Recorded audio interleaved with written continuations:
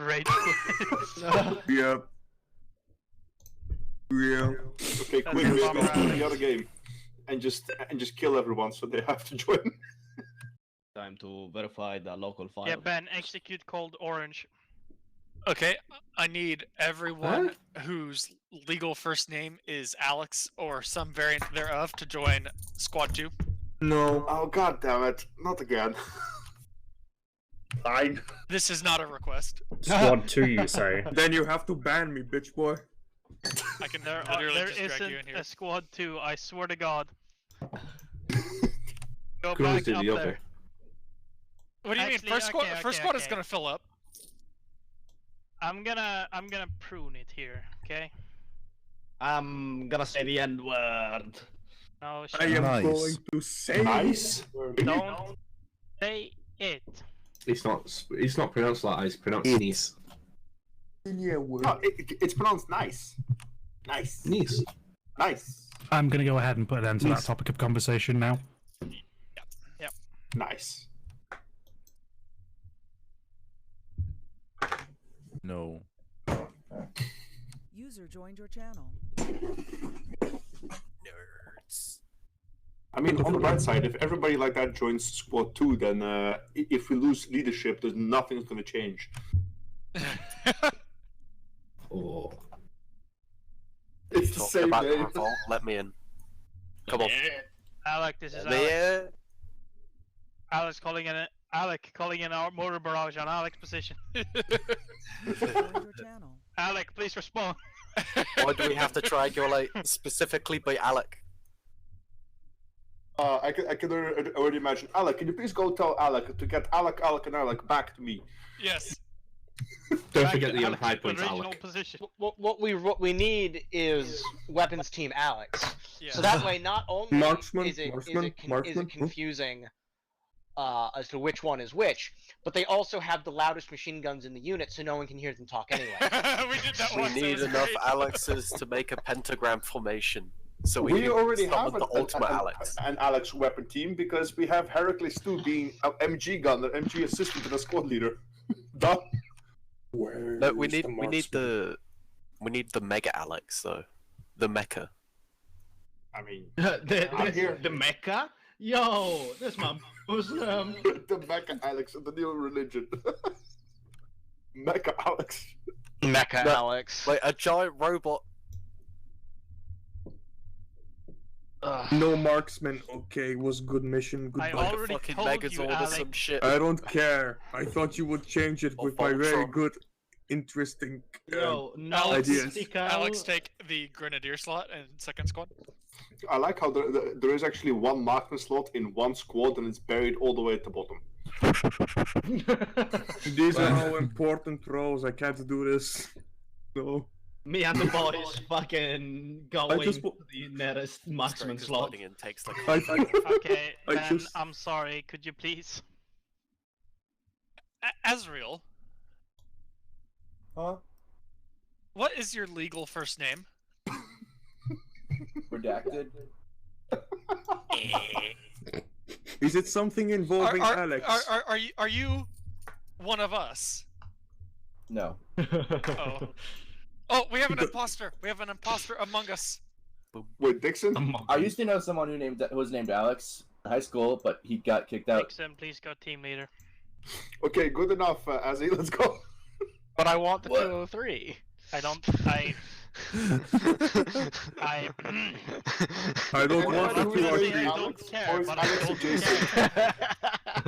I want to be a grunt. I don't want to have special privileges. Okay. For every admin here, do you want Papers. Ben to platoon lead while he's squad leading at the same time? Yes. Hell yeah. Yes. I This is asked fine. the admins. If Ben is willing, is up for the challenge. I didn't even know that was on the fucking plate. That is on the fucking plate because everybody else has been dodging it like the fucking plague. I can Straight platoon lead. up. Grim, I can platoon lead. If nobody No. wants it that badly. We're I- good. What if I platoon? Hey, super. Beepski didn't give an announcement again. Oh my Oh, fucking we god. have another. We have another. There is. Actually, I think I Okay, might I know am why. literally gonna throw a fucking dice if y'all don't fucking jump into platoon. Yes, I do know why. My Bulgarian bad, sorry. Alex, I need you to join second squad. DMC has No. said You said you all. Wait, what? You didn't specify. You can't make me. DMC, you're There will so not funny. be an Please jump anti-tank down. M2031. Hey, Alex. Super, can you drop drop out the machine an gun as well, that's announcement, mine, please, mate. in Okay, Discord? I am. Oh, for I need fuck's sake, Alex when I the do this, okay it to opens join my second browser squad. now. I hate this so much.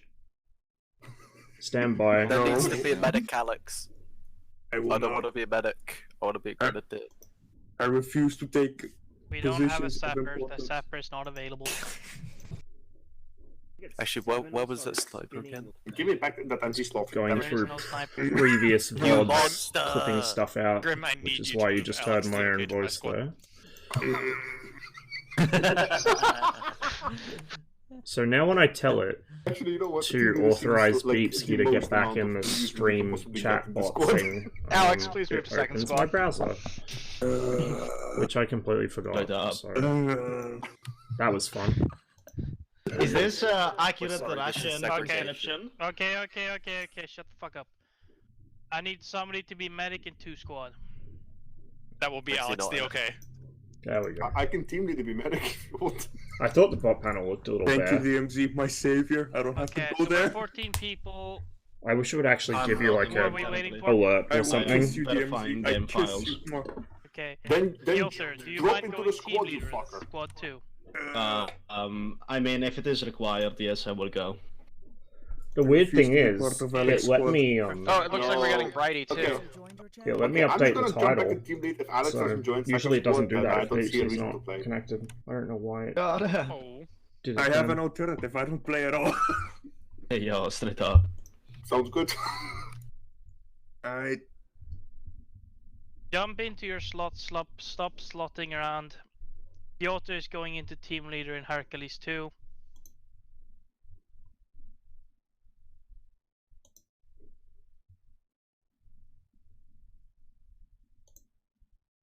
I like how a platoon Oops, lead that's has the wrong committed screen. to This getting is the right work screen. reference Mission.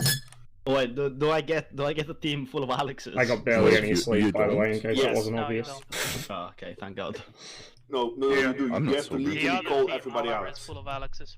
Oh, I've man. successfully escaped Alex squad and I'm not getting back in there. Yo. It is Heracles, not Hercules. He has avoided the draft. You think you successfully escaped Alex squad, except the entire team first squad is gonna get murdered somewhere. If I were the one logged in as admin, I would just move. I also just realized I've got to fix up my webcam again. See, I have a counter So, Alex, argument. I would leave. The reason why it's Heracles is because But not yet. Romans used Hercules. Actually, you The know what? Greeks use Let's Heracles. fix that And we're before homosexual. the mission starts, although I'm not going to be using it in ArmA, as usual. Cringe. Fucking nerd. The Hello, lore bear with me behind for a this is second. because Hera continuously wanted to kill him, and so he was named in her honor in the vain hope that she would stop. Piotr, Is this accurate? Yes. did you just call Grim a nerd when you put the top button on? Listen. The only Top acceptable button. time to have the top button is when you're wearing a tie. The top Ah, button you fucking is... nerd. The top There button we is a go. power status. It shows fucking the not. aristocracy class above all you fucking peasants. I have this Following- fucking suspicion an admin is slightly peeved off at me because I moved spots once. Following the rules No, is for, because I cool told people. you, Piotr is team lead. Yeah, he's not here. I can move around for a bit as long as I'm in the slot by 8. I don't care. Grim, it's Christmas mission. Yeah, it's a Christmas miracle, yeah. You're a terrible fucking Santa, you know that? The Christmas mission is next You're week. not a Santa, you can only be a Krampus. You are correct. The Christmas mission is next week. Yo, And it's Oh. shaping up you know what? pretty good. You know what sucks is work decided they wanted I'm out. perks because I was ill for this entire week and make me Bruh. work on Sunday. Be ill then. But it's Yes, Sunday give the today. ill man grenades. Explain. Yeah, I mean like this Sunday is obviously okay, but next Sunday, You skip work. yeah, Lamar. they're cunts. Yeah, I think you're gonna start feeling sick by User then. joined your channel. Yeah, it would. That would be quite terrible to, you know. A shame if anything happened. Yeah. Okay, so Asriel, Hello. can you jump down to the grenadier below? Below Bradley or below Ross? In the same squad, just underneath. Kill me, thank you. All the way down And south. Brighty, who's joining now? Ognian. As they were Brighty, still correct? 3 short from TeamSpeak. Yeah, I'm joining soon. So Brighty is one. Yeah. We need 2 more grenadiers. And then Piotr will go into team leader slot. You know it. Them. If we replace Alex DOK in the first squad with Actually, Pokemon, you can move up if you want. Again, it depends on what team you want to be in. Free choice? What is this? Yes, Dixon, come on, get to the Alex squad. That was a miss. That was me clicking back into the window. Of course. Misinput. Who's a missing input? All we have to do is You calm force the fuck Pokemon down. into Alex He's pulling his squad and cock have out. Alex come down to Alex squad. I would appreciate it if Alex came to Alex. But if Alex doesn't want to move to Alex squad, he doesn't have to. This makes me so sad. Contractually obligated. Hey, yo, Steam, can you like please? It is a mission requirement. Bluegill is an imposter. I know which squad is going to be the Suicide Squad this time around.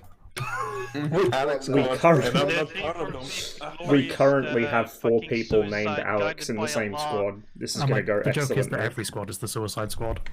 Brothers against Turkey, guided by Hera. There's really only one Guided by way to make this Zeus. work. Squad 1 has to die. It was the exception of Alex. That's Good luck. I will die. I know what I have to do, No. but I don't know if Oh, I yeah, have the man. strength to do it. Yeah? Be mindful of the call signs. Yeah, I know, I spotted that. Yes, so it's definitely Hercules. Heracles. So, Steam, please, let me Alex, get. are you loyal to your squad? No, What can possibly go wrong here? Alex squad is not my squad. I am not Absolutely an nothing. Alex. And yet your name says Alex. Curious. Prove it. Prove it. Okay, I'll take a screenshot. 1 second. Yeah, Prove literally. my right real here name in is 4K. Alex. Oh, you want me to find your documentation? Okay, I'll Yes. go China. Just a sec. Yes, as if I don't even have a Facebook. How is China gonna find out? You have read the recent news that China has police stations in every country by this point, right? I have never seen a Is, Chinese person in my life. Is Bulgaria on their debt Police trap stations. list? Are you talking about Yep, TikTok? there is on the list. And Discord, by the way. Oh no, they're This gonna is so kill me. sad. Play Despacito. Okay, hopefully ArmA does not correctly shit itself now. I'm gonna look Okay, at man. memes. Hopefully the sun does not come up in the There's gonna morning. be a lot of artillery call-ins probably. If you want, I can communicate on you on 39 if you want. Yeah, go on. What do you mean? The sun does not come up in the morning in the UK. It fucking comes up mid-afternoon and then goes down mid-afternoon. Meanwhile, in the land of Grimm, the sun never rises. I moved away from that shit. Yeah, he actually has sunlight now. Oh, in the straight winter. up. The joke is the sun still goes down at 4. Sun comes up at like 9 Okay, and Alex, goes I down posted the at proof of 4-ish. you being Alex in dank memes. It's document proof. There is no Towards document the proof. tail end of my crack pipe. I want you to show me my real identity. Well, You gotta dox me to prove it. We got the man on the inside. You We know gotta you're- dox me. we know your full name, and your government is corrupt, so I could probably just Venmo an official $5 to get your information. Go ahead then. I'm not gonna move until you do that. You can Venmo me $5. Okay, be quiet now. It's approaching 2000 hours. Brighty and Ognian, what's your ETA? I'm My struggling bad. to load in Don't the game. Brighty. What you say, Brighty? My gaming laptop's shit itself. So I'm just trying to load another game again. You Okay, re-downloaded the game? Playing ArmA on a Piotr? laptop. I am This man likes to initializing take the mods. chances. On on ArmA 3 launch. Are you verifying them again individually? No, I did the full verify and then Steam decided itself I had to restart it. Now I'm hopping in game. Very nice, very nice. Remember, team leader in Heracles 2, please. Copy that. Quick question, just before we start, do team leaders get radios? Yes. Okay. I think if I remember correctly, I gave everybody radios. No. Oh no. Oh yeah, on that note, by the way, don't talk on 4-0 if you're not supposed to be there. It's still part of the Okay? Altus campaign. I will lightning bolt your ass. You just throw away the radio easy. I'll take that as a challenge. First squad goes on radio 41. Yeah? And second squad goes on radio 42. It's that simple. Radio level? What is this? And then It's you the set your most- channel to 40. It's like a power level. Command is on level 100. Mission time.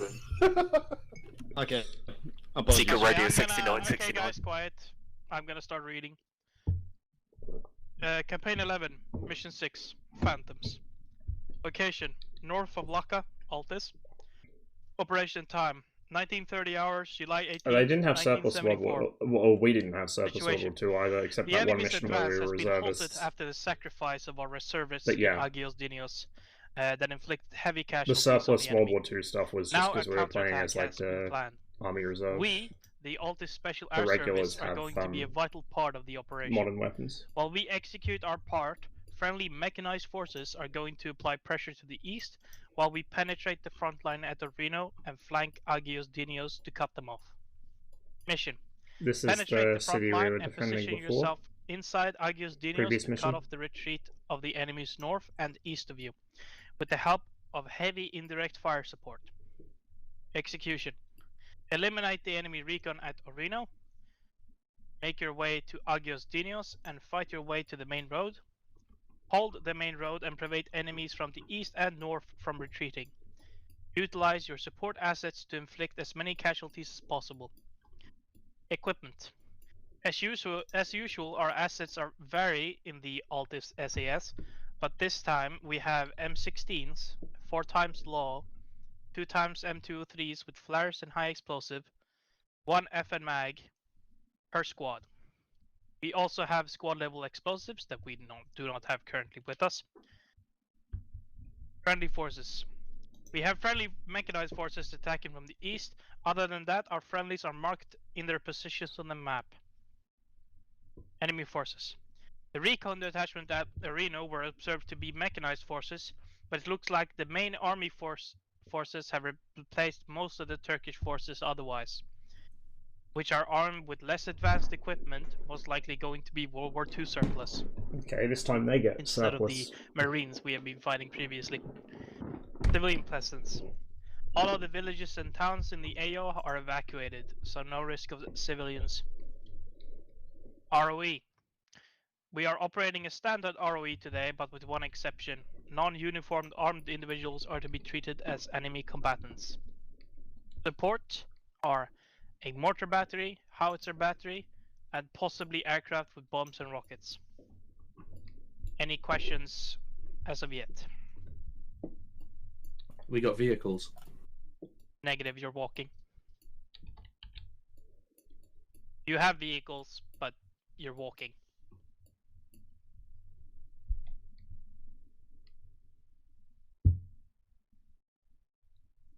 No, I should have got the carts DLC.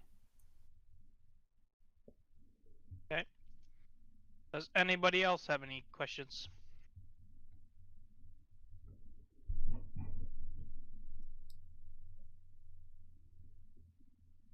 Okay, good stuff. Can we are we expecting reinforcements when we or enemy reinforcements when we take out the enemy recon unit? Depending on how you do it, but most likely yes.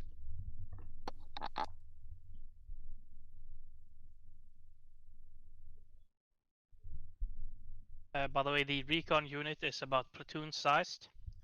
were observed, but we only saw 2 M3s entering the town of Orino.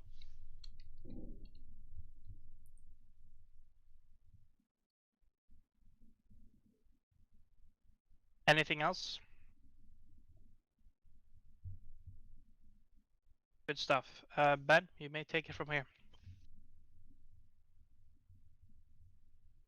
Right, Dixon, you're going red. Alec, you're going blue. We're going to go, what, northwest towards Reno.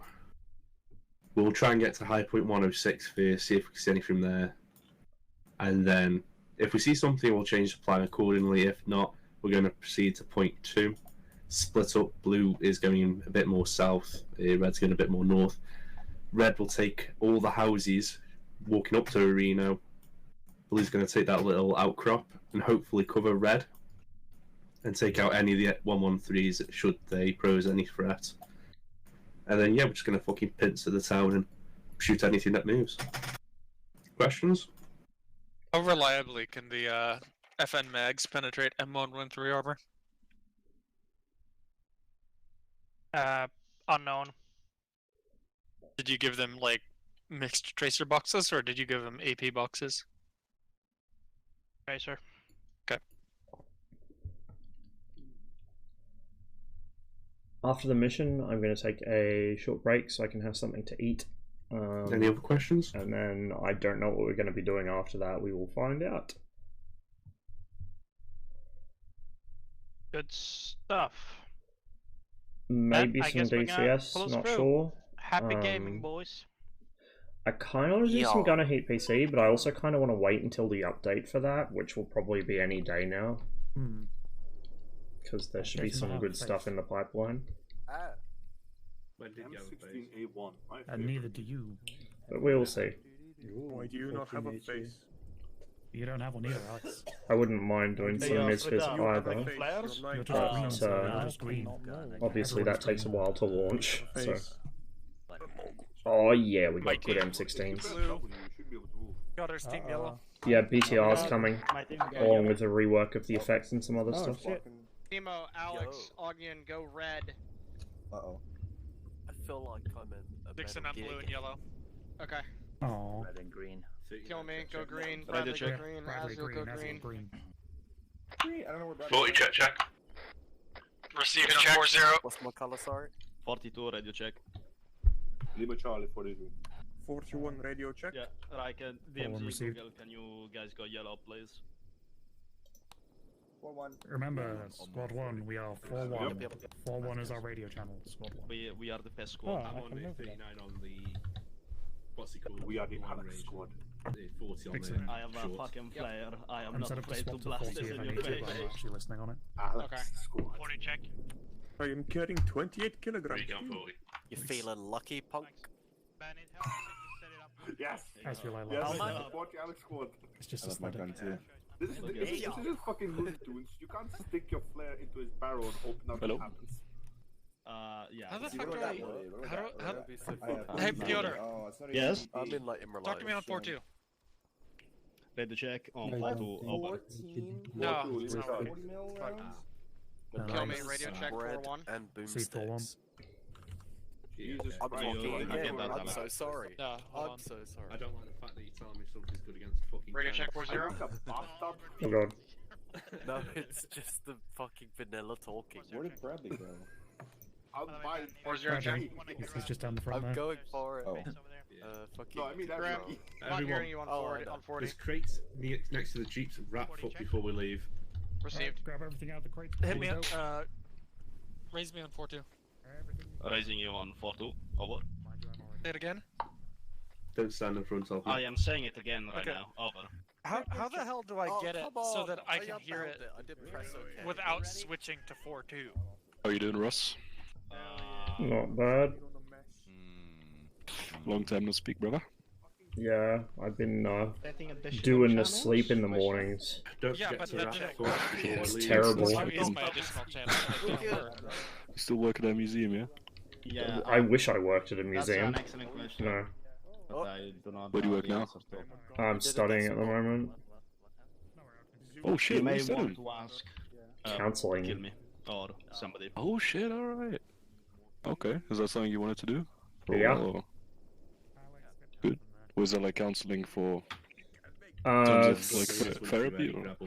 Sort of. It's like it's diploma levels. It's not super advanced stuff dealing with like complex trauma or anything. But I might go on to uni to do it afterwards. I'm not sure. But at least at the basic level, it's like I can do basic stuff. Yeah, you get an experience started and yeah, from there. I've had like a fair bit of practice, but you know, not like official. So I figure if I've got some sort of skill for it, then I may as well work on that. Yeah, I'm sure that especially after I forgot about that. To additional channel, change the number, and then you Good go to hear, back to though. the original. Yo, this thing go full auto. Let's go. What, the grenade launcher? Oh, yeah, definitely. I'm a little concerned at the migration to the bush going on over there. Alright, yeah, that's working. Alright, Where the migration of what, sorry? They're all going over to the bush on a pilgrimage. Look at them. Right, gentlemen, we are forming up. Uh-oh. Religion strikes again. There's something happening behind that bush. Alex, Ross, we are. I've got a new set that's supposed to be. Yeah, I've got a new set that's Oh, supposed to be. Okay, I guess we are going to. Oh, that's why we're going to the bush. I am making Yellow behind me. Wait, what can we... I also get brighty. We can take a box? Aren't you the MG assistant? I'm not sure we're taking boxes. And if you come can over here for a second. Over here. Me? Yo, Alec, are we looting boxes or what's going on? I cannot hear you if you're talking. Yeah, we're not coming back here. Say again? Go feel free to fuck a box. Alright. Role are you? Grenade launcher guy. Hold here for a second. Is Alec over here? Alec. Hello. Wandering around. Do I get? I'm Mr. absolutely Brighty? full. Are you not taking him in blue? Me too, man. You can have him. Yes. Alright. Very nice. Are we just taking? Yes, walk for like 30 minutes and then You hear get that? once. Die. There's a bunch of audio issues, so people relogging. Sprinting around and doing shit and wasting the Oh, stamina. what kind of audio is yours? Because as soon as we Augian go, had no we're going to be audio. walking. Same with that. Yeah. Gentlemen, if you have any I don't know what space, to say, to be there's honest. a bunch of munition crates there. Fucking had audio issues. loot whatever you want. Yeah. We are not coming back. Aren't we loaded the Is there any binoculars or anything? We're not Don't taking sign the up for trucks, we're it, going on foot. Ah, okay. Well, I'm already optimized. Grab a bag of saline solution if you feel like it. Grab extra grenades. What's Celine Dion got to do with this? Apparently she's like actively dying. She has like a terrible disease. Yeah, I heard about that. Get saline. A terrible, incurable disease. Yep, he's gonna be dead within the year. What the fuck did you do? Waiting for Ben to give me orders. Still better I'm than gonna Tupac. wait for everyone. Tell me what you did so I know what, you know, tell boys back to do. I think so. We're back, Ben. We're good to go. Right. I love that sentence. Tell me Hey, what you just did so I can call tell them other up- people call them not up to over do here. it. 345th.txt. West side of the bushes. Right. All west side of the bushes. Yellow team, west side of the bushes. So I'm guessing everyone's We are fucking done now. Everyone's rat fucking. Blue girl, we are moving.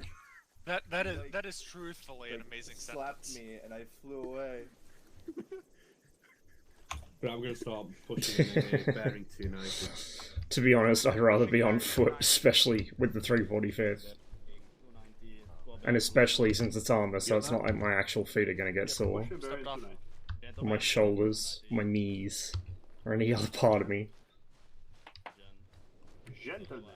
Like, you saw what happened last time I got in a Jeep with these idiots, right? The fucking Jeep behind us rear-ended us, like, 60 mile an hour, exploded us all, and launched us into orbit. So yeah, I'd rather be on foot. It's much safer on foot.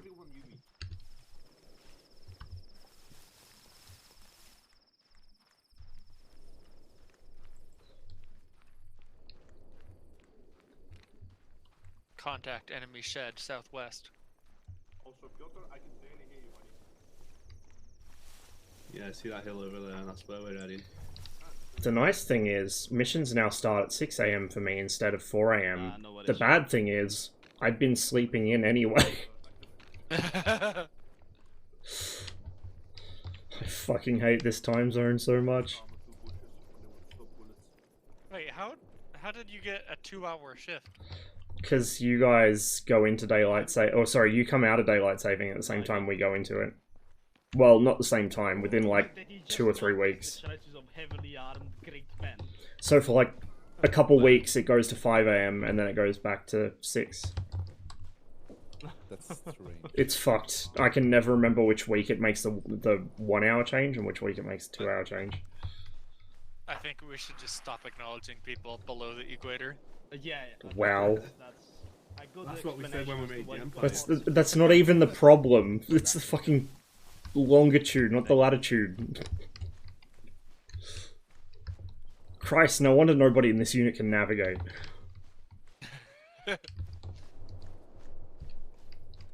Yeah, you should put a weight on the W key, and then go and do it. Use your... Be advised, no one except leaders on channel 40. Go to Right, this is where the 42. massively large balls come in, okay? You want to use those and extend the scrotum to the point where you can reach the light bulb. What? Why are we talking about extending scrotums? What did you say? Very important tactical information being passed down here.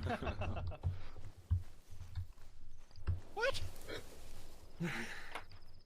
Yeah, this is where my emotional support handgun would come in, where I just shoot the light bulb. Well, I have an emotional support rocket launcher. Does that count? Yeah, I mean, you also get a cool skylight in your Ross, room. did if I ever it's tell not you in- that my no one lives grandparents upstairs. almost immigrated to Australia instead of America, but the American delegation got there sooner? I don't know. Wait. Amazing. Your grandparents were criminals. No, worse, they were Hungarian. Oh no. We do not mind the automatic cannon Right, shots. don't let the coming lads from cross the hill. Squad leaders and anyone with you a do not think biners about are going it, to it's start not there. scouting. Don't crest the fucking hill. Pass it down. Automatic cannons firing to the south. Yeah. And nobody Hold passes it, it yeah. down. Yeah, Rip. you guys hang out here. Halt here. This way I with find me. out there's... Yeah, right. Hold here, gentlemen. Holding? Well, what do you require, Alec? Finos. Ah. We need alphas. Hey. It should be Please don't run away too far. He just walks over, points, and goes away. The silent judgment from my own brother. Are we just holding here? Yeah. Yeah. Alright, well, just hold here then. Apparently only people with binoculars. They don't want the entire fucking platoon skylining at once, which is understandable, I mean, I have to be fair. binoculars, but I don't feel safe leaving you guys alone. I don't know what you'd go. Yeah, that's very, very true. Once again, you can't stop me. Ross, I kind of like this rock, mate. I will slap you across space. It looks like a pretty good rock. Casino might not be able to stop you, but this thing. I bet you can't bipod properly on it. No. There's some success. Oh my god. How has this happened? True rarity and trying times. Squad 1, just keep looking south for now. West Squad 2, right? Yeah.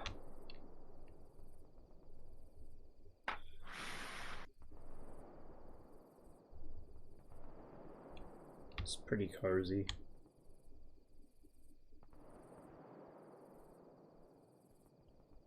And those gunshots in the distance are reassuring. Mm-hmm. Nice ASMR to fall asleep to.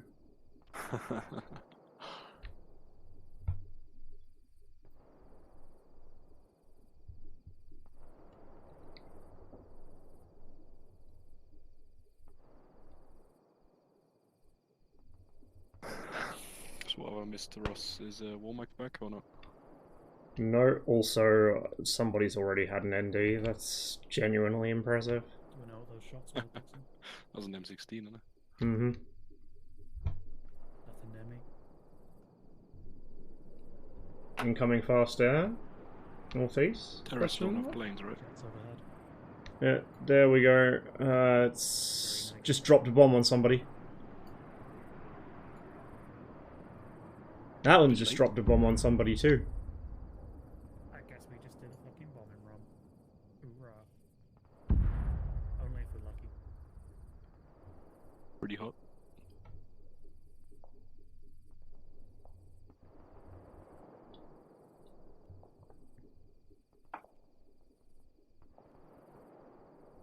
The rest of the people? Got a radio as well, Ross? They're kind of just Yeah, everyone has one, I think. I believe everyone with binos is at the top of the hill scouting out our objective.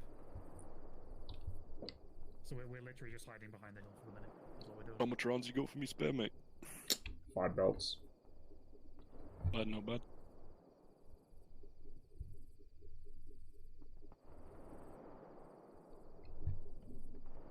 What's the plan, Dixon? I'm glad to have a beautiful M16A1, even if it has a dirty forward assist on it. But I'm sad that I can't have my grenade launcher. It is a shame, it is a shame. I mean, next time, though. I could have taken a 203, but 203s are for normies. I want a rifle grenade. I mean, let's be honest, the people that have the 203s right now are probably gonna die. You take that then.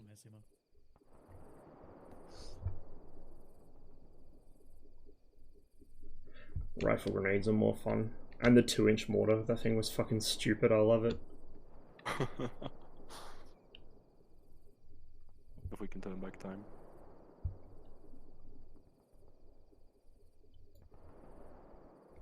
what's up, Brady?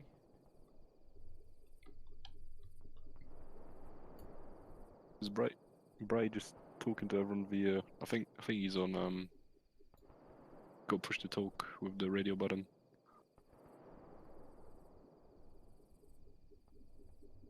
Was he on the, Brighty, on the other net or something? I'm on 4.2, yeah. so I can't hear him. Ah, okay.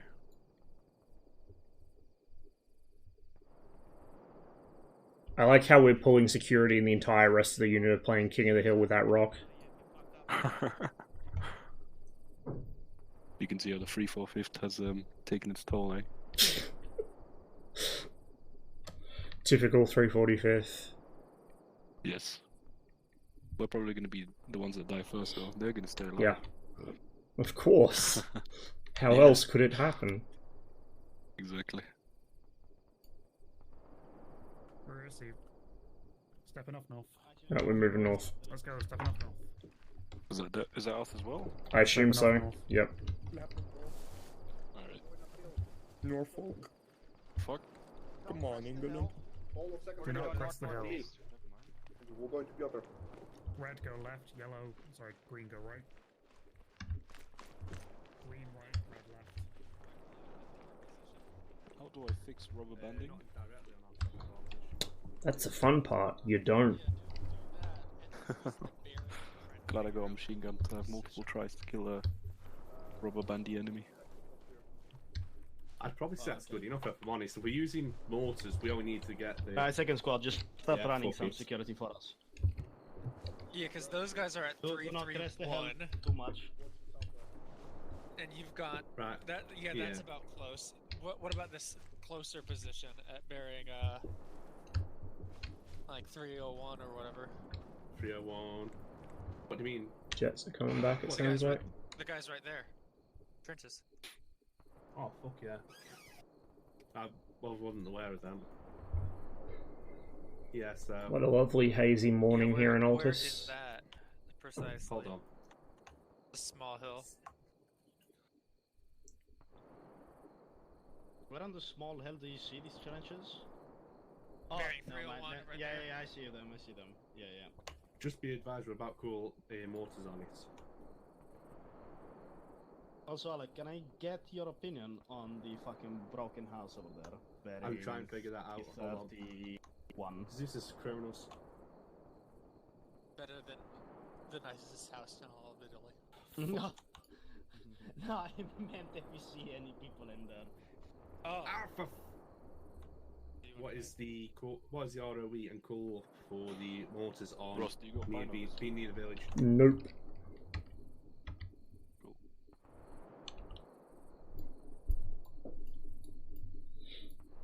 we got a lit up gas station 142, like a kilometer away.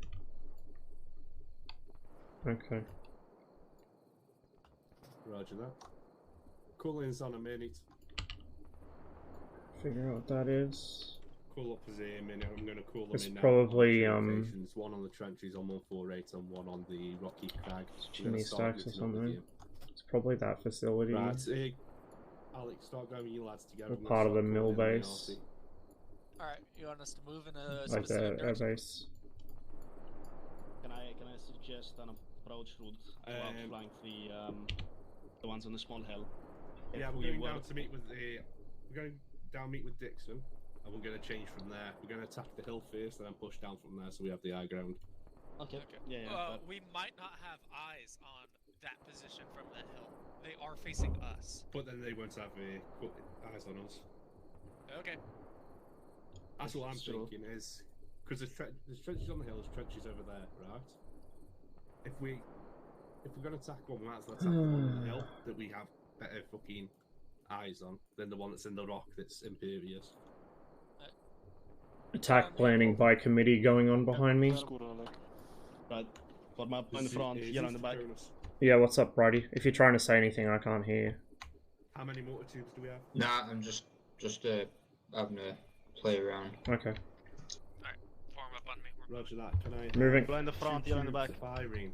174. Who's in the front? Who's in the back? 0, Blue front, yellow back. 6 rounds. First, yellow And second. one tube shooting. 170. 106. Right, let's double time up to them. Nah, I'm keeping my space, buddy. Ah, I see. Question: can you guys hear when a jet flies over my flat? Yeah, just not that spacing. Whoever is Does the just mic pick that up? Blue girl, you might Oop, want to that's not what I wanted to press. slow down just a little bit. Press the C, you slow down as well. I don't know if you're in the or not, actually. I don't Okay. No, I'm not speed. Yeah, one just flew over. And then when you feel like you're far enough away. There's a really nice Canberra airport scenery coming out. Pretty much any day now. CCM showed it on his last stream. Looks really, really good. I can say that because it's local to me. And it finally adds in Canberra IKEA, which is missing from the scenery in MSFS by default, because they got the imagery before IKEA was built. It's also how you can tell how long ago the photogrammetry was done. It was like 10, 15 years, something like that. Same with Newcastle. Because it still has, well, Queen's Wharf Tower was only demolished recently, I think. But Newcastle still doesn't have the UON new space, the crime against architecture in the middle of the town. A bunch of other stuff, so you can date when it was taken from what buildings are or aren't in the scenery. All? I guess. Oh. They're over here.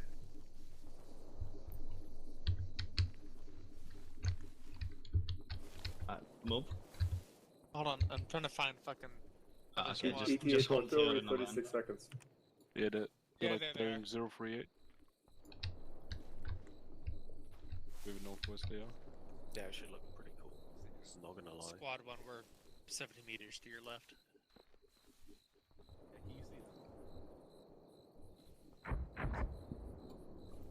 Ooh, yeah. Spicy. Yeah, that was just slightly. I agree too. Not Like I said, I think I said this on stream. I know I said it elsewhere. I'd really love to have like a slider for time. My brother in Christ. You'd probably need a mix of like intense research and also AI assistance to figure that out, or at least get it close enough. But it'd be nice to have.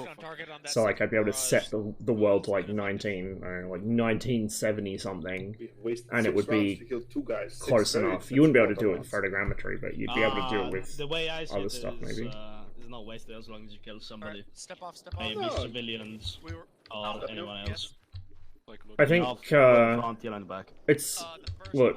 I thought MSFS in general would be impossible until it was announced. Basically, excuse me. Sorry. Apologies. My mini map was. But yeah, like given the rate of advance on that kind of stuff, maybe another 5-10 years, we might see some development in that direction. Probably not like mature, but something. Now my, Be nice to have. In the meantime, I've got my little manually fucking, installed what do you scenery call for it, different time minimap periods for different bits of wasn't MSFS. showing Ross as a blue man for a second. We killed 2 of those guys. There's 8. Oh, I don't have a GPS. Yeah, I just saw Dixon's lot there. If you want to push up. No, I mean on the shack Alright. tag, like that shit. Alright, double No, time don't it. shoot Joining Dixon's squad 1. Alright, Double time. there, lads. Time over. Alright, let's fucking go. Zeus is Cronus. There's squad 1 over there.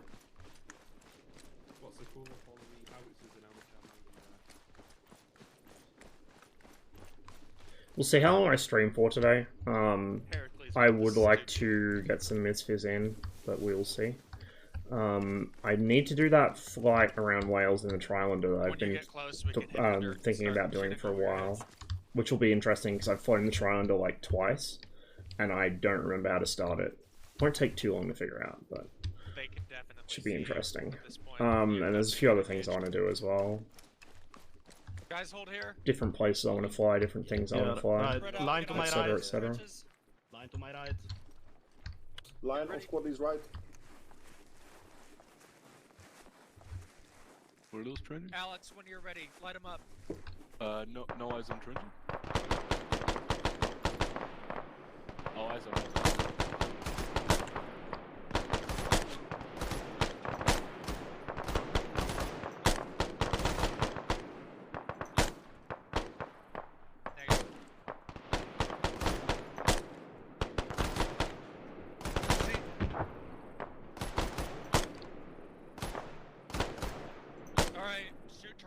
Actually see. Watch and shoot. Watch and shoot, Roger.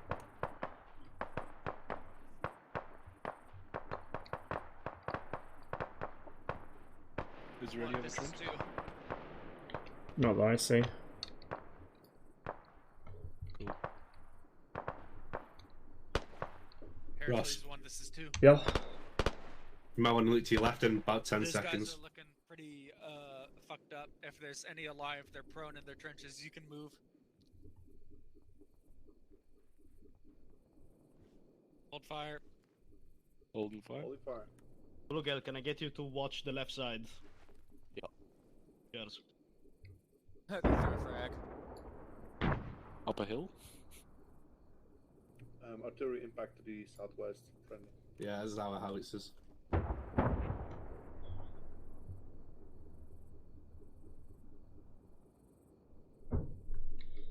Anybody have flares? I mean, yeah, we do have a couple flares. Yeah, lads with the 203 should. Hello. What do you like? Good stuff. No, that's alright. Let's push up.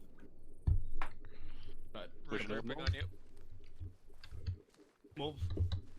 Line formation. Move in line formation.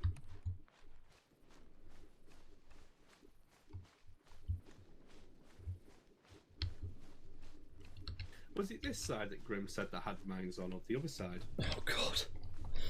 There's no mic on. I know better.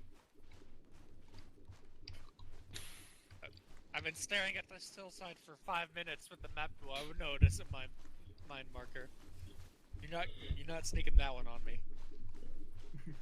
Remember, what's mine is yours, and what's yours is But what if you were playing in VR? Would you see the mine marker then? VR? Yeah. One time, Gilson made an Afghan convoy mission, and Woolrick was playing in VR as our driver, and walked us into it, or drove us into it even. Amazing. Because he said he couldn't read the sign. Hold it here, grab some cover. Hold here, hold here. Bluegill.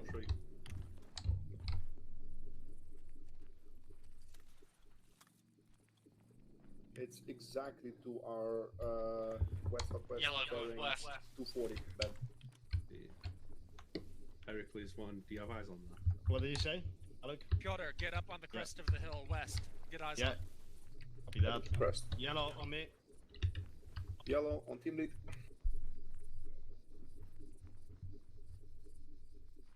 Blue, let's go. On you.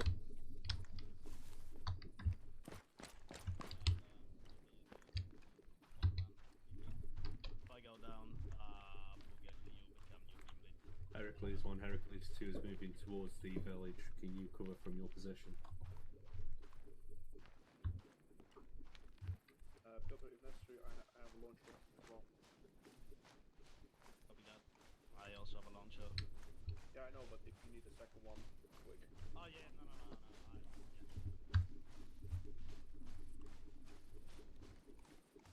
Yeah, there's no point in having it out currently until you see it. Is it ours north? Yeah, just forecasting. Low information. We're visible to the trenches southwest. Yeah. Movement hill. Peak.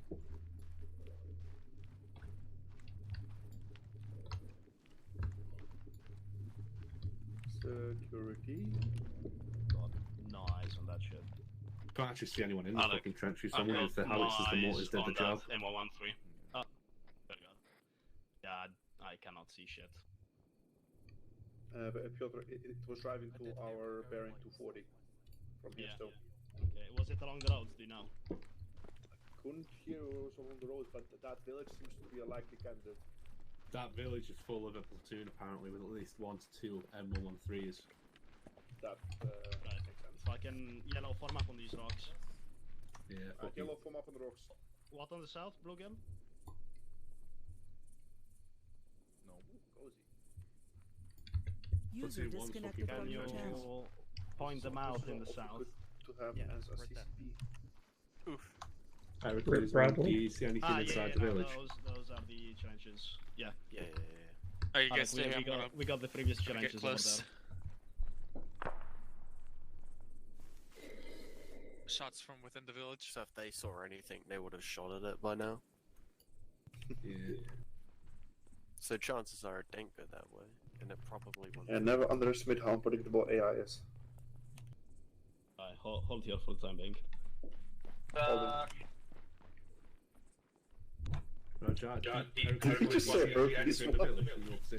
How is it you find places you can bipod that thing, but I never do? It's not fair. It takes taming to be southwest. Yeah, foot of the hill. User joined your channel. If I can get some of that. But it's on the start, like pushing up. Just direct south. Just through the tree line. Doesn't appear to be highly alert to room presence next to a bunch of trenches, I think.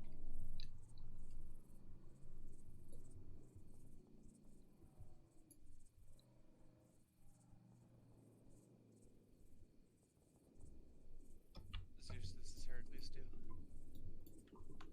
Go ahead, Heracles 2. There are a lot of guys still in that trench system to my south.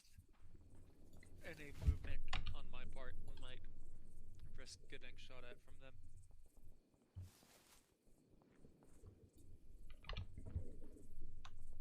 Roger that, Heracles 2. We're on this hillside somewhere. Yep. Oh shit, that's the town to the southwest, isn't it? Yeah.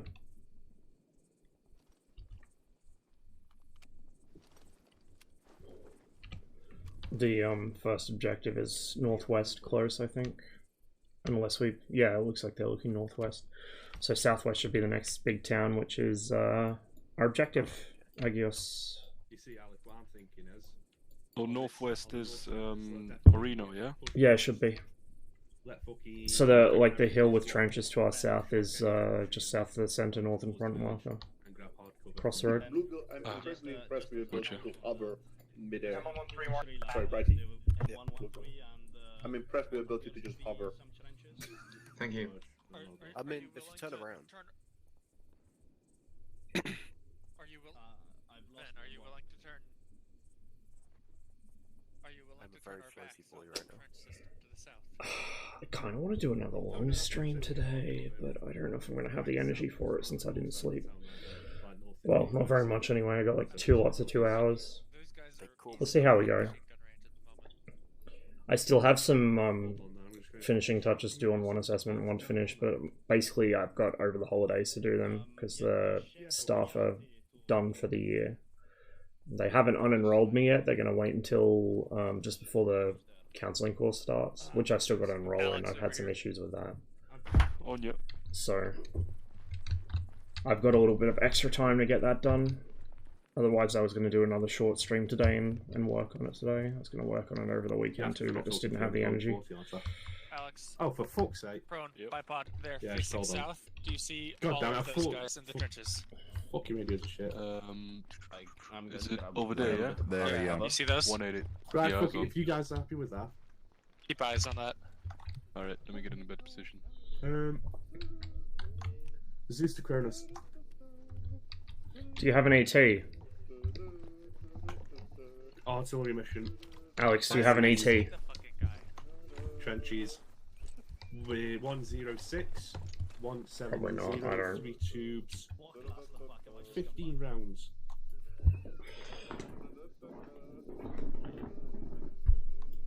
So Russ, if you can help me out, that's 2 start trenches, shooting 2 guys in both trenches, yeah? Or 50. one, sorry, 3 in total. Right. 3 sets of trenches, minimum.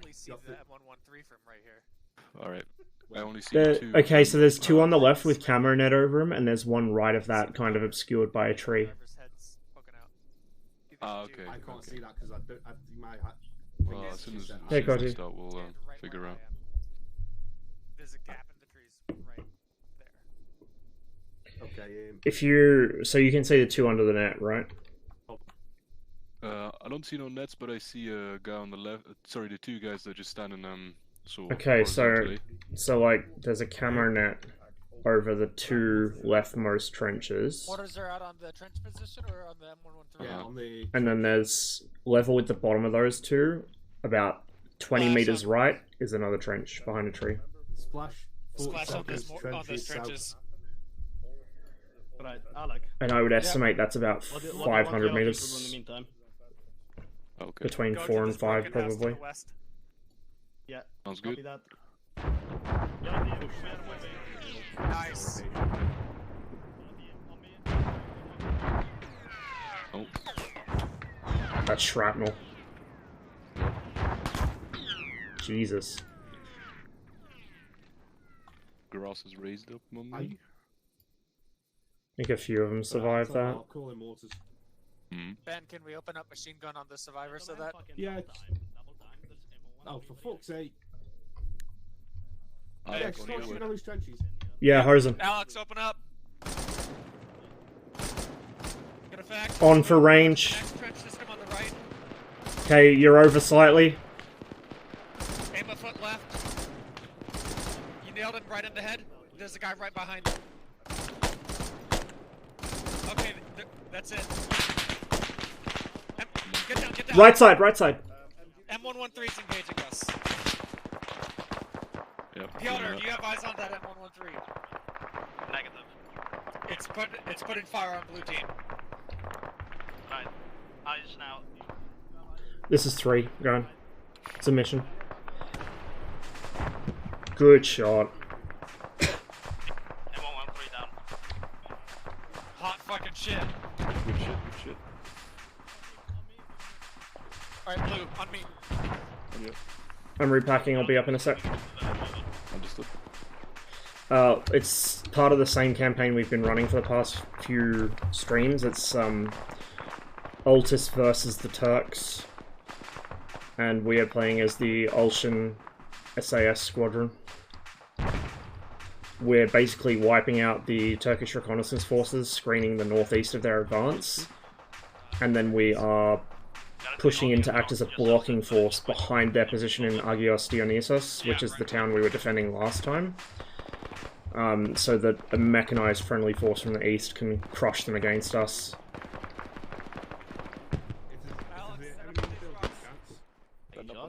Fortified building, a good one, yeah. You can use a 203 on it, you got permission.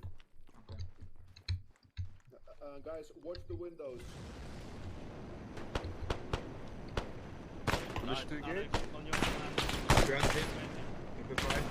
Put fire on that 2-story. Just put the guy in the window. Read on it.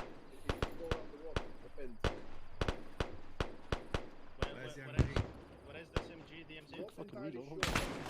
Yeah, it's way too quick.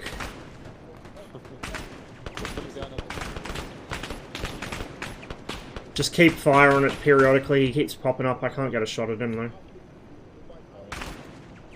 I'm covering the house on the left.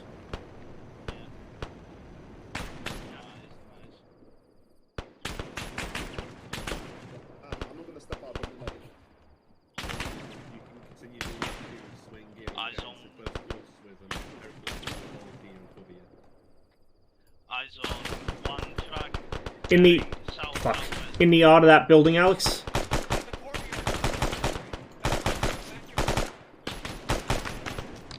Stoppage. Sorry, I got tree coverage. I'm on move position. Back in. Yellow team, fucking start inching forwards.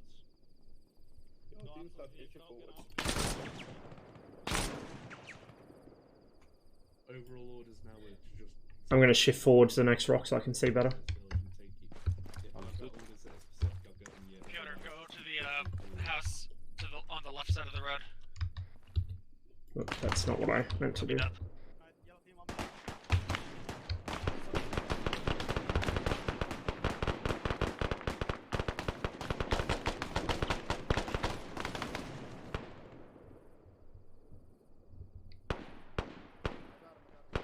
Blue on me. We're gonna move to this this Yo, house. Alec, we got We're contacts moving. coming from where that tree is just. Yeah, that was a crewman. told.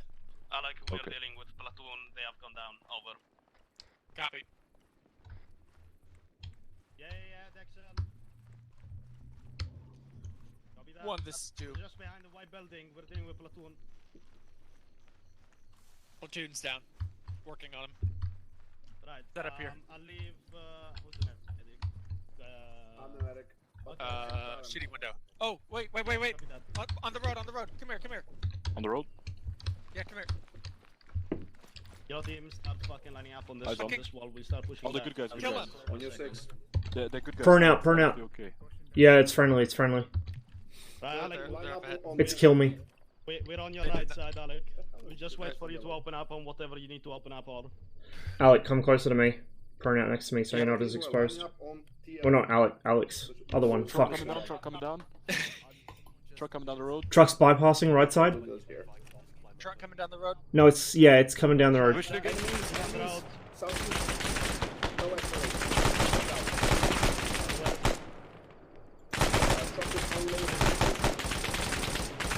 One, two. You got a man Stoppage. down on the left side of the road beside the truck. Reloading. Back in.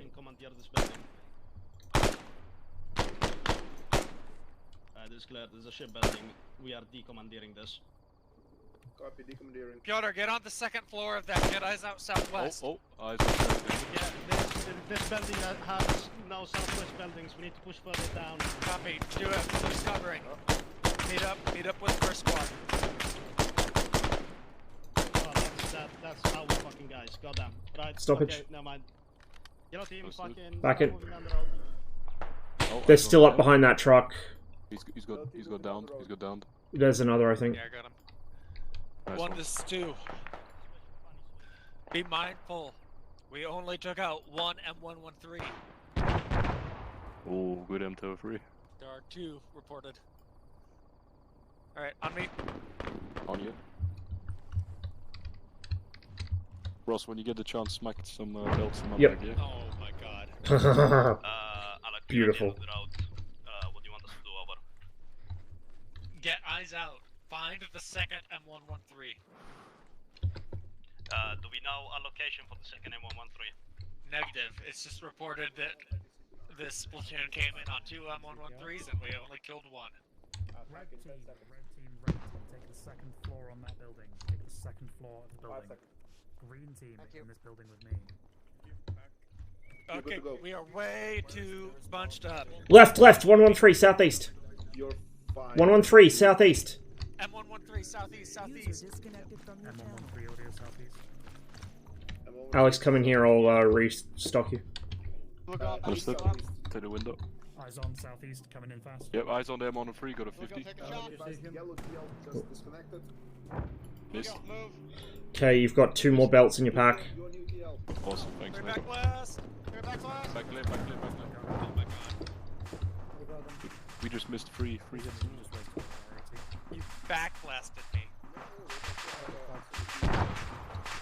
It's fine. You're fine, Richard? Game Z. Congratulations, you are the new PL. And I can't hear you. Hey, DMZ, back me. Move.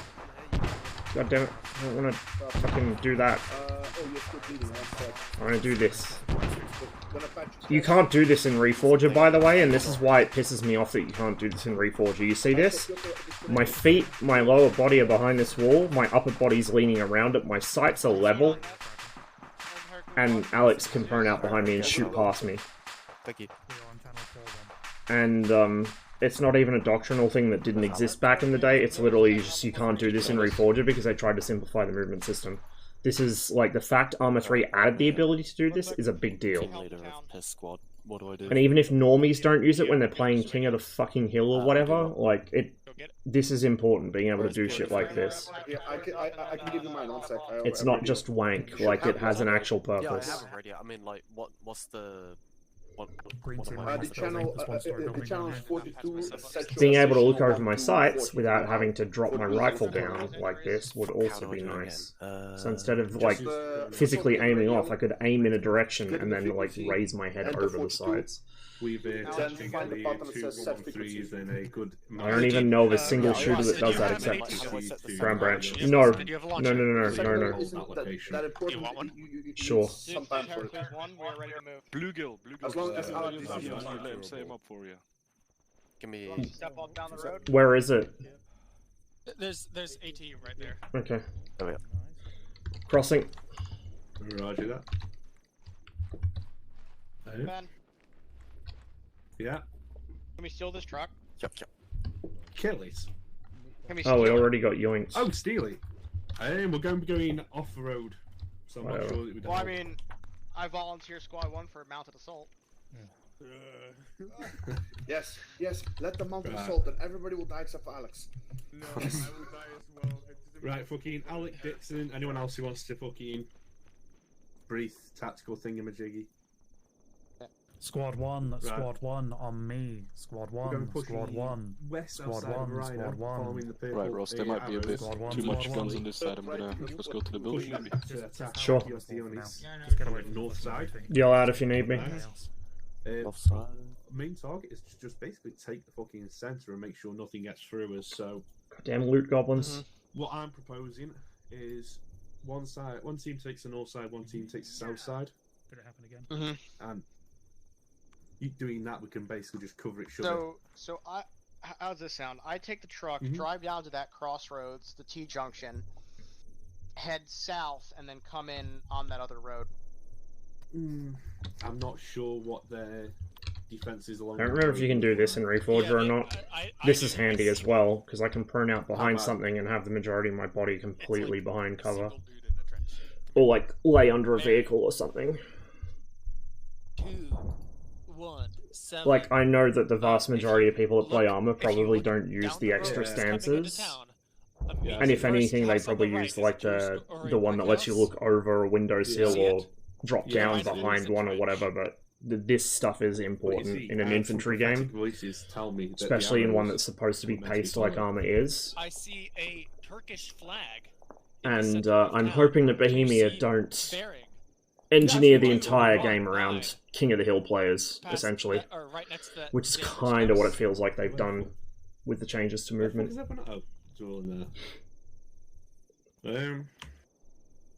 User joined your channel. You see, if it's how you go down the road and you die, Likewise, shit like bushes moving when they're disturbed by a player moving through them. I don't remember if ArmA 3 does it. I might have to intentionally run through a bush to check it this mission, but I'm pretty sure it doesn't. Retrieve your radio from Blue. To be fair, I don't think any ArmA game has. But it's an important detail. Stuff like that.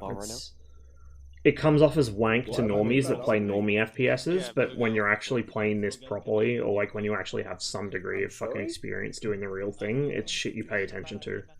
My internet is going dark. mounted assaults down the road, one team. Radio check, 4-2, over. Oh, your zip ties work. Receive. See, Okay. voices tell me. Alright, we'll follow the arrows. Hold on, let me test this. I'll get squad 1 ready to move west. No. Right, Alec, what is occurring? Right, What has fucking- happened? We are getting ready to move out. Yeah, we're going to be moving west off-road to about, what, high point 116, and then pushing down south to attack Agios from the north. We are clearing only a very small section, of which we're then going to hold and make sure nothing gets through. Yeah? Okay. Yes. Yeah. I'll say this once, and I'll only say it once. The laws That sounds are suspiciously meant like to artillery. Heavy things. Okay? Not soft squishy things like trucks and shit. Shoot the That's tires what first. these are for. Are we dropping Artie on something at the moment? No. No, I can be if you want to. No, I just heard There's artillery. literally- Boys are going to be stepping off west in a second. Literally, the only thing we can see from here is a trench with a couple dudes in Over it there in a second. and a Turkish North flag Van, way off in the off center of with, town. Squad 1. No, this is a brilliant idea. I can call Artie on the church. Oh I no. have power. No. My dude, we're fighting the Turks. They won't even care. Heracles 1 to 0. Exactly. Which means it's not a war crime. Go ahead, Heracles 2. Yeah, but it's our church, not stepping the off Turk's church. Roger, Heracles 1 is this I don't remember following Right. religion. Step off west. Is this all of one? Live here. Is this all of We one? don't Because we're want to moving. destroy our things. This is two. right? Yeah, we're 2. Oh yeah, you're 2, yeah. Where's... Is this everyone?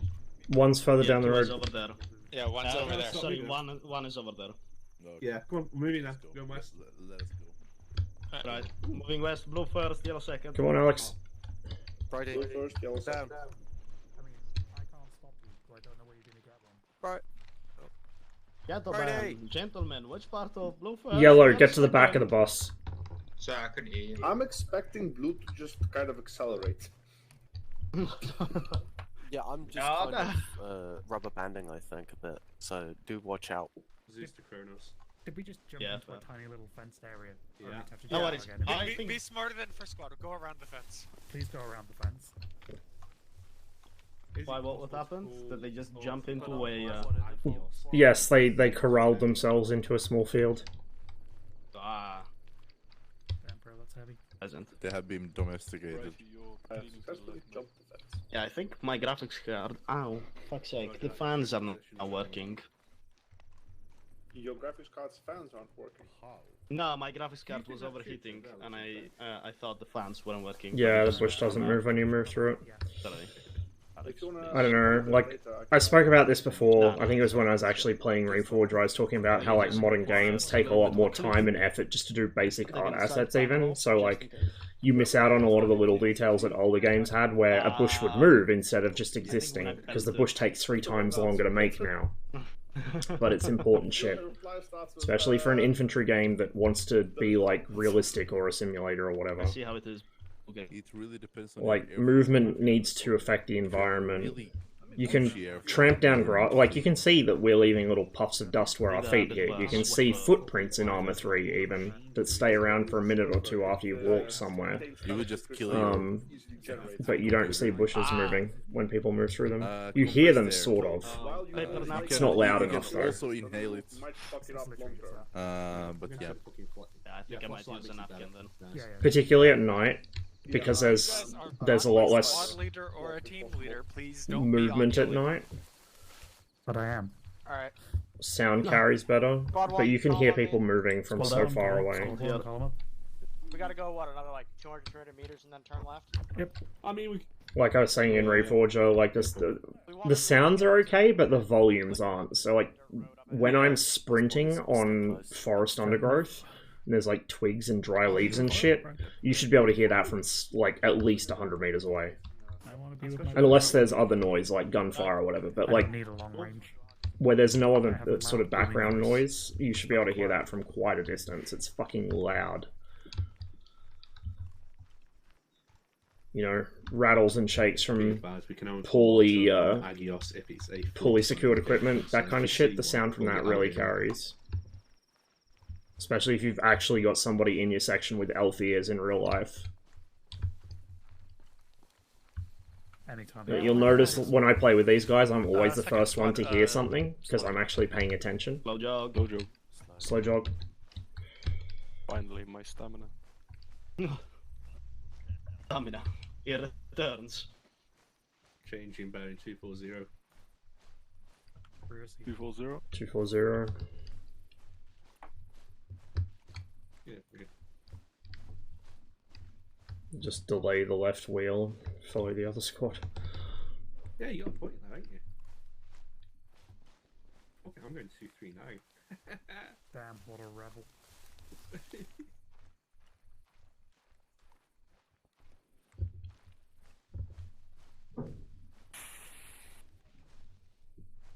Motherfucking day. A bit of a stutter there, which probably means that a bunch That of was a units are fun spawning. engagement, I enjoyed 2 red flares left.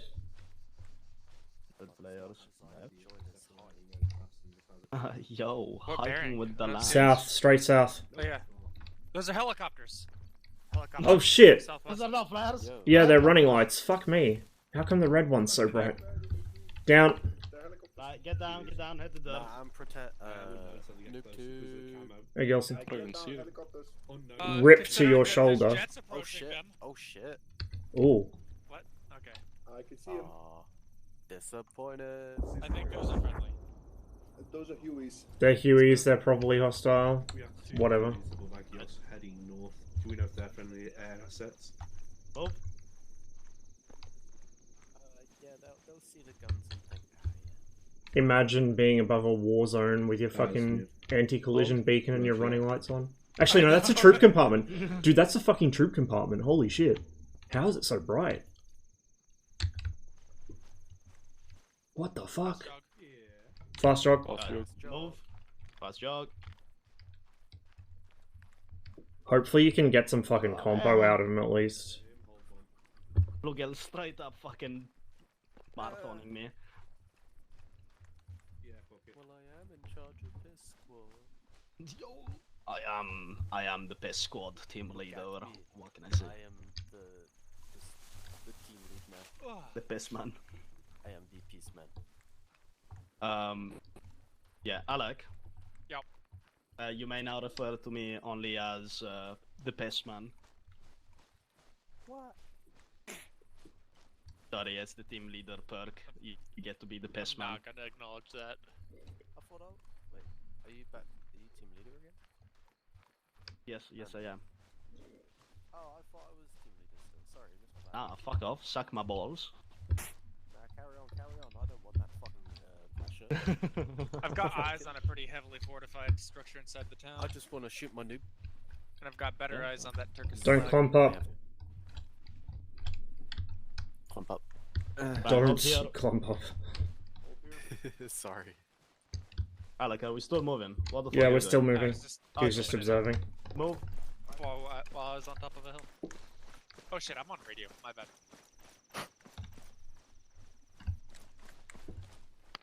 Yes. That was a good formation though. Best team won.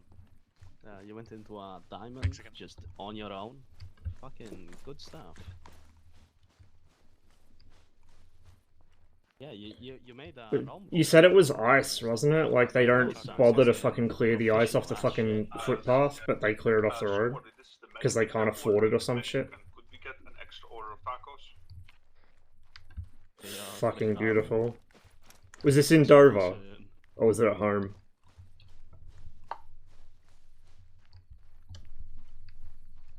A burrito best not be dry.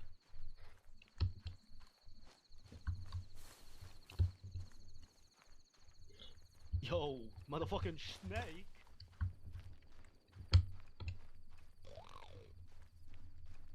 Why was I walking on ice, not paying attention? I don't know. Did you get distracted by a very distracting person? That's usually the one that gets me. Oh, he's taking a selfie, you fucking idiot. This game was actually really You absolute fucking chimp. Amazing. With the exception of red flashlights. Funny. Alright, squad hold. Well, Jesus Christ.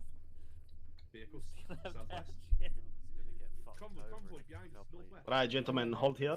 Oh my god.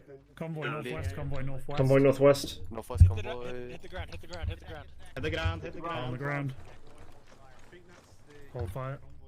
How close Hold are fire. No idea. I mean, it's What's not the what we're meant distance to on that stop, we're meant convoy, to stop Alec? them coming back. There's a convoy of 3 times Euro infantry trucks heading northwest along the mountain pass. 4,500. North of Agios Theanos. Copy. So I'm bad at interpreting X-rays. It was like, what'd you do? Split the fucking ball joint at the end of your The trucks are empty. Chances are humerus? they dropped off their people. That would be suboptimal. Alright, you guys can be not flat. Okay, Not you flat can is best. unflatten yourself now. IKEA status removed. If not, we're gonna fucking get rid of it. Alec, where's that fortified house, mate? Fucking hell. Yeah, it's a bit like that, isn't it? Jesus, he's smashing. I want to go join the binocular people. Just one day this month I'd like to get some sleep. I mean, you can go. For Fuck real. it. No. Let's go. Someone needs to babysit you fools. You would literally I am only enjoying assault the Don't worry the about slower us. pace mission though. We I am. won't kill each other. That's the problem. Does help. Yeah. Even if you don't feel special enough, you do It's it. nice to have one every once in a while.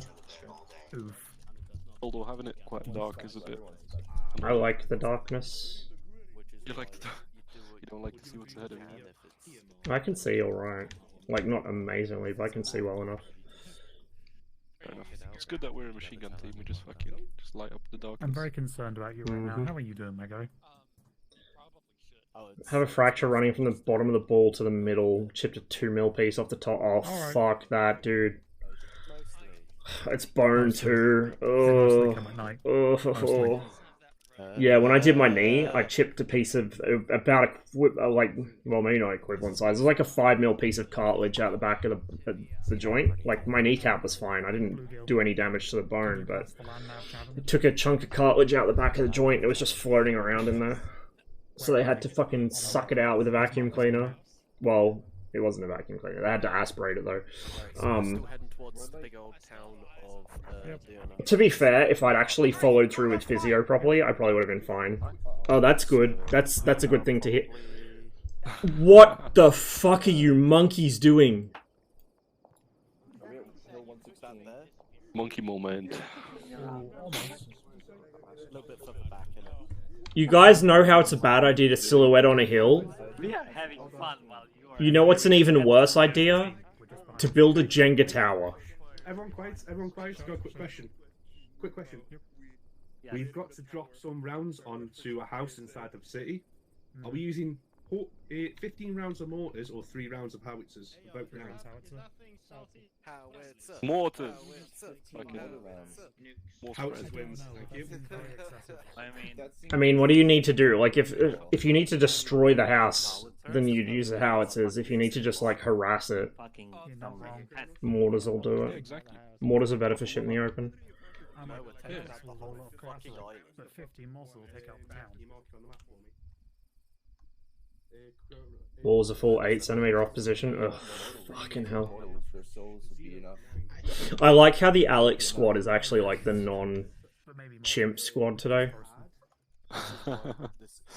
Rare occurrence. But alright. We could throw some stones. Democracy manifest even. What do you think a mortar is? It's just a really big stone. Can't wait to get to Agios and enjoy a succulent Chinese meal. Yes, Gilson, yes. Also come play with us again. When you have a functional right arm. And a regret for ever stepping foot in that location. We need somebody to deal with this.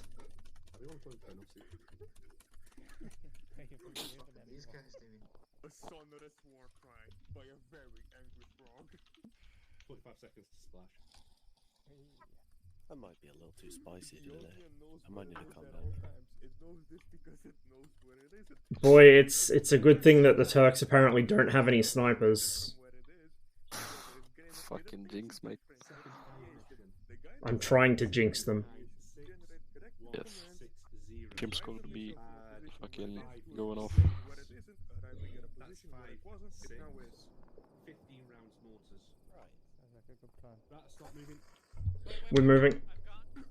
Maybe. Moving? You know what, boys? Yeah, we're moving. Go ahead, my wayward son. Further up the hill, past out of town, there's some Going to destroy vehicle. Hi, Ross. Hello. Hello. How are you doing? Kill me. I don't think I can. Understood. What is it? Ben, I'm gonna take squad 1. We're gonna step off. If you, Yeah, you have to do that. you see those Kill me, round of the broken boys. We're stone stepping off walls back south. there? Squad 1, Good squad 1. Hold on, I've got fucking. Kronos, can you say that again? Oof, but also Squad cool. 1, let's go. Alex, Bradley, let's go. Roger that. When Stop fucking about, let's go. after I had my knee surgery, there was like a tiny piece of something hanging out of it. Like I don't know if it was just a piece of the like piece of the muscle tissue or something that just for some reason was hanging out of where they got in because they did it like with See, just to the right of it, there's some like stone walls up the hill. laparoscope stuff, right? It was laparoscopic surgery. Yeah. Oh yeah, no. Or is it still is laparoscope specific to abdomen? I don't remember. But anyway, it was with like they stick noodles in you instead of like cutting open the whole joint, leaving you with a massive scar. So I had 2 little scars, one on either side of my kneecap. But one of them had like a bit of something hanging out of it, and it took everything I had to make me like not fucking play with it. Like, oh look, there's a bit of the inside of my knee. I wonder what it is. Like when Dad took the end of his fucking finger off and I kept trying to pull at his finger to see what was inside. Did miss. Right, stop pushing. Entirely. Yes, why was I tapped? Yeah. Right, we're moving. I love the fucking stalker ringtone. Ooh, Jet. He drew the bomb. We are stepping off. Did you guys see any splashdown in the village? Information on my right. Yeah, it missed. Oh, fuck's sake. Well, we just remodeled the wrong house. Oh well. Heracles It happens. 1, Heracles 2, the original howitzers missed. Oh well, we've made more fighting positions for ourselves. If yellow are going right, let's go left, Alex. Oh yeah. Oh god damn! These men cannot make their mind up. Imagine being blue team. Well, yeah, because you fucking monkeys went to the right. Roger, are you using the death We went right the last 3 times. God damn. Right, as long as we use death blade, there should be tree cover all the way fucking off. Did the fucking mortars for the trench ever splash? You know what's really fun? Within 20 seconds, maybe. When you're in tree cover thinking you're safe and the enemy has radar-fused artillery. Did you read that? Send your last. The 1945 U.S. Army sends its regards.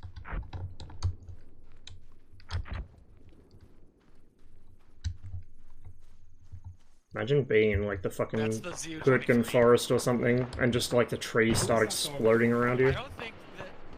Let's speed up because they're in contact. Alright, let's move on. I don't think that fucking trench ever got hit. No, I don't think the trench got hit. I'll have to crawl it out. The occurrence is a Zeus.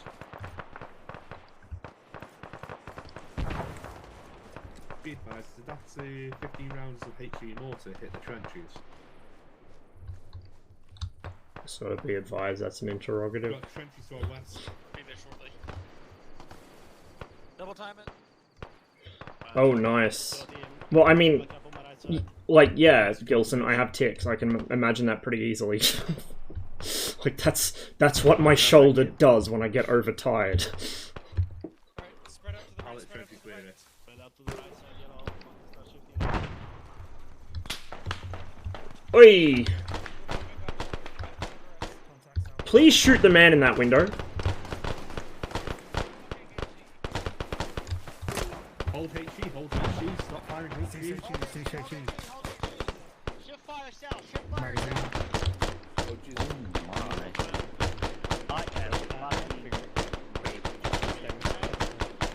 Red team, move to the building. Red team, move to the building. Red team, move to the building. Let's Enemies go. in the building. There's still enemies in it. Bleeding, I cannot move. Oh, excellent. Go on there. Watch fire, there's friendlies moved into that as well. Chest. Ineffectively, apparently. Time to bleed. Nice. What's the status in Ashville? Fucking get a grenade through the window. I can carry if you need. Thank you.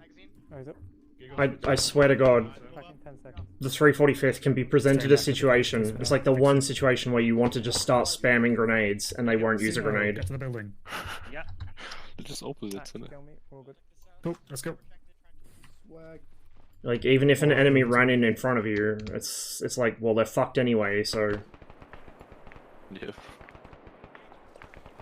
Yeah. Contact, yeah, south. Reference the smoke, come right of that one building. Second floor. You see him? Behind sandbags or something. Shift, left, about half meter. Hold on, Yeah, you're good. I've got belts on my side, I can't see shit. Yeah. Yeah, you need to support your weapon and get rid of that. But you're on target. He's suppressed. The belt goes down when the weapon's rested, either bipod or just, like, held on something. Alex, first floor, just to the right of the telephone pole. There's a guy's helmet. Can you please form up the White House? So where was that where I was shooting last? Was that the same place? No? It's an affirmative, bringing the rest of the yellow team to the house. I'm about to engage it with 40. Alright. Just keep an eye on where you are engaging. I think I see a guy in the staircase, actually. No, it's the railing. Yellow is up. Sniper bait at the moment. You guys, and I am with the machine gun squad engaging that fortified building. Brain is getting a few new visitors in the coming hours. That's foreboding. Are you okay, Super? Yellow Like, with squad 1 at this time. what are they doing to you? Do you need help? Yes, maneuver with squad 1 for now. Spilled a mercury thermometer? Floor, Oh no. Right, sandbag. Oh no. Goes all the way to the left, and then there's a tiny opening. Right there. So of that same building, yeah? Yeah, same building. Okay, ground floor, yeah? Yep. Alright. I can't bipod, hold on. I need a better position, I like. No, I mean, if he spilled it on his hands, it would have bleached through his skin There's anyway. a house with a position. Okay. Because, yeah, mercury goes through the blood-brain barrier, doesn't it? This house up here should have a position you can shoot from. Awesome. Got this one here and that little house down there. They both got good arcs for shooting from. I'm gonna put my machine gun. Well, heavy metals in general do. I don't remember. Alex, this window. Yep. This is good. Let's try it out. Oh yeah. Yeah, I have multiple eyes on infantry. Multiple eyes, more than 2. Yeah, left side of that trench. I see a muzzle flash direct south in the bushes. Do we have friendlies that far ahead of us? Yeah, we do have friendlies Okay. in the village pushing up using housing. Same house. Same position. Left side of that, bottom sandbag. Hit it. Oh shit, on the wall! South! Yeah, good shots, good shots. South-southeast, on the broken wall. Enemy squad pushing out to the west. Roger, that was your marked in the position. We're going to start pushing towards you. Alec. Yep. Once everything Stoppage. marks their position, we're going to start pushing towards them. Okay? Back in. They're going to use No, cold don't smoke. shoot at those guys. Those are friendly. Nah, friendly. Oh, friendly. Yeah, it's friendly there. Test their reflexes. They're not very good reflexes. Alex, 160, there's a broken wall with some, copse of trees to the immediate west of it. A bunch of enemies spilled out of that into the trees. Can you not block a doorway? Yeah, take my window. Hold on. 160. Right. You see the broken wall with the trees? Purple smoke. Yeah, so the broken walls, yeah? Yeah, just keep an eye on that. Enemies came out of it. Blue team on me. We're moving. Heracles, while we're moving.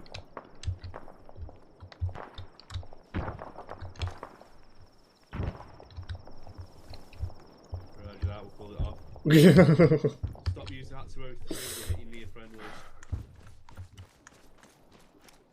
That purple smoke is that friendly. is purple smoke. We're moving towards you, that's where friendlies are holding up. Right. So once Alec is here, we're going to start pushing. Yep. Yeah, yellow team on me. There you go. Behind blue. Let's go. Did you hit me, Alex? Go on. Did you hit me? It's bad timing. Are you guys here by the way? Did you hit any of the other squad? Fucking. Oh, well. You're good on ammo? I guess we'll find out. Better luck next time. Right. Very nice. How far? Ross W, what did I win at? What did I W? Oh, roger that. Gilson, it's okay. It's okay. If it's a stone shot, I'm sure your arm will recover. When you can, Ross. You don't need to panic. Yep. Also, that's what she I've said. never actually shot a 20-inch M16 profile AR. I almost. I've never shot an M16. I have a gaping hole in my heart. I've never shot anything. Dude, I miss things with full auto. They're so fun. Full auto is very fun. Ross, if I you know. Hold on the right side here. I even missed the Minimi, even though I fucking hated carrying it, and the fucking piece of shit extra magwell used to stab me in the guts all the time. Hang on, oh god, we're all bunched up. I'll give you your spare ammo. Alright. Alec, are we just watching the roads for the time being? There's a guy on the top floor. I have one box left. Which floor? Awesome. Of the fortified house. Fortified? You want us to push the fortified house? No, there's just a guy up there. Second floor, yeah? Or first floor, you mean? Wait, hold up. Stop your fire. I'm trying to get an angle on him. Just run up to the bottom of the building and huck a grenade in. Yeah, man. I got him. Yeah, I saw that. There might be more behind there though. Now a cripple. Right, Alec, we're on you. Push up on me. A physical one as well as a mental one. Yellow team, let blue team die first. You know the fucking annoying thing though is because fuck me, there was another guy up there. Window! He's down. Because I did think I was young and invincible when I did my knee, and didn't follow through the physio properly. My left knee also lost the same range of motion my right knee did, so now I've got two bad knees instead of one. It's fucking... Pro tip for any of my younger viewers who injure yourselves and need to do physio, actually do the physio, even if it's painful or, like, annoying. Because, believe me, you will regret not doing it. By age 30, if not earlier. Oh, okay, I'm back. I don't know what I must get the flag. We're crossing the street. I know. We've eyes on an unmanned tank. Yeah, Crossing. nice. Take some move. I can't get past. Ross, you want a low? Oh, yes. Let's go. There is a I'm coming down. I recommend we destroy the tank so it doesn't become manned by surprise. Oh no. Is that suppressed? Heracles 1 to Zeus. Did anyone secure that fortified building to our west? yellow team. Like, I'm not joking, I recommend we det their vehicles. Oh, are you trying to grab something? Yeah, let me just replace my my own team with your full. Move back. I just saw someone get zipped on that corner, Bluegill. Fortified building. Copy that. Yellow team on me. We're moving Contact! forward.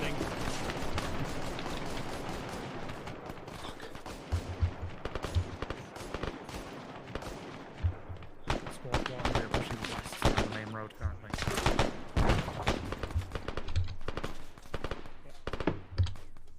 Right, straight up.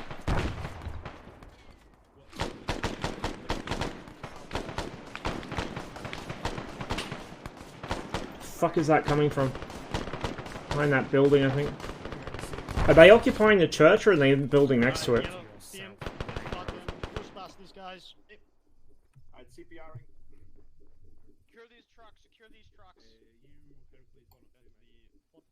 Alex, you might want to take this corner. There's gunfire coming from this direction.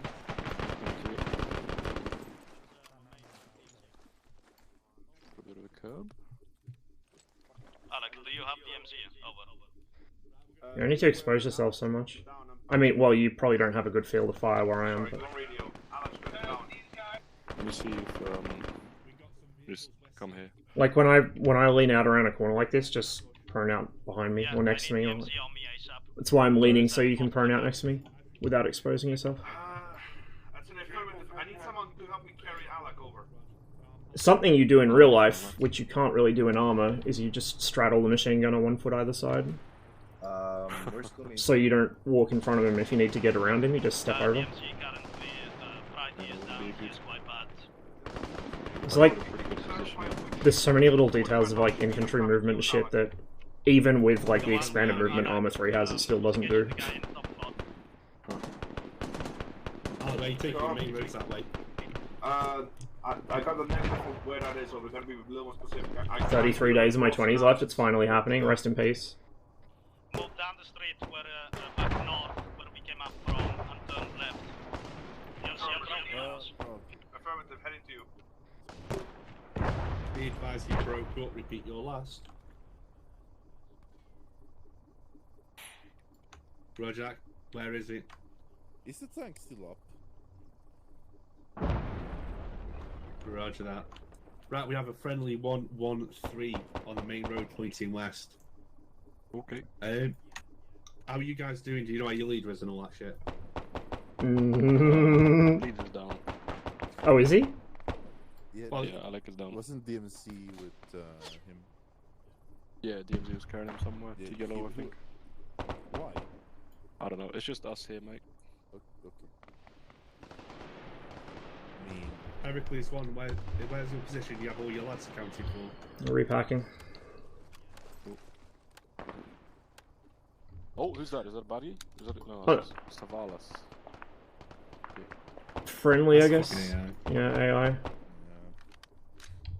Heracles I'm 1. back in. Blue team, Alec is currently down. If you see anything on the road, report to me. Over. We have friendly AI moving to our east. Yeah, it is friendly. Is that down the line of where Heracles you're watching? AI. Over. Yes, it's between us and the church. Ross, who's the team leader? Fine then. Regroup on us at the fortified house. Well, Piotr. yeah, Piotr's the team leader. Roger, what's your location? Sorry, say again. If the AI is between you and where you're watching, regroup on us at the fortified house. Over. Understood. We're to regroup on him at the fortified house. Yep. Where's the fortified house? Roger that. I know, I remember. Yeah, I know where the fucking. Oh, I hear him, I hear him, I hear him. Okay, so you just give me Yeah, just jump it. Right. Are you... Alec is back. I hear him, yeah. Friendly's coming in. I think it's the other building. I just saw Ross. someone flop over there. Ross. Yep. We're just down here. He's already fucking gone. Yeah, what, Ben? What? Ben, what do you want? Roger that. Ben. Get on their position and cover them. We got Mashkaz. Heracles 2, can you push west towards Heracles 1 and help us make a nice little tidy location? Copy. Pick Brady up. We're moving west. Yeah, my man single-handedly. We're moving west. We're moving west. Heracles 1, can you mark your location with the purple smoke? I got right deep, let's go. They're at the fucking. Yeah. We. Right, leave the building. We're moving west. Roger that. I heard the traditional 345th invocation of Mashkaz. All the more easy to hit them with. Yes, please do that. Right, where's the... What do I have to do to get you to give a serious review of the Space F-35 and ArmA's flight model? Oh, the fucking, what's it called? The Black Wasp or whatever shit? XM, can you take a look at me, please? I don't really do fixed wing stuff in ArmA, to be honest. Even the RHS stuff, which is better done than most, it's like, meh. If you are not injured, get a 360 going. If you are not injured, get a 360 Watching south. Actually, Alex, watch south. I'll watch southeast. Alright, I'm in the Dixon, building. where's your casualty collection point? Is this it? I'm in the garage of the destroyed building next to you. Also in the two-story I'm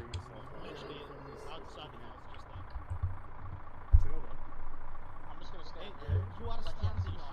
This is Enemies away. Where?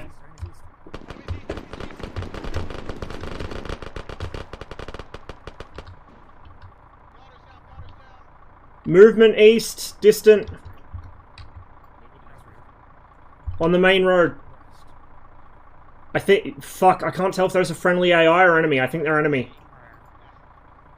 Can someone with binoculars come to me?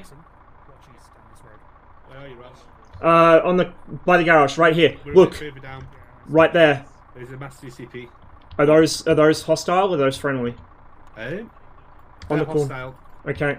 Be advised, we've got hostile infantry east down Alex, the main yours. road. Alright, 1 minute. See him? You guys hold it, I'm going to grab... Actually, can you guys guarantee you'll kill him? Well, we got a machine gun and an M16. Right, drop him as you Don't see him. stand up, Alex. Cool. I can't fucking bipod. Alright. They There you just go. I'm moved ready out of the for way. it. Okay, they're in cover to me. Yeah, I think they just Let fucking him get talk. closer, let him get closer, let him get out onto the street. Alright, waiting for engagement. Give me the command. When they're Wait all till they get exposed them. in the middle of the road. Oh. Now, now, now!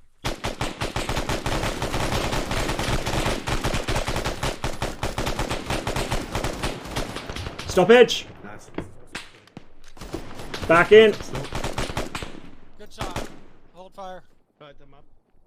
I think one may have got out to the We left. got a helo west. To the left, yeah? Yeah, just keep an eye. Fucking neighbours probably hate me. It's 7:30 in the morning. I've been shouting for like half an hour. That's alright. I got chill neighbours. No, there's no point in landing too far out, mate. Yep. Oh, no, they're not! That one isn't, the other one did. Oh yeah, the thing with nice. The guy lands like I do. Yeah, that's what I'm saying, we've moved further down. Are we just standing Blue jeep over here, blue jeep over here, west, west, west. Moving west. Right. How's this fucking Mascaz looking? We've got people up or not? We've got some people up. Is that Huey friendly, Alex? No, they're enemy. Hostile Hueys. Dropping troops. Red team, we're engaging that Huey. Let's fucking go. Fuck, I wish it was Red team, visible we're from here. engaging those Hueys. Let's go. Bluegill, can you warn people before you fucking do that, please? And he missed. Fuck. No position up there. Pulling back, you're pulling back, you're pulling back. Pull back, pull back. Center Pull now. back east, pull back east. Pull back east. Fucking 50 cal on this shit. No, I already tried. Yeah. Pull back, Pull into back, the pull center back, now. pull back. Pulling back. Oh, fuck me. Pull back, gentlemen. Where are they? Gentlemen. I'm hit again. I had no idea, man. Might I recommend... I'm hit! Down the road, east! East! Down the road! Stop fucking running in front of me! Jesus Christ. Might I recommend, if we're not going to be fucking staying here, we do something about that M60. That we dispatch some people to go on the Fucking Christ, man. Oh, okay, never mind then. Hey, are we Got that. gonna fucking deny the enemy that tank as well? We're holding the burger town. We're holding the burger town. Get to the burger town. Actually, is that tank still fucking up? We can't use it! Is there The Huey's engaging us. Watch out, Ross. Now everything goes to shit. Hit the fucking Huey! Hit the Huey! Hit the Huey!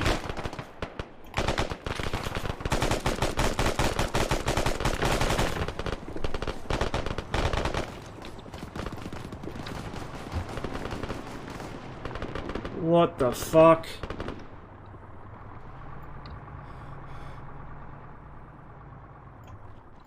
Is the tank actually... Surely they can't get in it. Surely it's... Oh my god, they can. Oh no.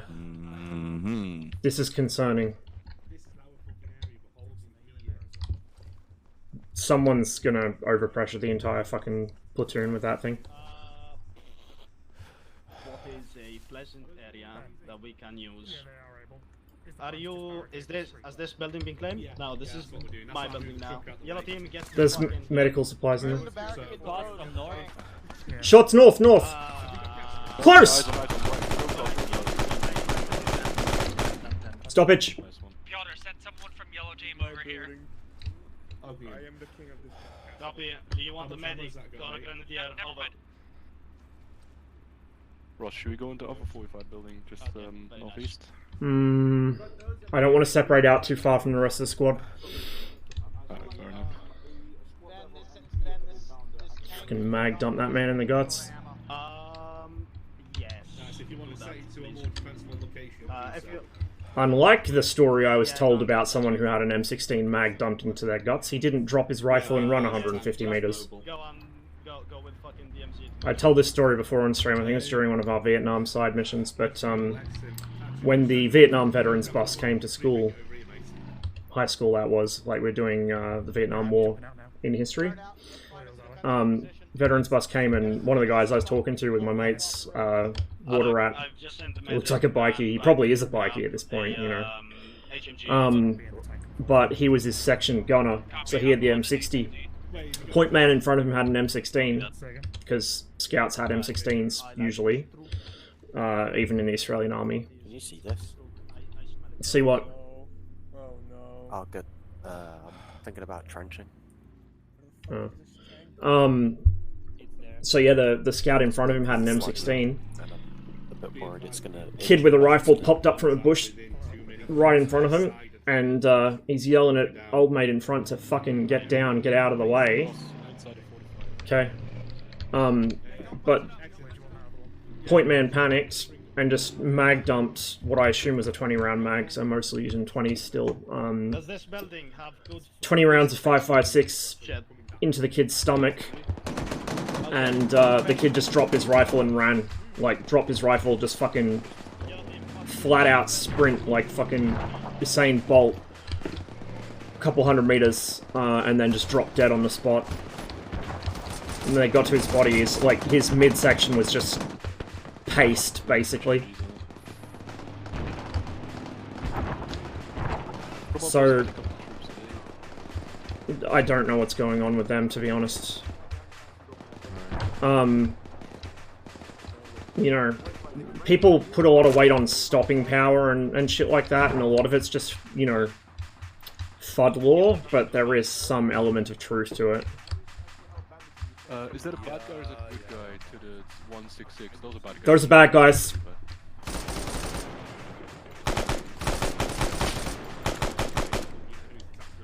We're being flanked from the south. Southeast, southeast, southeast. Who's driving arms?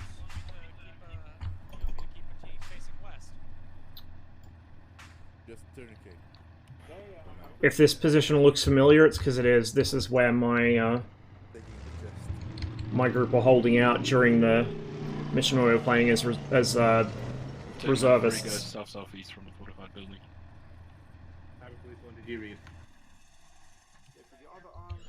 I don't like that we're tying. West. West?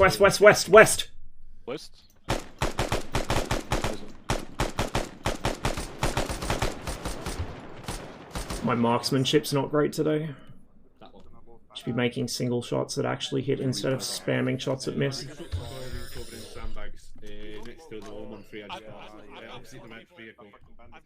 Oh, it's not lethal yet, Right, so scrap that. it's fine. Thought I heard a helicopter, but I think it's an actual aircraft passing over. Road! Southwest! Road southwest. Fuck me, it's like a rerun of the last time we were here. They're coming out of that same courtyard. I'm just pulling it back a bit, so we got one up there and two down. Just a heads up, we're getting enemy infiltrating from the southwest and the west. Oh, eyes on more, down the road.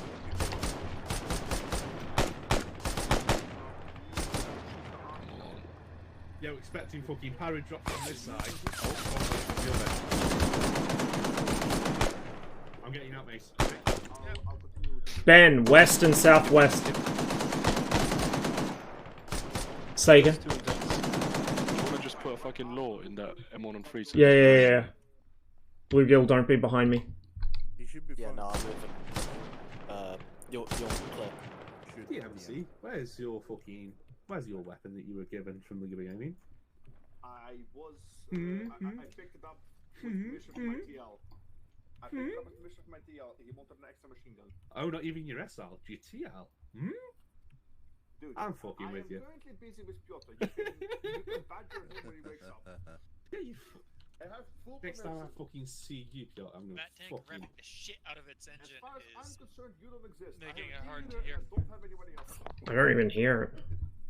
That hurts. Stick in the legs. Fucking Christ, how can you have so many wounds? This package is gonna take.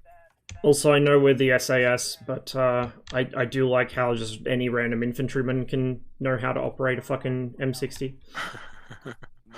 Roger that. Ace is fucking up right now, so can It's one of those 345th things. It's like, it's fun, but it's also like slightly my immersion when we're playing as like light infantry or something, and somebody was like, "Oh yeah, I totally know how to fly this random aircraft that our military doesn't even use," or like drive a tank or something like that. Right, you have normal boxes, mate. You are free to do. Roger that, Heracles 2, Heracles 1. Hell yeah! That do be strange. Get yourself for them 2 or 3, mate. Nah, fuck that. 203 is some fucking weak shit. Rifle grenades. Oh, now that's the real stuff. Oh yeah. Actually, before the end of the mission, I need to grab an M1 to demonstrate something on stream, or I might even just do it in the armory afterwards.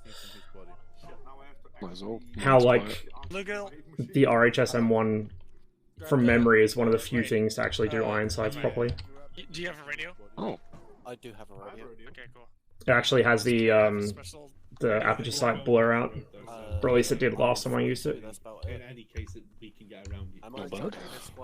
It's so fucking bizarre Bluegill, you're TL now. how like aperture sights and peep sights and stuff are the best possible form of iron sights in real life, and in game they're dog shit. No, but it'll take a different role. Vehicle audio northwest. M113's northwest. 113's northwest. That's behind us. Yeah, 113's northwest. Okay, I guess we're getting out of here. Was that more or was that a tank? Mortar. I didn't hear a mortar incoming. I think it was a grenade. That's what I'm saying. It was a monkey with a grenade, I think. Yeah. Tank, north. Yeah. Tank on the hilltop north. Dixon, how do you feel about going tank to tank? I'm gonna go on the lower floor just in case we all get schwacked. Oh no. Northwest. Don't even bother trying to shoot it with a fucking man portable. Yeah, get down, stay in cover, don't look at it. Get out of the building, evac. Put something hard between you and it. Something. It's firing Sabo at us, dude. There's no such thing as something hard when it's firing Sabo. Oh god. 2 men down.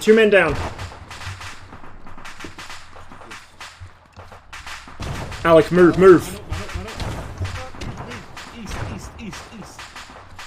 East. Move east.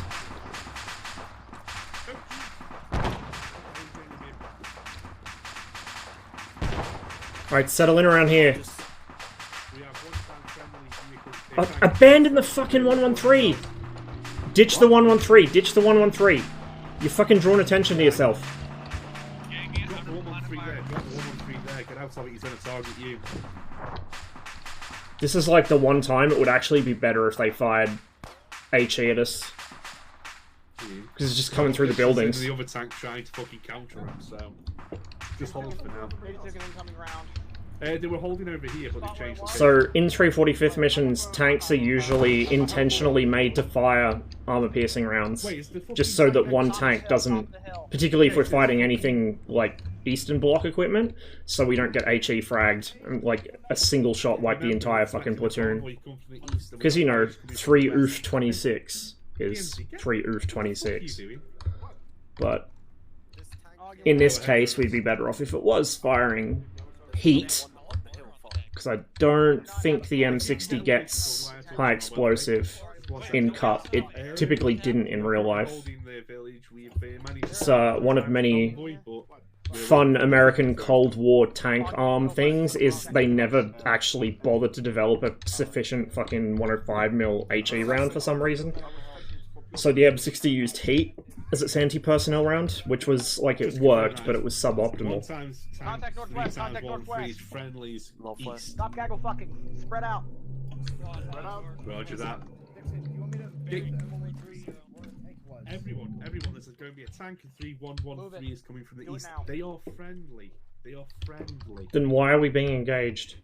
Oh, from the east, never mind. No, that's the north. Yeah, no, I'm... from the east. We have a convoy of one tank, 3113. My brain stopped functioning under stress. Well, lack of sleep, mostly. Copy. Friendly's coming in from the east. Friendly's coming in from the east. Lugo, come here. Something about enemies coming in from the west?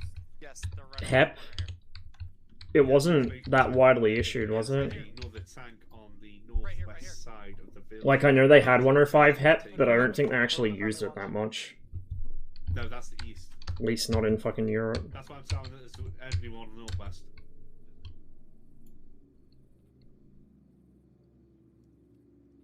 Did you manage to get rid of that tank? No. Or did it just die? It shot and disabled our tank and then we just decided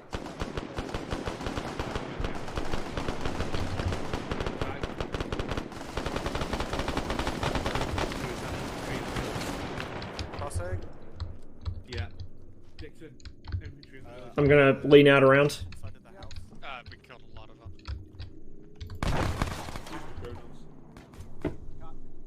Copy. There's infantry inside the village, northwest side. Getting inside this building. Your eyes northwest down this road.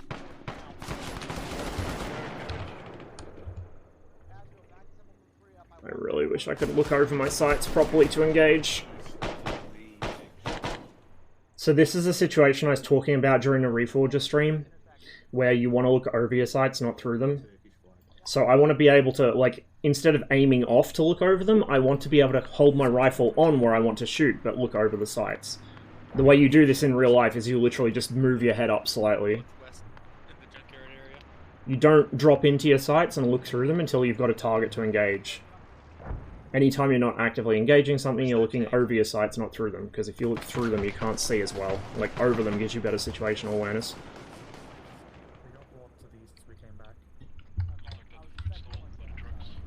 Okay, Alex is good. I'm going to move over to where Alex is if you guys have got northwest covered. Tank to the north has been destroyed. Right, he's in the next building up, I think. I'm with you, Alex.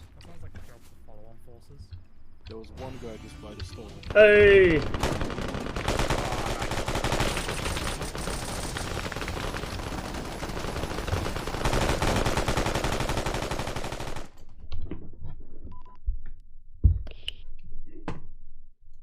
Sorry about that. That was a little bit messy and didn't go exactly as I planned, but I hope y'all had fun anyway. Yeah. As usual, please submit feedback. Would be pretty nice. Anything you want? Loadouts? Anything? Feedback? Please. Yay! I'm top 5. Let's fucking go. Piotr, goddammit, I had to justify myself in front of Ben while patching you because you happened to fucking die when I came back with the machine gun. Okay. I'm gonna drag away all the admins. Thank you all for coming, and next week will be the last mission, which will be a Christmas mission before we take a possible confirmed two-week break, possibly 3. We'll see. Y'all have a good Christmas. So y'all gonna be here for the Christmas mission? It's gonna hopefully, yeah. So I'm going for a quick piss. Catch you guys next week. I needed to know. So he's probably going to be here for the Christmas mission. Alright, so give me a moment to fill out the feedback form, and then I'll show you guys what I mean with iron sights, like with the M1 and stuff.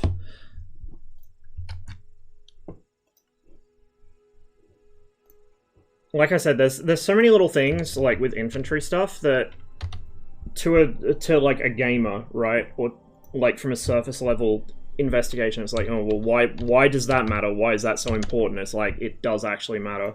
Like the fact I can't look over my sights reduces my situational awareness when I'm scanning for targets, because my fucking rifle's probably blocking what I need to see. Or like, you know, the fact that sights aren't modeled properly, like aperture sights and stuff, again, it's blocking my field of view. It's annoying. It really reduces your situational awareness, and that reduces your effectiveness.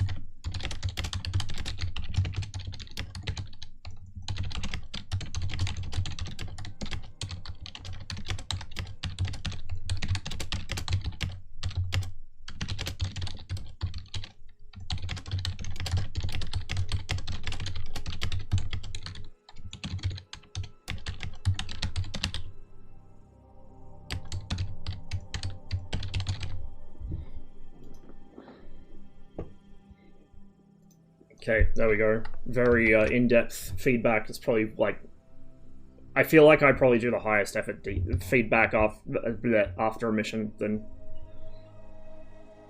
I can't even speak this morning, Jesus Christ. The highest effort feedback after a mission compared to like most of the rest of the unit who are probably just like typing in ooga booga, good mission.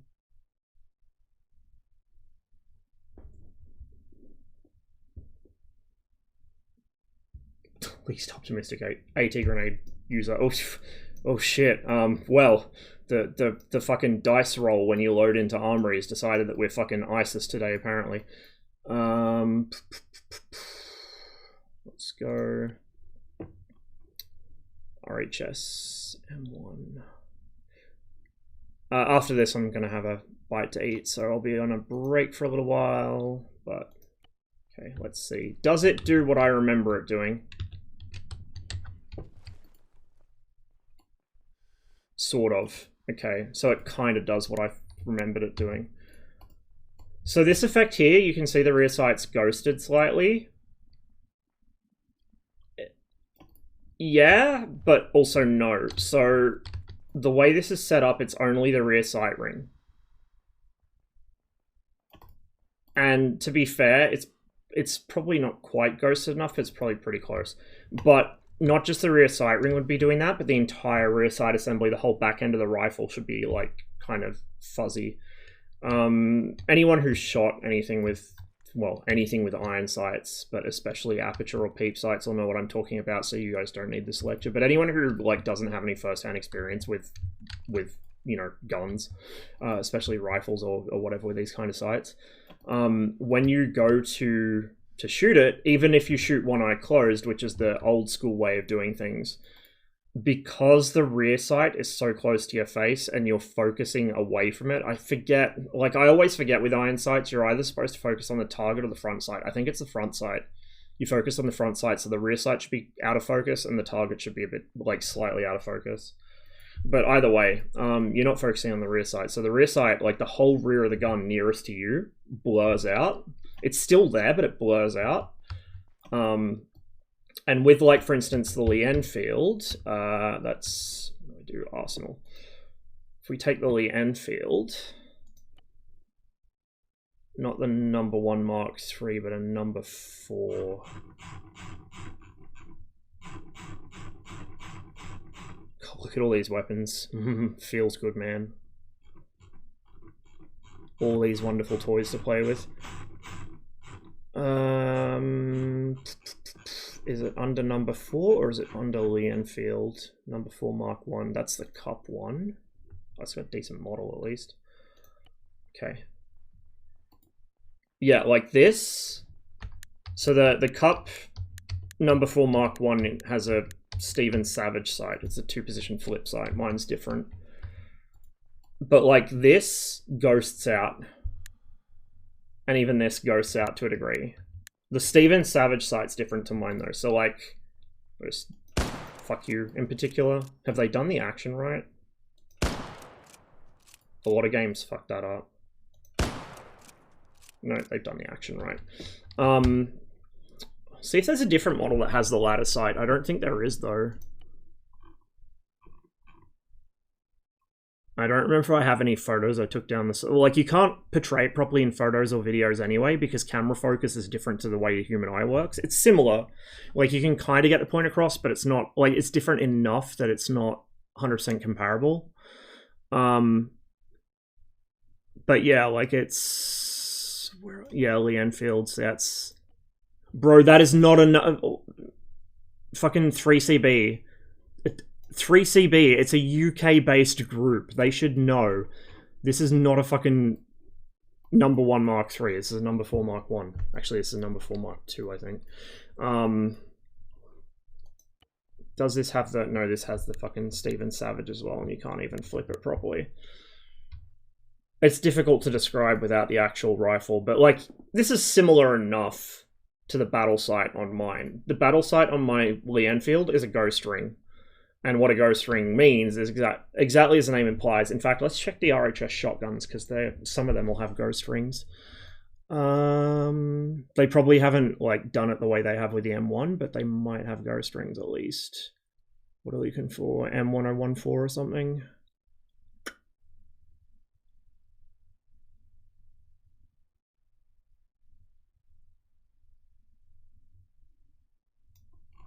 It's never too early in the morning for fucking autism. 1014, that's Cup. Do we have an RHS one? I guess RHS don't have shotguns. I thought they did. Maybe they have a different one. This is a ghost ring.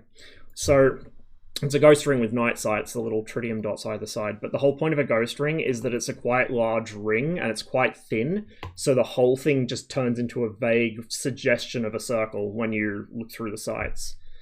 And so you have a really clear, unobscured vision of the target, but you also have enough of a hint of a circle that you know if I roughly line up the front sight within the center of this circle, it's, you know, close enough is good enough. So the battle sight on the number 4, with the original Mark 1 Singer back sight, which is what mine has, it's a ghost ring, and then the actual the ladder sight. Huh, that button wasn't there before. The actual ladder sight is a proper aperture sight, and the way it is on the number 4 Mark 1 is that it has a very, like, almost a pinhole sized aperture on a plate, because the plate is like what bridges the gap between the sides of the ladder, right? So it's a very small aperture on a plate, but even then when you're shooting one eye open with that, it's still like the aperture size, the apparent size of the aperture grows. It's a pinhole still, but like because the inside edge of it blurs, it appears bigger, if that makes sense. But what it's doing is it's like, for instance, those of you with really good eyesight probably don't know this, but those of you who wear glasses may have figured this one out at one point. If you've lost your glasses, or like if you're up late at night and you're watching something on TV that you're not supposed to be watching and your parents don't know you're awake because like you're stealthy as fuck and just standing in the hallway and you can like ghost into it. Maybe, is that just me? Anyway, that was how I saw The Rock for the first time, as in the film about Alcatraz.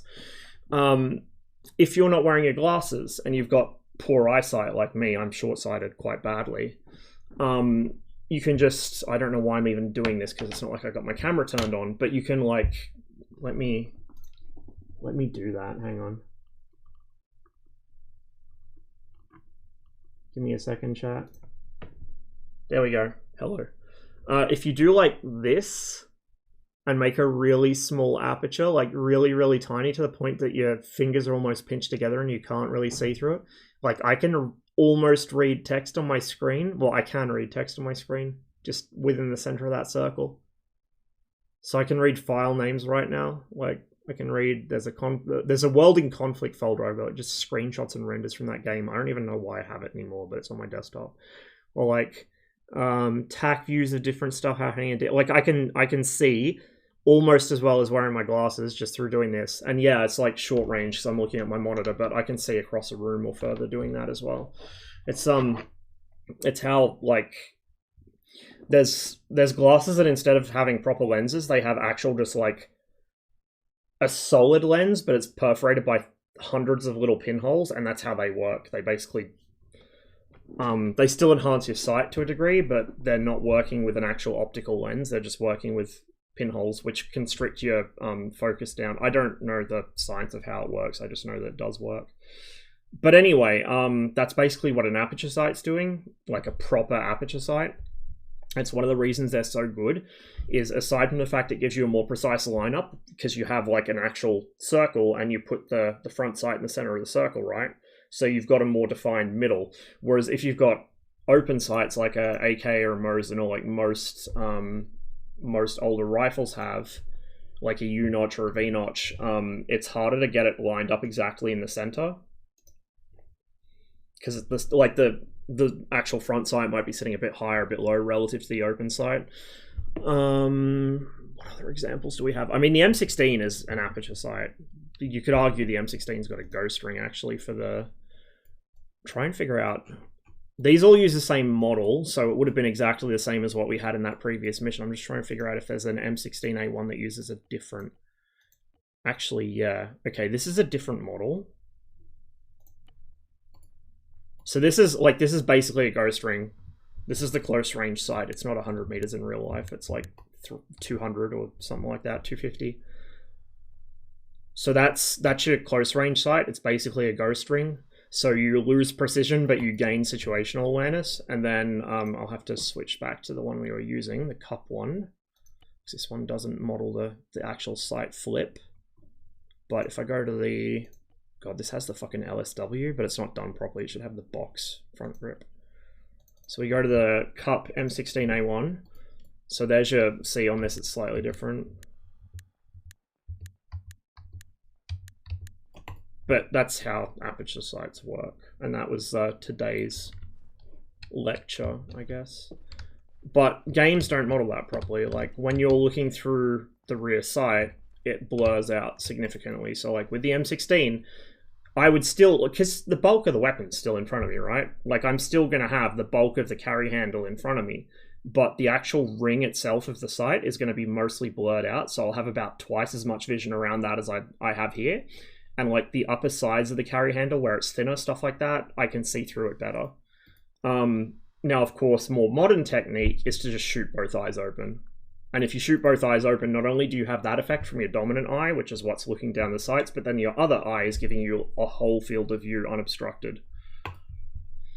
Pinhole cameras, yeah. Yeah. They work on the same principle. I would love to be able to have an M16 one day. No hope of getting one here, unfortunately, but maybe one day. It's such a nice rifle. Actually, I wonder, because RHS has an FAL. Well, it has an L1A1, but I think they made it an FAL because they don't know the difference. They must have a bunch of Americans on the team, otherwise they would know the difference. Let's take the polymer boy. Yeah, this is not a fucking... It's not an L1A1. So same thing here, like, this is the thing, right? In most games, people will throw away a weapon with an aperture sight or a peep sight or even a ghost ring because it's like obstructing their screen and they're like, oh, it's terrible, I can't see anything. I'll show you in a minute as well, but like the RK62, which I think is an RHS weapon, it's the Finnish AK derivative. It's really bad for that. We had a bunch of missions playing as the Finns where everyone was like, oh, the RK62 sucks, and they throw it away for the first AK-74 they found. In real life, you do the opposite because the aperture sight is just so much better. But like, if you want to know how I know this isn't a proper L1A1, right there, cocking handle. Like, they've got a bunch of the other features right. It's weird. I don't know how they fucked it up like this, but an L1A1, does not ever have that style of cocking handle. The British Commonwealth imperial pattern, or inch pattern as they're called, rifles all had folding cocking handles. They are spring loaded, so you pull it, like you hook it from the front and pull it back, which unfolds it, and then pull it back and release it, and it folds forward so it doesn't snag on things. They also make great bottle openers, whereas metric pattern FALs are this. They have the round fixed cocking knob. I think maybe like the very, very, very, very first batch of trials rifles on the inch pattern still had this cocking handle, but like an actual in-service rifle shouldn't. I wonder if it has the fucking serial numbers and shit. RHS are usually on the ball with this stuff, which is why it was weird to me they fucked this up. We're going full autism this morning, guys. I took my meds a couple hours early. It's got the sand cuts. So that zigzag cut on the bolt carrier, that's called a sand cut. That's a typical identifying feature of British Commonwealth, particularly actually British or Australian manufacture L1A ones. And the design of that is literally just so that sand doesn't gum up the bolt carrier. Because sand and mud do different things to rifles. Like an AK, for instance, an AK will tolerate mud all day but choke on sand, whereas an M16, or is it? No, it's the other way around, sorry. The AK will tolerate sand all day, but it chokes on mud, and the M16 tolerates mud all day because it's quite a well-sealed design, but it chokes on sand because sand gets in amongst the cracks. Yeah, I had that backwards. I can't look at it. Maybe. I'm sorry, I'm probably boring you all to tears here. You can also identify the rifles by the lightning cuts on the magazine wells and stuff. Can I can't zoom in any further. I can kind of do this and then do this. Come on. I can't see it. But on an L1A1 they have very distinctive markings as well, so there's other features besides sand cuts or besides the cocking handle that you can use to identify them. Yeah, I can't get close enough to the rifle. But it should say like rifle 7.62mm L1A1, and then the serial number should be it should be a letter prefix, and the letter prefix tells you which factory it was built at, and then a bunch of numbers. Fun fact, this may have changed in the years since, but back in the mid to late 2000s, when I actually spent more time reading about this shit and like looking up videos and stuff, Italian gun law was that you couldn't own an Enfield produced L1A1, so Royal Ordnance Factory's Enfield, which was the actual, you know, military owned, military run ordnance factory. You couldn't own that. That was a military rifle. It was haram. However, you could, on the same license that you couldn't own that, you could own a BSA Shirley produced L1A1. BSA being a civilian company. It makes no fucking sense, because BSA, Birmingham Small Arms Company, is and always has been one of the major manufacturers of arms for the British military. But yeah, according to the nuances and loopholes of Italian gun law, if it was produced by a military-owned factory like ROF Enfield, or ROF Fazakli, which is where my number 4 was built, it counts as a military rifle and it's haram.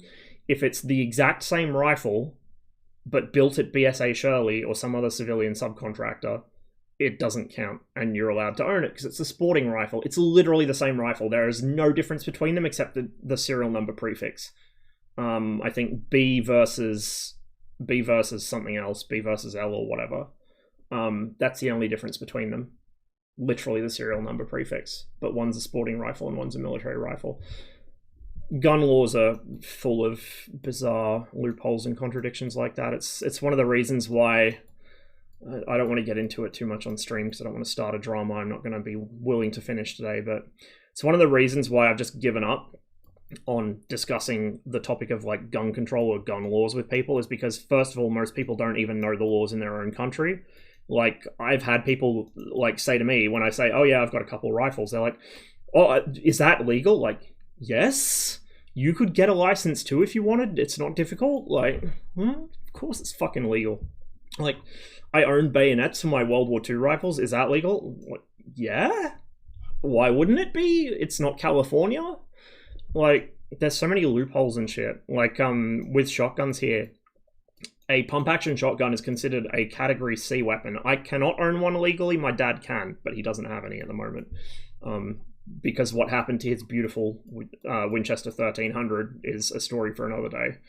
But it involves Australian Customs creatively interpreting the National Firearms Act so that they could tell him that his shotgun was over capacity, when by New South Wales law, and we live in New South Wales, it was perfectly fine.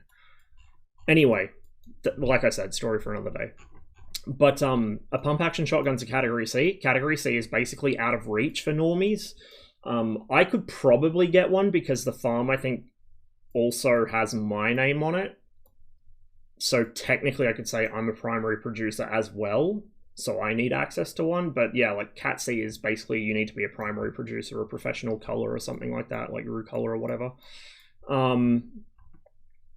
Category D is you can only get it for work, so especially if you're like a professional Rue color, one of the guys that rides around helicopters and shoots them when there's a overpopulation in a particular area, that's how you get one of these. But then this is tied to your job, and the moment you lose that job, you lose the Cat D license and you lose the rifles. So it's not even worth going for as a normal civvy. You won't get it, and even if you do, you'll lose the guns when you lose the license. But Cat C is primary producers, so Dad can get pump action shotguns. I cannot. But anyone can get a lever action shotgun, which is allowed to hold more rounds, because I don't recall there being a limit on its mag capacity, or it was like equivalent or higher than the limit on the pump actions last I checked. It's been a while. So you could get a Cat A, which is a lever action shotgun. A lever action shotgun, you can fire that thing just as quickly as a pump action, if not quicker, especially once you work the action a bit and work the stiffness out of it. So Dad has a lever action shotgun. He's got a Uscon. I forget what the model is, but I've shot it. It's a Cat A. So Category A, for those who, most of you probably who aren't familiar with New South Wales gun law, because it's specific to state, not just national. There's national, which is the National Firearms Act, which lays down the basics, and then there's state legislation. So for example, in New South Wales, the limits on capacity for pump action shotguns are slightly different. There's a few other conditions as well about ammunition storage and so on. But Category A is a 22, like a bolt action 22 or a single shot 22 or a fucking air rifle.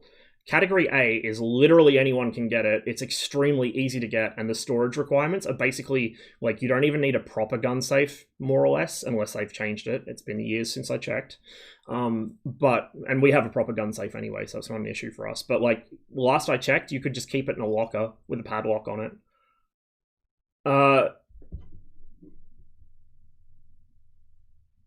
Wow. No, thank you. You can.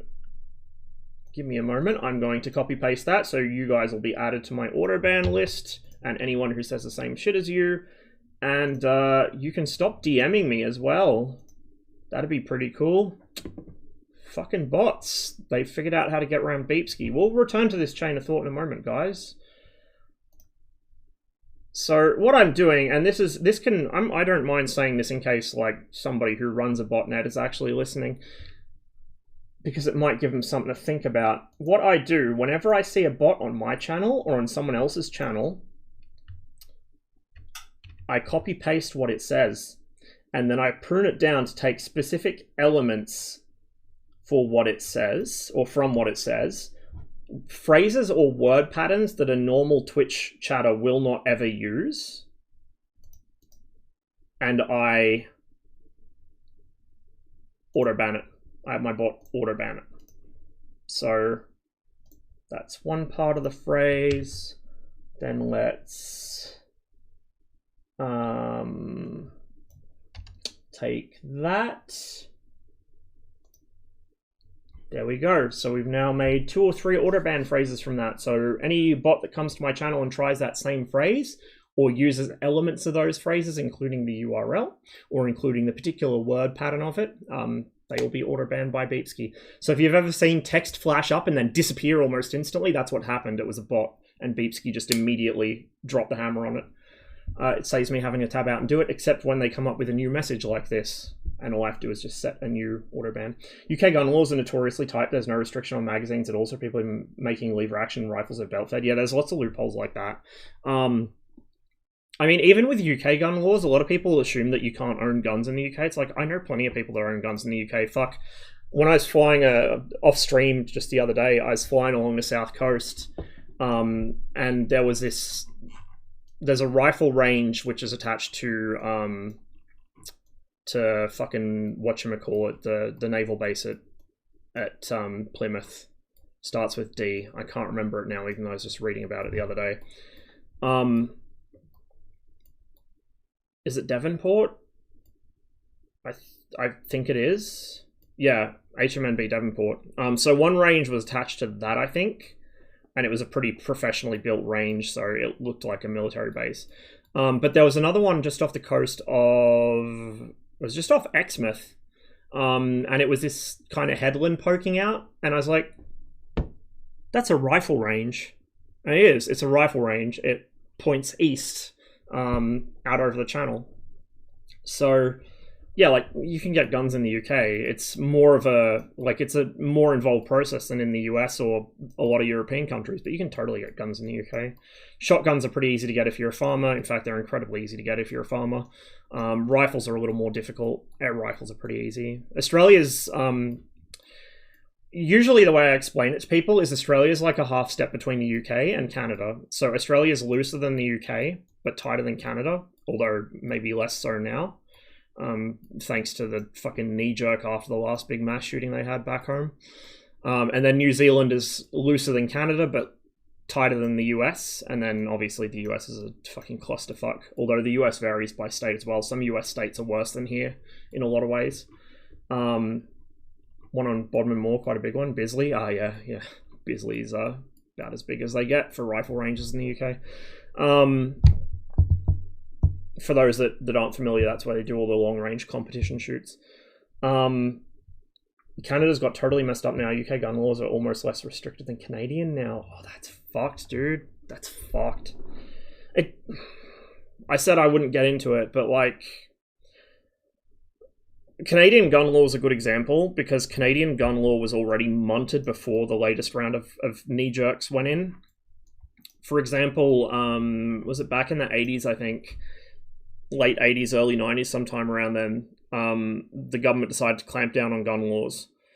And the way they decided what was a restricted weapon or a prohibited weapon, the difference between restricted and prohibited is restricted is annoying to get, but once you get it, you're fine. That's things like, at the time, ARs, VZ58s, SKSs, semi-autos, basically, semi-auto centerfires, pin to 5 rounds for the mag, but other than that, semi-auto centerfire, have at it. That's restricted. Prohibited is anything that is if you have a grandfathered in prohibited license, which some people did, you can still get it, or if you didn't, it's extremely hard to get. Prohib was nominally for stuff that's actually like a class above what restricted can get, but what actually ended up happening was, I think it was in the 80s, there was a big moral panic about gun laws, as there always is, and they went through, like, especially back in the 80s, you could get these big gun catalogs out of the US of, like, it would have a bunch of gun-related articles in it. My dad has a couple that I used to read through as kids. They're really interesting. As a single kid. Sorry, that's my deceased twin speaking, apparently. But as a kid, I used to read through them, and they had, like, a bunch of interesting articles. Like, there was one about the history of, like, large caliber competition shooting and sniper rifles, like going back to during the Korean War, where they'd fit a prismatic scope to an M2 machine gun, like a Mardus Browning machine gun, and use it as an ersatz sniper rifle at long distance. So they'd have all these articles. There was one about, for example, a World War I situation where an SMLE that was up on a sniper periscope, like you have this trench periscope where you've got a rifle set up on a fixed mount, and then a periscope looking through the sights, and then a plate, and the sniper is down behind the parapet where he's protected, but he can still aim and shoot the rifle through this periscope. So it was one of those setups, and a German sniper must have seen the reflection, like the glint off the periscope, excuse me, and shot at it. And he actually, they had photos of it. Like, it wasn't just, oh, trust me, bro. Like, it came to me in a dream. They had photos of the rifle. The bullet came down the barrel, like straight through the muzzle, down the barrel of the SMLE, and it would have blown straight through the back of the rifle, except it hit the round that was already chambered in the SMLE and deflected off of it. Like, it actually, the German bullet deflected off the British bullet and went sideways out the side of the chamber, and like kind of took a chunk out of the stock next to the magazine cutoff. If you know the older Enfields, you know exactly what I'm talking about. It was pretty impressive. But then they'd have like pages and pages of guns you could buy and all this stuff, like gun dealers, different new guns that were coming onto the market, stuff like this. Anyway, point is, Canadian government decided they'd grab one of those and sit down with it and go through the back section where you could see all the guns you could buy, and anything that looked scary was prohibited. And so these are politicians we're talking about. Most of them have never seen a gun in person, or never held one at least. And so what did they say was prohibited? Well, the AK-47, which is to say any AK pattern rifle, any Kalashnikov pattern rifle, that's prohibited because the Soviets use those. The Soviets use that, and the Soviets are scary, evil, bad guys. Also, terrorists are scary, evil, bad guys, and they use those too. So any Kalashnikov pattern rifle is prohibited. The VZ-58, the Czech VZ-58, which looks externally very similar to an AK, but is internally completely different. VZ-58s were fine. That's why, if you've ever wondered why Canada has so many, like, VZ-58s in it, or why you see, like, butchered SKSs that have been, like, fudded to make them look like L1A1s, or FALs in general, or like AK-47s or AKMs or AK-74s, whatever. If you've ever wondered why Canada does that, like why Canadians are so fucked up, it's because those weapons are prohibited. L1A1, prohibited. The army uses it. We can't have civilians getting their hands on a military weapon, so we're going to prohibit the weapon that the Canadian army at the time was using, the C1A1. So yeah, AK prohib, any kind of FAL prohib. There was a whole bunch. The Steyr AUG prohib. It's a space gun. It looks scary. Like, literally that was the basis of Canadian gun law in the 80s, was it looks scary or the bad guys in a movie used it. I'm not joking. I'm not making this up. That was their litmus test for whether something was restricted and available to the general public, or prohibited and like available to a select few blessed people, basically. Like, it's just fucking stupid.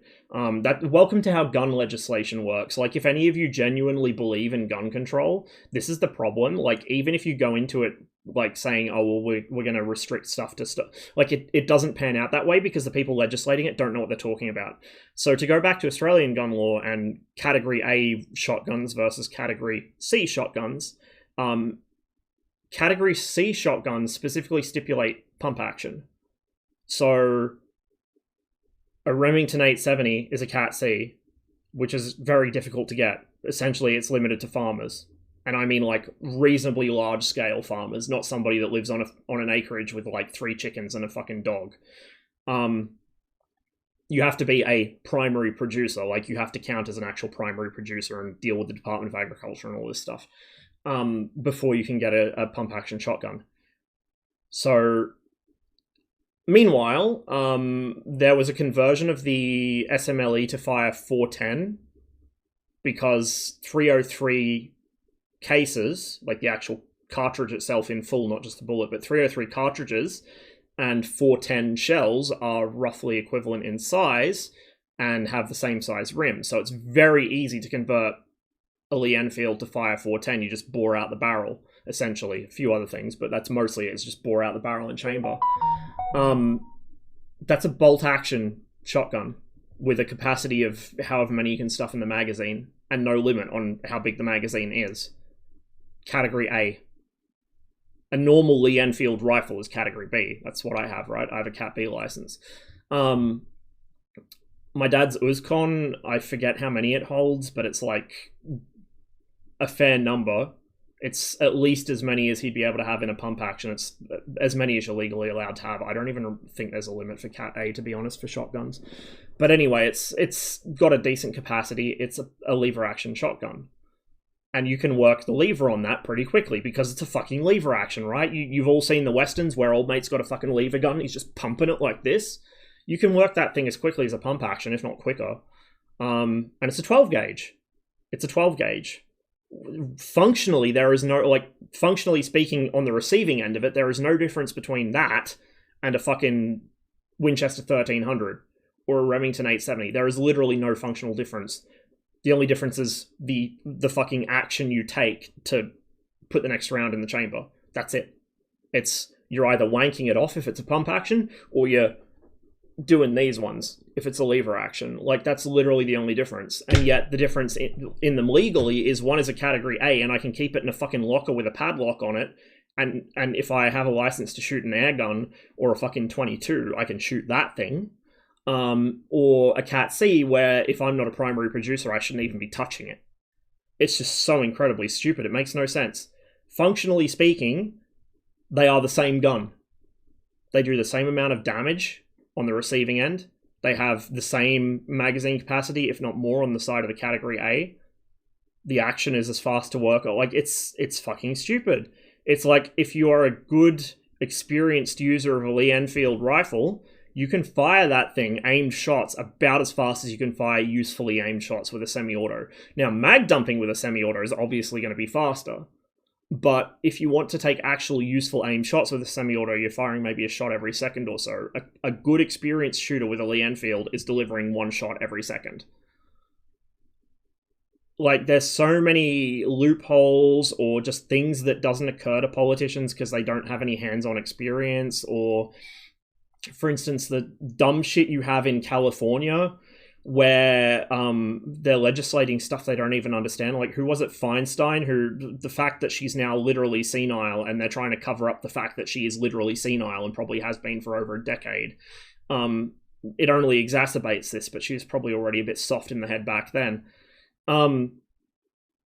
Which is, like, not to detract from what she did back in the 60s, but, I mean, first of all, she's a liberal, so now she doesn't, you know, liberal in the sense that she's betrayed everything she purported to stand for back in the 60s, like every kind of lib. But also, you know, what she did back then has no bearing on now. Like, she's legislating stuff she doesn't understand, and she's gone soft in the head. This is why you should have a forced retirement age for the public service, just saying. But, like, I think it was her. She went on fucking some Senate hearing or House hearing or whatever fucking part of the government she's in, I forget. Back in the 2000s, because it was back when I was really, really like, oh, we need to review gun laws, we need to do this, we need to do that, and now it's just like, I realize that's not going anywhere because politicians don't care, the general public doesn't care to educate themselves, so as long as you satisfy the low-hanging fruit of clamping down or being seen to clamp down on gun laws, you don't even need to actually do it. You just need to be seen to do it. Whenever there's any sort of crisis involving guns, the normies are happy. They don't care. But she went in front of this hearing and was talking about all these features they wanted to ban from rifles. It was when the assault weapons ban was up for renewal, I think. And she's like, oh, yes, we want to ban anything with a barrel shroud, and somebody's like, do you know what a barrel shroud is? And she's like, I believe it's a shoulder thing that goes up.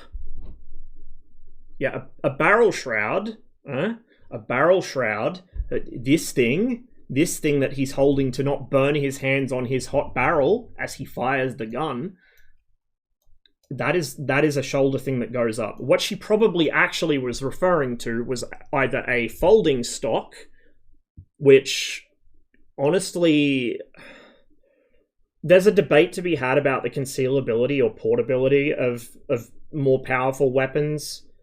You know, the idea that you could fold up an already short weapon and hide it up a trench coat or something, Dillinger style. Yeah, whatever. That's valid. I don't actually think it's as big a concern as they make out, but it's a valid argument at least. She was either referring to that, or because she said up specifically, maybe she's talking about a top folding stock like a Mac 11 or whatever. The other potential comedy thing is The L110 won't have it, or not that version anyway. Give me a moment. M249. Do we have one with the original stock? Oh, we have M240. This. I think the 240 does it. I could be wrong. I don't remember if the Mag 58 does, and the 240 is slightly different than a Mag 58. Because the Americans had different requirements. So this is a folding stock. This is the Para model with Minimi. If I can find one with the original stock, here we go. Original stock on the Minimi. It's not going to be super visible while he's holding it, but you see it looks like a tube, or it looks like a loop almost. If I throw it on the ground, or if I just look, it might even be animated in RHS. No, it's not. Yeah, it's not animated. Okay, so if I go to third person, hang on, bear with me chat, we're super scuffed today. If I go to Arsenal, oh, fuck it. Took it off the bipod. What I wanted to show you is here on my shoulder, if I can just zoom in enough, can I use a screenshot camera to do this? Spectator? No, fuck me. Camera? Yes. Okay. I've never used this before, by the way, so... can I slow this down? It moves awful fast. Oh my... Oh, jeez. Oh, God. Ah! Woo! I think... Speed. Yeah, here we go. Can I...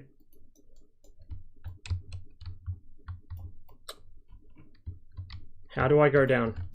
Z. Sorry, chat. I'm mega scuffed today. Okay. Depth of field. How do I turn that shit off? I don't think I can. This thing. Fuck. This thing. You see, like, where the crosshair is? This. It looks like a wire loop that goes around the butt plate. That is a shoulder thing that goes up in the purest sense. A lot of machine guns have this. And the purpose of that is when you've got the machine gun butted into your shoulder, like you're laying prone, you've got it bipoded on something, you've got your shooting hand is still on the grip like it would be normally. RHS doesn't do it for the Minimi, a couple of mods do. But your support hand, instead of being out on the front of the weapon, you don't need it there because the weapon's supported on the bipod or on whatever you've got it resting on. Your support hand comes back to the stock. That's why there's this cutout here, this like this sort of knurled, or like this chin almost on the stock, right? There's one on the top as well. And then this is kind of, the wrist of the stock is narrow enough you can put your hand around it if you want to. So there's different ways of doing it. It's personal preference. You can either grip it around the wrist of the stock. You can kind of get the web of your thumb under the cut into the cheek piece there and support it that way. Or you can do it from underneath the stock, which is what most people do, is you support it under the stock. And what that wire looking thing there is for is that will flip out and it sits on top of your shoulder. So you can pull the gun down into your shoulder and let that sort of rest there so the gun doesn't slide down as you're firing. And also so you can apply some downward pressure to it without it sliding down. So that's there to hold the gun in position in your shoulder. It's almost exclusive to machine guns. You don't really see it on rifles very much at all. I think some rifles have it, but it's extremely uncommon because it's just not really useful on anything except a machine gun or some other weapon that you emplace like this. So anyway, yeah, like they don't know what they're talking about, basically, is what I'm trying to get at here. And so you have all these loopholes, like stuff that gets through because the politician didn't know that they should have legislated it.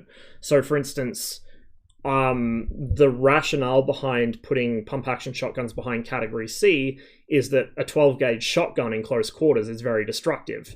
It's not as destructive as normies think it is because they have no experience with one.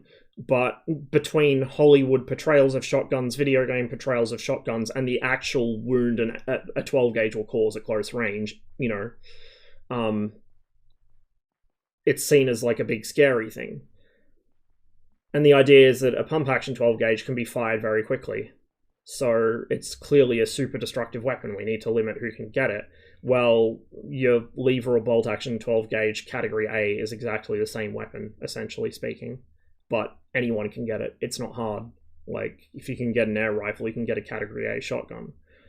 So you have this thing where there was this big moral panic over the Adler or the Uzcon. For some reason, the manufacturers are always Turkish. I don't know what it is with the Turks and lever action shotguns. They must have a similar law there or something that the manufacturers are trying to loophole their way around. This is the other thing too. Like, even in the US, where they have typically much more relaxed laws, where the ATF does put in a ruling on something, manufacturers will immediately find a loophole immediately and just build around it.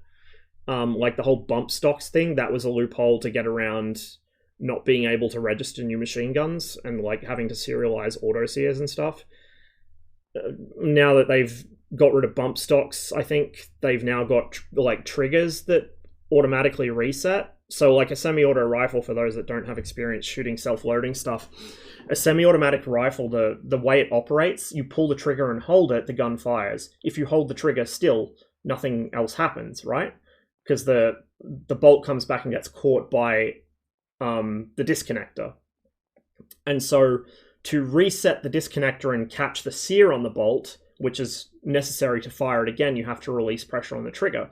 So when you fire a semi-auto, you'll pull the trigger, bang, and then you'll get nothing. And then as you let pressure off the trigger for another shot, you'll hear click. The click is the disconnector and the sear swapping over. So the sear is now holding the bolt again, the sear being the thing that usually holds the bolt back to stop it from firing, or the firing pin rather, sorry. Bolt on an automatic open bolt weapon, firing pin on a typical semi-auto, not all of them. That's what that click is. So you've got a trigger reset, and like trigger reset's a big deal for shooting accuracy and consistency and stuff. It's like a big thing with semi-autos, but you've got self-resetting triggers now. Because, well, if we can't have bump stocks, we'll just do that. And then you've got the classic belt loop on your jeans through the fucking trigger guard. Like, US gun law with regards to auto sears and things is convoluted enough that a piece of string that is got a loop tied in one end to put around the trigger to use as a ersatz auto sear has to be serialized. I'm not kidding you guys. There are literally pieces of fucking just like 50-cent yarn with a little hangman's noose tied on one side to wrap around the trigger with a fucking metal plate wrapped around and stamped onto it with a fucking serial number that somebody paid a $200 tax stamp to get that. That legally is considered to be an auto sear and is not transferable, and like it's just insane. It's lunacy. It's madness. So I said I wouldn't get into gun laws, and yet here we are. But that's the way things go, is politicians don't know what they're legislating, just like everything else. Like, by and large, politicians who get such and such portfolio have no knowledge of the portfolio they get. Occasionally you'll get someone who is an actual subject matter expert in the portfolio that applies to them. It's very rare. Extremely rare. Typically when it happens, it's more things like Minister for the Environment or whatever, but even then, especially these days where shall we say, certain moneyed vested interests don't want competent environmental ministers putting in actual policy that works. Even that doesn't happen anymore. But like, you know, transportation ministers typically have no knowledge of public transport or no experience with transport. Infrastructure ministers typically have no fucking engineering degrees or skills, no building skills. Like, they're not civil engineers more often than not. And then any politician can pass a law on it, or can table a law on anything, and then it gets passed by everyone, right? Or passed or defeated by everyone. So you can have a politician who's never fucking held a gun in their life table a law about, we need to ban this or that feature from guns because it's bad, evil military feature and mass shootings and fucking moral panic. And it doesn't matter, they've never fucking held a gun in their life, and their only experience of guns is from watching way too many fucking action flicks. They can still table it, and all the other dipshits in fucking government who also don't know any better will pass it. Like, politicians, it depends on party as well. So, for example, in Australia, and whatever, we're getting political at fucking 8:30 in the morning. Who cares? The two major parties in Australia. The Labour Party is typically made up of people from the union movement or people who have actually worked at some point in their life. It's getting to the point where there's more and more people coming in who were like in student bodies or whatever, or went straight from a student body into a union. So like there's less real world experience in the younger ranks of the party. Not none. I don't want to sound like I'm saying young Labour don't know what they're doing, because they do, especially compared to the Liberals. But like Labour typically have that real world experience of working in industry, or at least being in a union, and that union has something to do with industry. Like they have real world experience. The National Party is just country bumpkins who want to return to the 1950s, and you know, their leaders are the kinds of people who preach family values while philandering around with like half of their town's female population and having like 20 kids by 18 different women. And then still unironically standing up and saying that gay marriage is going to destroy the sanctity of the fucking family. I've literally, this keeps coming up in my Discord, but it's a hard and fast rule, my guys. Like, when somebody makes their entire identity about protesting against something, you know that that's something they personally do. Like, all these fucking rightoid talking heads who talk about how, you know, groomer this and pedo that, it's not a coincidence that like a day later they'll start talking about how the age of consent is wrong actually, and we should get rid of it for some reason. Or they get caught with fucking child porn on their PC, or like they're found jumping out of a fucking window to avoid being caught by the media in a massive fucking gay orgy after they've just said that like homosexuality is a crime against God. Like, literally, doth protest too much means that they do the thing they're protesting. I literally guarantee it. I can literally guarantee it. People, like, normal people just have an inherent understanding that, like, fucking children is bad, right? Like, I know it, you know it. We don't need to tell each other fucking children is bad, because it's implicit knowledge. Maybe if the topic comes up because somebody, like some high profile person gets done for it, we might have a discussion about how it's bad, but it doesn't consume every aspect of our lives, right? Because we're well-adjusted, relatively normal people. Well, these people, it's literally all they talk about or think about. In fact, they talk and think about fucking kids so much that it makes you wonder. And then you find out that Matt Gaetz is a child sex trafficker, and you find out that, like, almost probably half of the fucking pastors of whatever bizarro prosperity church evangelical congregations they have in Texas, they're all fucking sex offenders. Like, it's not a coincidence, right? Somebody who moans the loudest about the evils of something, you guarantee they're involved in doing that personally, and they're projecting as an attempt to deflect deflect attention from themselves onto somebody that they don't like. And if you guys learn anything from my streams, make that your judge of character going forwards, because I tell you what, it has served me perfectly through my life.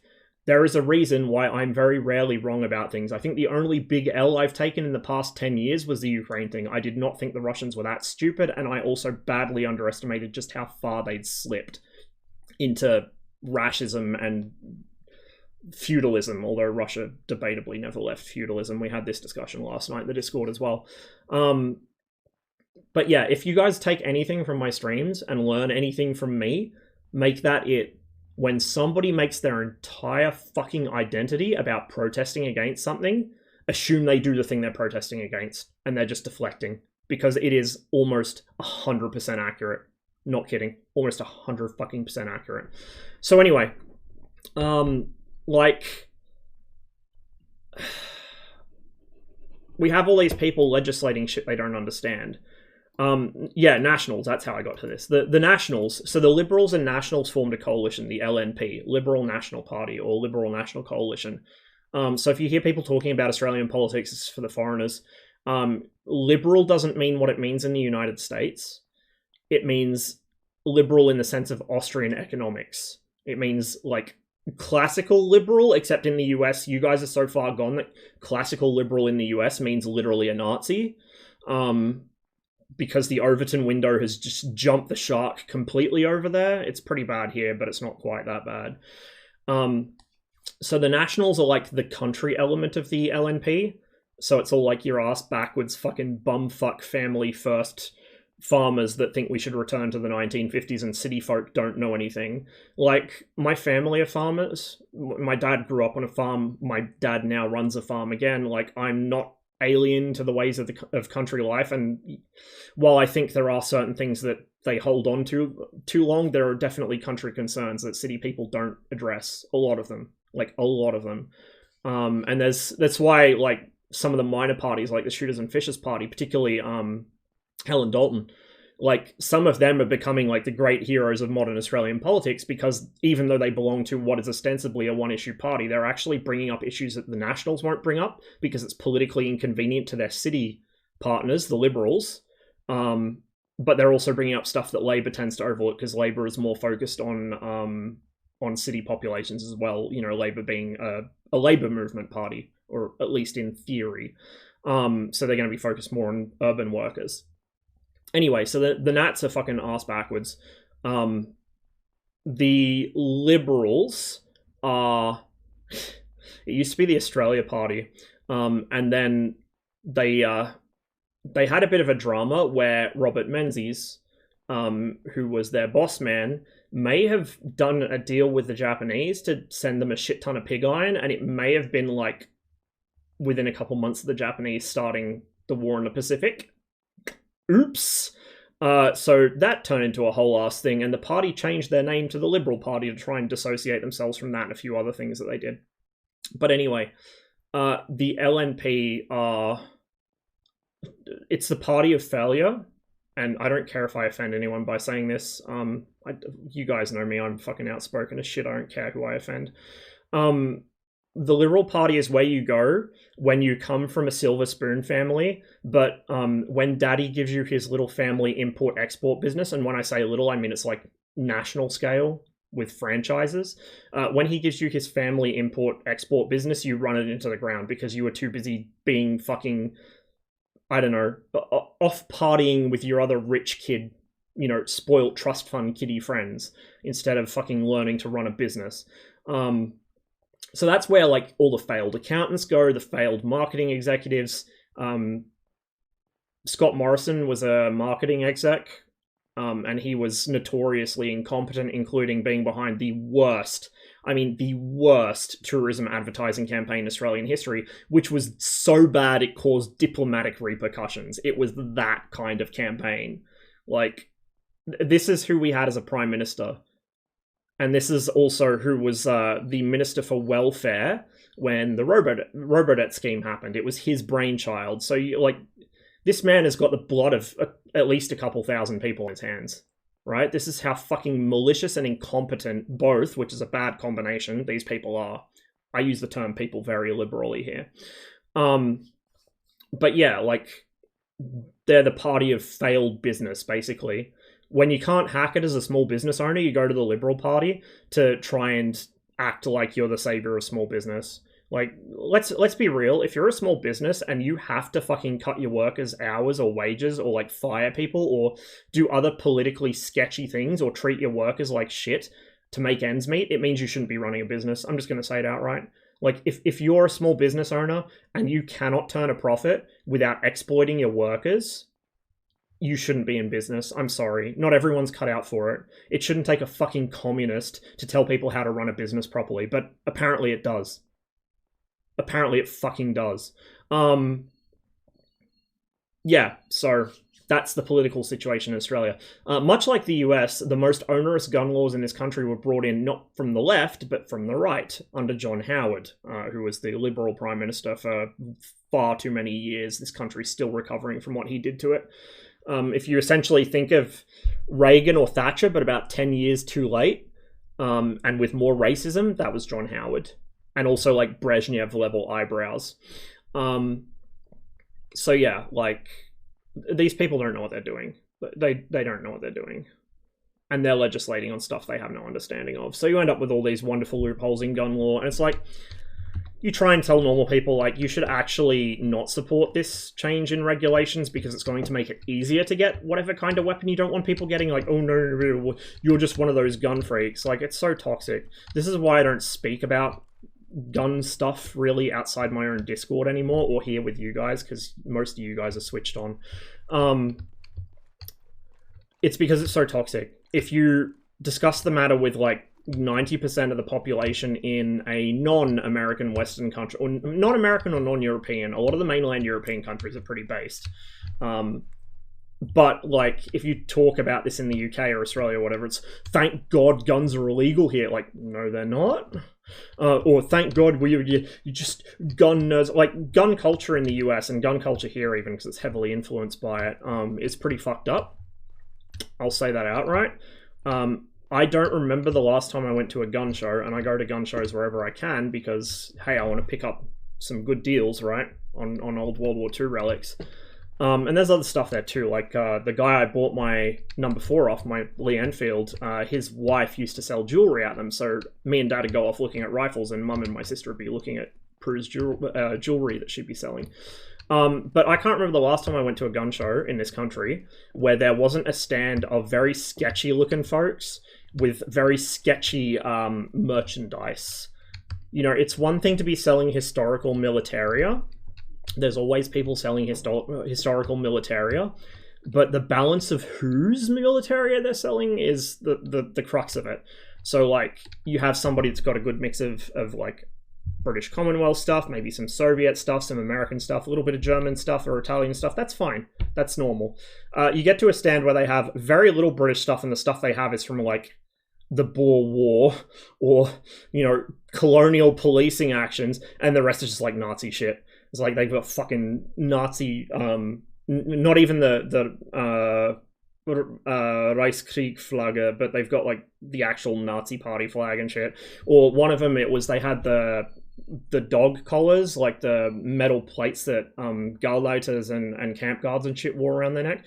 They had a fucking camp guard one of those from Treblinka, from a fucking extermination camp. And it's like, if you had like a good sort of diversity of military, that would still be a bit, ooh, I don't know if I'd be displaying that in public because you're going to attract a certain type of people, but okay.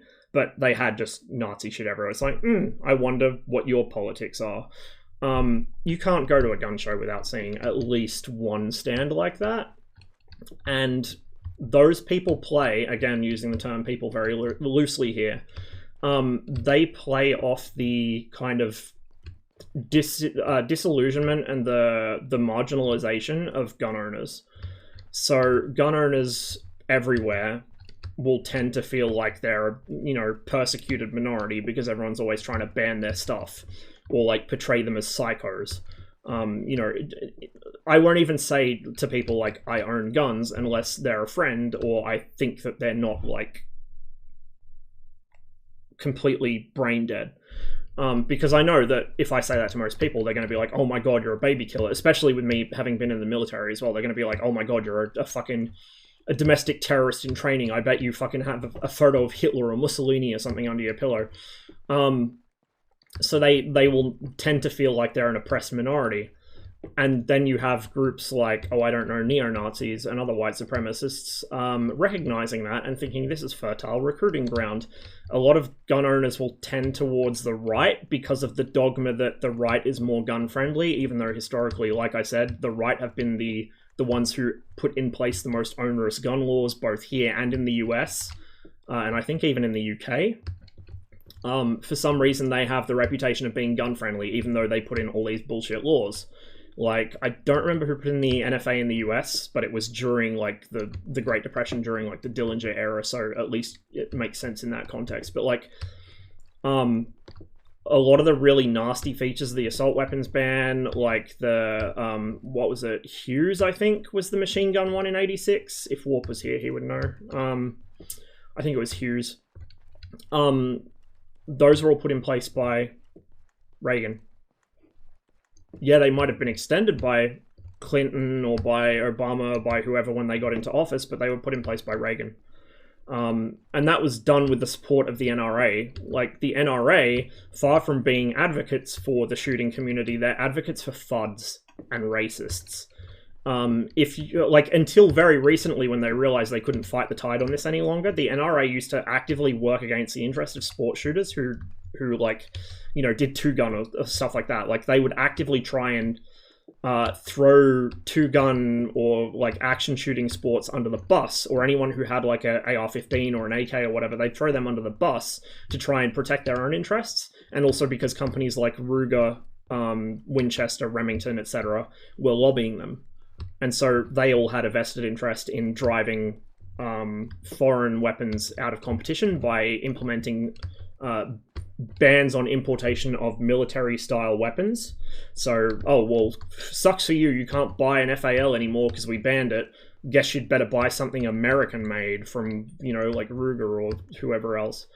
But yeah, like, they already feel like an oppressed minority, so you have all these, like, really sketchy political fringe groups recognizing that and deciding that they can say, hey, you're an oppressed minority, we're an oppressed minority, let's be oppressed minorities together. It's really bad. Really, really bad. And, like, a lot of the gun culture in general, like, especially in the US, but even here, is just fucking dumb. Look, I'm gonna be real with you guys. Anyone whose entire identity, and I don't mean somebody who really likes something, you can totally really like something. Like, you guys may have noticed, I really like Soviet history, with all its warts and all. I really like aviation. I really like, you know, I'm really interested in guns. All this stuff, tanks, whatever. It's not my entire identity, though. Like, I have an existence outside of that. The kinds of people that will go outside, like, fuck, just the other day I went out in public wearing a set of DPM 95 trousers just because they're comfy and they finally fit me again because I've lost some weight. But, like, people who wear fucking Realtree 24/7, or they go out, like, wearing hunting gear when they're not hunting. Not just Realtree, but, like, the hunting vest and shit when they're not hunting, just to, like, virtue signal to other people, ah, yes, I enjoy guns and voting for the Republican Party and listening to fucking Alex Jones. Like, those kinds of people, like, I got no time for them, and I recommend you guys don't either. Anyone whose entire identity boils down to one fucking thing, especially if it's just a hobby or interest, if their identity boils down to, like, some immutable aspect of themselves, like, you know, people who are flamboyantly gay or whatever, some people have trouble with that. I don't, whatever. They're fun to be around. They're, you know, they're fun.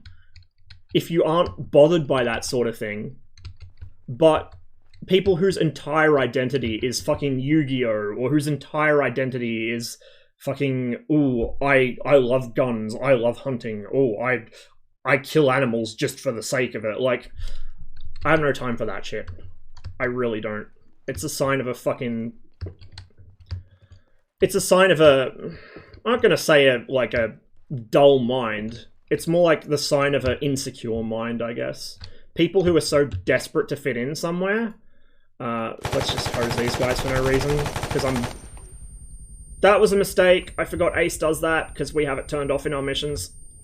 Sorry, all my fellow tinnitus sufferers, I will not do that again.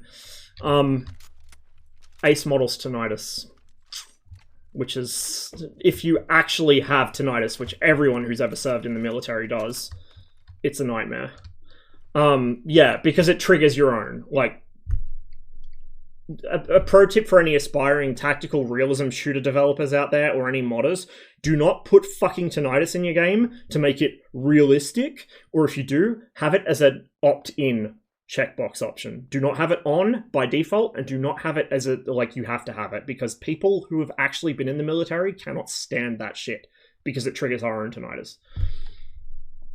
So, yeah, like, people whose their entire identity is one thing. It's a sign of somebody who's so insecure in their place in society that they just desperately not virtue signal, but, like, they desperately signal, oh, my whole identity is this thing, please notice me, please invite me to your in-group of people who like the same thing. It's just... I feel bad for them, but at the same time, they're usually not real pleasant to be around if you have an IQ above room temperature. Ace now has native casings, so I don't have to crash the 345th anymore by having a separate mod do it. School, oh yeah, musicians too. Ex-military, construction workers, pilots, depending on how like negligent they are with hearing protection, or how loud their aircraft is. Harrier pilots can have like doubled up ear pro and they're still deaf. And yeah, musicians. Musicians actually are one of the biggest groups for hearing loss, even more so than the military in a lot of cases. which is kind of sad because their entire profession, like, and their entire thing that they're passionate about in life is music, which requires a full range of hearing. And by the time they hit their 60s or 70s, you know, you're kind of washed up. I just spent the last of my money on the 10th Mansion. I need to do another, like, an 8th reunion tour, even though I said last time I'd never perform again. Those guys, they have no hearing left. So if you wonder why they sound a bit shit in concert, it's because they can't hear. Tism runs too deep, so I tend to have my whole identity be a single thing at a time. I wouldn't say that. You've got a couple of things you're interested in. Like, you're a weeb, you're into aircraft, you're into ships. Like, yeah, your actual field of interest is kind of focused on something, but it's not one thing. You know what I mean? But yeah, essentially what I'm trying to get at with this is that gun owners won't talk to normies about gun politics, besides to say we should have no gun laws at all and I should be able to walk into the local Quickie Mart and pick up a fucking machine gun.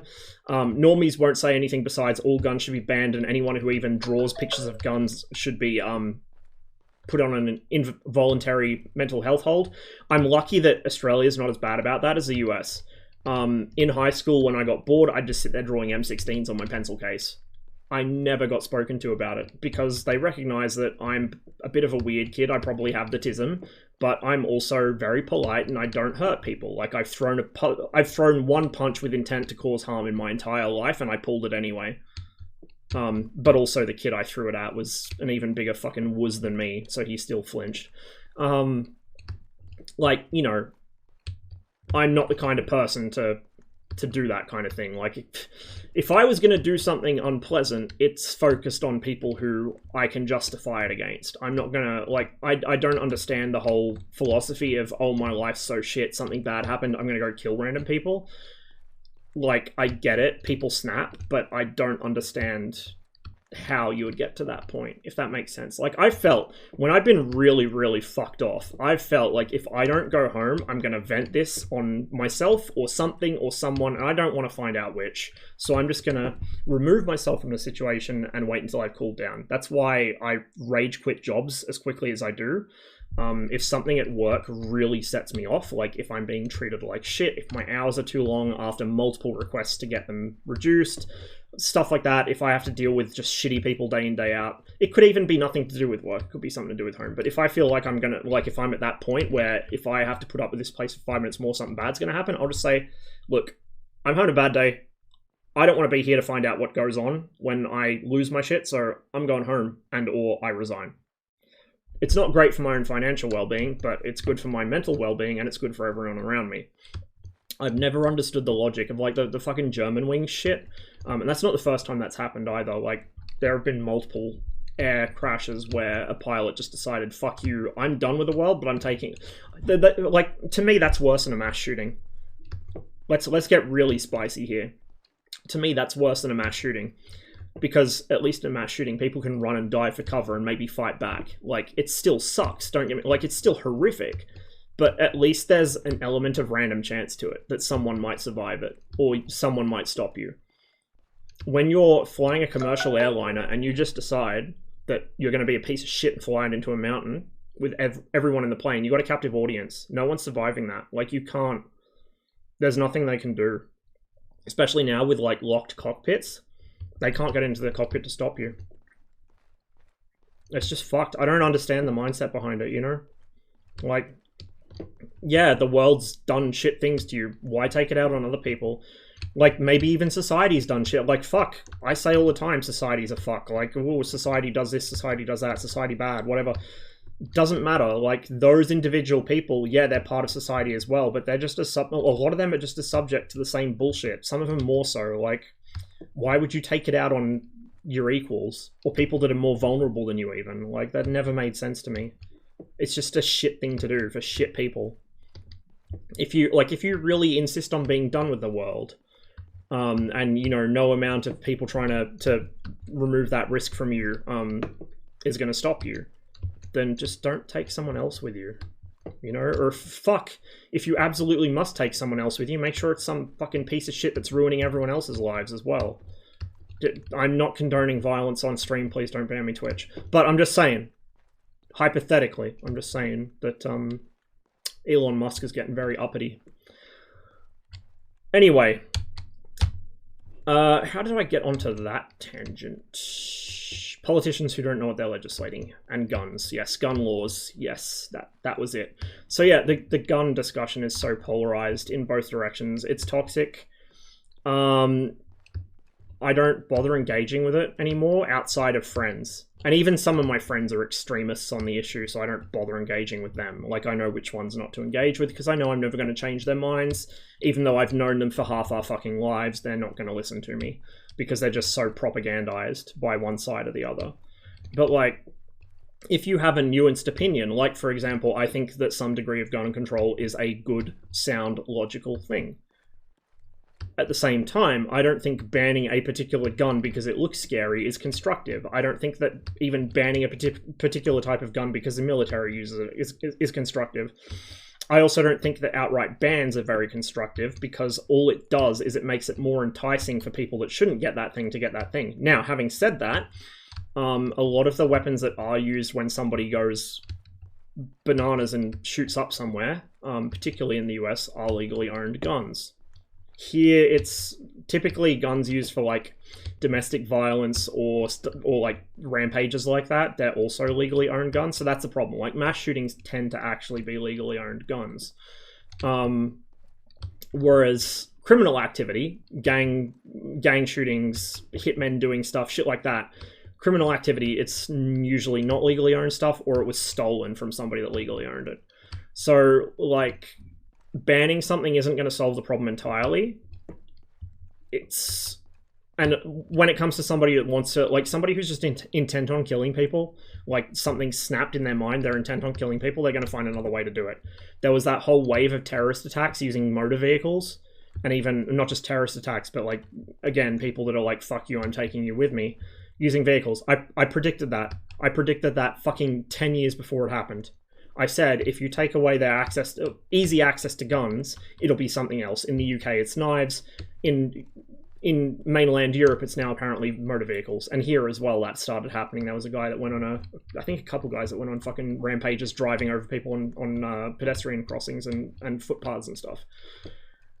Like, what are you going to do? Ban cars? Are you going to restrict more heavily who gets cars? I mean, we should. We unironically should, like, seriously cut down on the number of people who are actually allowed to fucking drive cars, because most people are not competent to, let's be real. But what are you going to do? You're not going to do that. Of course you're not, because it inconveniences too many people. It inconveniences the normies. But gun owners are an easy minority because there's not many of them and they don't have a lot of political lobbying strength, at least in Australia. In the US, they do. They have way more than they should. So yeah, you just pick the low-hanging fruit of passing some stricter gun laws, or at least appearing to pass stricter gun laws. A lot of the time they don't even, they just pretend to. Or they'll pass something that has basically no effect, like, except to make one specific model of gun mildly more annoying to get legally. And it's still full of loopholes, like the fucking lever action, pump action thing. So it's pointless. Like, you can't engage with pro-gun people because they'll say that you're a fucking blue helmet one-worlder for wanting to stop them from being able to go into Quickie Mart and buy a fucking bazooka. And you get called a baby-killing fucking neo-Nazi sadist by normies because you said maybe I should be able to own a rifle if I can prove that I'm mentally sound, that I can keep it somewhere safe under lock and key, that I can prove that I'm going to report any theft of it, like, you know, basic responsibility shit, keep it out of reach of children, whatever. It just shits me off, dude. Like, it's an impossible situation, like, and it's not constructive. It's one of the, we're gonna get real fucking political here. It's one of the smoke and mirror strategies of modern neoliberalism. And when I say neoliberalism, again, for my American audience, I'm not talking about people that want to allow gay marriage. I'm not talking about people that, you know, think that we should cut down on carbon emissions. That's not what a liberal is. Not in a real context. The American political context is fucked because they're like, American political labels are basically newspeak, pretty much. They have no bearing or relevance in real terms. You know, in the US you have the liberal and conservative divide. It's not a divide, they're the exact same thing. They follow the exact same ideology. The only difference is the hot button topics they focus on. They both have, to varying degrees, to be fair, but to varying degrees, they both have the intent of reinforcing the currently existing economic and social system. They both want to maintain the current social hierarchies, particularly over recent years, because the Dems have become more and more the party of wealthy donors instead of the party of common people, and they're trying to appease the center, which is a pointless fool's errand. It never works. Like swing voters, they're trying to appease swing voters by moving further to the right. Well, that's not going to work, because if they were going to vote right anyway, they're going to vote for the original right wing, and if they weren't going to vote right, they'll probably still vote for the original right wing, because at least they're fucking upfront about what they want to do. They're not pretending to be something they're not. Well, kind of, but not to the same degree. Like, neoliberal sort of smoke and mirrors is taking a hot button issue like gun control or gay marriage or sex education in schools, things like that, things that don't actually matter in the grand scheme of society or are symptoms of a broader problem. Like the issue with mass shootings is it's not because guns exist, it's not because people have access to guns, it's because mental health is fucked and because the current socioeconomic zeitgeist is fucked. That's the reason why mass killings happen, is because people become disillusioned with the current system. They have no healthy way of actually like venting that or offloading that, and so they decide, fuck it, I'm gonna do a terrorism. And a lot of, by the way, a lot of the recent mass shootings are literally terrorism. They just won't call it that because of who does it. You know, it's the dictionary definition of terrorism is when you commit an act of violence or otherwise try and incite terror, hence the name, usually to push some sort of political agenda or other. Well, the last few mass shootings have very much been to push political agendas because they've had fucking political manifestos attached to them. Like, Elliot Rodger was a fucking terrorist. The guy that shot up that club, fucking terrorist. People that shoot up synagogues, terrorists. It's terrorism. Just because a fucking white Christian does it doesn't make it not terrorism. In fact, that is exactly what does make it terrorism, because it was done for a political purpose. So, like, gun control isn't going to solve that, right? Just the same as banning gay marriage isn't going to stop problems with families breaking down or child abuse, because that's not where it's coming from. Child abuse and family disruption is not coming from gay people. You know, fucking a drag queen isn't going to come in and destroy your family from the inside. Your wife's not going to run off with them. Your fucking husband's not going to run off with them. Well, maybe they will, but they were going to do it anyway. You know, like, we also covered this in Discord last night. We talk about a lot of spicy things in my Discord. The nuclear family is largely an artificial construct. I say this as someone who grew up in a nuclear family. A relatively healthy one. We had our moments, but, you know, like, it was better than a lot of families I know.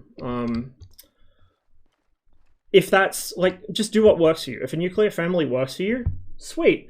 If you find it doesn't work, like, there's nothing that says, and religion can fuck off with this, there's nothing that actually says that you need to stay with the same person for your entire life. Obviously, if you are one of the blessed, like, 0.00001% of the human population, let's back out of this and let's go to the editor so we can at least do a cross-country walk or something around Altus, so it's less visually boring for you guys. I'm sorry, I'm probably boring you all to tears at the moment. And I do need to get something to eat shortly. But yeah, like, dude, adopt whatever fucking family structure works for you. Proving Grounds map. Nobody uses this. It's like a small tech demo map, so I understand why it's not used, because it's a small tech demo map, but it's actually really well made for what it is. Or, no, Malden's big. We're not going to be walking that far, though, because I don't want to be talking long enough to cross Malden. That's several kilometers. Walking around White Cube Simulator, yeah. The White Cubes are a metaphor for society. Yeah, like, whatever family structure works for you. If people want to live in a fucking menage a trois, who cares, dude? Who fucking cares? Let them. Fuck. Like, if that's what they enjoy, if that's what works for them, why not? And it goes double if they live in a fucking demographic where there's like a gender imbalance and they've got two of the gender that there's too many of. Like, too many, right? Like, who cares? Who fucking cares? If people want to live like, you know, an open relationship, or like just have a loose group of friends and all of them bonk each other depending what time of day it is and what kind of mood takes them, who cares? If it works for them, it's healthy. If it doesn't work for them, it's unhealthy. And you know what? The nuclear family doesn't work for a lot of people. So much domestic abuse, and just like so many people are murdered or abused as children. Like, so much evil shit happens within a nuclear family because it's an unhealthy environment. The parents hate each other. Like, all those boomer, like, you know, boomer humor about, oh, I fucking hate my wife. Oh, I tried to sell my wife, but they wouldn't take her, blah, blah. Like, fuck, dude. It's one thing to joke about it, sure. And you guys know me. I have a very dark sense of humor, and I joke about things I probably shouldn't. And I will also make ironic jokes about things like that. So yeah, like, boomer humor, whatever. If you don't mean it, it's just humor. If you actually do genuinely feel like you hate your fucking spouse and you wish you could get rid of them, fucking leave, dude. Like, come to an agreement while it's still amicable before it turns into, like, the two of you entrenching and trying to kill each other. You know, like, if a relationship's not working for you, just leave, forehead. That, like, God's not gonna fucking strike you down for doing it. Nobody fucking cares, dude. If society judges you for doing it, that reflects on society, not on you. That's their fucking problem, not yours. Like, obviously, as long as you live in a society, you can do that without being fucking stoned to death. Do it. Like, if the relationship's not working, talk it out. And if talking it out doesn't fix it, then go your separate ways. It's pretty fucking simple. You know, and do it before it turns oppositional. Like, don't wait until you legitimately are fucking trying to kill each other before you leave. What the fuck? Oh, that's groups, right. I don't want groups, I just want a single dude. VV, internal troops. What we got? VPVO, oh, that's the ground forces anti-air. RVA is... What about Ketnia Voisk? What about Ketnia Voiska artillery? I'm trying to see if I've got a preset for like a... We got the Afghanistan era Soviets, but I want the M69s because the M69s are dope. Just have regular infantry. I don't think we do. Not in that preset. Tell you what, I think I can spawn... What does 3CB have for Cold War stuff? 3CB stuff varies in quality. Yeah, it looks like they're using like generic... Spetsnaz, huh? Oh, right, Special Forces, dipshit, of course. What do we got for regular infantry? These look more like it. MSV Radio Man, that would be in the BMP. You wouldn't have a guy with it. They got the wrong backpack and load bearing equipment. We can fix this, I think. I think I might need to exit out to the armory to do it, but you can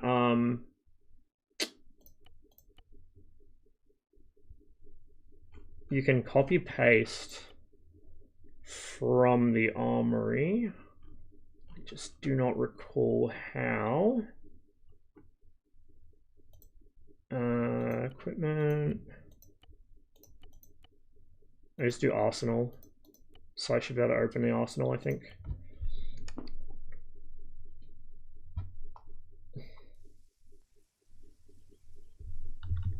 Oh no, the Eastern Europeans are talking about Roma. Oh, this can only end well. But yeah, like, whatever family structure works for you, just adopt that, dude. Like, no one cares. It's not healthy to stay in something that doesn't work. This is why, like, all this fucking rightoid shit about the nuclear family, it's not good for anyone. Do I seriously not have Skinner's loadout, which I stole off him? I think my old loadouts weren't working anymore, so I deleted them. 90s VSR mix VDV. Yeah, let's go with the 90s VDV guy, because VSR is fucking aesthetic.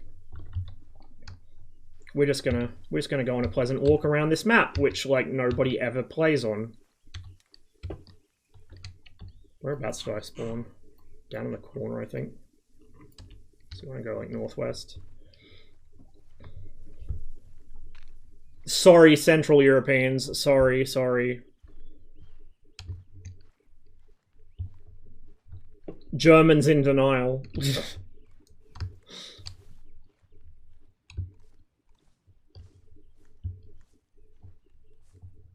Bulgarians, sorry, Bulgarians, Bavarians with Slavic characteristics. Have a supportive family is good, but let's be honest, that's the exception, not the rule. Yeah, it is, which is unfortunate, but you know what? It probably is the exception, not the rule, because people have been felt that they're forced into these unhealthy family structures. Like I said, if a nuclear family works for you, fucking go for it. If it doesn't work for you, go for something else. Like, it really doesn't matter. Just do whatever makes you happy. And I feel like it probably is more evident among people who are more repressed. They just don't understand there are alternatives. Like, you know, I'm not exactly out trolling the local nightclubs every other week, but I'm not exactly repressed either. I have a bit of worldly knowledge, and I know that the incidences of certain lifestyles that people think are fringe are not as fringe as they think. If it works for people and it makes them happy and it's not hurting anyone else, then fuck, why not? Why not? You know? The world would be a healthier, happier place if people just did what made them feel happy instead of feeling like they were being forced into some shit that doesn't work for them because of some fucking bullshit justification about made-up tradition. Like, most of the tradition that people go on about these days, like the fucking trad movement, most of the shit they cite as being traditional, when and where, it's not. I can tell you that. It's an artificial construct. It has elements of things that may have been prevalent at a particular time in history or other, but first of all, it wasn't the entire of society even back then, and even then, it's a synthesis, right? It's a synthesis.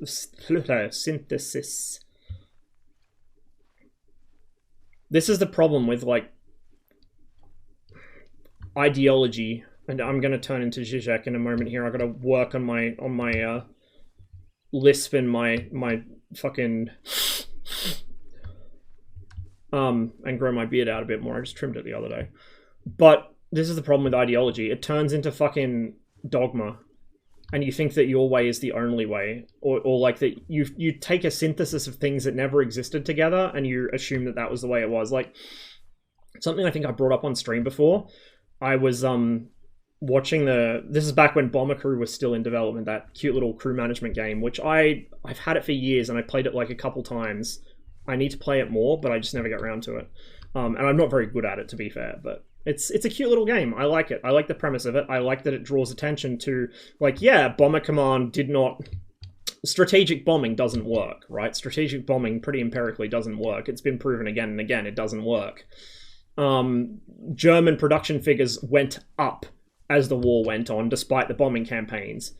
Yes, it would set them back a week or two here or there, but they would just find a workaround and then their production numbers would go up because they'd streamline production. Like, that's the most effective thing strategic bombing even did. Beyond that, like, the idea that you'll break the population's morale, no, it has the opposite effect. Like, it doesn't work. Strategic bombing is a very flawed ideology. Even Bomber Harris and Curtis LeMay recognized that during the war, let alone after it. But they stuck with it because they were kind of, you know, in for a penny, in for a pound, I guess. But, like, there's... Arthur Harris straight up said after the war, like, oh, yeah, oops, it totally didn't do the thing we thought it would do, and we kind of doubled down anyway. But, like, despite the fact it wasn't a very constructive thing, and despite the fact that, debatably, you could call elements of it war crimes, although Dresden is exaggerated by Nazi apologists for political purposes as well, so it's a whole ass minefield. It's good to have a game that draws attention to, yeah, like, even though this wasn't the best campaign of the war, like, a lot of young men died doing this from all over the world, not just from England, but not just from Great Britain, but from Australia, from Canada. Like, about probably a quarter or so of the casualties were Australians or Canadians, maybe even more. Like, a significant chunk were Australians and Canadians. Indians, guys from the West Indies, like all over the British Commonwealth, well, the British Empire at the time. Like, and they had not just separate squadrons for, you know, you'd raise a squadron for your geographic location. So you had such and such Zulu and Natal squadron, such and such South African squadron, such and such Canadian squadron, West Indies squadron, whatever. In Fighter Command, they tended to be not segregated per se, but the squadrons would be raised in a geographic location and would be tied to it. But you would end up with like Canadians commanding Polish squadrons, or like Brits commanding South African squadrons or Canadian squadrons. That happened pretty often. Douglas Bader was commanding a Canadian squadron even though he was English. And the first CO of 303 Squadron was a Canadian as well. Like, there wasn't strict segregation. In fact, there wasn't really segregation in general. Like, not to say the UK was a land of milk and honey and zero racial discrimination or intolerance whatsoever. Of course, it had some. And it still does. But during World War II in particular, like, it wasn't a thing. Like, segregation wasn't a culturally or legally enforced thing, and it was viewed as being very backwards and uncivilized.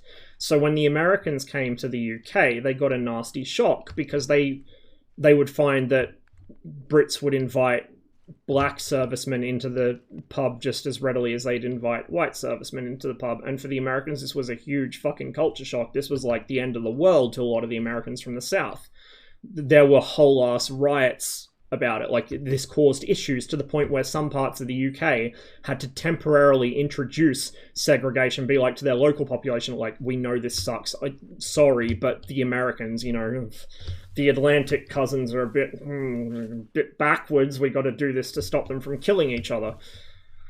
But anyway, to get back to how this is relevant to Bomber Command, there were people in the comments on the trailer or the dev blog or whatever it was I was watching saying like, oh, this is totally unrealistic, this is revisionist history, the fucking cultural Marxists are at it again. Like, okay, so you can have women in your crew. Women didn't go into combat. They might be caught delivering aircraft and, you know, have to dogfight German fighters with no ammunition. That actually did happen a few times. So it's not like WAFs and Wrens were completely out of the line of fire. But, you know, they would be delivering aircraft to squadrons, test flying aircraft, things like that. They wouldn't actually be going into combat. So, yeah, having women in a combat bomber crew is not realistic. Whatever, who cares? It's a fucking crew management game, dude. Like, it's essentially a mobile game on PC. It's not exactly trying to be the most historically accurate thing. Like, you can paint fucking you can paint Among Us on the side of your Lancaster and the game won't stop you. Versus having the correct letter code for your squadron in the correct time period, the correct fucking paint scheme, like the kinds of autistic shit I do. You don't need to do that.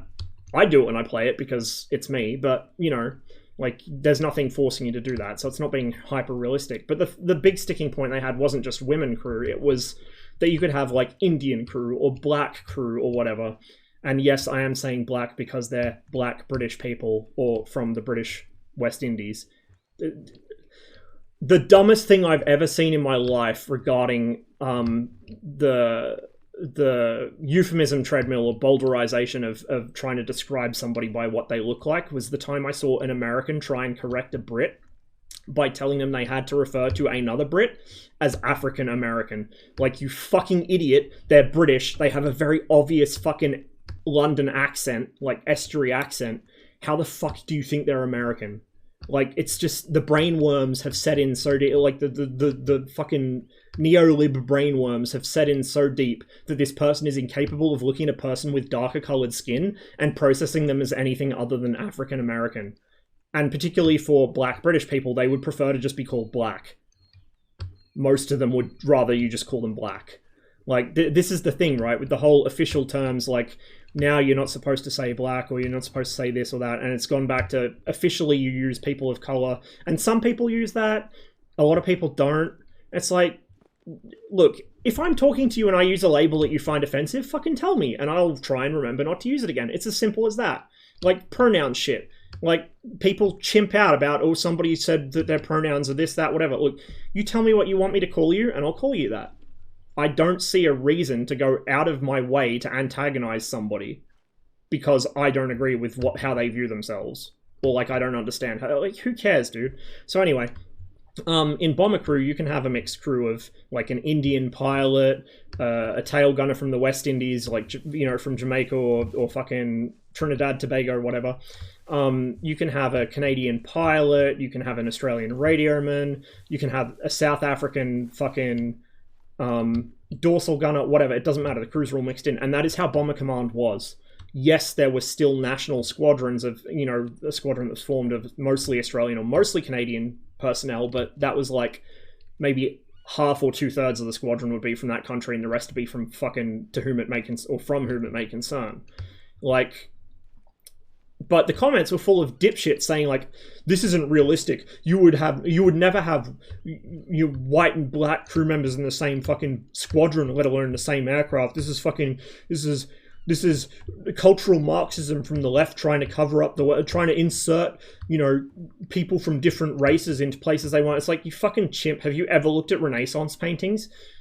I defy you to find a painting from fucking 1600 frozen stiff in continental Europe without at least one person who is black or from the Indian subcontinent or from like the Far East depicted in the painting. Because like, humans do this thing called trade. I'm not sure if you've heard of it, but as it happens, it's the basis of our entire economic system. It's pretty important to human society, and people have been doing that for a very long time. In fact, as long as people have figured out how to like cross large distances by either riding animals that do it more efficiently than people do, or, you know, taking something that floats and putting it in the water and riding on it, stuff like that. As long as people have been able to do that, they've been trading between populations. Like, it's kind of the whole reason that the world is the way it is today. But these people are so fixated on this fucking rightoid narrative that only white people existed in Europe in fucking 1500, or that, you know, just because the United States did fucking racial segregation in the 1940s, oh, surely everyone else did too. Like, no, you guys were fucking backwards on that, just like everything else. Like, the US is culturally backwards. Despite what an economic powerhouse it is, and has been for a very long time, it's culturally backwards compared to a lot of the world. Because, you know, imagine my shock, a relatively geographically isolated country founded from fucking Puritan populations and then like weird fucking Christian sects like fucking the Amish and the Mennonites and whatever, with really like hyper-specific interpretations of Christianity. Imagine my shock that a country founded by those people turns into a fucking country of prudes where it's okay for a child to see someone having their guts ripped out on TV, but it's unthinkable that you would tell them that boys and girls have different parts. Like, the US is backwards as fuck socially and culturally, and always has been, and like, sorry not sorry if I offend anyone, it's just how it is. Like, I've spoken to people that, yeah, nipple alert. I've spoken to people that legitimately thought that just because the United States was still doing slavery right up to the Civil War, right up to the 1860s, just because the United States was still doing it, it was culturally accepted in the rest of the world. Like, no, dude, the abolition movement happened in Europe throughout the late 1700s, through, you know, the 18th century and the early 19th. By about 1830, not only was abolition a thing across Europe, just generally, but also it was literally the only thing that the European powers could agree was bad. Literally the only thing that stopped the fucking Euros from killing each other for 10 minutes was the idea that the Americans were still doing transatlantic slave trading, which all the Europeans had finally decided was bad and wrong. And so there was like probably one of the first ever examples of a multinational naval task force specifically to interdict and fuck with the US transatlantic slave trade, right up through the 1830s, 1840s, 1850s, right through to the Civil War. Now, having said that, it becomes messy because the Confederates were seen as a tool to erode the power of the United States. So, despite the fact that the European powers, and in particular the British Empire, despite the fact that it, in principle, stood against slavery, which the South only existed because slavery, in principle it stood against slavery. In practice, they actually they were friendly towards the Confederates, so they were neutral, but they were neutral in the same way that Sweden was neutral during World War II. They would let the Confederates come and resupply their ships in their ports. They would shelter them from the Union in their ports, stuff like that. You wouldn't believe it, but the Confederates even had ships come out here. Again, trade. Not so much warships, because the CSA was hardly the greatest naval power on Earth, but the CSA sent trade ships out here, merchant shipping. And the United States, to what extent it had ships to spare, would try and interdict that. And so they would be protected, because although morally the CSA was viewed as repugnant, politically, the enemy of my enemy is my friend, right? It's like Kissinger didn't invent realpolitik, he just gave it a name. It was something that existed long before Kissinger came about. Wasn't the East India Company included in that somehow? For the abolition, the East India Company, I don't remember, to be fair. My knowledge of the that side of things is a little less solid. Unfortunately, it's something I need to read up on. The East India Company, though, was essentially a state within a state, a corporate state within a state. It was a very weird case. Same with the Hudson Bay Trading Company. Like a lot of the British trading companies around the sort of 18th, 19th centuries were essentially states that didn't always answer to the British Crown. So I think there were at least a couple of actions where the British military intervened against the East India Company. I could have that wrong, but I seem to recall reading that somewhere. Yeah, exactly, Zinc. Exactly. Money talks.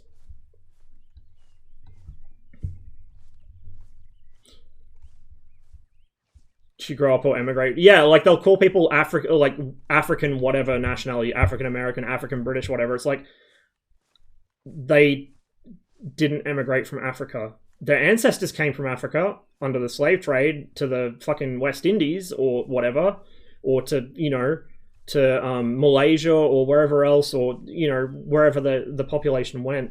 But they didn't emigrate from there. Like maybe a great grandparent did. Maybe they still have some connection to their African ancestry. That's become a thing. Like people have tried to reconnect with their roots. That's totally cool.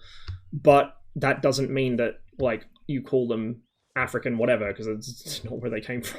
We just ask them like, what do you want me to address you as? But as a default, like I think this is the case in the US too even, but like as a default I will just refer to like an Asian person as an Asian person. Like maybe somebody who's from the subcontinent or Southeast, like the Pacific Islands or something, as a South Asian person.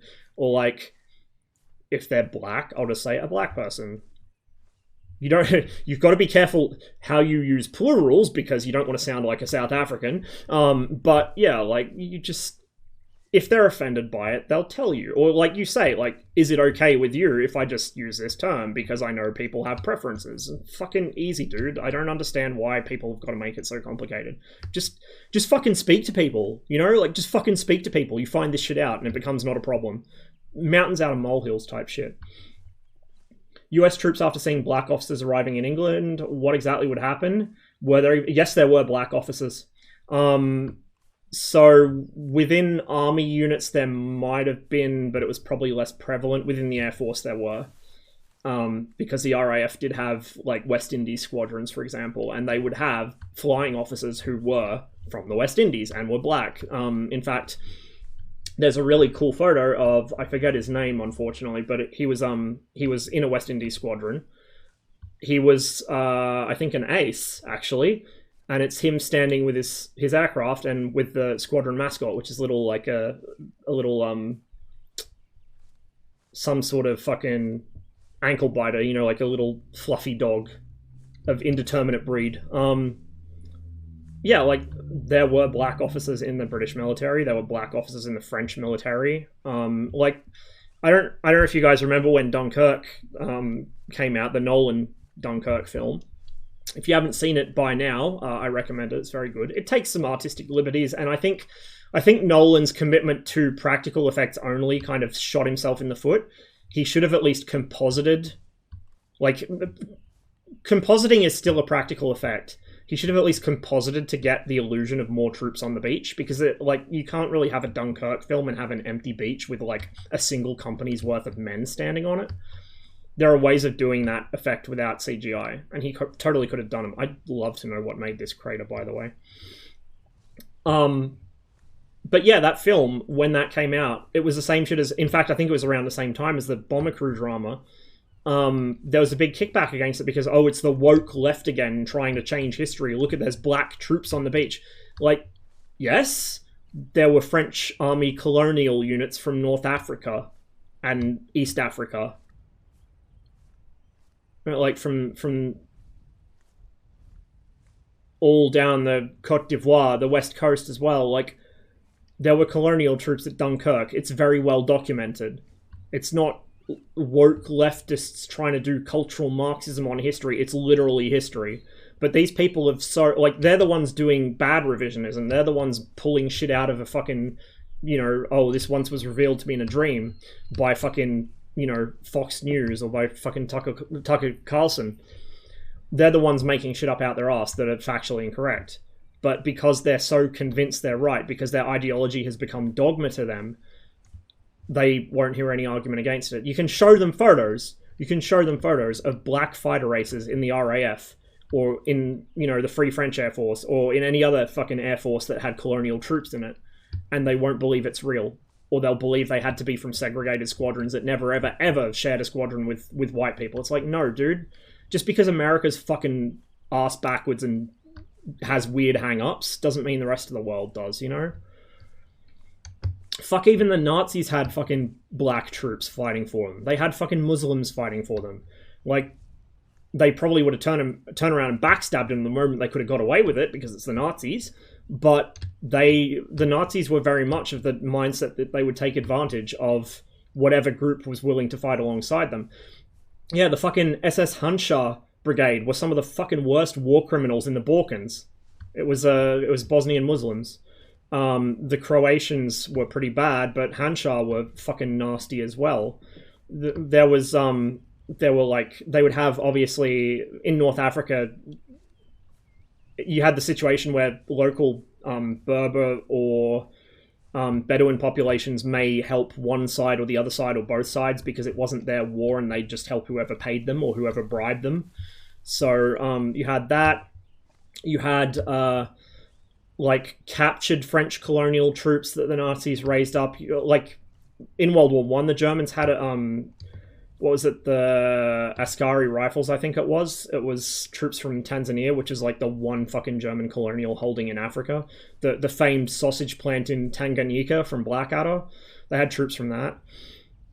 So yeah, like, it's...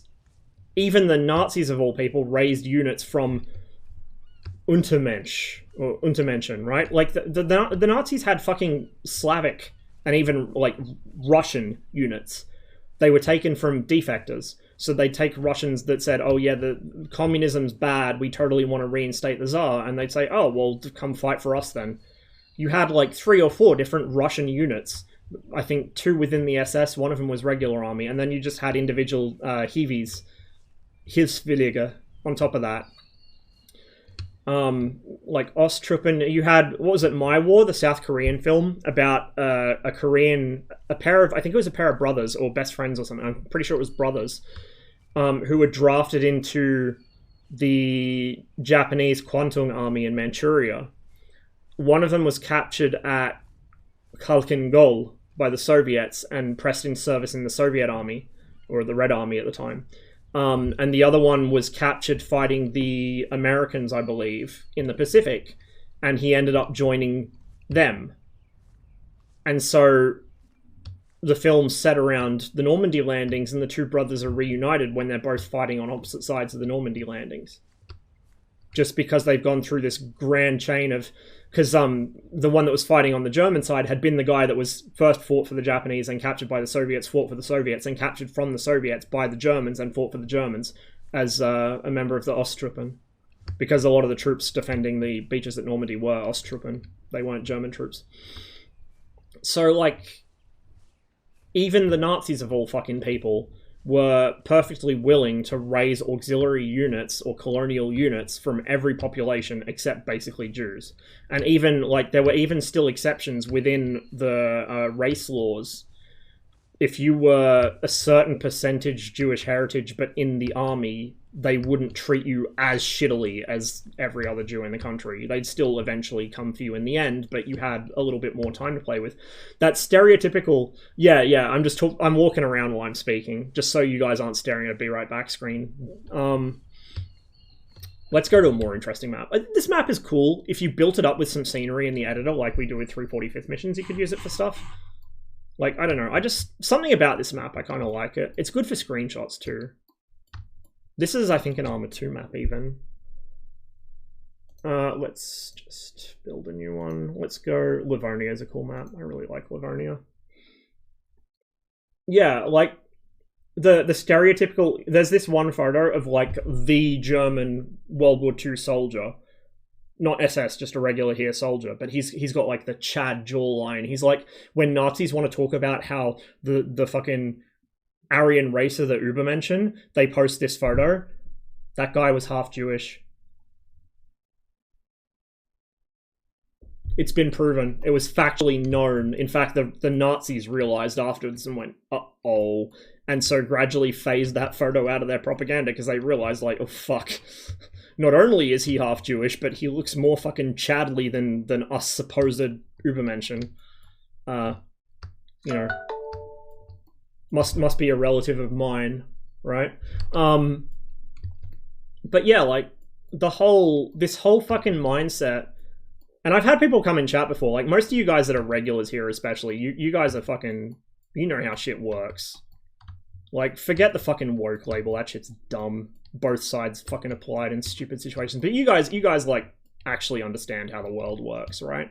But I've had people just kind of come by and drive by chat with, oh, yet more woke cultural Marxist crap, just because I said, like, you know, black people existed in the British Armed Forces during World War II and not segregated from everyone else. Like, that was enough to get someone to blast me as being a woke cultural Marxist trying to destroy Western society. Like, bro, if you're that far gone, like, get help. Legitimately get help. Seek psychological treatment. For those who are in my Discord, remember we had a lengthy discussion about Soviet abuses of psychiatry. It was very interesting. Something that, it's one of those things, during the Cold War it was quite well known. It was one of the big criticisms that that Western countries and human rights orgs did level against the Soviets during the Cold War, but I feel like these days, particularly because of groups like Victims of Communism, which, by the way, is a right-wing funded organization, I'm just saying, if you want a less... They're still probably not fully impartial, but if you want, like, a less biased organization, you go to someone like Memorial or the Helsinki like the Helsinki groups. But yeah, VOC is a right-wing fucking political entity. So VOC, not the other VOC, not the spice traders. That's a different kind of spice. VOC have a vested interest in just inflating Stalin's kill count by adding 0 after 0 after 0 to it. And first of all, if you actually know anything about Soviet history, you know that they're undermining their own argument, because while Stalin was responsible for many, many, many deaths, definitely in the millions, 20 million is a bit of a stretch, because at that point you're assigning German World War II military casualties as victims of communism to Stalin. I don't know if I'd be doing that if I were you. Or like people who died of relatively, like, things that couldn't actually be pinned on him. And then you get into issues like the famines and the Holodomor, which is a whole other fucking disastrous mess of political... we're not touching that today. We're not touching that today. Yeah, Mao is easier to put to 20 million than Stalin. And incidentally, partly because well, Mao in particular, but the Chinese communists in general did not learn from the Soviets' mistakes. The Soviets were still reeling from the after effects of Lysenkoism as Mao decided to implement Lysenkoist policies, which led to famines and mass starvation, exactly like they had in the Soviet Union. But yeah, like, you know, people are only too ready to add millions of people to Stalin's kill count, but they can't name specific instances of bad things the Soviets did. You talk to them about the Nazino affair. They don't know what it is. They've never heard of it. The Nazino affair was one of the most horrific events of the 20th century, and it was completely avoidable. And it was just bureaucratic inertia that allowed it to happen. But people don't know about it because they're too busy adding to Stalin's kill count. Let's spawn the... Oh, this is from our setup, I think, that we used for the Afghan campaign. Let's just drive around a UAZ while we talk. Fuck it. We'll go on a road trip. But they don't know about Nazino. They don't know about the extent or the mechanism of the Soviet abuses of psychology. I'm not going, like... That's a like podcast subject or like a whole stream subject. It's so in-depth and convoluted, and it went on for so long. And there's also, the West doesn't do it overtly. The West doesn't do it to the same scale, but the West has also and still does abuse psychiatry. It's why a lot of people, particularly who have actual mental or neurological health issues, are very wary of psychiatry because of the history of it being used as a tool of political or social oppression. But yeah, like, they don't know about that. They don't know about the scale of it. They don't know about how it came to be. Like, there are very specific reasons that Soviet abuse of psychiatry happened, and some of them are made not readily possible in Western countries because of how laws are written. Like, for instance, I had to research the Mental Health Act, the New South Wales Mental Health Act, 1998, for one of my assignments, and one of the first few clauses of that act explicitly prevents anything like what happened in the Soviet Union by classifying what can and cannot be considered to be a psychological disorder or a mental illness. And it very, very carefully lays out that you can't consider someone to be mentally ill because they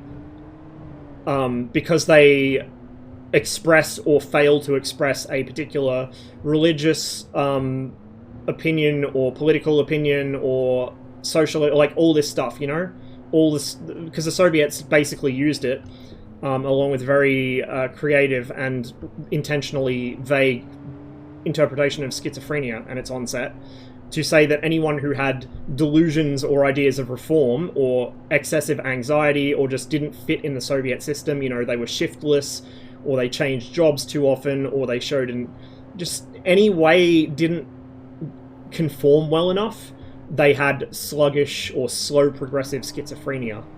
And then they could be committed without legal proceedings, because, you know, it's a mental health act. They can just be put straight into treatment without a trial or anything.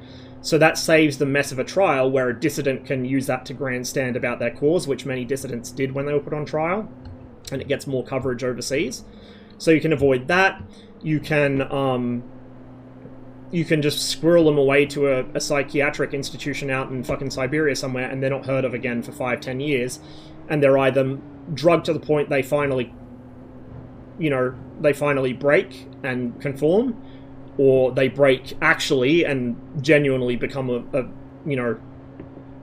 person that can't live outside psychiatric care because you've fried their brain with all the meds you pumped them full of, or they just go back to what they were doing before, and eventually they get run through the system again and again and again until either you give up and tell them to fuck off to the West and don't come back and revoke their citizenship. People don't know about that these days. It's not common knowledge these days, I feel. Or at least, maybe amongst academics it is, but amongst your fucking garden variety, oh, commies evil, socialism means the UN coming to take your toothbrush. People that don't understand the first thing about anything, right? They don't understand, like, they don't know this stuff. They've never heard of it. And that's one of the, like, if you wanted to make an argument against the Soviet system, that's one of the fucking first things you would go for. It's literally the top of my list. If I wanted to argue against the establishment of a system like what the Soviets had, that is the top of my list. Not even Stalin executing X amount of people or, like, whatever, because, like, that was largely a feature of Stalin. It didn't stop when he died, but it did decrease dramatically. Like, people don't know, dude. The awareness isn't there. Just gaslight them into believing they're schizo? Yeah, that's something that the KGB taught. Oh, we're right up the northwest of the map. Okay, we'll go south. The interesting stuff is south. The KGB did that. The KGB taught the Stasi to do that, and the Stasi became so fucking good at it that it was terrifying. Like, the Stasi were fucking... Whew, probably 1 in every 3 members of the East German population was a Stasi informant. And they were really good at quelling dissent, either by running them through the mental health system or just convincing them they were insane. Like, Stasi agents would get into their home and slightly rearrange their furniture to gaslight them. And so they'd slowly think they were losing their minds, and they would voluntarily check into a psychiatric ward. Why do it like the Soviets and force them to go to the Serbsky Institute, where you basically have a kangaroo court but with psychiatrists? Why do that when you can get them to check themselves in? It's fucking genius. It's terrifying. But it works. You know, and this is actually, since we do talk about modern Russia and its situation and what's going on in Ukraine, this is something that's come back, and it's quite serious suggestions are made from the Serbsky Institute, because it's all the same people running it. It's the same people. It's like how all the Nazis stayed in charge of everything in the West German state after the war, and even to a degree the East German state, although mostly the East Germans were replaced with communists. But it's the same shit. The same people from the Serbsky Institute, when they were doing this stuff in the Soviet Union, have resumed their roles and are doing the same thing again, and retroactively justifying when they originally did it. It's some bad shit. It's some really bad shit. And there's been fairly serious suggestions from Serbsky, from the Moscow Central Psychiatric Institute, which has also, by the way, consolidated its power legally to the point where it's the only one that can provide expert witnesses for psychiatric trials in criminal cases. And its assessments cannot be legally questioned anymore. That's become a law because they are so powerful. It's like, you know, in the West, people talk about the deep state, which is very much a thing that exists. The right and the left can both agree on that, while the liberals have only just admitted it and now pretend it's a good thing, actually. But it's essentially a deep state. It's a psychiatric deep state. And to drive home that point, there are now suggestions going into modern Russian politics that the Serbsky Institute should have the exclusive right to conduct psychiatric assessments on Russian public servants and politicians to determine their fitness for office. So the psychiatrists who invented this completely whack set of diagnostic criteria for schizophrenia so that they could justify putting people in, you know, running perfectly mentally healthy people through the mental health system because they didn't conform to the psychiatrist's delusional idea of what society should be. They're now saying that they should pick Russia's politicians based on what they think their psychiatric fitness is. It's fucking terrifying, dude. It's fucking terrifying. Russia's schizo enough already, politically speaking, without this. But it is what it is. Like I said, we had an extensive discussion about the common themes of Russian history and how feudalism basically never left. It just transferred over from blue bloods to the state security apparatus, but the mechanisms were the same. The outcome was the same. I know I've missed a ton of chat, guys, because I've been talking non-stop. Let's just pull off the road here and catch up a little. We'll have our first little stop on the road trip. I need to get myself a drink in a minute too, and something to eat in a little while. Okay, give me my mouse pointer. Elon's getting real QE. He's always been like that. He's just not afraid to let it show anymore. He's always been that way.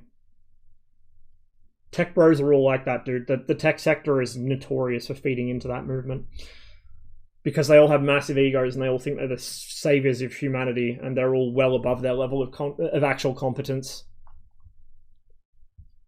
Money and influence just corrupt people like you would not believe.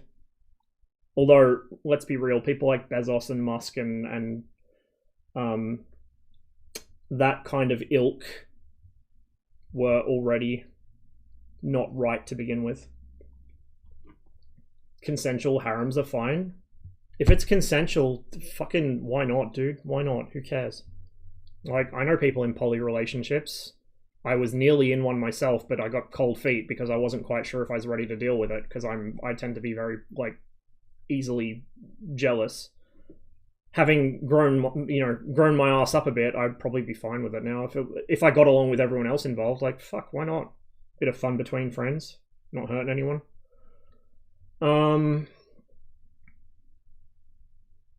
Let's see.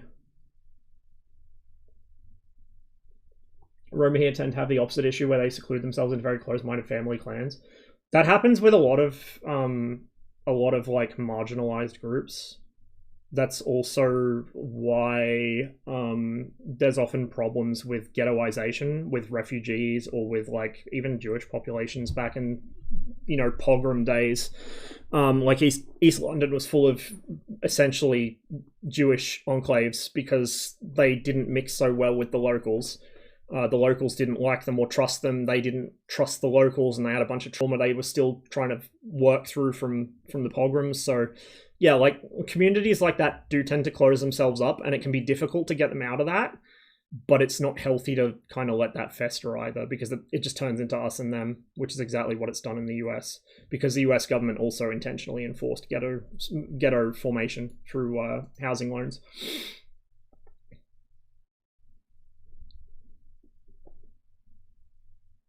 But yeah, it also depends on your extended family. Like my extended family on dad's side, I love them dearly, but they're best loved in limited doses, some more than others. They're drama queens. Like holy shit, hyper competitive drama queens, and we don't just have a black sheep in the family, we have several. But yeah, like if you live in an extended family and your family's like that, then you're going to have issues, which is probably why my nuclear family turned out relatively well, because we got away from them. In fact, part of the reason Dad looked for jobs overseas was so that we could kind of develop our own family independent of their dramas, and it worked out pretty well for us. We had our issues from time to time, but we came through it mostly okay. My sister and I are fucked up, but we're fucked up mostly because of things that our parents probably didn't realize were going to affect us. Like autistic kids develop in a specific way, and if you don't realize your kid's autistic until they're already in double digits, then it's kind of too late for a lot of that stuff. But my parents did a generally really good job, I think. You know, Dad and I have come to blows a number of times. It's got pretty spicy. Dad and I have been threatening to kill each other at points, with rifles in the room, I should note. But we didn't do it because neither of us are actually violent people. So we talk big, but we don't actually do it. And after about 5 minutes of us screaming at each other and threatening each other, we both simultaneously apologize because we both realize we're being fucking idiots. Me and Dad are essentially the same person, just with an age difference. And I tend to be more sentimental about objects than he is. That's pretty much the only difference between us. But yeah, like my parents did a really good job. They looked after me the best they knew how. Some things that, like thinking back now, certain things I remember from my childhood, knowing what I do about my neurological state, probably fucked me up, but they wouldn't have fucked up a normal kid. And so I can't hold that against my parents because they didn't know better. And it's not like they didn't more than make it up since, so... If you have a healthy nuclear family, there's no reason to, like, not want it, but if you have an unhealthy one, then don't force it.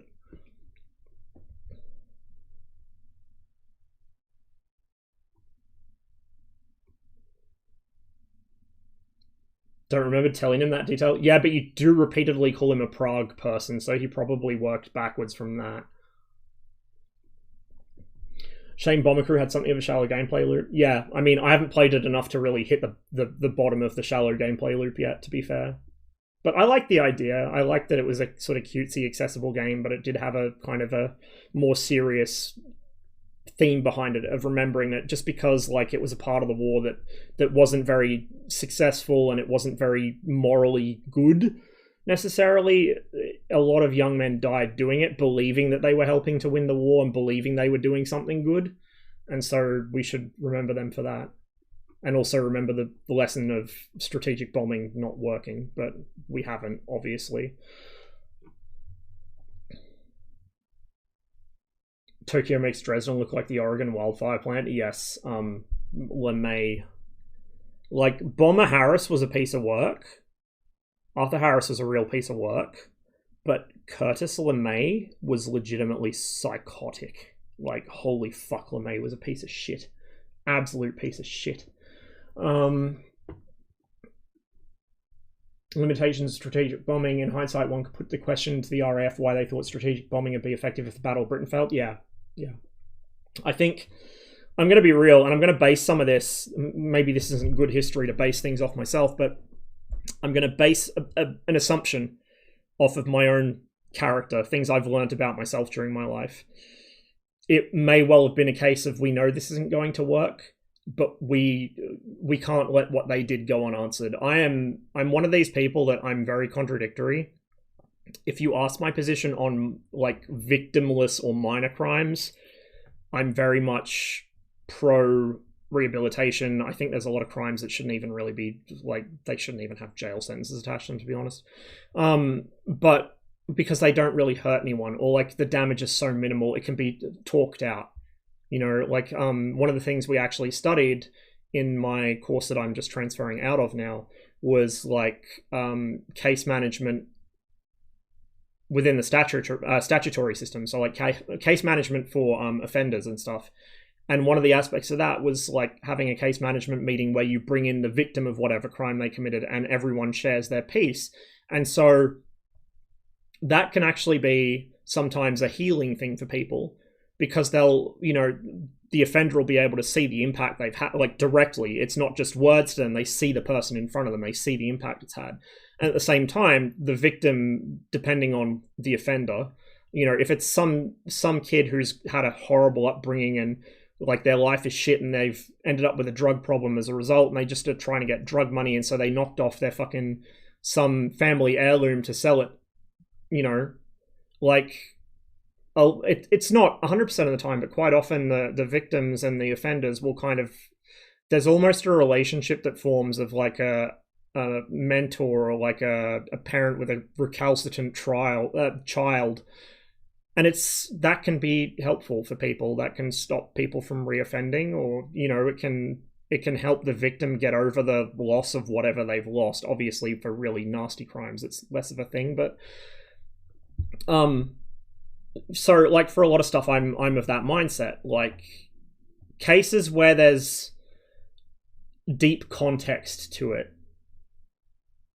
I'm very much a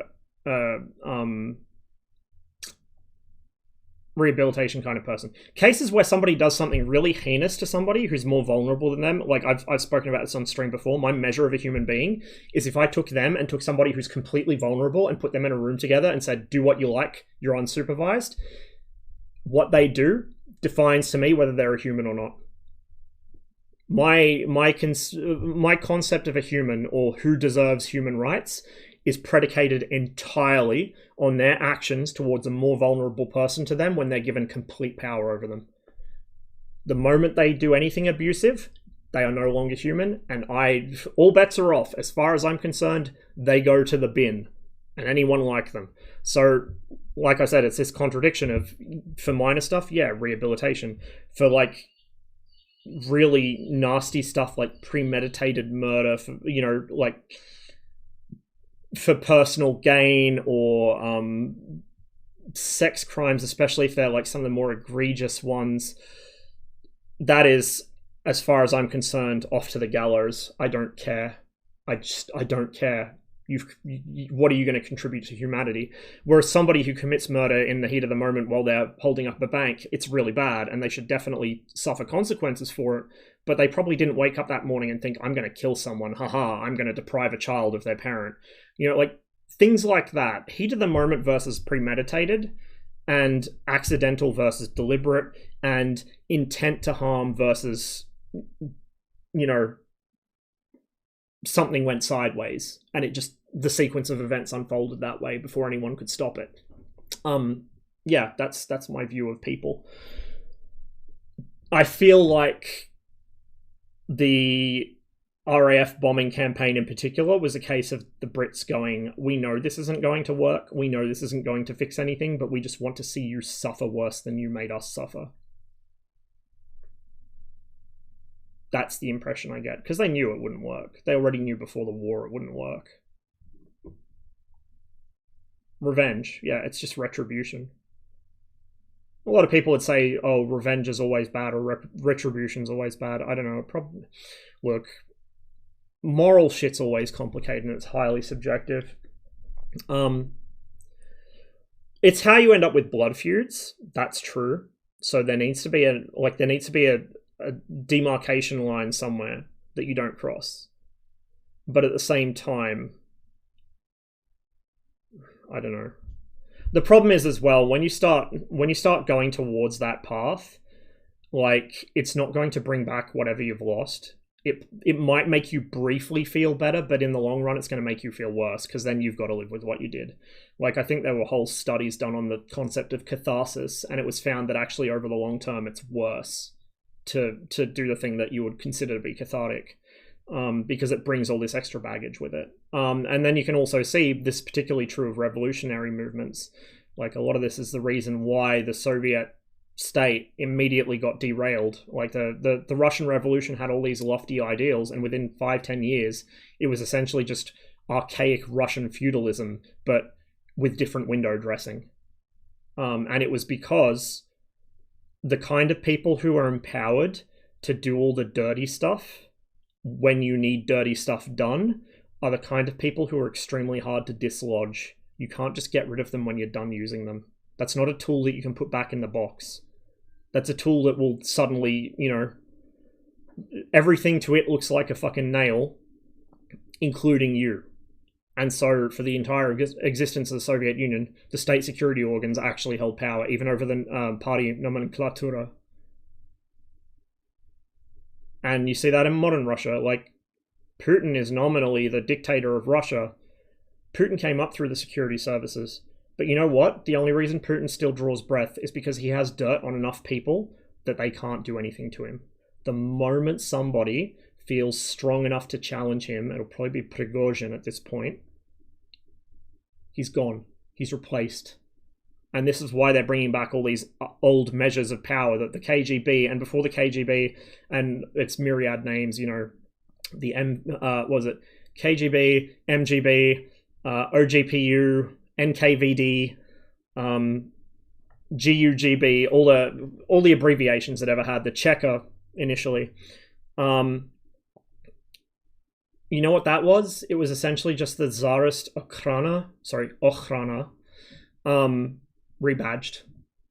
Like, all of Russian history is a state governed by the state security organs with a nominal figurehead leader who may or may not have power based on whether they themselves came from the state security organs.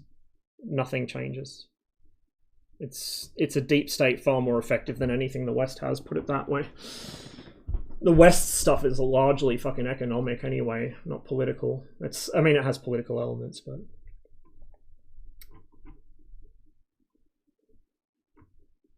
Some people shouldn't be together, and having them force themselves to stay together isn't healthy or a safe environment.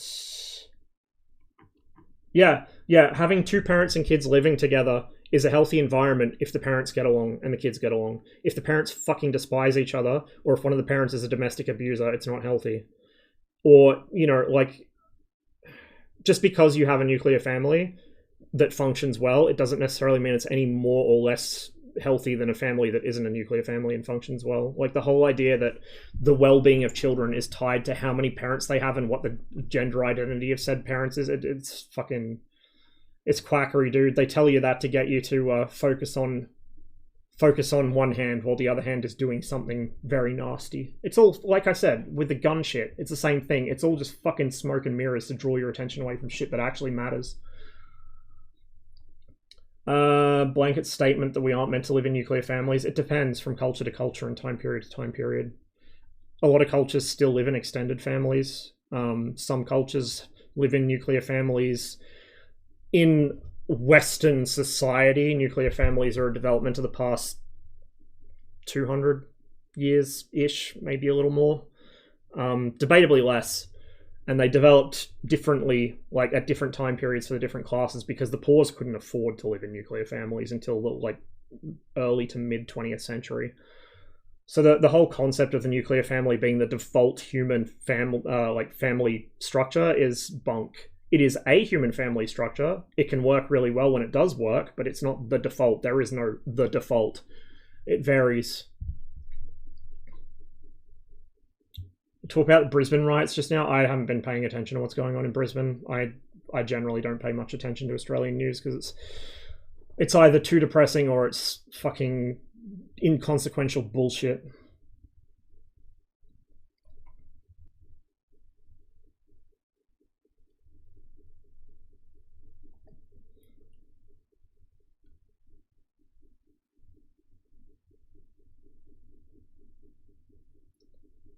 Okay, my bomber crew pilots all hilarious names that the knobs would have, like Hillary and Evelyn.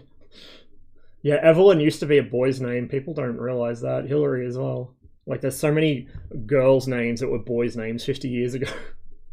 Very funny.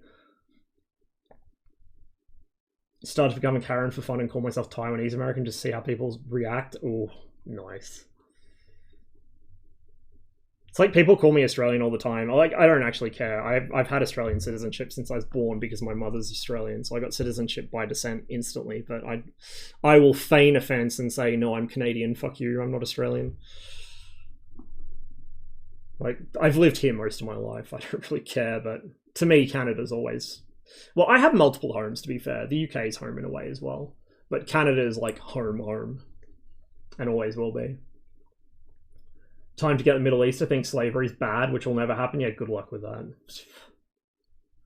And because, like, with all this fucking World Cup shit as well, they've literally done what the Soviets used to do and what China does, which is the fucking moral equivalency / the brain, please work. Whatchamacallit. The "O vas Negrov linchayut." Whataboutism. That one. That's what the Soviets used to say. Anytime the Americans criticized Soviet human rights, they would literally say, "And at your place, you're lynching Negroes." That's what that means. It became such a joke. Like, it was the default response of the Soviet government to any criticism, to the point where Soviet humor developed an entire genre of, like, of sort of absurdist jokes, where the punchline is literally that phrase being used in a situation where it makes no sense. Like, you know, you go to a car salesman and the cars, you know, you can tell he's selling substandard cars or he's trying to rip you off or something, and he comes back at you with that. Like, it's very Soviet humor. It's very absurdist.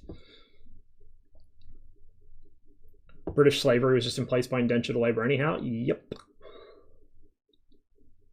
Yeah, indentured labor in Australia hung on until like the 40s or 50s, I think. To a degree, it still does. You could argue it still does with like 457 visas and shit. Funnily enough, look at which party writes out more 457s, politically speaking, that is. Which political party? I'll give you a hint. It's not the one that is accused of being weak on immigration.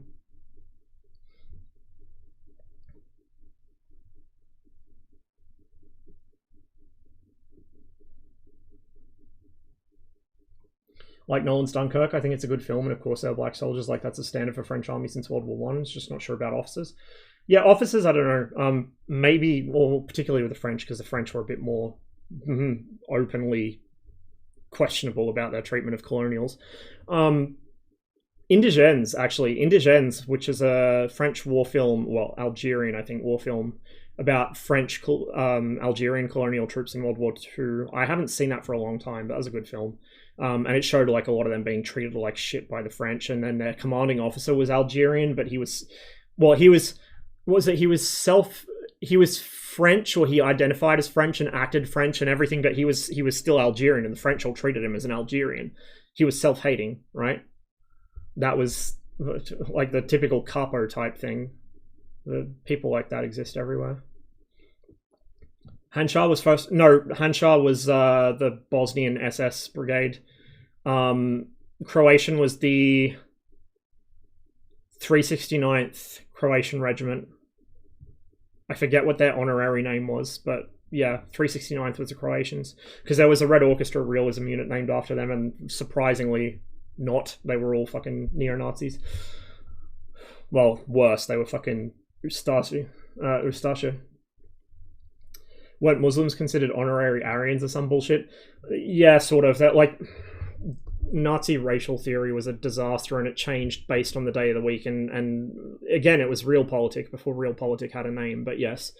Because the because the Nazis saw that they could harness Muslims against Jews, they decided that the Muslims were honorary Aryans. And also, like, the whole fucking Aryan bullshit thing comes from, like, the idea of, like, the actual word, Aryan, is, like, a phrase, or, like, a term derived from the same place that Iran is descended from. It comes from Iran, or from the Persian people, right? From that part of the Middle East. Likewise, Caucasian, which is like the scientific term used to describe like white or European people. Where are the Caucasus?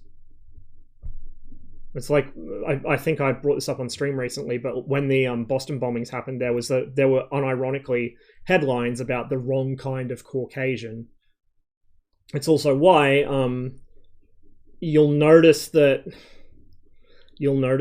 popular media about places like Afghanistan or Iran or Iraq or any of those Middle Eastern countries where they're trying to like dehumanize them or portray them as bad guys, you'll notice they get actors who have very strong tans or darker skin tones and they look very, very stereotypical. They don't get guys that look like just an Italian or like a black-haired Russian or whatever. Like you actually look at a who's who in the Middle East, particularly of like government and more, you know, more privileged people, because naturally the more privileged people are going to have lighter skin tones because somehow that's one of the constants of the universe, it seems. Like for some reason, just everyone, even if they're a certain skin tone themselves, they will just naturally assume, oh, less dark is more good for some reason.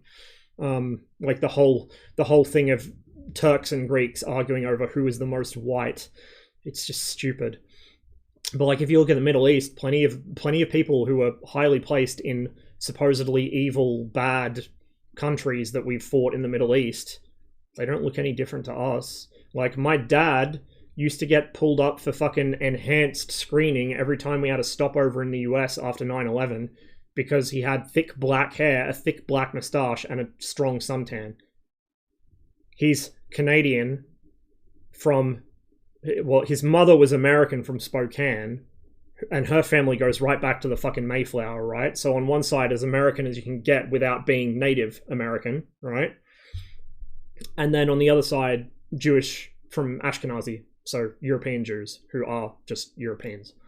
Like, but he looked like a stunt double for Saddam Hussein, so he'd get pulled up for fucking enhanced screening all the time. While me, mum, and my sister, my hair's gone darker with age like his did, but at the time, blonde hair, blue eyes, through you go, no problems. It's just fucking stupid, dude. I've got my phone and my fucking chat bot on two different screens here so I can jump back and forth. I get profiled as Hispanic because I'm tanned like Hispanic, but I'm built like a Mongolian for an Asian. Yeah, like, it's racial profiling. It's fucking stupid, dude. For those who are just arriving now, I'm tabbed out reading chat, catching up, and then we're just having a road tripping game while I talk, and then we'll take a short break so I can get some food and a drink, and then we will do something. I don't know, we'll find a game to play. I feel like I should be starting MSFS. You know what? Let's do that. I kind of do want to do some MSFS today. So we're gonna... It was the world's shortest road trip, it was like 1 kilometer.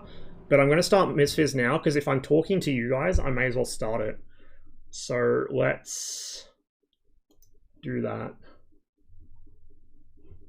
Self-owning is the best flavor of Schadenfreude. Yeah, it really is. I love self-owns.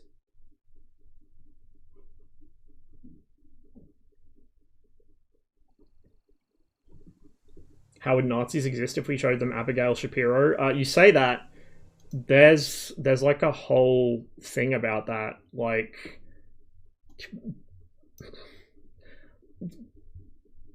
I'm not getting into it on stream because it's way too spicy and way too convoluted and I only remember parts of it, but there are mental gymnastics involved there to make her kosher.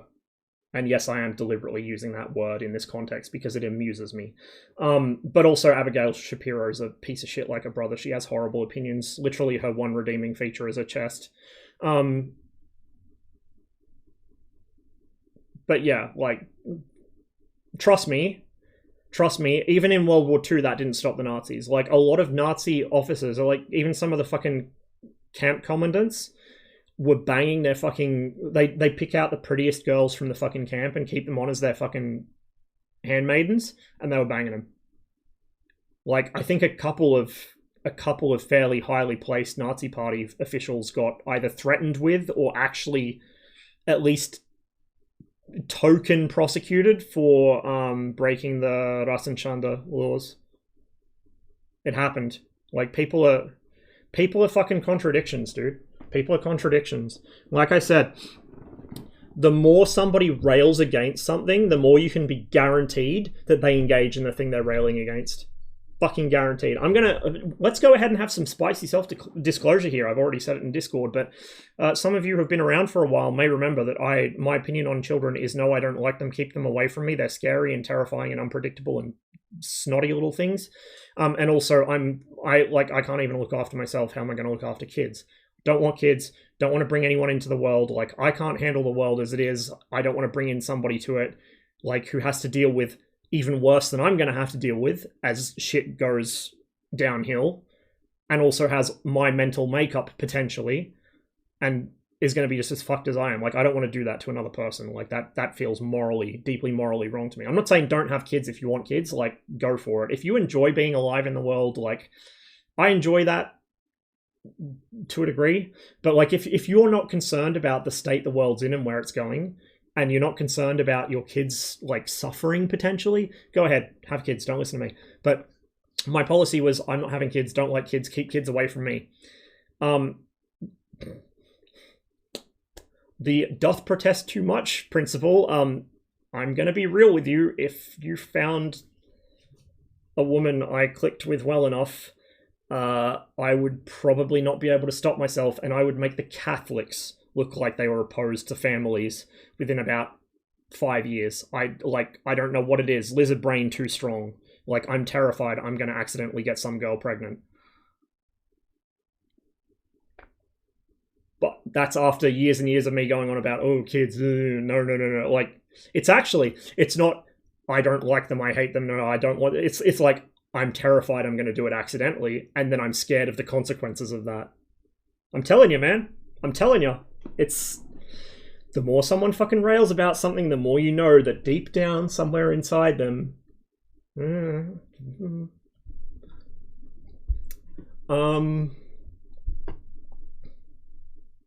Nightmare Story from Livonia and DayZ. I've only been able to play DayZ Livonia like once or twice. We should do a DayZ stream one of these days. I keep meaning to get back to it. But yeah, like, the first time the game just wouldn't play nice with OBS. The second time, I forget what happened, but I think there was like a reset a minute after I joined the server or something.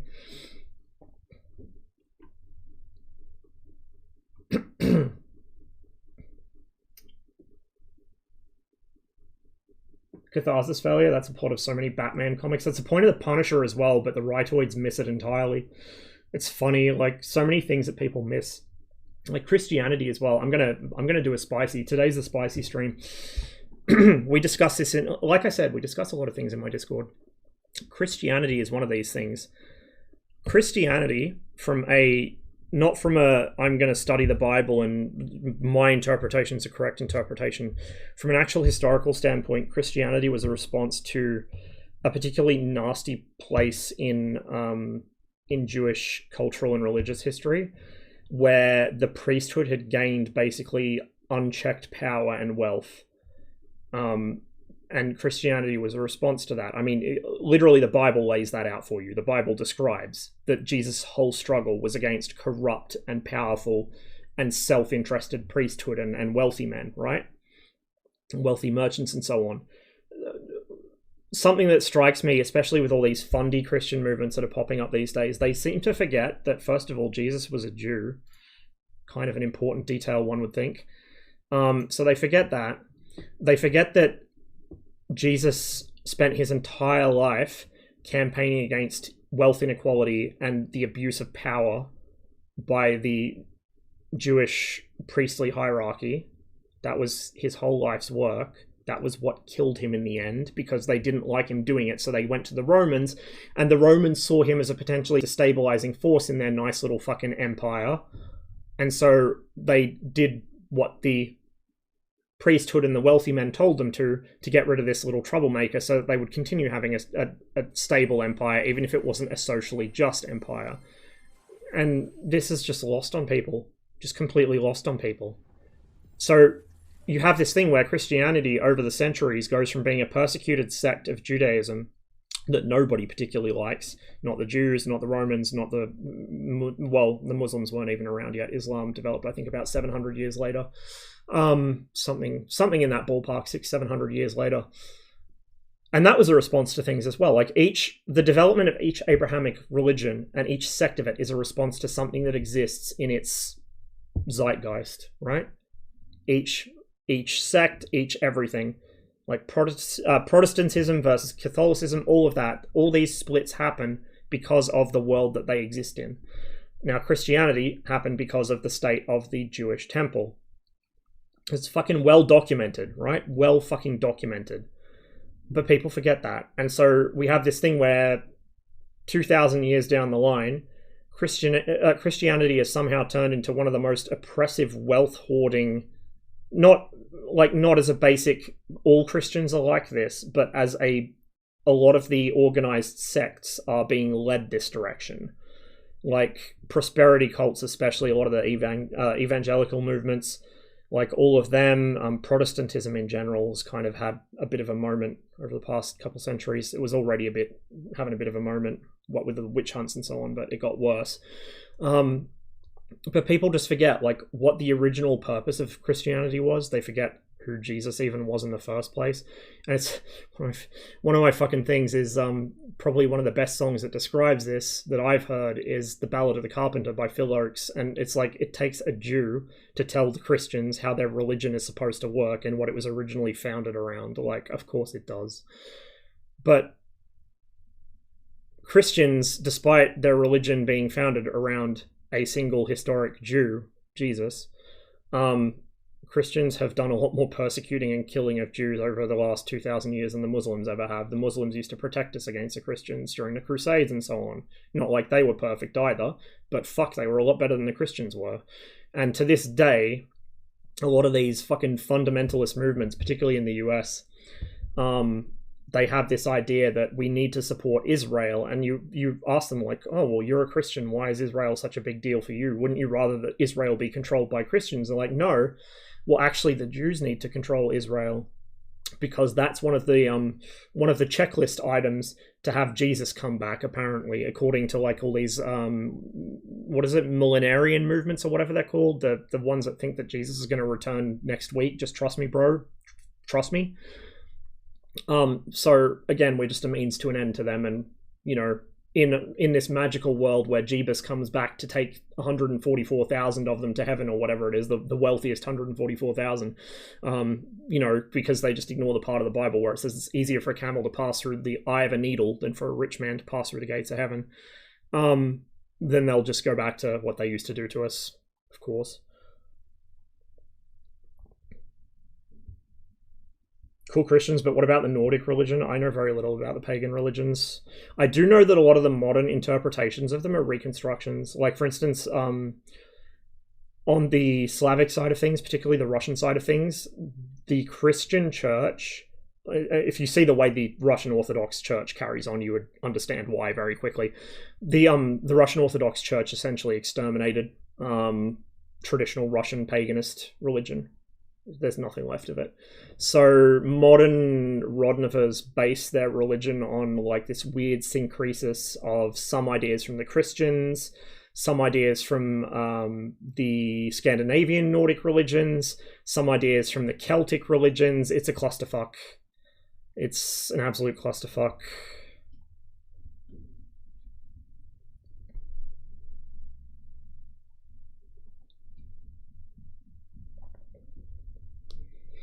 One often forgotten point is that Bomber Command also targeted logistics like factories or rail yards. Sadly, there was not enough of that, and instead waste of men and material and terror. Yeah, like a lot of the target criteria for the cities they bombed were that they had to have some kind of military significance, but it's bombing by night, so you're not bombing with any accuracy. Also, the view was that we destroy the workers' housing, so the workers can't get to work. So it wasn't just bombing the factories; it was bombing the entire city around the factories. But yeah, it still didn't work. Bomber Command, yeah, they did have like more surgical strikes, so particularly things like mosquitoes and A-20s. Bow fighters tended to do these, and they were very good at it. Although there were still some whoopsies involved. DCS, I actually do want to get back into streaming DCS. I don't know if we'll do it today. I want to muck around with some just general, getting back into the feel of the jets, and also getting accustomed to a couple of jets' particular flight handling characteristics. Those of you in my Discord may have seen in DCS resources yesterday, I posted last night for my time. No, this morning. Fuck. This morning in the early hours when I couldn't sleep, I posted a link to a YouTube channel for an indie sim. It's being worked on by like a handful of random Russian dudes, and it's on Unreal 4. It looks kind of like us because they're using placeholder assets, but the flight model seems fairly well done, quite in-depth. And the flight model for the MiG-23 was demonstrated with the wings at 16 degrees, its stall and spin behavior specifically. And now I can't say with 100% certainty their flight model's accurate, because I don't know. I just don't know. I have a lot of the documentation for the MiG-23. I haven't had time to read all of it. I have an impression of what I would expect it to do, and it broadly did do that, and it's broadly similar to the F-14. It's like an F-14, but a bit more squirrely because it's lighter and skinnier. So when they had the wings at 16 degrees and they got it slow, it does the same thing that the Tomcat does, where it's not just rocking the wings, but it's also coupling in some yaw. So you've got this mixed sort of cross-coupled rolling and yawing, where the nose is swinging side to side as the angle of attack is held. Like I don't know if it's technically a Dutch roll. Dutch roll is usually a pretty specific term, but fuck you, Cotty. But yeah, like, it looks broadly like the Tomcat with the wings at 16, and they explicitly said with the wings at 45, it's more like a Phantom. And then they showed the Phantom's stall behavior, which is exactly as it's been described. It does the same sort of thing and then viciously slices to one side and throws into a spin. So when the MiG-23 comes out, I think I'll be pre-adjusted to what to expect. If you can fly a Tomcat, you can probably fly a MiG-23. I'm losing my voice again. Brisbane riots. Was World War II... Oh, okay, that's why I haven't heard about it recently. World War II race riot instigated by American MPs, brutalizing an African-American soldier on a racial basis and Australian soldiers because the latter told them to fuck off. That happened in the UK. That's exactly what happened in the UK. Multiple times, yeah. That's exactly what fucking happened. And that's why the UK had to temporarily implement segregation in some towns where American troops are stationed, because otherwise it would have resulted in just a complete collapse of public order because the fucking Americans couldn't control their own troops.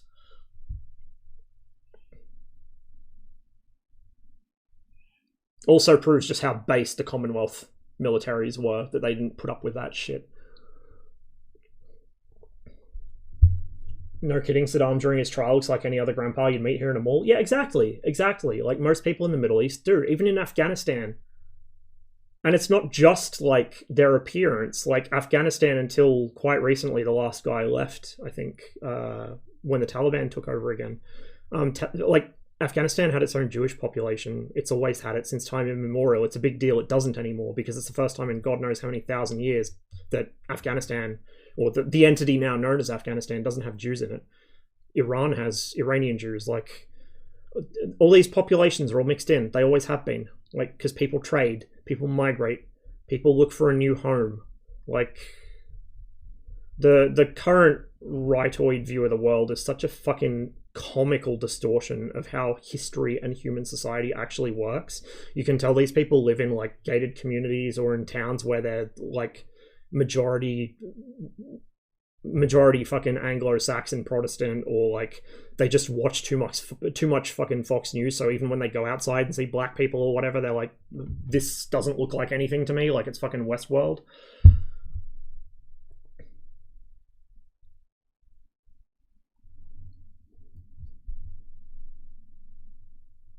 Wasn't the twisted rule on the Eastern Front that Wehrmacht troops could rape, but they just couldn't have relationships with Russians?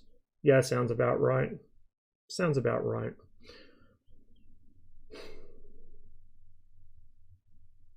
The Soviets did something similar, coming back the other way. It was unit based though in the Soviet military. So the Germans had carte blanche to do whatever they wanted, and it was very rare for anyone to be actually discouraged, because then they could inform on whoever stopped them as, oh, this one's a bit soft.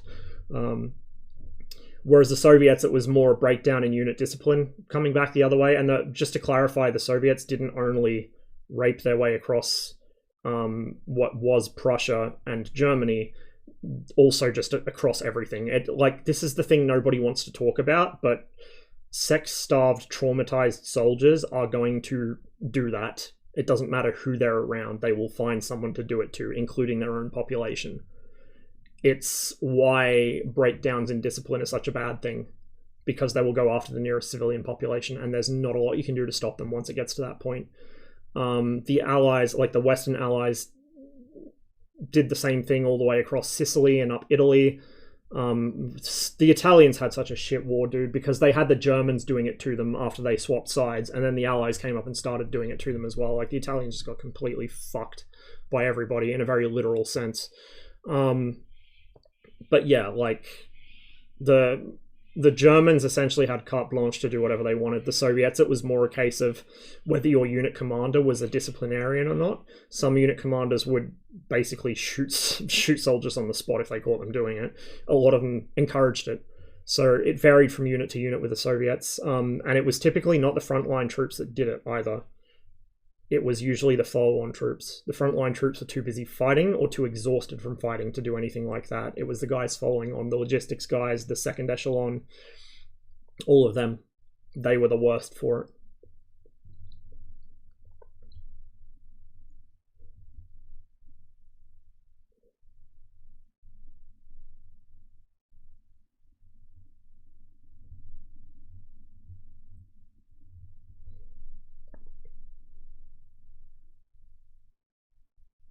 Parallels between Jesus and Marx just keep growing stronger. Then you get Christian conservatives and liberals and their weird takes on the topic. Yeah, like, obviously I'm biased, obviously, but if I had to summarize actual original Christianity, like New Testament stuff, Jesus' lifetime essentially, not the Old Testament's just, we're going to take your homework and change a few things so it's not obvious from Jewish scripture. That's all it is. The Old Testament's all Jewish scripture.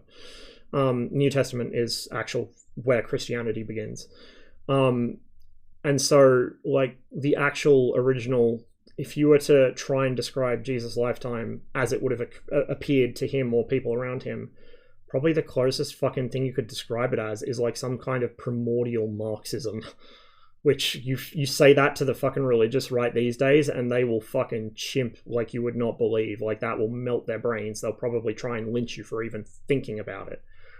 But it's what it is. If you read the fucking text, if you read it yourself instead of relying on some fucking quack who's standing there in his fucking Dolce & Gabbana suit with fucking 20 chains around his neck, flying his private jet, preaching how prosperity is godliness, if you don't listen to his interpretation, if you actually read the fucking text yourself, and you read the history that goes with it, like what was actually known to be happening in the place this occurred, when this occurred, then you can see it. You can see this is a reaction to the corruption and massive inequality happening in Jewish society at the time. This Jesus guy is preaching against that kind of stuff. He's preaching against, like, senseless violence and retribution. He's preaching, you know, turn the other cheek, pacifism and acceptance and all this stuff. Like, I don't necessarily agree with all Christian values, but I can see where they come from. And if you actually follow them instead of pretending to follow them, they're generally a good way to live your life and not be a piece of shit to other people. But people just hyperfixate on one specific paragraph, not even necessarily from the New Testament. Most of it's from the fucking Old Testament. Like, you look at all these fucking turbo right fundy movements in the US, all the shit they quote to justify why gay people are going to destroy the world, or like all this stupid shit, it's all Hebrew law. It's all Jewish law from fucking 2000 BC. nobody even remembers why it exists by the time Jesus come around, because that law was written for practical purposes back in the day. You know, if you have laws against people having same-sex relationships, it's probably because you've got a really bad demographic problem you're trying to solve. And so you write that into law. The don't mix foods things, like fucking kashrut, the food regulations, kashrut, is so that some fucking idiot doesn't kill themselves by food poisoning by eating 3-day-old fucking mussels as they walk across the Negev. Like... But they hyperfixate on this shit. They hyperfixate on allegories that were written to kind of confer social or legal knowledge back in a time when people were illiterate, right? They're illiterate. That's why the priesthood existed, to read this and interpret this, because the people couldn't fucking read it.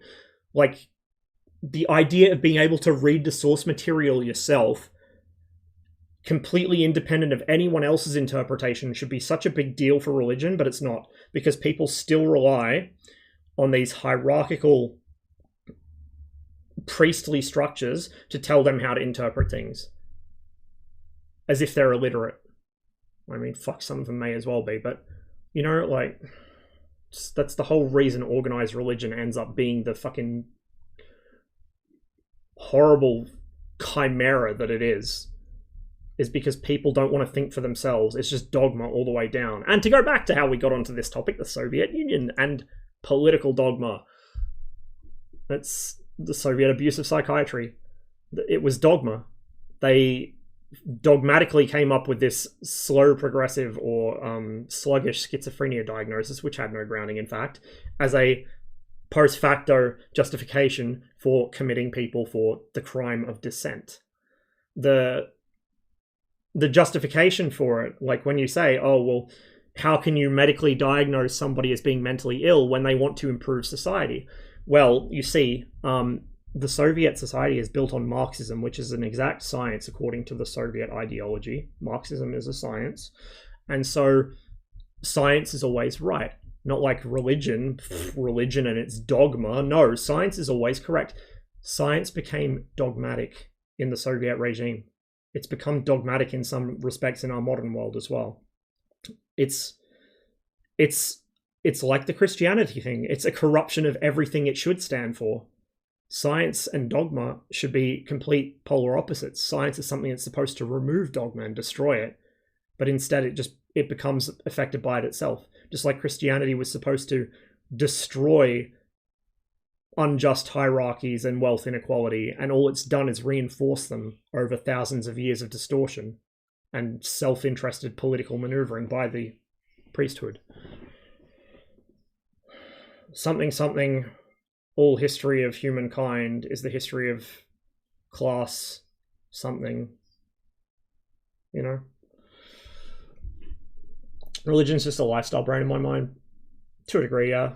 I don't have a problem with people believing whatever religion. I have a problem with when people try and push it on others. Like you as long as somebody, it's kind of funny because it's a very much a negative freedom sort of Western liberal perspective on stuff, I guess, which is probably colored by the fact that I grew up in Western countries. But the idea that you're free to do what you want to do until it infringes on somebody else. Now, obviously, there are limits to that. When you go around spewing hate speech, you might say, oh, I didn't physically hurt someone else. No, but you incited somebody else to. So, like, there are certain types of speech or certain types of actions that may not directly impinge on somebody, but they will eventually, and they should not be accepted or tolerated. But, like, the idea that, you know, oh, well, you have to have my religion because it's a correct religion, or you have to have my family structure because it's a correct family structure or whatever, like, it's bullshit, dude. It's just shitty people with a big hole in their lives looking for a reason to push that hole in their lives onto somebody else. Like, people that feel the need to micromanage everyone else's lives around them forcefully are just making up their own inadequacies. Fucking homeowners associations, like all these really fundy religious movements that insist everyone else follow their godly lifestyle. It's all the same, dude. Doesn't matter what the religion is. Christianity, Islam, Judaism, fucking Church of the Flying Spaghetti Monster, as soon as you start trying to force it onto somebody else, it just shows your failings as a person rather than anyone else's failings.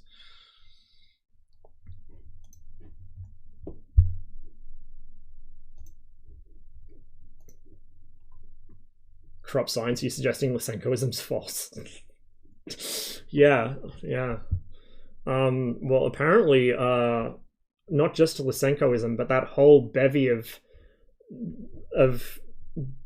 bogus Soviet pseudosciences that grew up out of an ideological desire to not share the same science as the West, which is just profoundly stupid. Like, science doesn't care what your political leanings are. It doesn't matter if you think that, you know, Mendelian genetics doesn't conform to fucking Marxist theory. It doesn't fucking matter. It doesn't have to. Like, Marx was a social and economic theorist.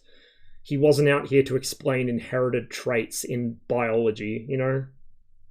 Like, Marxism and any other ideology like that exists as a framework with which to view the world, to try and understand some aspects of how it works. It might apply to things besides social dynamics or economics. In fact, it frequently does, but it doesn't always. Like, this is my problem with theory people. They become so hung up on sniffing their own farts and reading theory that all they talk about is just self-masturbatory theory bullshit, and they never actually do anything. I don't read theory. I've read a small bit of Marx. Like, I haven't even read a single one of his works in full. I've read excerpts from a couple of them. I haven't read Bordiga. I haven't read, like, whoever the fuck else you're supposed to read this week, according to Lefty Poll or whatever. Like, theory is good to have, but if all you have is theory, then you still know nothing. Like, my political beliefs have come from my lived experience, not from theory, not from reading somebody else's interpretation. They've come from my observations of the world and how it works. And where I find a theory that explains how the world works in a way that matches what I've observed, then I go, hey, this seems like a pretty on-point theory. Maybe that maybe I can take some elements from this to better understand what I'm looking at. But it's just a lens through which to view the world. When you make it your world, you fucked up. Dogma is the enemy of all human progress, and dogma has no political or religious affiliation. It affects everybody.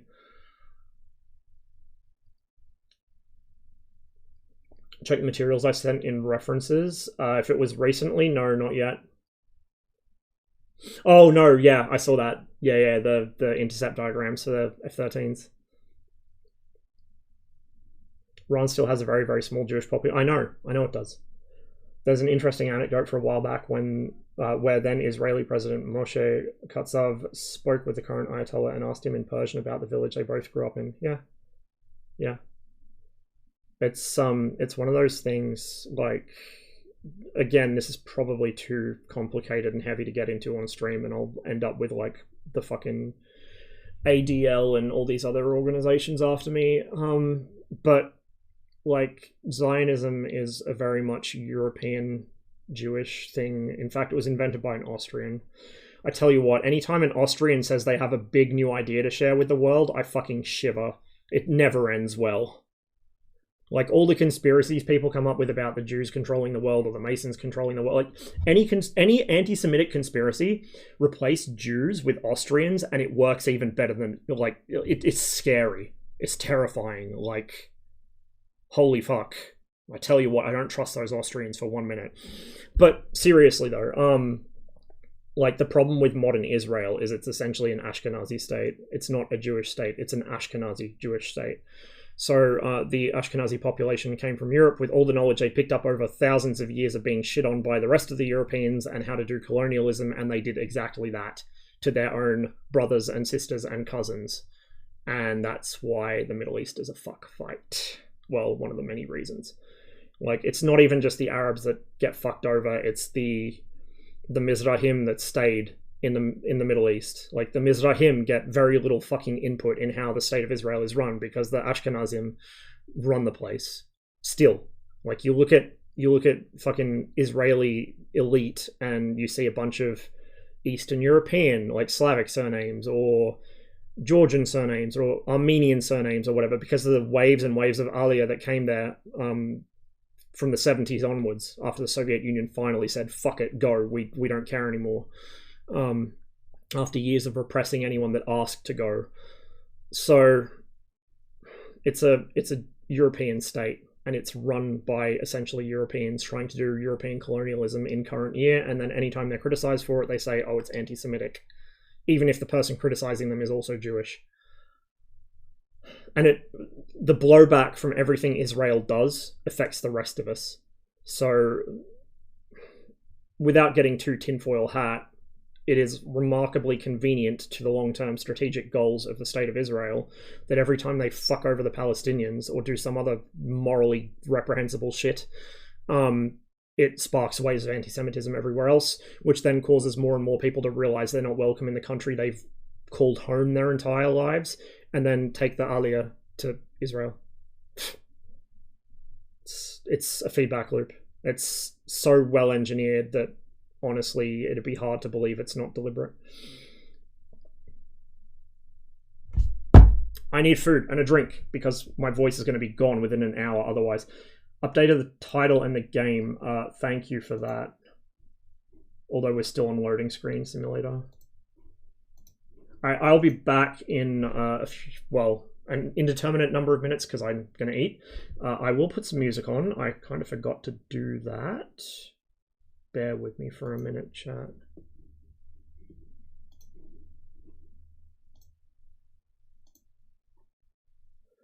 It's going to come through the wrong channel because it always does. I don't know why it does this. I love this song, but actually, can I get it to... No. Okay, it has to skip to the next song.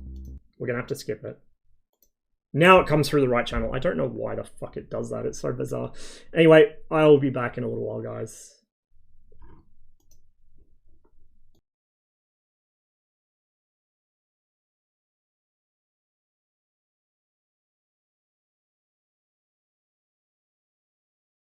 I just completely accidentally skipped my transition screen there. Oopsies.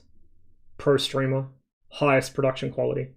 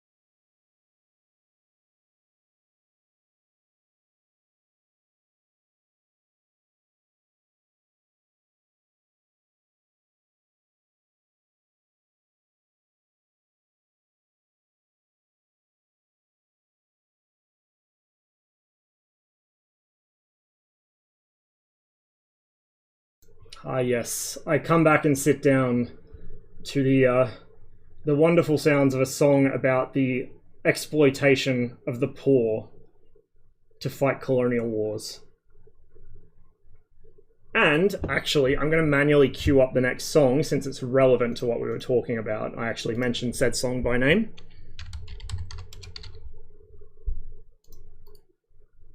So we'll queue that up next.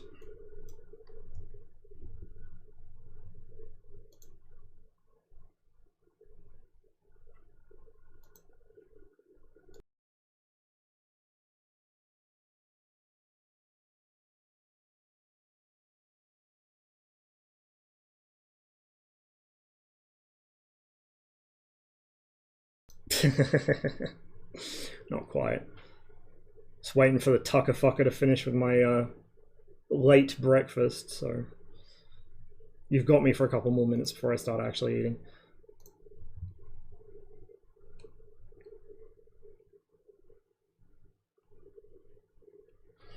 In a slice of paradise, do you get evangelical types who stand in public thoroughfares and yell or use PA systems to broadcast impending damnation? I haven't come across one for a while. I have seen them. I came across a couple up in Newcastle because Hillsong and a couple of other fucking megachurch types moved into there.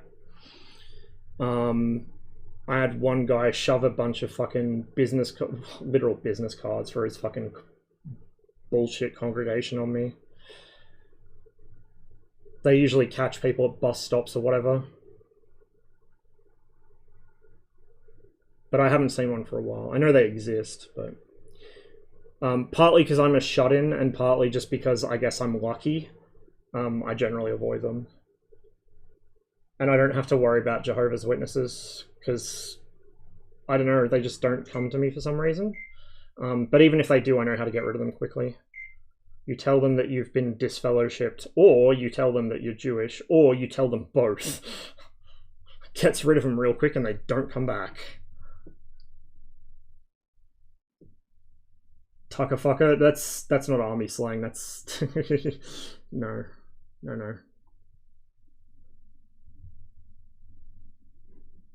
I picked that one up from a YouTube channel. Nat's what I reckon. He's a funny guy.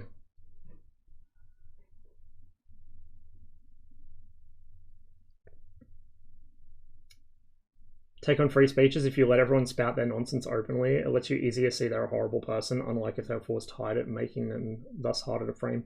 To a degree, yes. So you don't want to force them underground where they're hard to find and root out, but at the same time, you don't want them to make... Like, you don't want to make it friendly enough to them that they feel like they can just go out in public and spread their shit and make it look like it's more popular than it actually is. Like, a lot of the problem with politics in Western countries at the moment is that the fringe right are amplified enough by certain media channels and the powers that be, because, you know, fascism is an inherent defense mechanism of capital.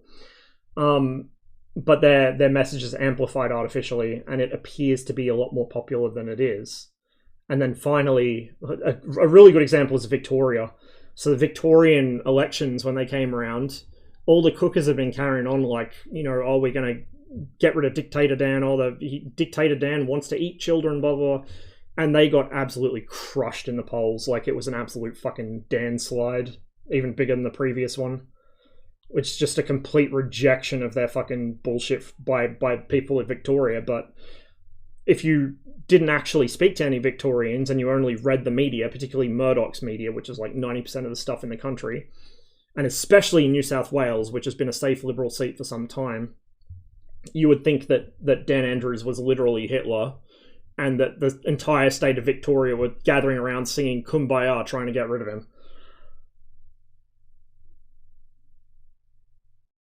Oh yeah, he was completely ineffective. That didn't help them. Reforger, have you tried? Yeah, I actually streamed Reforger not that long ago. I like some things about it. There are other things about it that I think are maybe a step backwards. And there are some things that are neither a step forwards nor backwards. They just weren't present in ArmA 3 either, but should have been. A lot of it's like really autistic infantry focused stuff because, like, you know, when you look at it from an actual real world perspective and a gaming perspective, there's a lot of little things that need to go into making a good infantry game, especially if it's trying to be like slow paced or simulator or whatever. And ArmA only has some of those, and Reforger got rid of a couple of them for some reason. Alright, my food's ready, so yeah, be right back again.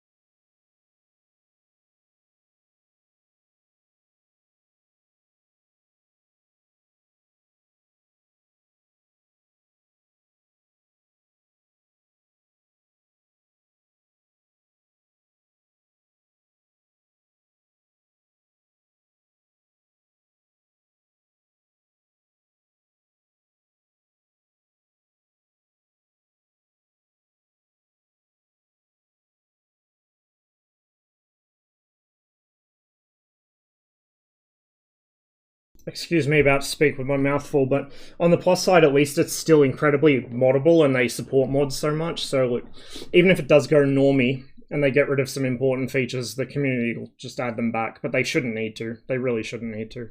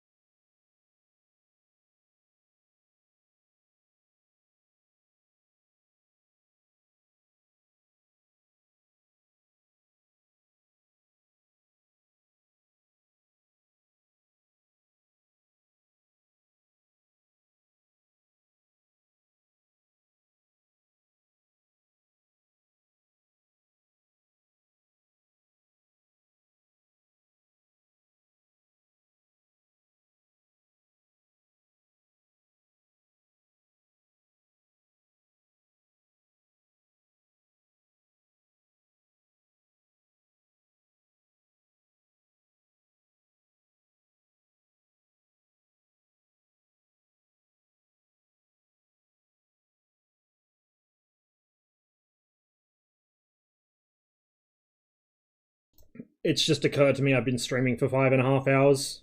That means 3.5 hours of me talking while nothing happens in the background. I'm so sorry. Oh my god. I had no idea. Why am I like this?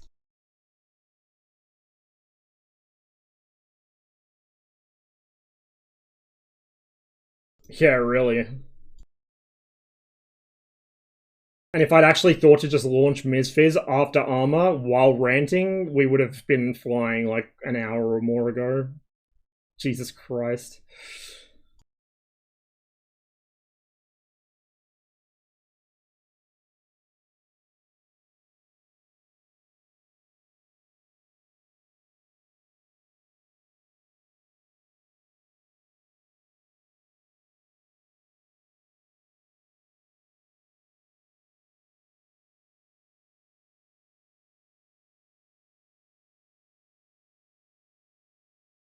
Actually, with all this talk about psychology and psychiatry and philosophy and stuff, I feel like I would be interested in going into like that sort of direction. But as I recall it, psychology requires you to pass a statistics course in your first year to get anywhere, so that might be a bit... Statistics is like the great filter for me. Anytime I'm required to do it, I just go no further.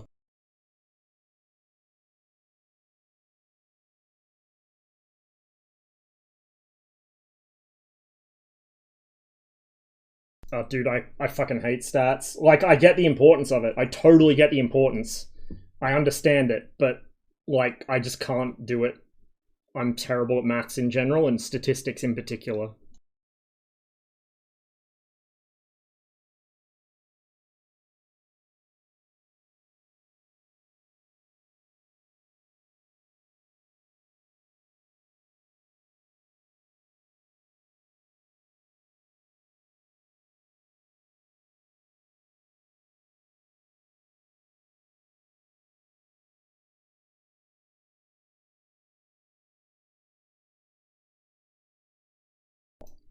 Hey Zerg, good to see you, man.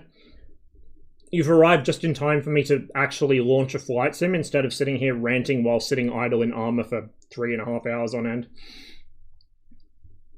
I think today we'll start with the Wilga. I do still want to do that Trilender flight. I don't know if we'll do it today. We'll see. Phoenix 320, I don't even have the Phoenix 320, dude. I have no interest in Airbuses. I have very little interest in tubes. And even less in Airbuses. I only like the vintage tubes, which we have like none of at the moment. The closest I want to get to a fucking Airbus in this sim is on its wing in a Su-15 or an F-106.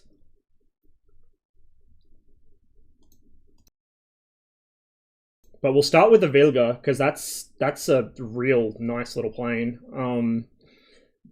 And then we might do the Trilender stuff after. I don't know. We'll see. We'll see where MSFS takes us today. We'll see if it even behaves itself, because I got so much shit installed for it. I don't know if it's even going to run at this point. Yeah, but it's still an Airbus. It's still full of glass screens and fly-by-wire. Like, just... Airbuses don't do it for me. I don't mind being a passenger on them, but, like, from the pilot's perspective, they just do nothing for me at all. There aren't many. There's the G91, which I don't have, but I've heard it's okay. The same guys that made that, 707, I'd love a 707. The same guys that made that made an F104, both the single-seat F104G and the TF104G. They're both alright. I actually think they're underperforming, if I'm honest with you. I think they're too draggy. But I can't say for certain. I do have some documents for the F104, including flight performance charts, but I'm not 100% certain that I'm looking at the right thing. I have to double check it. From my understanding, a clean 104 should accelerate with a MiG-23 up until it hits CIT. At supersonic, anyway. Like, from Mark 1 to Mark 2. But in MSFS, it doesn't want to get past Mark 1 without a significant power dive. And then once you do get above Mark 1, it very slowly crawls towards 2. I think the fuel consumption's out as well. It seems to last way too long. But it flies alright. It looks good, sounds good, etc., etc. Message me in Discord. I have a special gift for you. It's some documentation. Ooh, I will try and remember to do that then. I'll do it after the stream. I always enjoy documentation gifts. But yeah, the 104 is alright, even if its flight performance isn't 100%, like, it feels okay, and it's probably, like, whatever is actually not 100% right with it is probably, like, 2 numbers in the flight model config that I can adjust. A bunch of the trainers are pretty good, but, like, the big ticket items, like the F-16, the F-14, the F-15, yeah, like, no, they're MiG-29, they're all cash grabs. I wouldn't. Just waiting for somebody to give us more vintage Cold War stuff that's actually done well. Like I said, the 104 is done well. I just don't think the flight model's actually... It's like the opposite of the DCS 104 mod. The DCS 104 mod is a caricature, it feels like, by... Like, you told someone who's never seen an F-104, let alone its performance charts, what the F-104 was, based on pop culture or like pop history sort of perceptions of it. Ooh, der Witwenmacher. Oh, like the lawn dart, all this stuff, and they've just programmed the flight model based on that. The DCS F-104 mod EFM has no semblance of reality. It's exaggerated in every respect. Whereas the one in this is the opposite. It feels kind of underselling its performance. Yeah, obviously anything that's under ITAR, please no. But anything that's not under ITAR and not still classified, hit me up. Left. Oh god, you missed so much, Super. You missed so much. Oh, it's oh, yeah, a lot.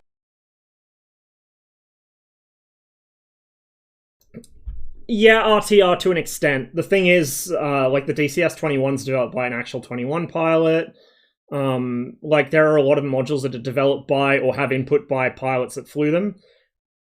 Pilots may or may not have perfect memories. Pilots may or may not have had operational limitations they weren't allowed to experiment beyond. And pilots may or may not know how the aircraft felt or what its numbers were, but getting it to actually do that in the sim is another matter. So, like, I don't know.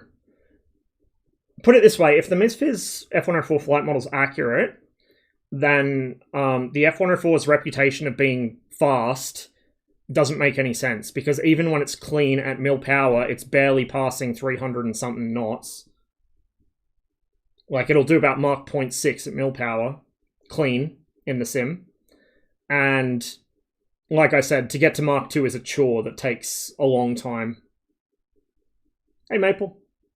I'm just having a bit of a food break before we do some MSFS.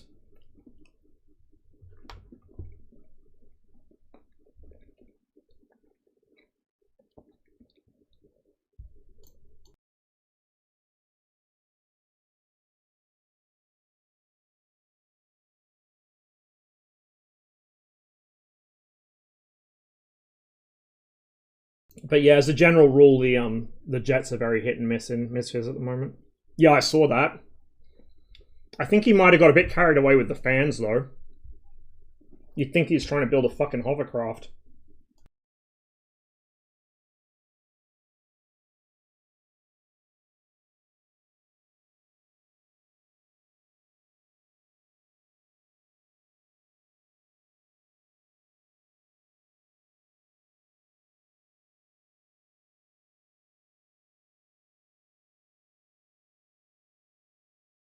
One of the things I was actually surprised by with my PC is that you run into... I haven't got any extra fans and I'm just running the stock cooling plus my CPU cooler.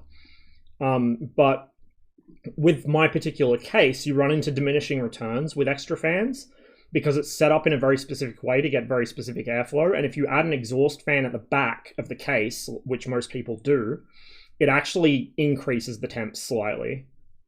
Which was something that Gamers Nexus tested, and I was very surprised. I mean, it makes sense. Aerodynamics doesn't work in the way you usually kind of intuit it to work, but I found it very interesting that you're actually fucking yourself over by getting more fans for this case.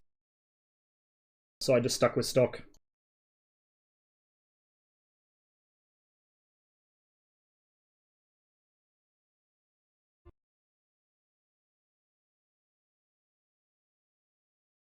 FS Realistic connected.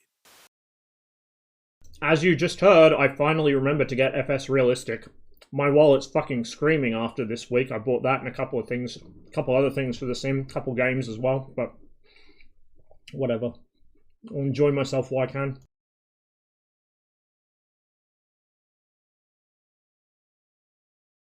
I haven't fully dialed in my FS Realistic yet, so like the landing gear touchdown screen shake effects are a bit over the top on a lot of aircraft, but so far it's been good. It's very subtle, but it does add immersion in a nice way. I haven't done the first person thing yet because I don't think I've got a bind set up for it.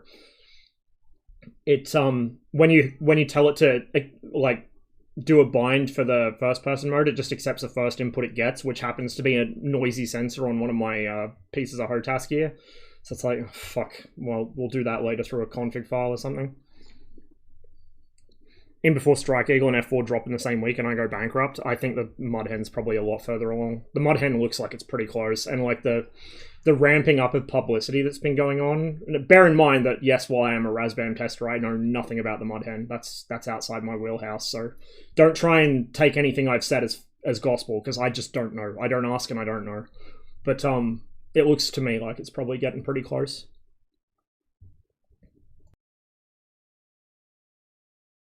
And it looks really cool. Really, really cool.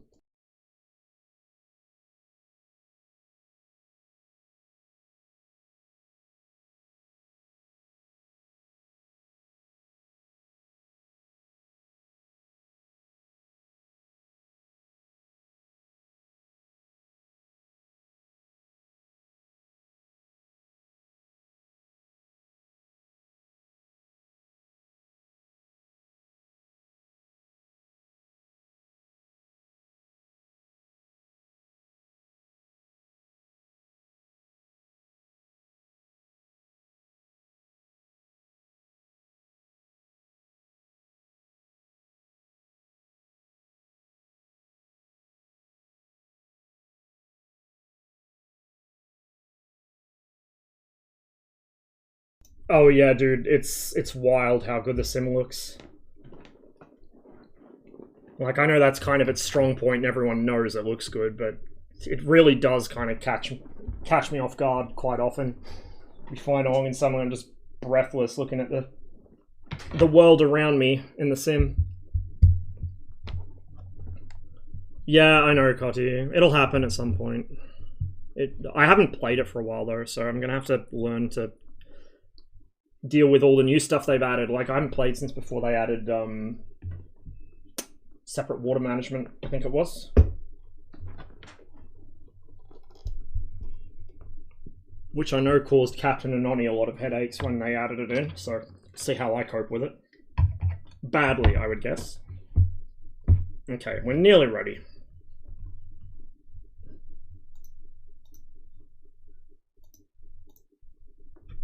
Nearly ready.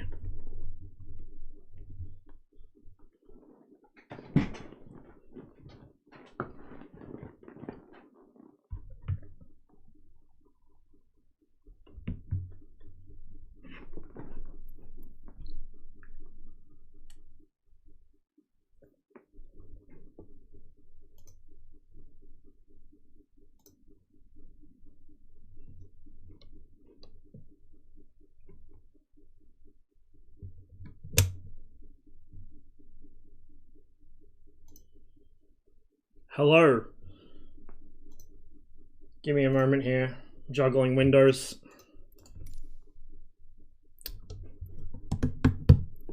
Okay, let's fly. Oh, I forgot to install the updated version of McCall, which Milo just released on Orbex like a couple days ago. But I want to fly somewhere I don't fly very often. At the same time, well, I don't fly there very often either, but I got a bunch of little bush strips for New York State.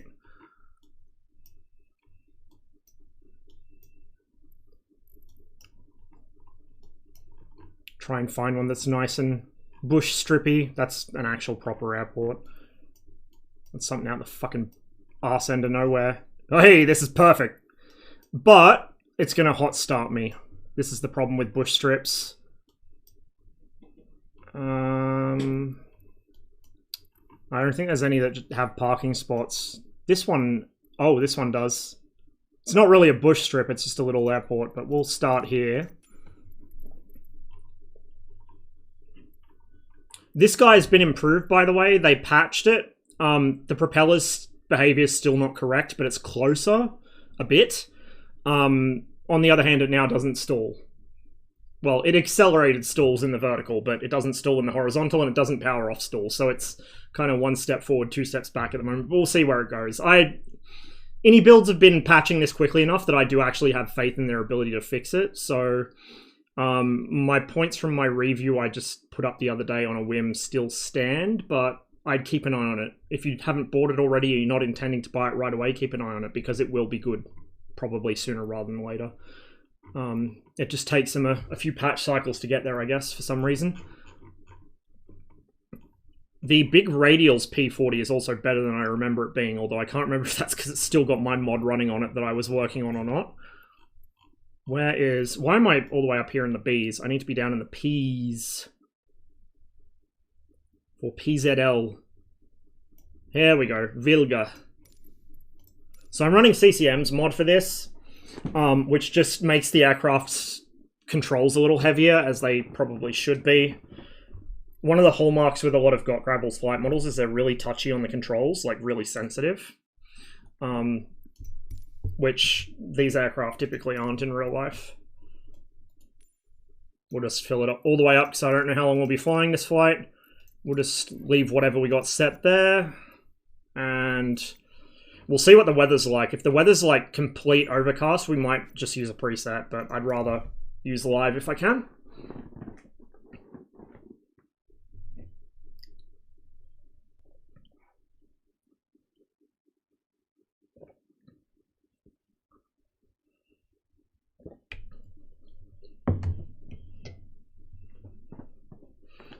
So the wilga is going to become one of my main bush planes, I think. It's especially with the control response sort of tuned to be a little more in line with what I'd expect for this kind of aircraft.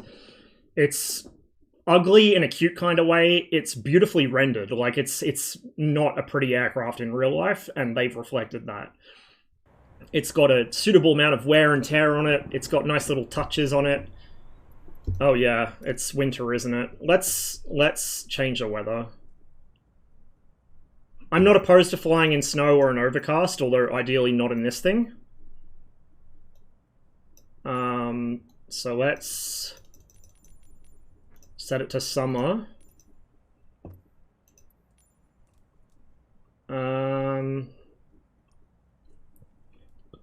Let's take the few clouds preset, then let's adjust it. So we'll make it a little windier. This thing's crosswind limit is 11.7 knots. The 0.7 is important, apparently. We won't make it purely westerly. We'll make it southwesterly. And then we'll have gusts from the west-northwest at... I've got to change that back to 4.0. And then we'll make this, I don't know, 10. Let's make it, yeah, let's make it 10. So it'll be gusting over our crosswind. Oh, no, okay, the maximum we can set it to is gusts of 3. So you can only set the gusts to a value below the overall wind speed, I guess. Which, yeah, I guess that works, maybe. Clouds, fairly happy with them. Let's change the coverage. Density, make them a bit more pregnant looking. Scatter, we'll just adjust that a bit. Good enough. Now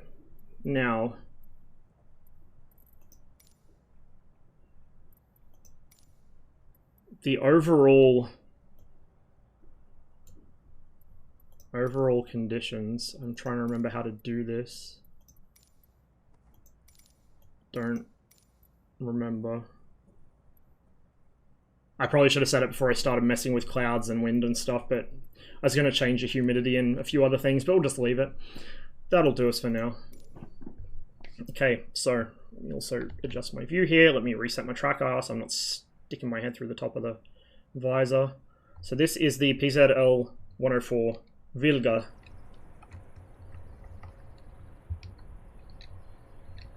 I forget what wilga means. It's a bird species. It's powered by a AI-14 engine, Ivchenko engine, I think it is, which is similar to the, well, I think it's basically a variant of, a derated variant of the Vedenev M14, which is what you'll find in the Yak-52. Like I said, she's not the prettiest plane, but they've done it good justice in terms of visuals. Should probably turn the drone camera speed down a bit so it's not whizzing around the place a million miles an hour.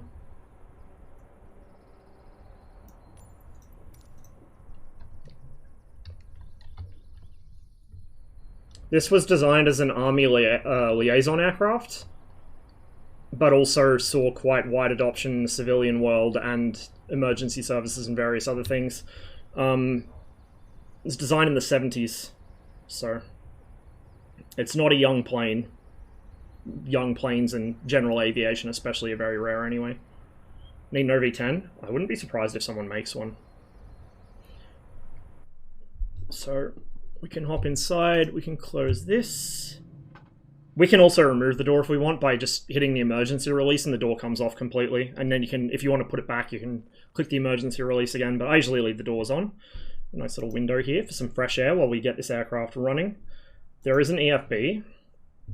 It's actually a clipboard, but it's just for a couple of options. Smoke generators like air show smoke, so I just leave it off. This thing's not aerobatic rated, so I don't know why it would have air show smoke if I'm honest with you.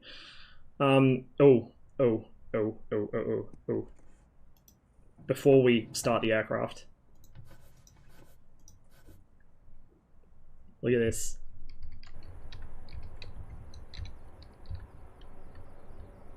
Cozy little touches. The grass is kind of hiding it, but these cozy little touches.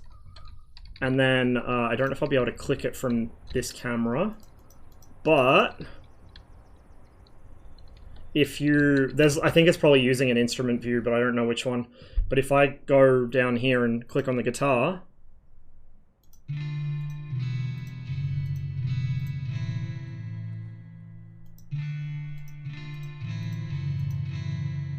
how cool is that? Is it necessary in a flight sim? No. Do I like it? Yeah. Like, this is a thing. MSFS is kind of turning into the everything sim, and I'm totally here for it. As the kids say these days. We can put our fishing rod out.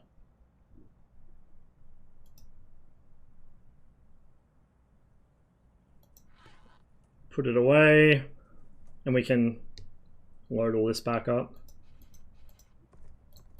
So this combined with that camping module, the Parallel 42 camping module, which I also have that one. Because of Mogus, oh god. Don't you start with that. I can also show the pilot body, but because it tends to clip me through my own head, it's also defaulted me back to the lady pilot for some reason. Not that I'm complaining.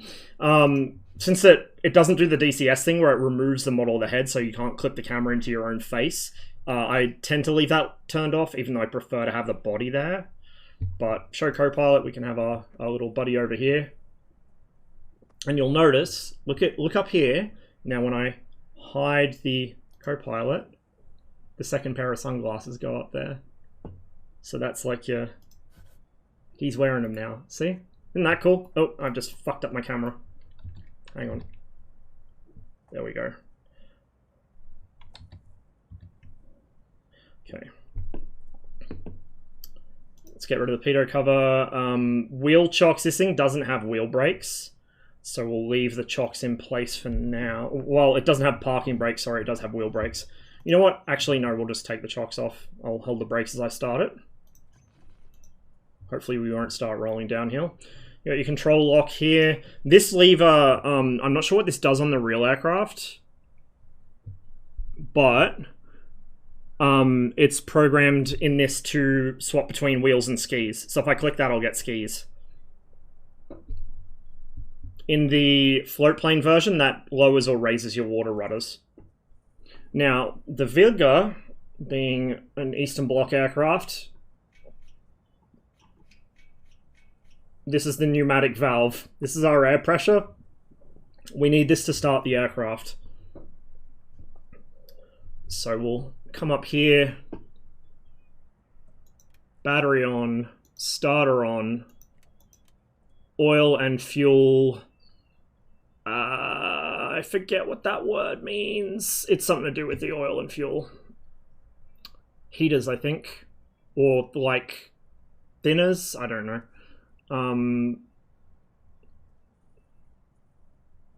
This is the pitot heat. We won't turn that on yet.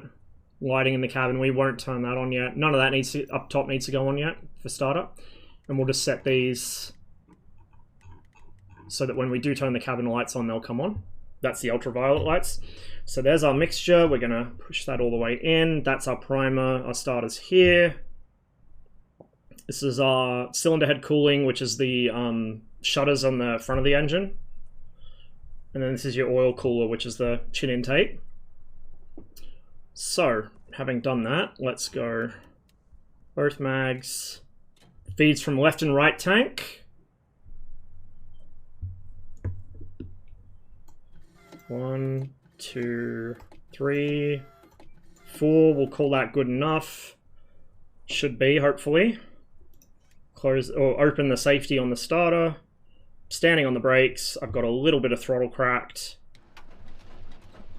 Give the throttle a bit of a jockey. She don't want to start.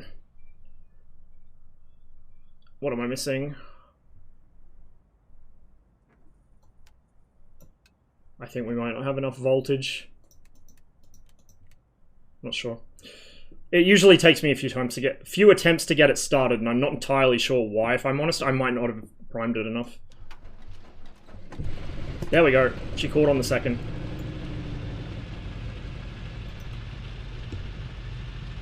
There we go. So now we can turn on the gen. We can turn on... that's the... I don't think we need that. It's anti-ice or something, I think. I forget. Oil and pavitra air. Oh, it's probably like the carb heating or something. Oh no, I know what it is. It's the fucking temperature fucking sensors. That does need to be on. Or you have no gauges without it. Sorry, I'm a dumbass. That's the back dome light in the passenger compartment. While we're at it, we'll fold their seats up.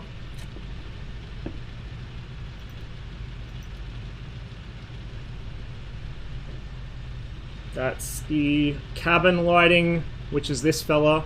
We'll turn that off because we don't really need a white light on. These are the UV lamps, which do what you would expect UV lamps to do. They phosphoresce with the instruments. And then this is...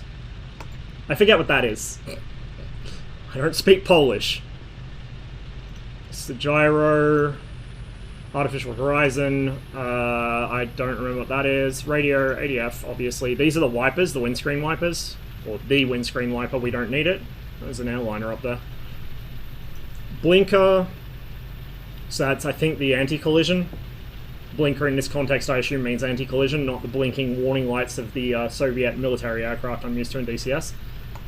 And then that is, I think, contact... Oh, that's probably nav lights is what that is. There's also a contact signal in the, like, westernized bush pilot version of it, which shows you... It's got two lights and it lights up when the wheels are in contact with the ground, which is quite clever on a bush plane. See, I was starting to roll there because I took my feet off the brakes for a sec. Anything else we need to do? We can turn the radios on, although we're not really going to use them. We're going to go ahead and open the cowl flaps, or the cowl shutters, because this thing heats up really quickly when you run the engine up, and I don't want to cook it. And we'll also open the oil cooler a little. This thing does have tailwheel steering, but it doesn't have very good tailwheel steering. The product as sold has exactly the same ground handling as everything else in MSFS. They haven't changed anything. But I'm running CCM's mod at the moment. So CCM did make it so the tailwheel completely loses effectiveness and loses traction if you're above a certain speed. So if you start trying to steer with the tailwheel on your takeoff or landing rollout, the wheel's just going to skid, which is what you would expect it to do. And it's got very limited turning ability just by default because of the way it's set up.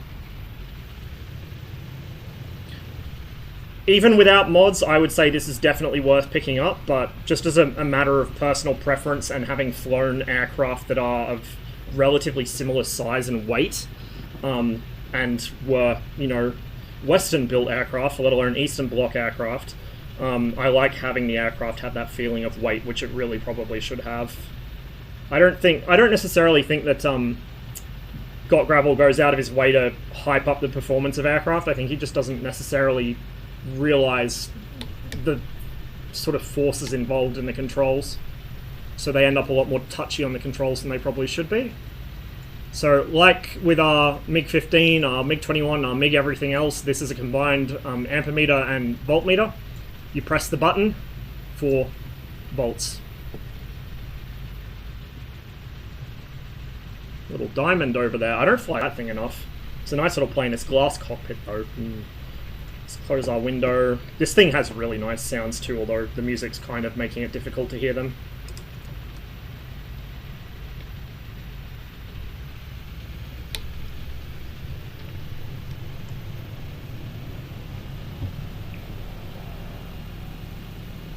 Okay, let's go. This thing is a great little STOL plane. You would expect it to be, as an Army liaison aircraft. And we're up already.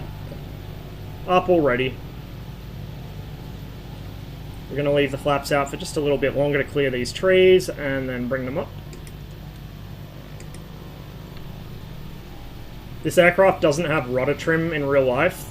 The module is programmed to have, like, magical rudder trim, which I'm not necessarily opposed to.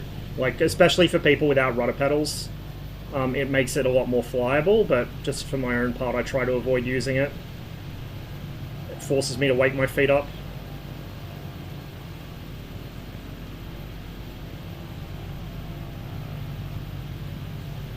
Forgot to uncage my gyro. Of course I did.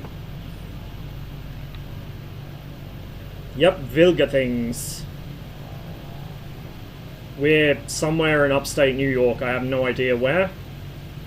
I got a bunch of bush strips for here, but then I rapidly realized that the bush strips aren't going to have parking spots, and I wanted to start cold. So we're taking off from some little rural strip with one parking spot, and we're going to head in the general direction of the big city, I guess, and see if my PC explodes when we get there.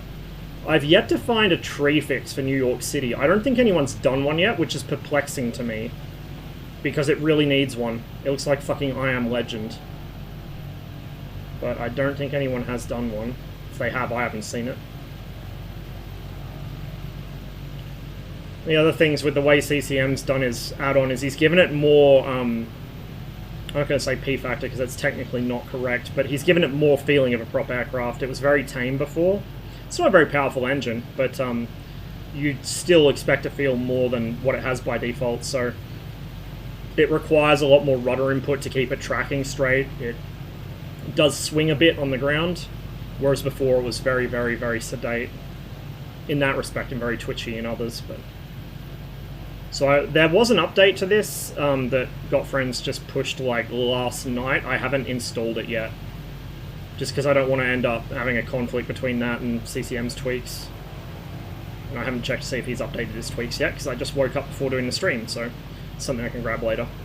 But my first impressions of this were really positive. I was a little worried because initially it was going to only be released on the marketplace, and the marketplace stuff is encrypted. You can't edit anything in it. So I thought, oh, if the flight model's, you know, not quite 100%, it might still be good to fly, which it is. Like, don't get me wrong, vanilla, this thing's fine to fly. It's just a little twitchy for my taste. But I was worried that if it was, like, excessive, then there wouldn't be a way to fix it. But they changed their minds kind of at the 11th hour and put it on their website as well, and I'm very glad they did, because just one little set of tweaks and she flies like a dream.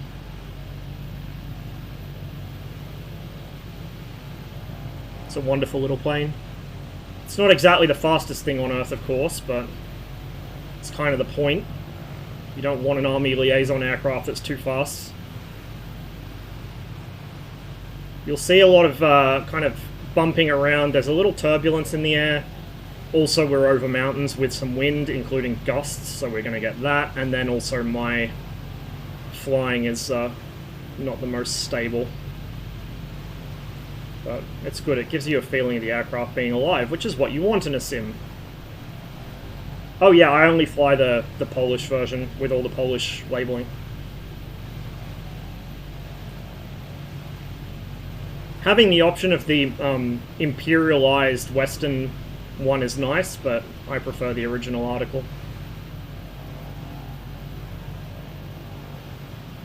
once we're a bit more clear of terrain, or the turbulence settles down a bit, I'll give you guys an external view. The float version, I believe one or two of the other variants have a basic autopilot, like a really basic autopilot, but this one doesn't.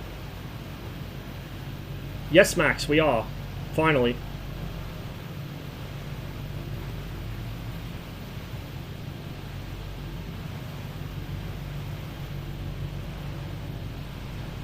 Il 14? I don't know. I'd like there to be more Eastern Bloc stuff in the sim. I'm really glad this got released, but the Wilga is apparently quite a popular bush plane in the US, so that's probably why. But I'd love to see more Eastern Bloc stuff. Both the well-known and the obscure.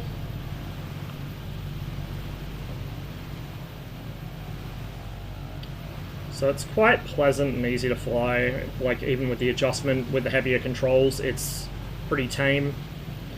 It does have a limited aerobatic capability. Probably shouldn't be doing that, but I wouldn't be surprised if the airframe's at least capable of some basic stuff. A lot of the time, aircraft are just rated as non-aerobatic to avoid lawyer situations. Thanks for the follow, by the way, Blitzkrieg.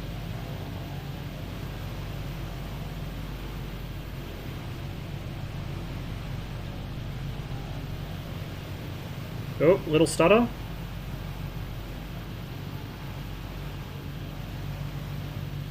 Still get stutters and things from time to time in the sim. I think it's when it's loading a new terrain chunk or like a lot of aircraft.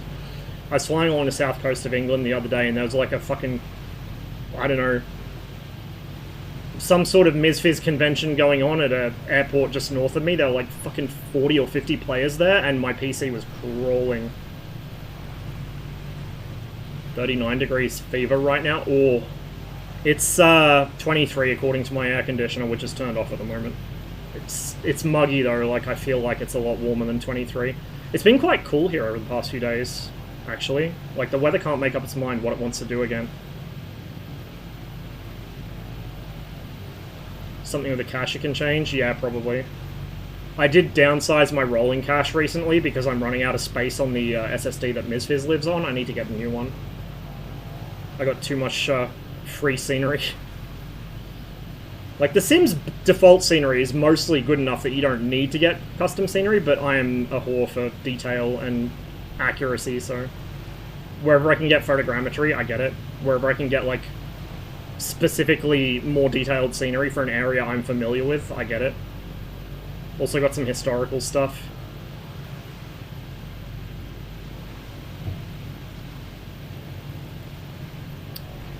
I do have an add-on which, puts the Twin Towers back in as they were before the unfortunate fateful day, but I don't have it installed at the moment. I haven't tried it out yet. Just for those days where I feel like pretending the last 20 years never happened, or 21 years.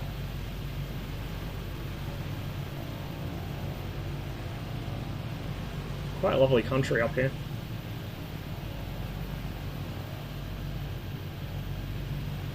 We need one for the Palace of the Republic in Berlin, because the default MSFS scenery is still the new Staatsschloss under construction. It looks like shit, because it's under construction, and also only one side of the building even has a decent facade. The rest is just fucking... but no one's made one yet.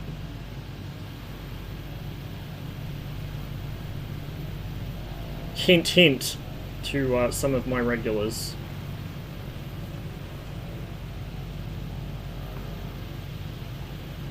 I'd like to be able to have like whole sections of scenery done as they were at different periods of history. I've got Midway as it was in 1942. I've got a couple of, like I've got a bunch of the hump route over the Himalayas from World War II. I've got airfields and custom scenery for that, but it doesn't, it only covers mostly the airfields, I think.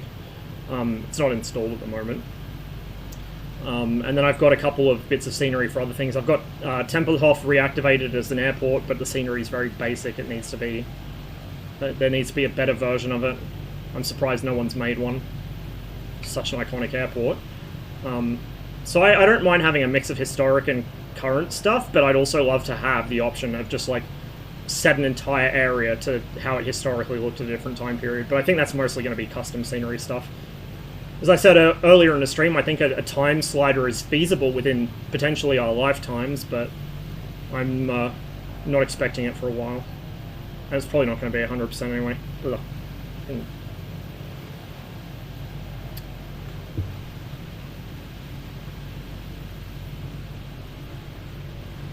Yeah, the people who did the Connie have the 1935 project. I was looking at that. They've got a really nice 1935 Tempelhof, but it's before the actual, like, distinctive Tempelhof terminal building was built, and before they tarred over the runways. I want, like, Cold War Tempelhof from the Berlin airlift or something, or from the 70s, just to get the vibe.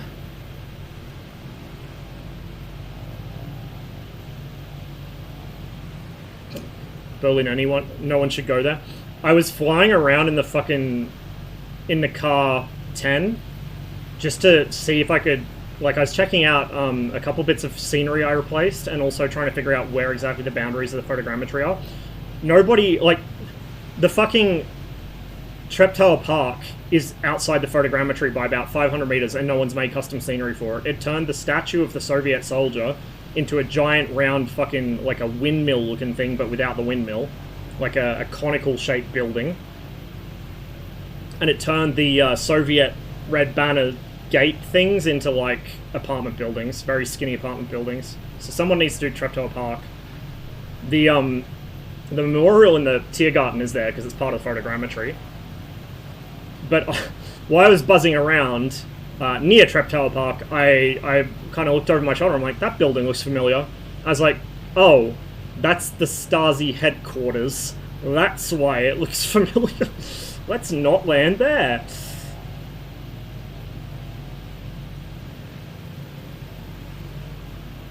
What do you think of Tempest Blue Flash server? I haven't had a chance to play on it yet. I barely touched DCS since September. I do need to get back into it though and try out the server. Play the Mirage a bit. Maybe the F-14. The MiG-29. On top of the mercury vapor, I also got invaded by some virus of bacteria. Oh no. Oh no, super. Well, hey, maybe it'll fight the mercury and they'll cancel each other out. That's how that works, right?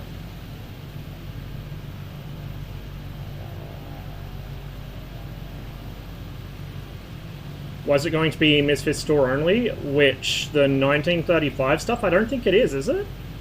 Maybe it is, I don't know. This was originally going to be Misfit store only, and they kind of said, like, we found that that's the best way to reach people. Like, that's where most of the sales come from. It's the most the most convenient for pushing updates and so on. It's like, yes, but also you can't mod it if it's on the marketplace. So, got friends had to change a heart on that, which I'm really appreciative of.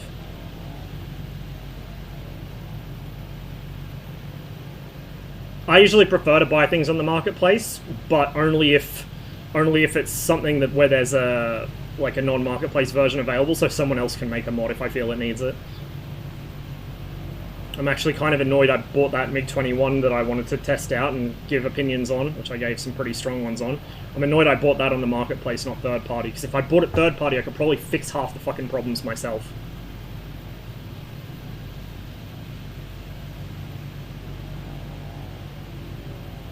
Wonder if the NVA ever used these. The fucking Volkspolizei probably did. I wouldn't be surprised at all. Somebody should make a livery.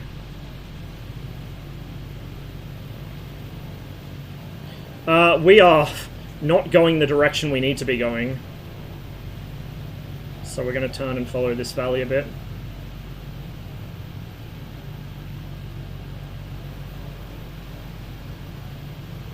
Getting quite a few thermals off the trees as well. So now we're out of the worst of the turbulence. We're getting kind of intermittent thermals. Nice. Temps and pressures are looking happy still. Love to see it. So initially I thought the crazy Poles have not put a fuel gauge on this thing. They must think fuel gauges are for cowards. It does actually have fuel gauges. That. Very conveniently placed. There's another one on the other side. Where are you flying? New York State. Out in the fucking sticks somewhere.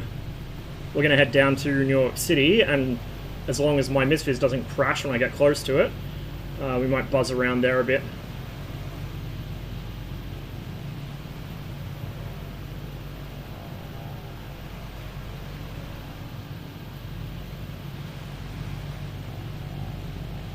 If you divine the contents of the locked CFG files, you can still... Oh, well, yeah, but you have to know what's in the CFG files. That's the thing. I can't... Like, I'm not that powerful of a wizard that I can guess the values just by the way it handles in-game. It is, isn't it? Fucking slaps.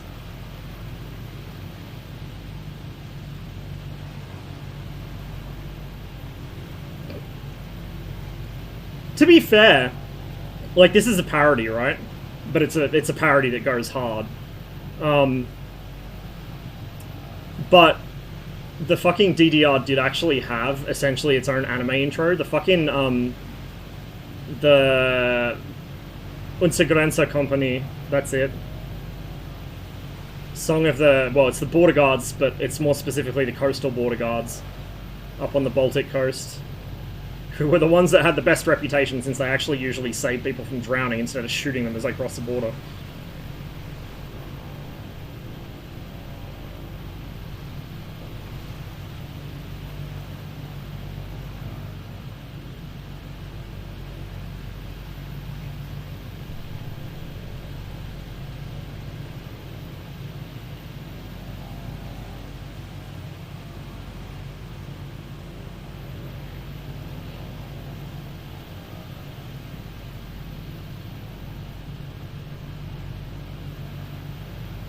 Just double check my FS realistic settings.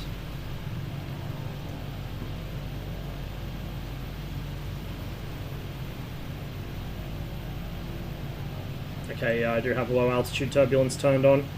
It just, like, MSFS does that itself, and MSFS does it really well, but the extra level of it from FS realistic just kind of makes wing drops more frequent, even on aircraft that don't usually do them. Feels good. I did, Cotty. Only a couple songs, but I did add some. In fact, we can queue one up for the next. After Letov.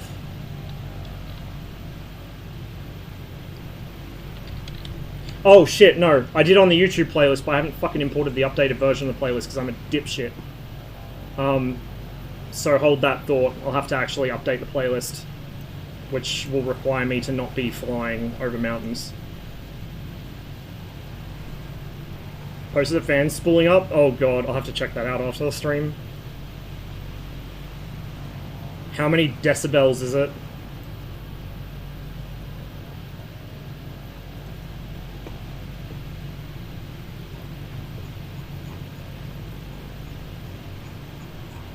How's my Discord so fucking active all the time? Jesus. I gotta go get the link to the playlist from the fucking pin post in the music channel. Like, maximum levels of scuffed streamer here. Find where it is to begin with, while not crashing or overstressing the plane.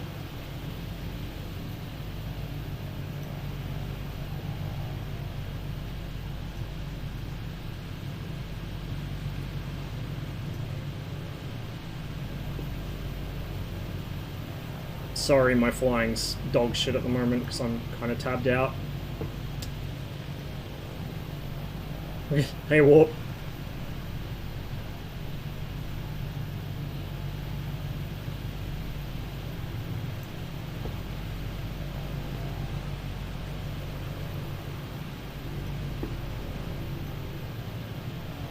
Don't really want to be up in the clouds. We'll sort that out in a sec.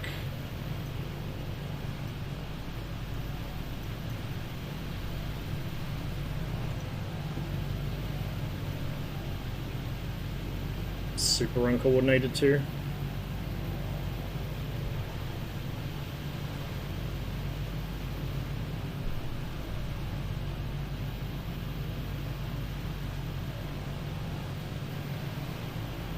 And we are once again not going the direction we want to go. I keep ending up going east for some reason. Okay, there we go.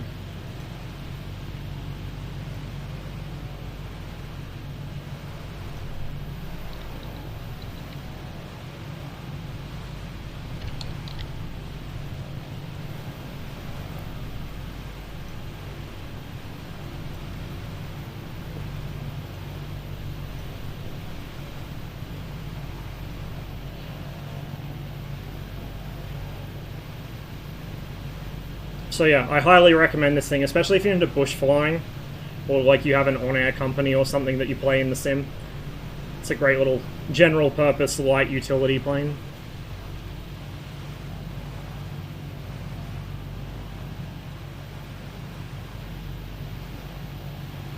She won't get anywhere in a hurry, but she will get there, and she will land there.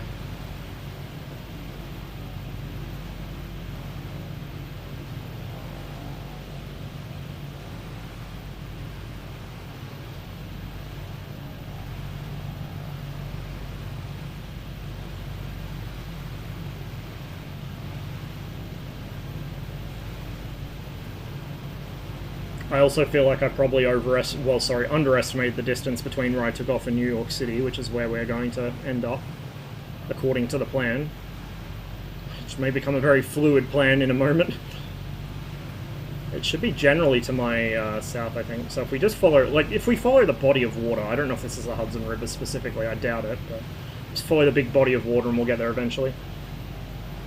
This thing was an Army liaison plane that also saw use in civilian flying. It's the PZL-104 Wilga. Polish design and built during the 70s. Stop in Albany for some steamed hams. I wouldn't even know how to find my way to Albany, to be honest. My US geography is not my strong point. Yeah, very strong Stork vibes. Okay, it's kind of generally stable at the moment. Let's... oh, maybe not. A touch more back trim so we're not diving. Oh, we are diving because turbulence. No, we hit a thermal. Big thermal. That's going to drop out from under us. This is what flying a light aircraft is like in real life, despite what the MSFS community will tell you. She ain't the prettiest, but she gets the job done. And she's going to try and roll over on me, so I need to arrest that.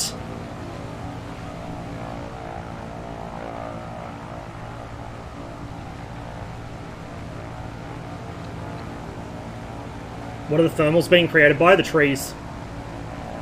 The trees are causing them.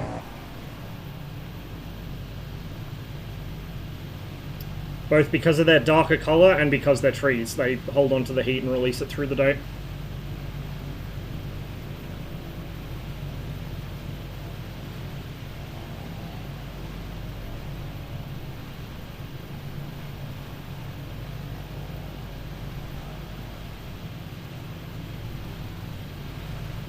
Yeah, they're just basically airborne convection currents.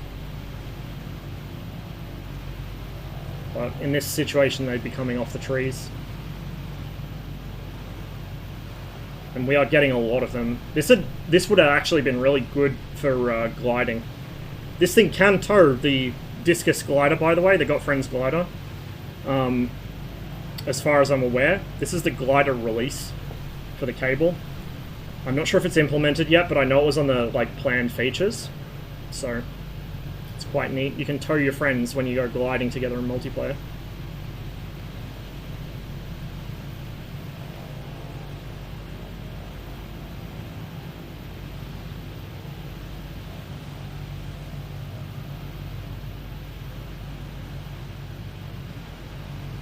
Go down the Hudson, you'll fly past Hyde Park and West Point.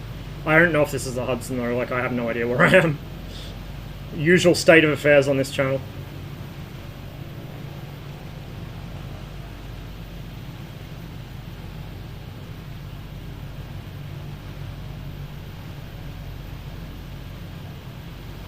Haven't updated the discus for the new launch options? Really? Kind of surprised by that.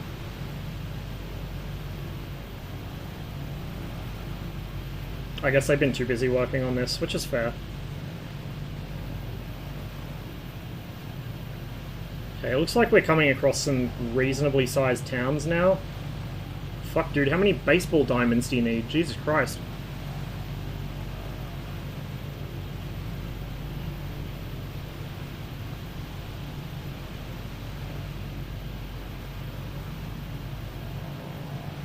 So never bought the premium discus, like I said I would. I haven't bought the premium discus either, to be honest.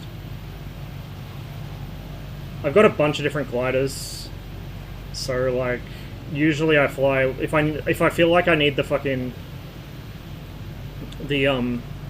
save me propeller, the skill issue propeller. I fly the AS-33. Otherwise, I fly like some of the more vintage stuff. Oh, it's judging me. Yes, they're very judgmental, those government drones. Glorious idea of holding money to get a new GPU, but yeah, no, I think there's not much point at this stage. Oh, we got a bridge up ahead maybe? Or is that a rendering issue? We'll find out. I think it's a bridge. In fact, it's probably one of the scenery bridges I downloaded last night, which would tell us where we are, if I could remember which bridge was which. Which you spent the most money, MSFS or DCS? Probably... I don't know, to be honest. It's a hard call. I almost feel like MSFS. DCS modules are more expensive, but there's less of them. I have most of them, but I don't have all of them. Whereas for MSFS, I've got some payware scenery, not a lot though. I've got a bunch of payware planes. They add up. I don't know. I don't want to know. Put it that way. I don't want to know. It's more fun when I don't think about it.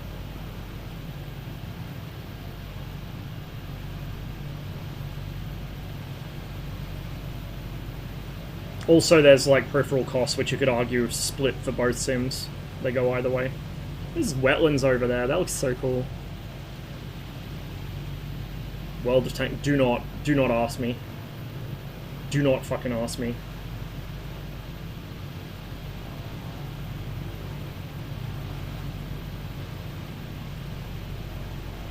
Although, having said that, I did enjoy the hell out of that game for a very long time, so... Like, did I spend more on it than I should have? Absolutely. Did I get my money's worth? Maybe. Kept me busy for several years. No, not much on War Thunder. A little bit here and there. Just to skip grinds every fucking 5 years or so when I remember to play it again. The last time I spent something on War Thunder was the fucking Seabix, and only because I know that War Thunder's probably the only sim we're ever gonna have a fucking... Well, sim. The only thing we're ever gonna have a fucking Seabix in, even if it's not simulated properly. I was just like, I love this plane so much I can't not have it. I do not make the best financial decisions, but oh well. Better than a lot of people still. Try the IL-2 C-47? Maybe. I need to get back into IL-2 in general. But I've also got to watch my spending for a little while. Well, he says after spending a bunch of money this week on MSFS stuff, but... Oh, we're getting pushed around. We are getting pushed around. This is how it should be. This is how flying a light aircraft on an average summer's day is. Like, never mind what the detractors say, this is what it's like. Now, I don't know what the max takeoff weight of the Wilga is, or what its empty weight is, but I'd hazard a guess it's not too much more heavy than a fucking Jabiru when it's fully loaded. Well, empty it's probably similar to a fully loaded Jabiru or something, but... Either way...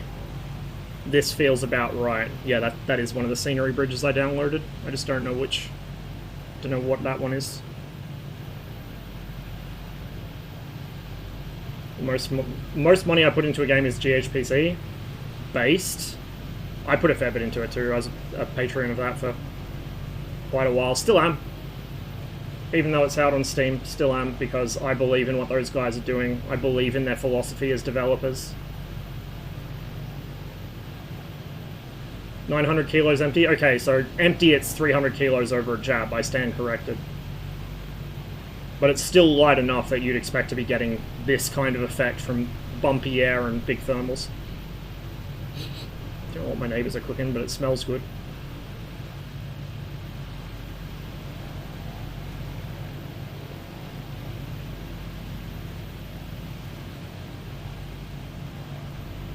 Weather's getting a little more marginal the further south we go.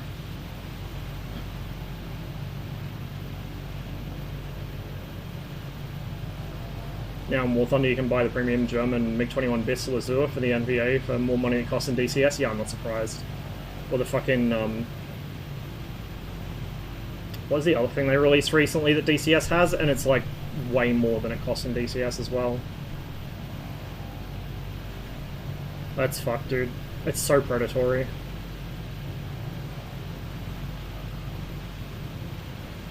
I don't remember, Max. I have seen you in there a few times recently, but I don't know. Which incident was this?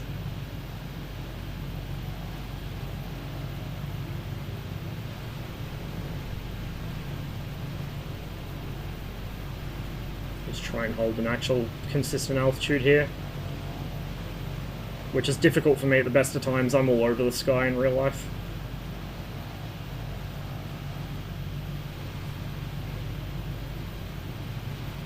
If we stay over the water, we'll get less bumps, because we won't get as many thermals.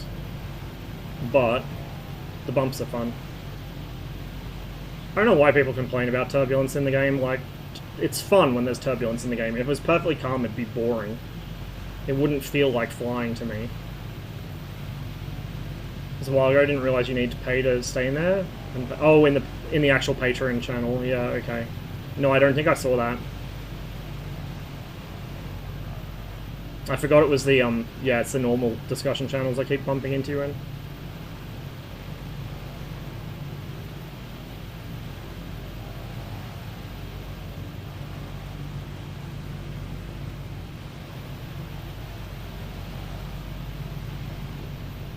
Done a lot of flying in this sim off stream lately, just because it kind of chills me out. Just from having a rough day, or if I'm just, like, bored and I can't think of anything interesting to do, I'll just load up a flight somewhere. Do some exploring, or test out a plane I haven't flown for a while.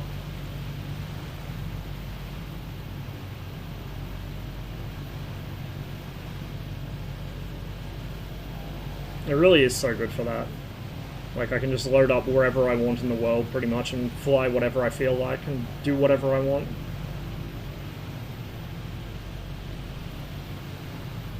On learning and stating I hadn't paid, the last thing I said was clearly the bot values my in-depth discussion and witty remarks 5 seconds before being thrown out. Beautiful. Absolutely beautiful.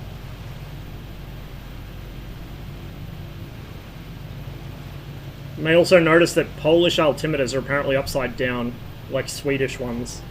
Soviet ones are the right way up, but Polish ones are apparently the wrong way up. So the zeros at the bottom and the 5s at the top.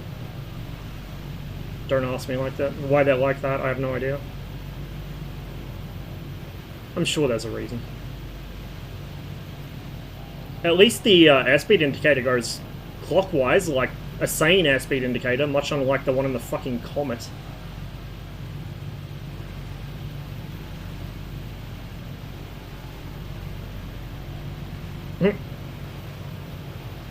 Does a bit, yeah. All the two German altimeters are the same, 0 at the bottom. Ah, that might be why then.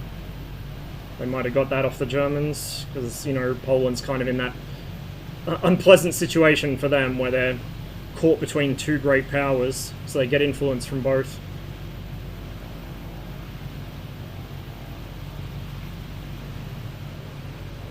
This is all auto-gen though, like, there's nothing, aside from that one bridge, there's nothing custom up here. This is just how the sim natively looks. It's really, really nice. This rural flying stuff in MSFS is so good.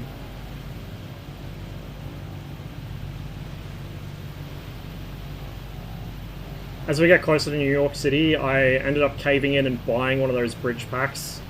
Just because there's so many fucking bridges, and I couldn't be asked to find them all by name in fs.to or wherever else the free ones are. It's just like, fuck it, we'll throw some money at them to get the bridges for New York. Again, I'm not smart with money. Oh well. Should improve things a bit. No more giant walls spanning the river.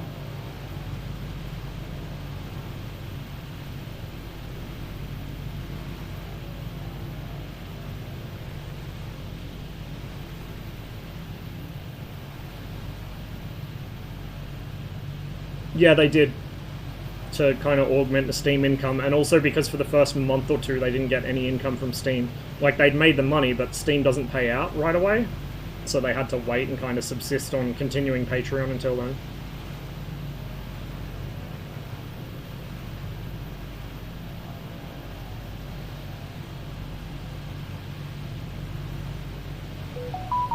War Thunder Brain needs to be added to the Medical Journal of Diseases. It does, yes. It very much does.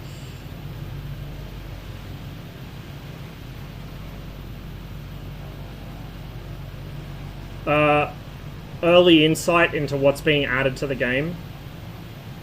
For some tiers, you get like direct access to just chilling out with the devs when they stream what they're working on. So it's yeah, pretty much just you see stuff earlier and you have some access to the devs. I mean, I already have access to the devs because like I've known Harry for years and we hang out in mutual discords, but I just want to support the project, so that's why I kept my Patreon going.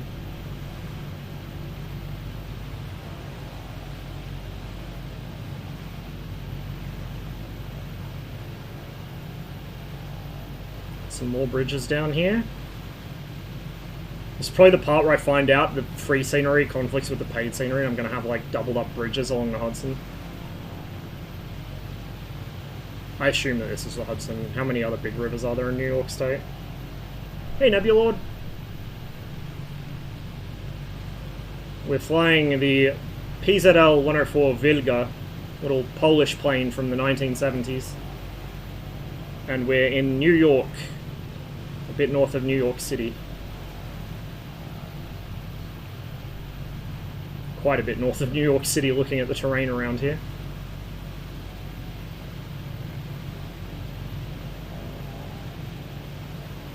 Given this thing's speed, I'm not sure we're going to make it there within the next hour or two.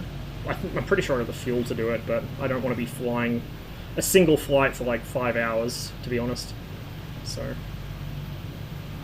we might not fly all the way there if it takes too long. We'll see how we go.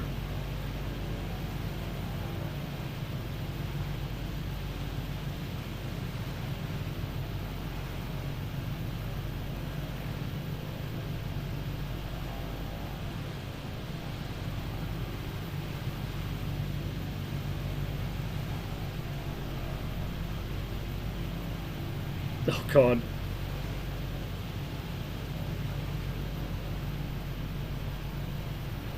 Yeah, I haven't kept up with War Thunder stuff for a long time. I don't really play very often anymore. Pretty much the only reason I still have it installed is to occasionally go and play the T64 or stuff that isn't in DCS yet or won't be in DCS.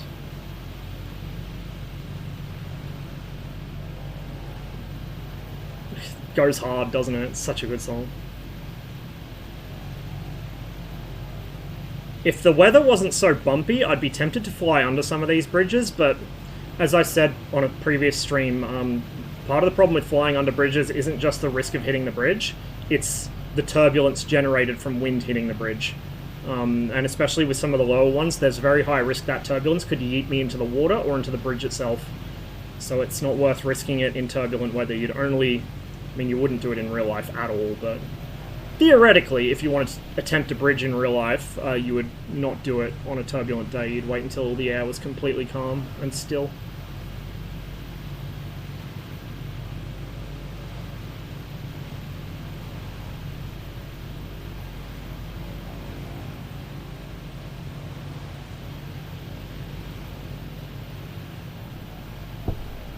Probably stand to dial back the mixture a bit too.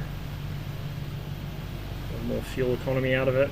Not too much, I don't want to lose too much power, but... the 35A, this variant, with the base model engine, doesn't actually feel that much like it has too much power. In fact, it feels kind of underpowered at times to me, which is, like, not unrealistic underpowered, but, like, realistic underpowered. Doesn't really have a big engine in it, so... there's no, like, NOS or anything going on here, it's just... by default, it's a little too twitchy on the controls, and that's about it, really. One or two other very minor things. You're probably right, because I did download some bridges for that.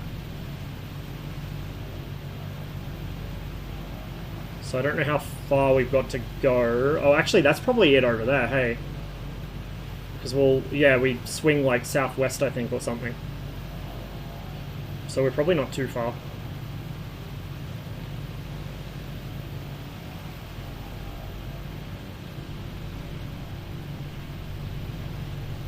Yeah, that sounds about right then.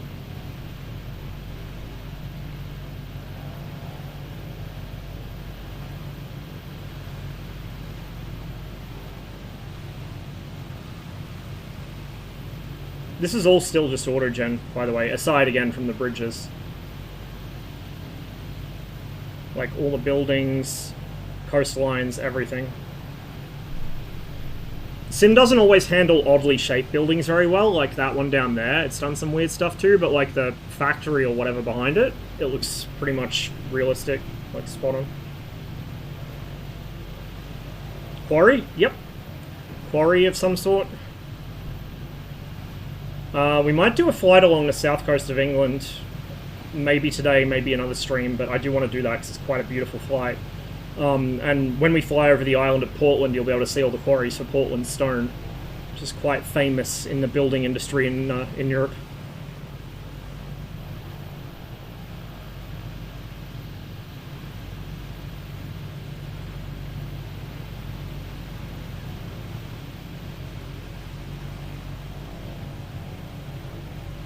Got an airport over there.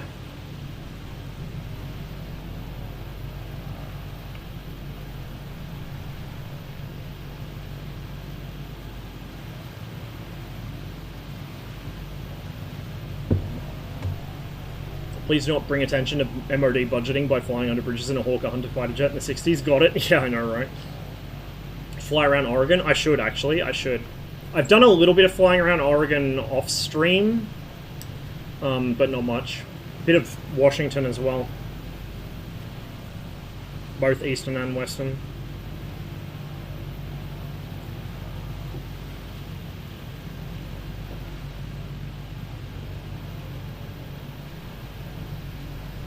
Weather is closing in a little. We should be okay.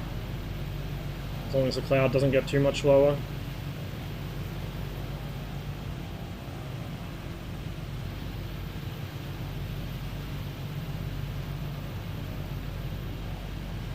Really lovely little plane. I'm quite happy with it. Quite happy. I also like the additional character of the fucking windscreen apparently being held to the frame by suction cups. Or at least kept in its correct shape by suction cups. Like, the whole plane feels like it was kind of thrown together out of spare parts, even though it's not. It's just how it's designed, but it feels very Mad Max in a way.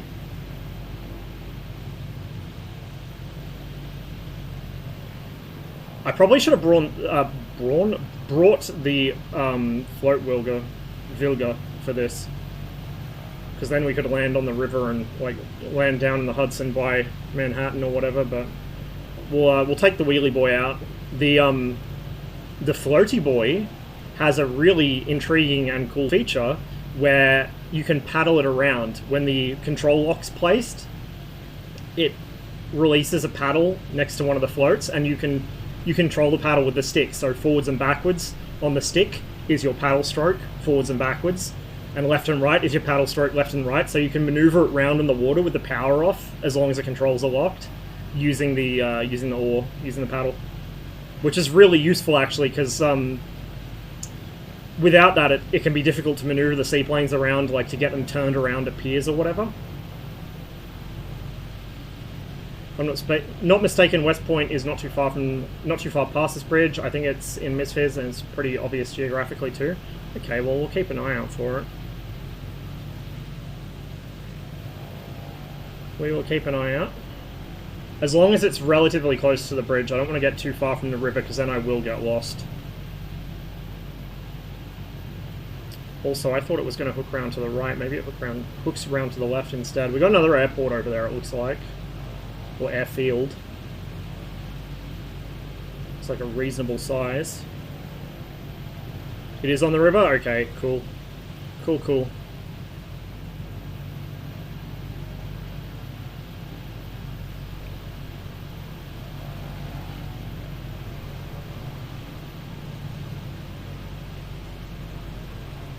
Yeah, airport over there. With a big hangar or something.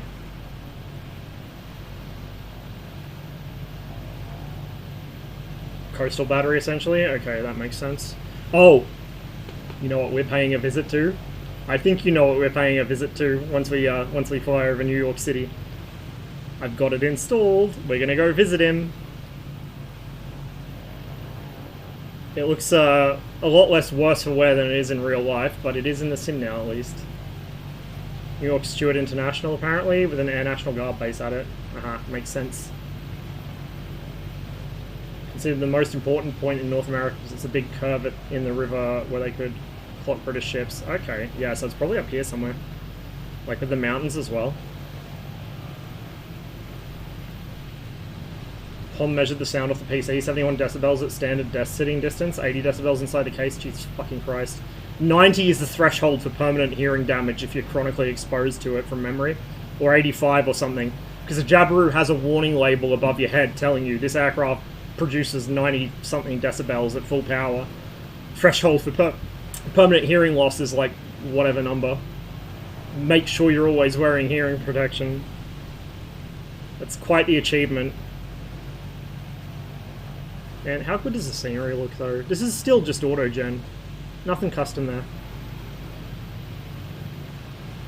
85 decibels is the threshold. Fuck me. When is this? This is the PZL 104 Wilga.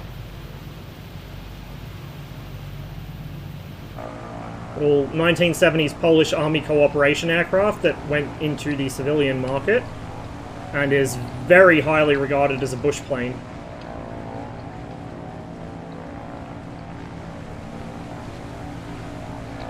This is just the stock version of it.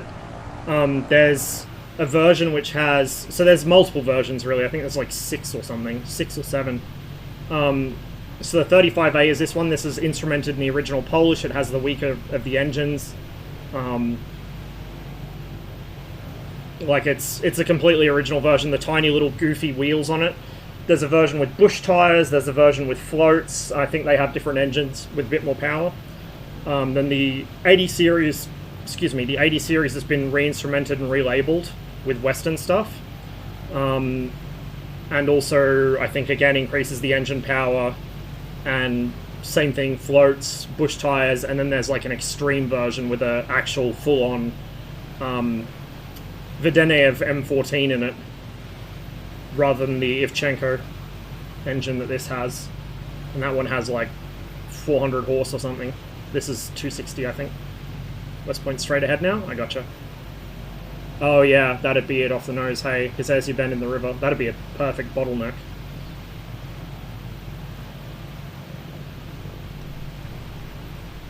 Some of the variants, including the float version of the 35, the 35H, some of them have a basic autopilot. This one doesn't though. This is all hands-on. Just how I like it. I'm going to have such sore legs after this because it doesn't have... Well, it does have rudder trim model, but in the real plane it doesn't. It's just there for convenience in MSFS, so I don't use it. And we are in fairly turbulent weather today. And 2 never. Oh, dude, I want one so bad. And some of the bigger stuff too, like an N12. God, I'd do dirty things for an N12 or an N26.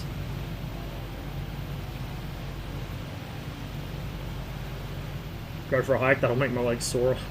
I do need to get out and do some wandering though. I've been shut in so much getting all my fucking assignments done. I think this week we will do some trekking. Not very far though, probably just around town. Along the river or something. Got a lovely waterfront walk along the Molonglo River, but it floods really easily, so the last time I tried to go on a walk along it, it was flooded and I couldn't get much further than just past the shopping mall. Yeah, there's West Point there. Cool.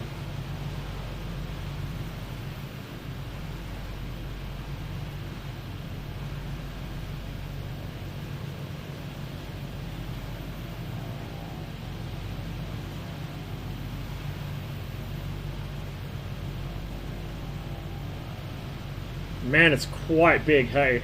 Huge academy. Well, I guess it would be for, you know, one of the largest militaries in the world.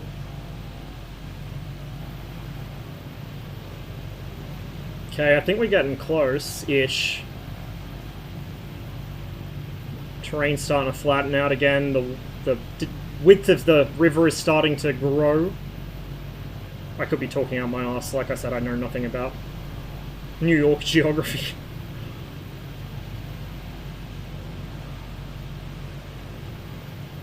Kind of weird that the prop effect seems to be drawn over the water but behind the trees. It's just the contrast doing it, I think. I'm pretty sure it's just the contrast doing it. It's very much...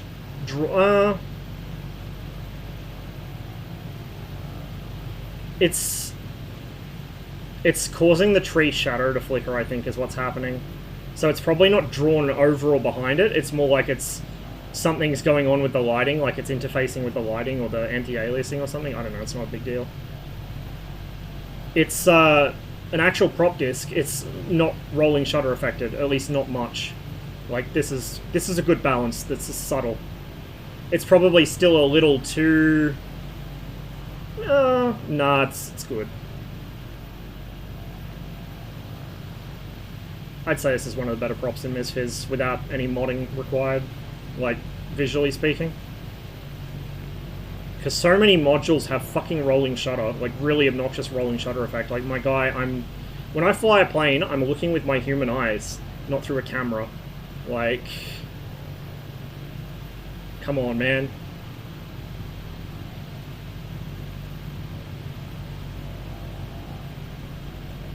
$60 miles from Lower Manhattan by road. Okay. So it's going to be a fair bit further, but we can do that. We're doing 170, 180 kilometers an hour, so that's... about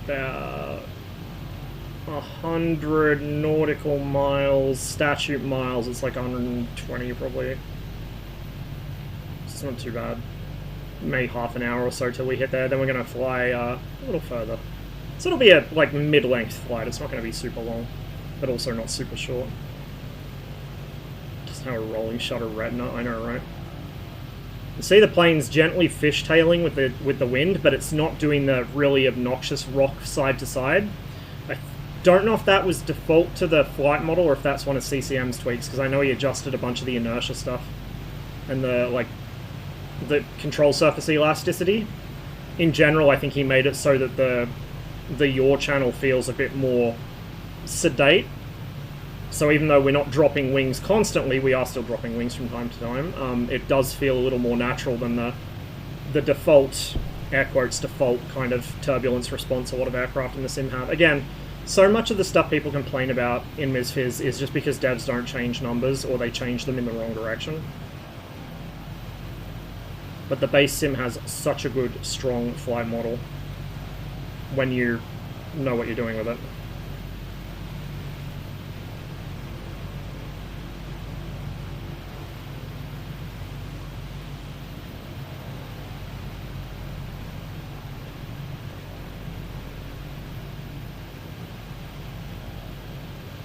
I also, I think we'll fly it today maybe, again, even though I was flying it like yesterday or the day before. Might do another flight in the Nemeth Yak 18T because they've updated it. God knows when. I haven't flown it for ages, but sometime between the last time I flew it and now, they finally fixed the fucking accelerometer so it works as an accelerometer in the correct direction and starting at 1. So it's still got some other issues, like the flight model still feels a little too squirrely. Like it's the same thing this was at release. Just the controls feel a little too effective. It's a little too bouncy, like it needs a little more inertia, a little more damping on the control surfaces. But other than that, it's starting to feel quite nice. It needs better sound though. That's like my big thing with the Nemeth Yak now, is it just needs better sounds. The rest I can kind of overlook, but it desperately needs better sounds. But we might fly that again because it's quite pleasant now.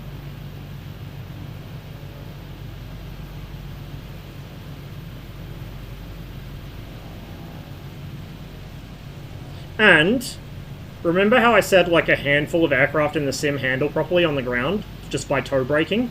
I forgot, the Nemeth Yak 18 is one of those. The Nemeth Yak 18 is fully steerable with toe brakes. You don't need to touch the steering nose wheel. In fact, I don't even think it should have one. It's probably free castering, and if it is, I'll change that. Well, I'll have to get the files off someone else because I bought it through the marketplace like a dumbass, but I will change that, because it probably shouldn't have it. I'll check. This, like I said, this is supposed to have a limited form of tailwheel steering, which CCM has approximated as best he can through what he has access to, and done a pretty good job of it, to be honest. But the Yak 18T, I feel like it probably doesn't have actual steering. I don't remember if the Yak 52 does or not. I don't think it does. I think it's toe brakes. Free cast ring and toe brakes. But yeah, for all the other criticism, Nemeth actually are one of the few devs that do ground handling any sort of justice. When you do use the nose wheel steering on the Yak 18T, it turns too, suddenly, it's too responsive, but the actual brakes are the thing. It doesn't do the thing every other module does, almost every other module, where you tap a toe brake and the aircraft reluctantly pivots towards it, then just stops and refuses to move, even at full power. You can fully taxi the Nemeth Yak around without even gunning the engine, just using the toe brakes to steer it.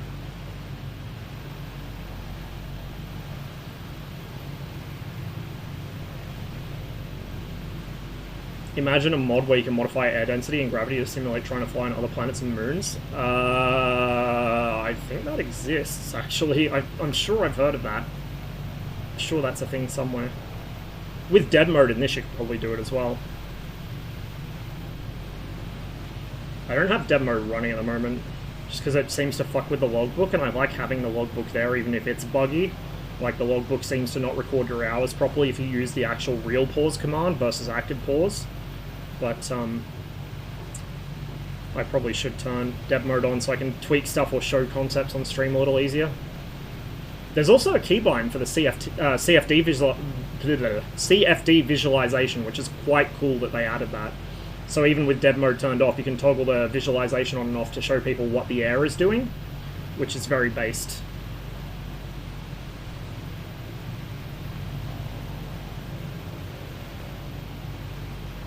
Hot take just in. Uh-oh. As usual, I'm flying uncoordinated. It's turbulent enough that I don't really care, because even if I try and fly coordinated, it's going to knock me out of it. Got a Jinn Palace down there on the water.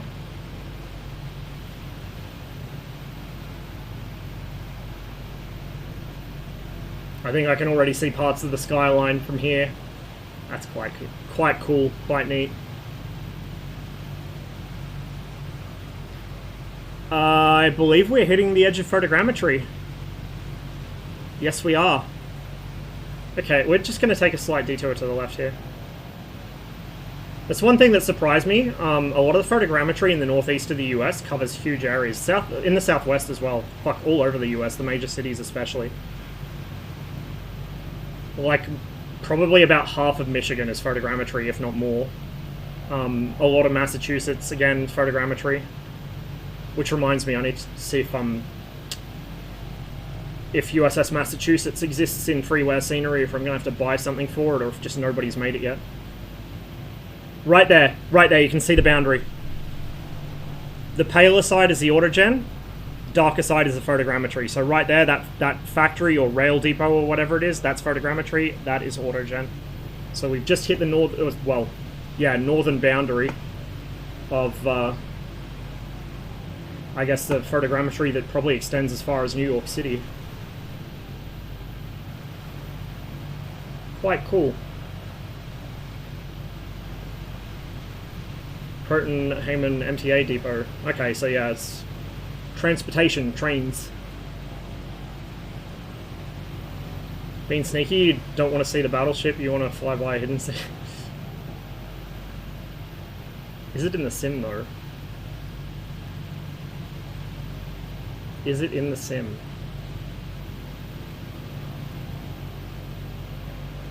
That's quite a cool... It's probably not, but it looks almost like a crater, like the rim of a crater. Quite a cool geological feature. Fuck, I feel like if you were a geology major or something, you'd love to play this game too, because there's so many things you can see from the air. Ship looked awful to serve on, it probably was. It was very much the Japanese mindset of as much boom boom as you can fit on the ship, and fuck crew comfort, who cares, who needs it?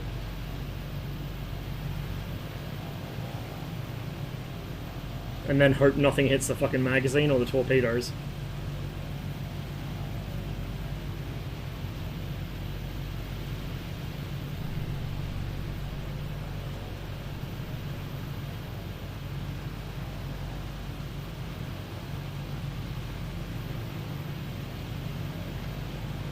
And a list of bunks were arrayed around the turret. Fuck me, dude. Have fun not sleeping ever. Jesus Christ.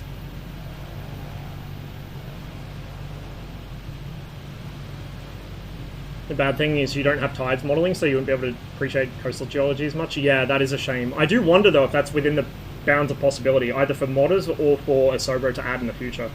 Because Asobo have been, like, Asobo have shown interest in quite a few neat things that might find their way into the sim one day.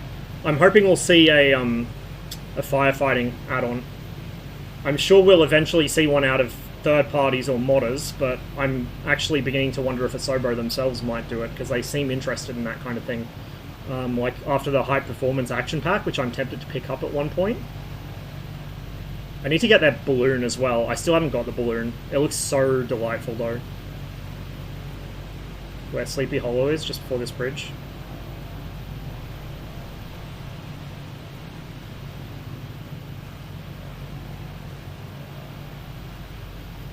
Flying anything on top of fires is quite rough. Because it fucks with the air currents, something fierce, and you also can't see, and you may or may not be able to breathe, like, easily, depending on whether the aircraft's got a slight overpressure in it or not. But CCM would be the man to ask about that, not me, because I've never flown over a fire, thank God. I've stupidly tried to cross a paddock that had just been backburned and was covered in smoke. I'm actually really lucky that I knew which way I'd come in from, because I could have very easily got myself lost and got done in by smoke inhalation. That was probably the closest I've come to unaliving myself through my own stupidity, I think. Went to find Dad to tell him lunch was ready and got myself fucking lost in smoke. It was very, very, very, very stupid of me. And as a result, I do not fuck with smoke ever since.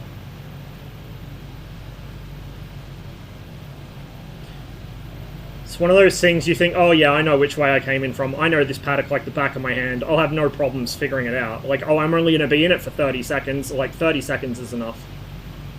30 seconds is fucking enough. And it's lucky I don't have any kind of respiratory problems, otherwise I would have probably died.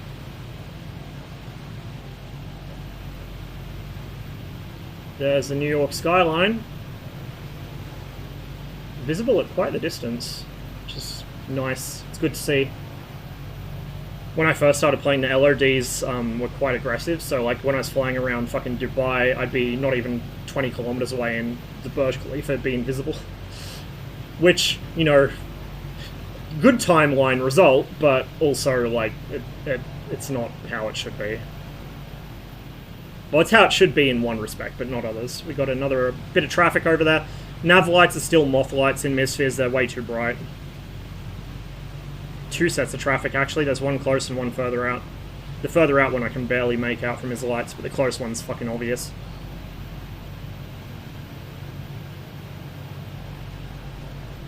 Nice little wetlands on the bank of the river over there.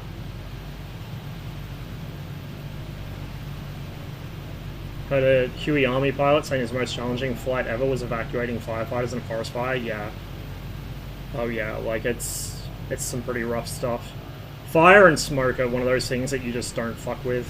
Like I said, I learned my lesson, and I'm lucky I learned it in a way that it entailed me surviving it. Because I could feel as I was staggering my way back out of it, and I got lost once or twice, like I got turned around, but I did find my way out. I was barely able to breathe by the time I left, and I was coughing and choking for the next half hour. Probably did some sort of permanent damage to myself or other, but it's just one of those things, you don't think about it until it's too late. So a lot of people die to things that, you know, you just don't think about, but you really should.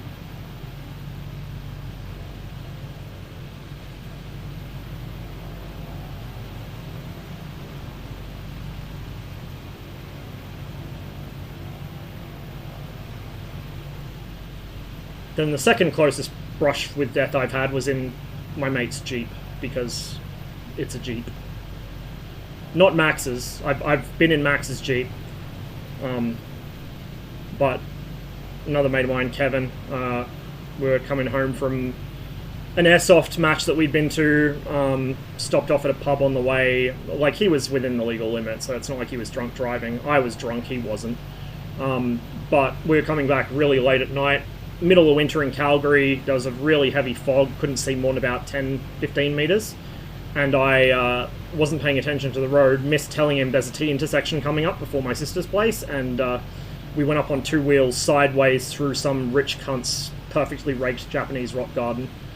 And it took a good 5-10 seconds for the Jeep to settle back onto all 4 wheels, and we're just kind of like staring at each other, like shaking, like we nearly died. And then just broke out in fits of fucking laughter for the next 5 minutes. Why men have a shorter life expectancy.txt. We nearly died. That was fucking hilarious. Ha ha ha. Catch you later, Cotty.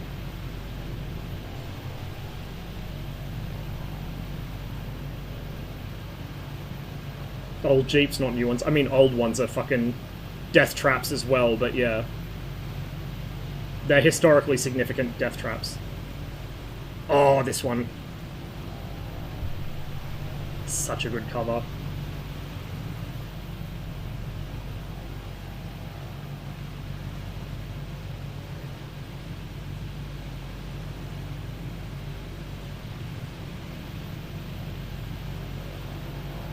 What's that big thing over there? Let's head left and have a look.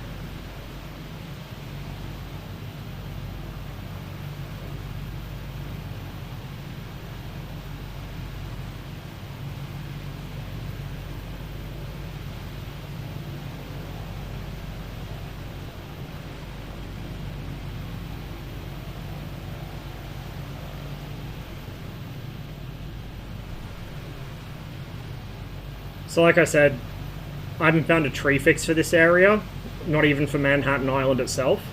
And the default MSFS trees are a bit exaggerated in a lot of places, especially on photogrammetry. They grow places they shouldn't be because they see green and go, oh, there's probably a tree here. There might not be. And they just grow too large, so fingers crossed someone will make a tree fix for this area in the future, but for the time being it doesn't look too bad. It's just a bit I Am Legend-y.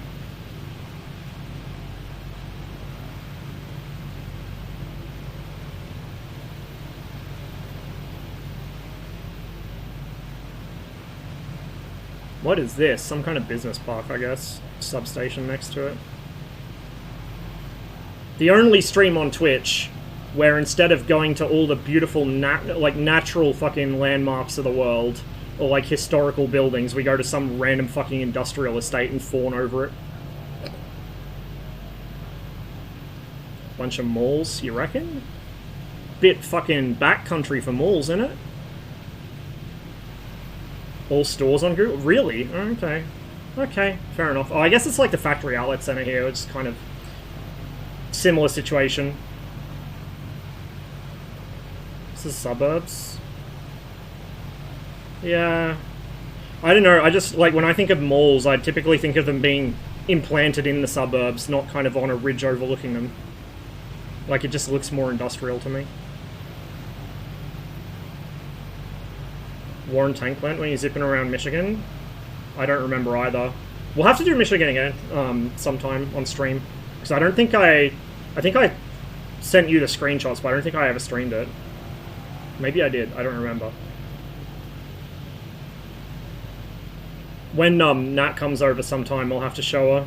Like, you can give me a guided tour, because she's from up around Detroit way. Big building? I think I probably did go over it. Big buildings attract me very quickly in MSFS, so yeah, I probably did go over it. Like, what wondrous things get built in here? City on the river here is Yonkers? Aha.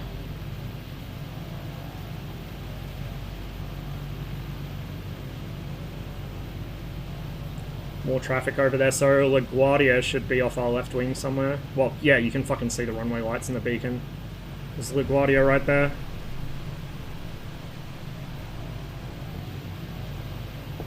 Yeah, silly name. There's a few of those. Everywhere has its silly name places. Yonkers. It sounds like a fucking like an exclamation or something like that. Oh, Yonkers! Like, I don't know where the fuck that came from. Like, what is the etymology of that name? I'm genuinely curious. Oh, Dutch silly right. It's the Dutch. It's always the fucking Dutch. Where's G-Man and Zabby when we need them? Hey, Yellow Fox. Welcome to Yonkers, apparently. We're flying the Wilga, which is a wonderful little bush plane. I'm very, very happy with this thing. Say I learned why manpads are fucking scary. Oh yes, that is a harsh lesson, but it's a lesson we all must learn. Just watch my speed here. I am descending a little because I don't want to be up in the clouds too much. It's like I can see through it. It's a pretty wispy cloud, but just don't want to risk anything untoward happening. I don't think we're in icing risk. The outside air temperature is probably reasonably high-ish. I don't recall if this has an outside air temperature gauge. Yes. No. Shanky. Do we have any polls in chat? What's a Mishanki? Głowitz is the, Głowitz is cylinder head temperature.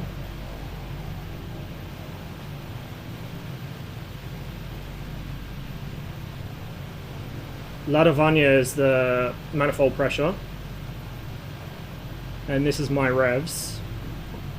This is a standard Soviet pressure gauge, or sorry, temp and pressure gauge. Fuel pressure on the left, oil pressure on the right, oil temp on the top. Ambient? Yeah, it could be. But it's no, it's too high for ambient. It's like 30 something. I don't think it's that hot. We can check. We can cheat.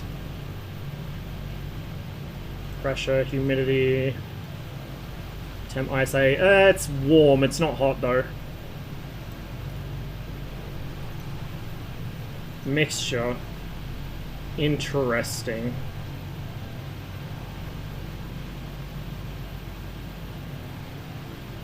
No, it's a temperature.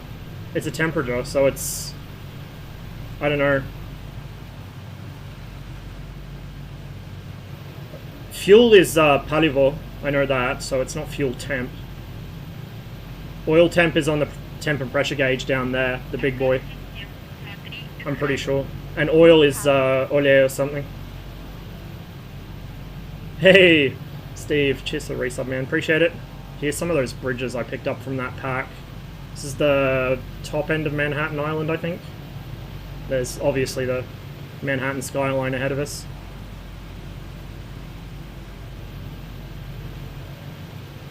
Yes, it does, Yellow Fox. The Wilga 35 is in Polish. The Wilga 80 is translated and with imperial instruments.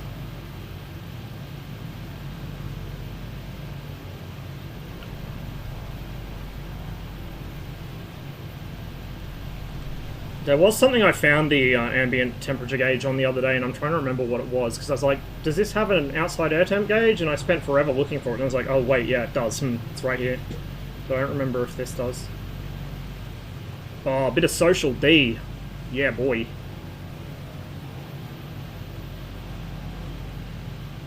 Where's Trip? We gotta get Trip in here.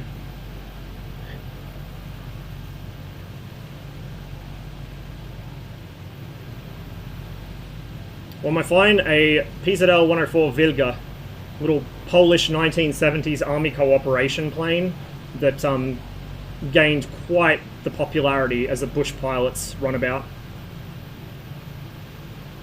Let me just pop outside and show you what she looks like. She ain't the prettiest thing, but she gets the job done.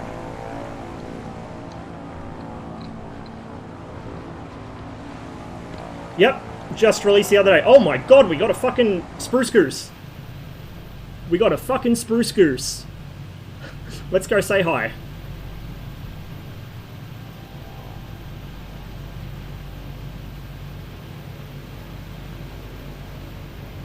Yeah, Breedle is just released like 2-3 days ago. It's really good. So I'm running a slight tweak to some of its flight handling because it feels a bit light for my taste, a bit too like twitchy for my taste, just stock, but it's still good stock. Like otherwise the performance is pretty decent. But other than that slight sort of handling tweak, slight inertia tweak, whatever, controls elasticity, whatever else CCM did to it, it is very fully featured. And it's got a lot of little interactive tidbits to play with if you want to, especially if you've got the campsite mod, there's a lot of stuff to play with. So you've got a guitar and a cooler and stuff in the back, you can actually play the guitar. I'm not kidding.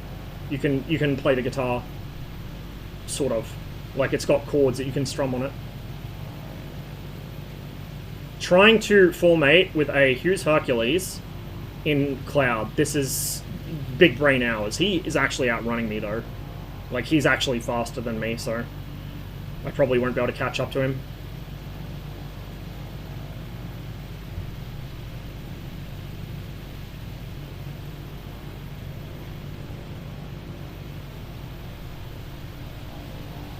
That's cool to see one in the wild though. It's not one of you guys, is it? Is it just some rando? They haven't got a tag on them, they're probably too close for it to pop up. Quite busy airspace around here today. Both with actual real-world flights and other players. That's awesome, man. It's the first time I've seen another Hercules in the wild. I've flown it myself a few times, but I've not seen one. I would like to visit New York sometime. It's quite a cool city. I don't know if I'd want to live there, but I'd like to visit. Not like I could fucking afford to live there anyway.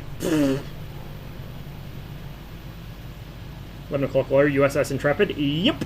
Right down thereabouts somewhere.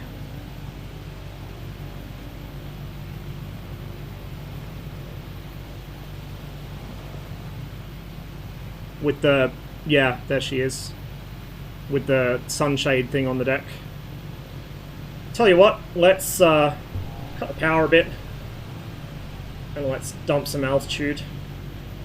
Just keep an eye on the airspeed. We don't want to overspeed the aircraft. This thing's stressed to like plus 3 point something, plus 4. So it's definitely not aerobatic in terms of what the aircraft's stressed to endure, but she is pretty nimble when you want her to be. Like I said, I should have brought the float version, but didn't think. Plus I wanted to take off and land from some bush strips, so... So as I recall it, I installed a mod which replaces some of the photogrammetry skyscrapers with actual like custom-built 3D models, so they're a little less melty and a little more shiny looking. You can see Hudson Yards in front of me. And a bunch of the new ones that fucking... We need to build stuff to get around New York's insane zoning restrictions, so let's just build really tall, skinny buildings. I do have a water fix for New York, but it's not 100%. As you can see, we've got some visible tessellation in the water. I might actually have 2 conflicting water fixes installed at the same time. I would not put that past myself. So I'll figure out what's doing that and fix it. Oh, good song. Good song. There's the Intrepid, there's Concorde. Let's come in a little. This thing turns quite well, as you'd want for a bush plane. Oh, look at that.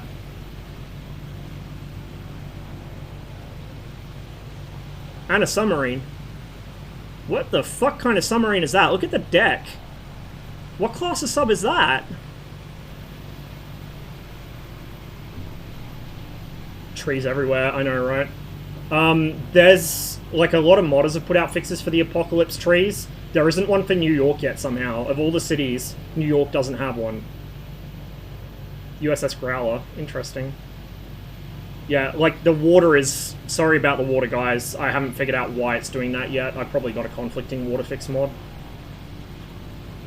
Just pretend that you don't see that. It's a modern art installation, alright? Yeah, there's Hudson Yards. I was watching a documentary about the construction of Hudson Yards just a couple of weeks ago when I was visiting my parents. It's really interesting. Really, really interesting.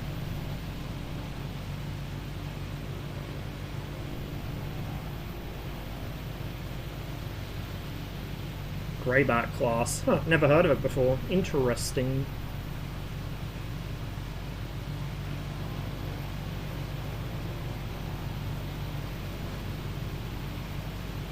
Like those weird Yankee mods? Yeah, that was the first thing that came to mind. It's like, that looks more like one of those weirdo Soviet mods than an American sub.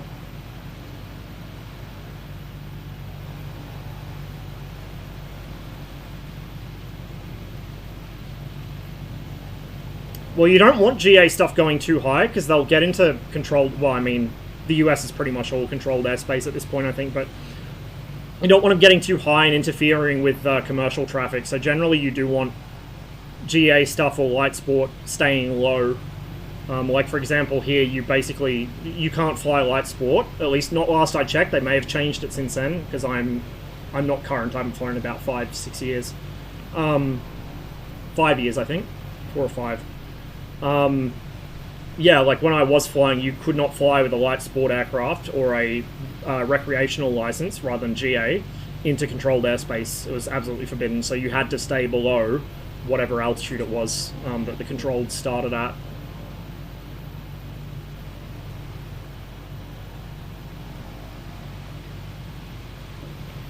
So yeah, I did watch this documentary about the building of this whole sort of suburb, really, district, whatever you want to call it, Hudson Yards. Is really, really interesting.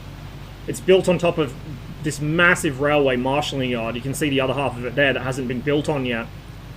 So they had to build this great big platform which all of those skyscrapers sit on top of, just so that it doesn't interfere with the marshalling yards underneath, because it's a major transportation hub, right? Similar to what they did with some of the skyscrapers in Chicago back in the 20s and 30s. Central Park down there. So apparently by 2030, look at these fucking goofy ass towers. Like, what the fuck? Rich people apartments. They can't fit them anywhere else. They just build these really tall, skinny things. Apparently by 2030, they're going to have one that's a full-on loop, like it's an arch. It goes next to this fella that's right there. Somebody's already got a mod out for it on .to, but I haven't installed it yet. I don't know if I will. I don't really feel like it has much architectural merit. I'm not a fan of it, but it'd be funny to fly through a couple times. Through, not into. We don't do that in New York. Doesn't go down well. Not well received to do that. But yeah, it's going to go in like right there. Not wish to live in the loopy house? That's bound to go horribly wrong. Yeah, same. If I was going to live somewhere on Manhattan, I'd prefer it to be one of the older buildings. And yeah, I know they're probably horribly maintained and in areas with crime problems, but I just like the older buildings, and they're usually built to better standards. Like, as you go north on the island, there's a lot of really big old brick buildings that look like they're from about the Art Deco period. Those look appealing to me. It's all projects down there. Well, like that lower green area, the fucking impenetrable jungle down there is projects in between rich people places. It's a mindfuck, dude.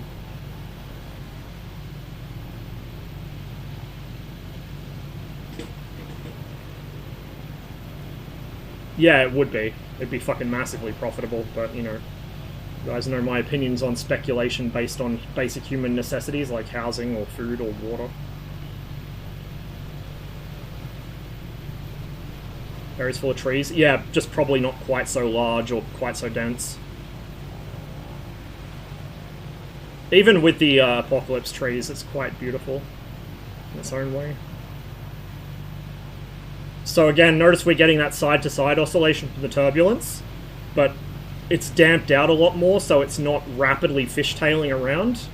And you do get turbulence like this sometimes. I would expect some more wing drops, but the Wilga will drop a wing, even with the default flight model. It's just that I guess we're getting kind of a particular kind of wind, and I am also fighting it a bit with the stick, which doesn't help. Well, does help, but not in the way that shows the turbulence acting on us.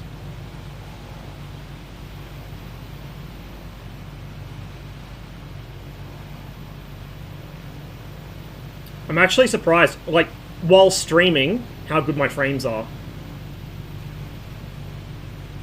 Now, if the weather was a bit heavier, it might be worse, because the weather does seem to aggravate frame rate problems while streaming. It seems that MSFS uses the same resources to do weather that OBS wants to use to render, but like for a slightly adjusted default weather preset, this is using the NVIDIA DLSS. I don't think I am.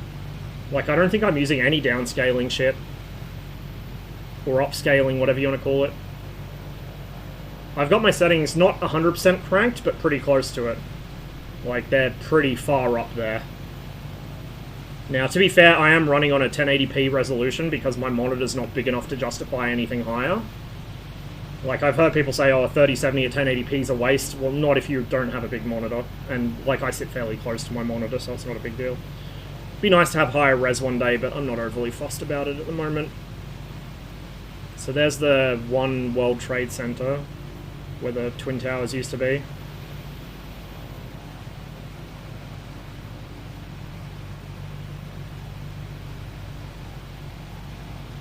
It's a fucking miracle that when they did come down, they didn't take more with them. Like, you look at how densely, maybe not even just here, but further down, you look how densely Manhattan is built, and it's like, it's a fucking miracle that those towers could take the impact of fucking airliners and not just topple over onto the thing next to them. Fail-safe design in a way, I guess, but unfortunately not really. Not much for comfort to the people that were in it or their friends or relatives.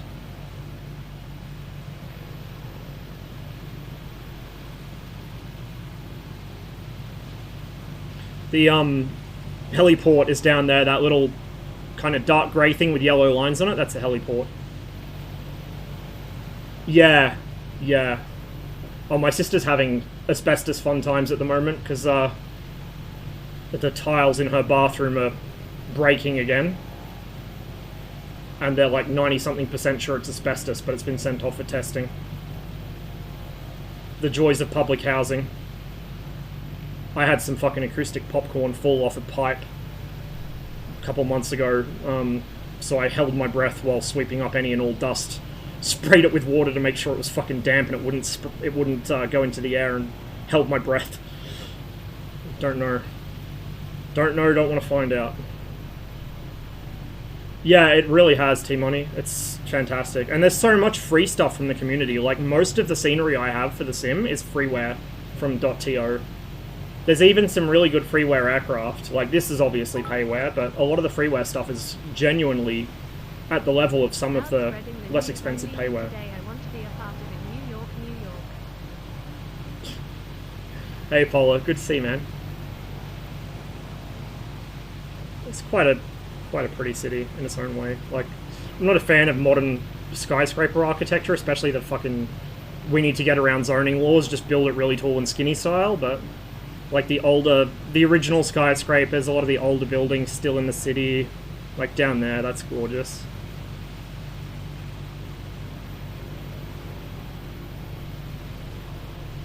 Any of the more expensive planes worth it?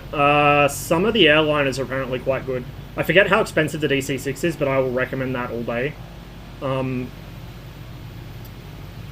The MD-10, I think it was, is pretty pricey. I don't know if it's worth it. BA-146 is, I'm told, quite good. I have it, but haven't flown it yet. I'm not much of an airliner person, so when I fly stuff like that, I'm flying it as if I'm flying an aerial tanker, like a firefighting tanker.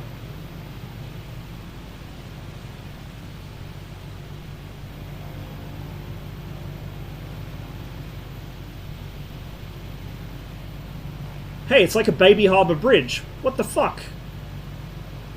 When was that built? Did they copy us or did we copy them?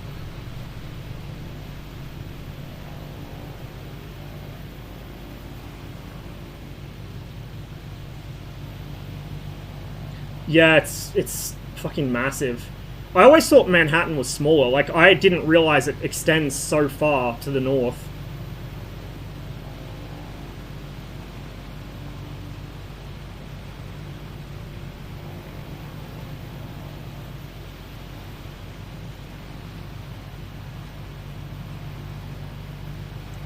Okay, what's our fuel doing? We got decent amounts still. A little more than half fuel.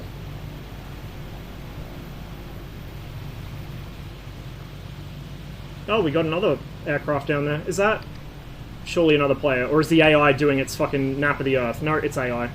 So yesterday, or the day before when I was flying off stream, my AI airliner traffic was back up at 35,000 feet where it belongs.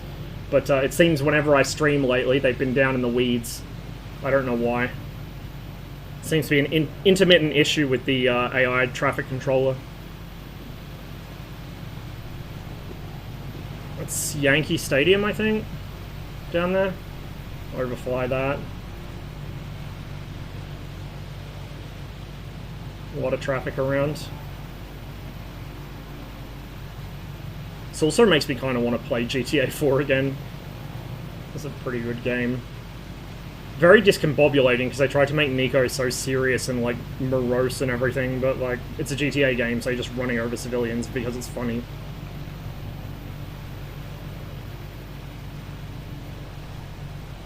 There's, the themes of the story didn't gel well with the gameplay, but I did like the setting, to be honest, and the characters.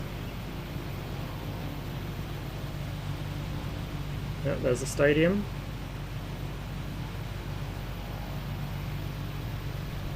Don't get the Payware Bergen scenery. I don't think I need it. I've got free scenery for a shit ton of Norway now.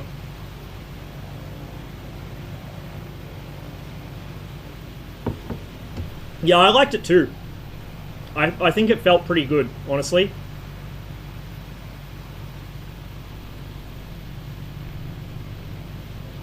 It was just a good feeling game in general. Plus, the soundtrack fucking was good. Slapped. Well, personally, I just listened to Vladivostok FM, so I have no idea what the other channels were like. I think I listened to one or two others. They were pretty good too, but Vladivostok was my jam. Unfortunately, their licenses have run out on all the songs, so they've got different ones now, which probably are not quite as my speed. But some wonderful person uploaded the entire fucking run of the station on YouTube, so I can just put that on when I play it instead. Understeered like boats, just like their real-life counterparts would. Yeah, exactly. Like, I don't mind realism in cart handling. Speaking of which, I don't think Zinklesmesh is here today, but I did end up finally buying BeamNG, so that will have to happen on stream sometime. You guys can see what a terrible driver I am. Do some demolition derby stuff.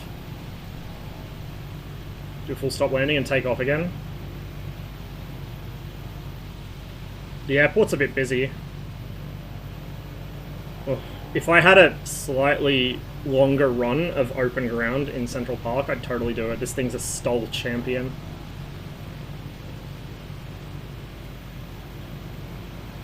I'd do it on a road, but I think you collide with the AI traffic, and the roads can be a little collision-wise.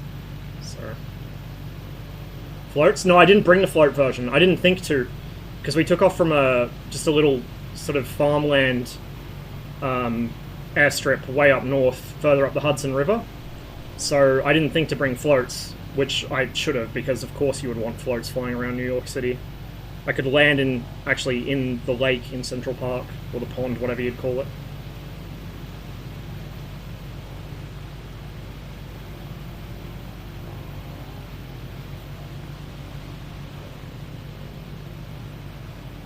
But New York is not our final, well, New York City is not our final destination here.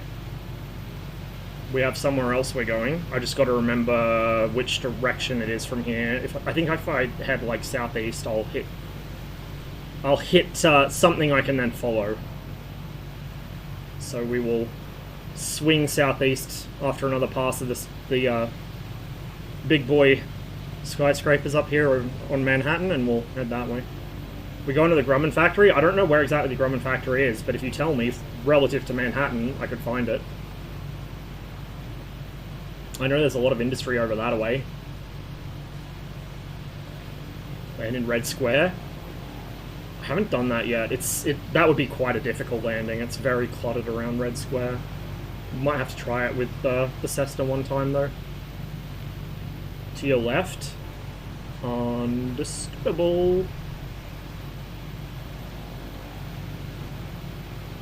Actually, a movie studio or something? Yeah, I guess.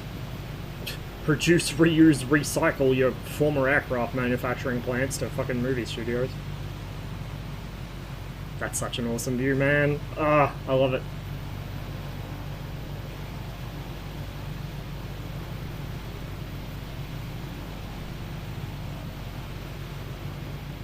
You have to go down Long Island? Guess what? That's where I was planning to go next, because I have something I want to see up there.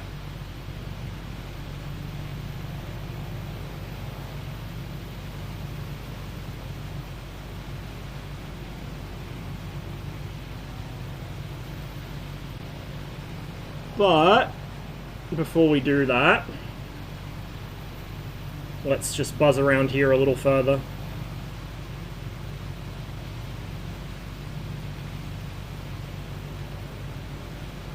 There's JFK LaGuardia.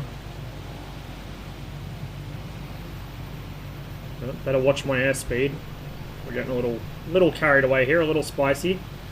Me and overspeeding the aircraft in MSFS, name a more iconic duo. Tell anybody I secretly miss New York. I mean, I could understand why, to be honest. I know that it has a reputation for various things, and it did, like, obviously the fucking property prices are literally absolutely insane, but outside of that, you get attached to places after you've been in them long enough. Sikorsky factory's about 60 miles away in Connecticut. I might hit that up another time, because I've got some scenery for Groton as well that has all the nuclear subs in it. Fucking whoever my handler at the NSA is probably thinks I'm planning something with the amount of military and infrastructure related scenery I've downloaded for the US. Well, for everywhere really, but particularly the US, just because there's so much of it, so much to see. Directly in front of you is Brighton Beach, you can bike fast in liters. Oh yeah, where all the Russians live.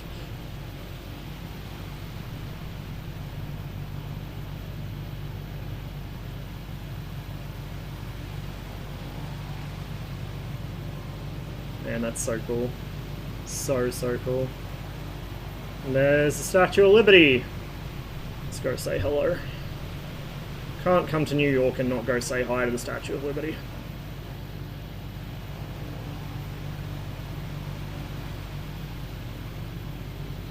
I don't think I've ever been to New York, certainly not within my memory, so maybe I passed through as a baby or something, but I have no recollection. I don't think I've been there. I think my family mostly went down the west coast because it was closer to us anyway. So I know I've been to San Diego, I just don't remember it because I was a baby.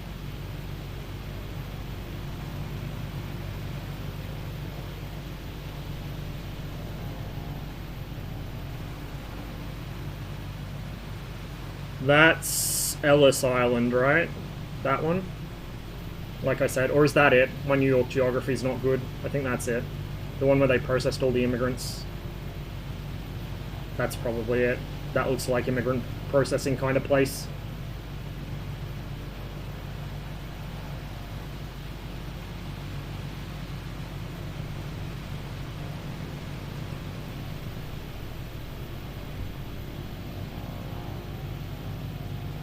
There she is.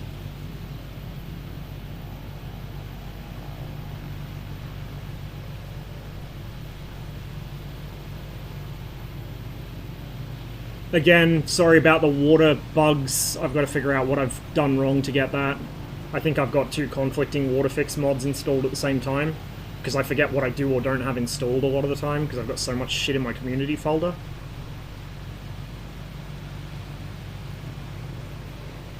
A gift from the French people to the Americans. Along with the existing gift from the French people to the Americans of America not continuing to be a British colony. Oh my good lord, what is going on down here? Yeah, I definitely need to figure out what's causing that, Jesus. Probably conflicting water fixes. Yeah. Yeah, warp. Yeah. That's where we're going.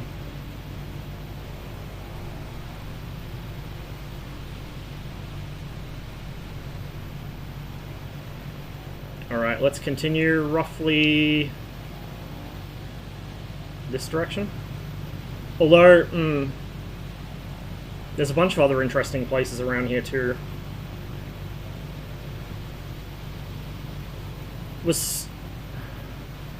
Which was the island they used to have the fucking mental hospital on? Like the really spooky one where they have mass graves and shit? Very cheery stream topic discussion, I know, but I'm curious. It's, interesting, spooky, historical stuff. No, that wasn't Ellis Island. It wasn't Ellis, it was somewhere else. It's not Staten Island, people actually live on Staten Island. It's, didn't it start with an H? Fuck, I don't remember. Roosevelt Island? It might have been... up north past Queens Bridge. Gotcha.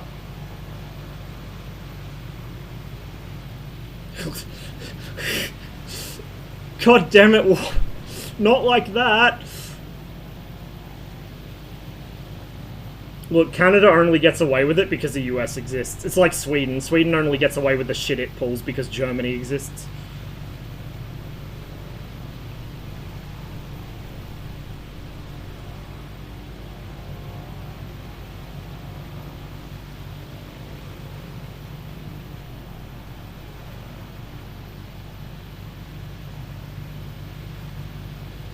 Quite a bit of yaw oscillation going on here.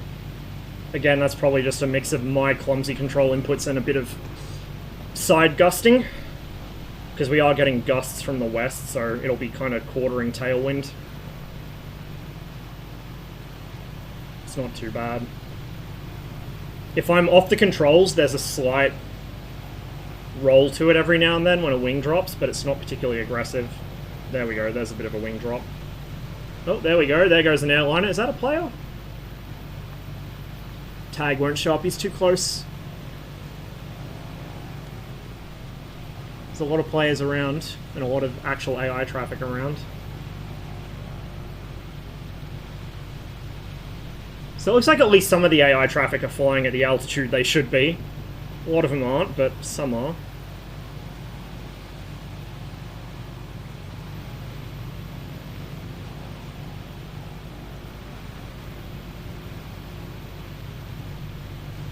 You wearing an earring? No.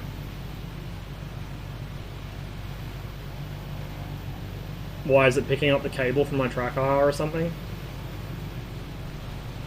My ears aren't pierced. I don't have any piercings. I barely tolerate needles. Like, well, actually no, I'm okay with needles now. They don't really bother me anymore, but for a long time I couldn't bear them. So I've got nothing pierced. My sister, on the other hand, gets a new piercing every other Tuesday. She makes up for us. She has piercings and tattoos to make up for the fact that I don't have any. Go off to the east from here, really? Gotcha. I have to do this at night. So the night lighting on the photogrammetry isn't the greatest, but because I do have custom-made scenery for a bunch of the skyscrapers, it should have quite nice lighting for them, and then a lot of the bridges should have nice lighting too. Tattoo the PBO medal on your back. I don't know, like, I'm not opposed to getting tats, but if I was going to get something, it would have to be something I'm never going to, like, it's never going to lose significance to me, I'm never going to regret it. Now, I don't think that would necessarily lose significance to me, but I don't know. Like, that's the main thing that stopped me, aside from the fact it's expensive and I'm a bitch when it comes to pain tolerance. I just don't know what I'd get.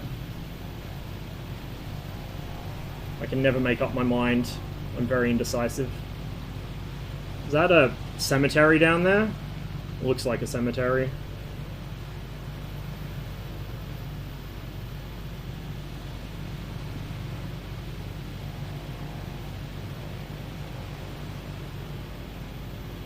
Roosevelt Island had that hospital on it. It's dead ahead in between Manhattan and Queens. Is it? Like over here somewhere? So that's obviously that's Manhattan.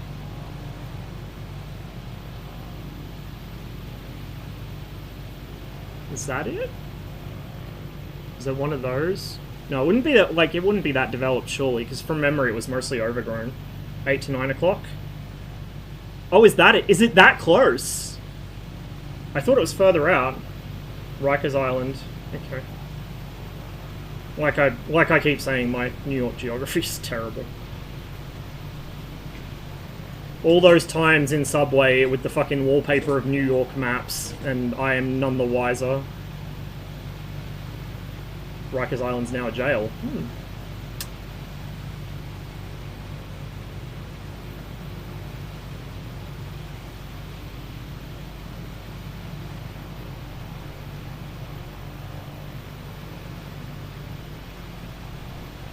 We're looking for, like, yeah, Grim Place. But yeah, I thought it was like a completely abandoned sort of nothing. Southern tip of Roosevelt had that smallpox memorial hospital. They've started to develop the northern. So it was on this. Something always made me think it was on its own island, completely isolated from everything else. I don't know what it was. I guess it's always shown that way in documentaries. You never actually see everything else around it. Oh, traffic off the nose. Hello.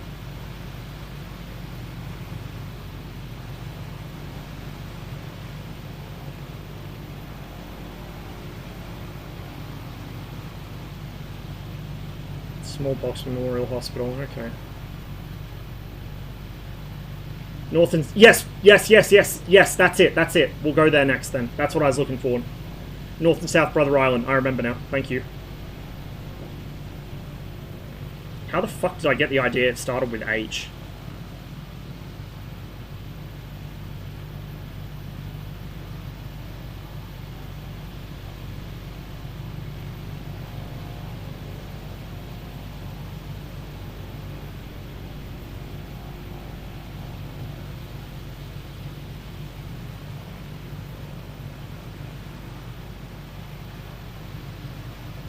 Oh, airspeed, airspeed, airspeed, airspeed. Easy. Yeah, there's the ruins there. You can see the roof's caved in. Oh, I found a really good helicopter landing challenge, by the way, for the gimbal. It's in Dresden. It's the old gasometer. It's like southeast of the center of the city of Dresden, and it's missing the roof, so you can actually fly down into it and land in it. It's quite difficult to do because it's very confined. But if any of you want a challenge for your gimbal Cabri G2 handling skills, head out of Dresden Airport and fly a bit south-southeast and you should find it. I think it's default photogrammetry. I don't think I have any custom stuff for Dresden.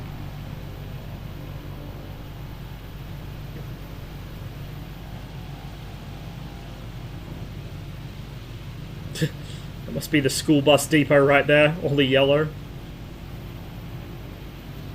Quite partial to landing inside of stadiums with the H-145. The last few times I've tried stadiums, I've gone on an unexpected voyage into the nether realms because a lot of them don't have collision for the actual sports ground, so you end up clipping through them and flying into the void underneath. Yeah, when was that? I don't know which bridge that is, but it looks like the Harbour Bridge. When was that built? Like, what year? Curious if it was before or after before or after our Harbour Bridge was built. It looks like basically the same design. Probably similar size. Oh, a bit smaller. Actually, quite a bit smaller. Probably the same engineers, to be honest. I wouldn't be surprised. 30s? Yeah, so around the same time as the Harbour Bridge. Harbour Bridge was opened in 32, I think. It was either started in 32 or open in 32, I can't remember which.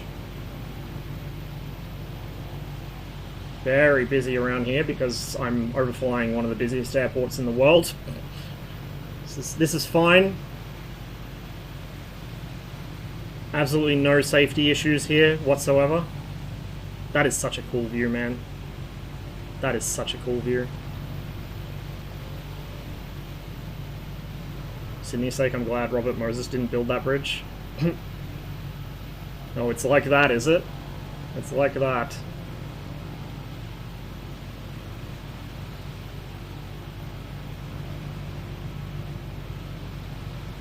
That looks like prisons. If ever I've seen one. So that's Rikers, right, that I just flew over? Those are all prison wings. Yeah, there's the old mental hospital and the fucking mass grave and shit. Cheery stuff. There's an island in the Thames estuary, which I think I've flown over on stream once or twice. And it's got a... It was used as a prisoner of war camp in the Napoleonic Wars. And because of the rampancy of disease and such, there were a lot of deaths on it. And, like, at low tide, there's just random skeletons exposed from, like, fucking 1810, 1812, whatever. It's, pretty morbid stuff.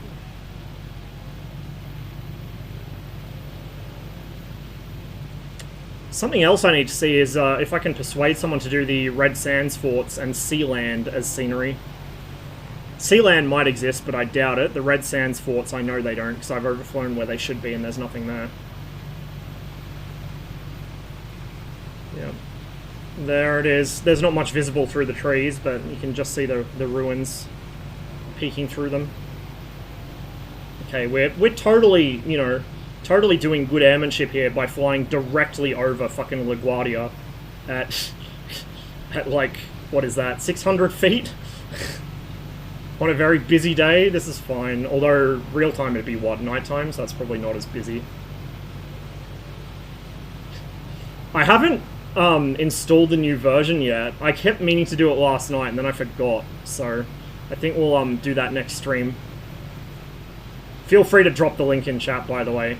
That is a very beautiful airport, which more people deserve to fly from. I was flight testing the P-40 from it the other day, although I wasn't streaming it.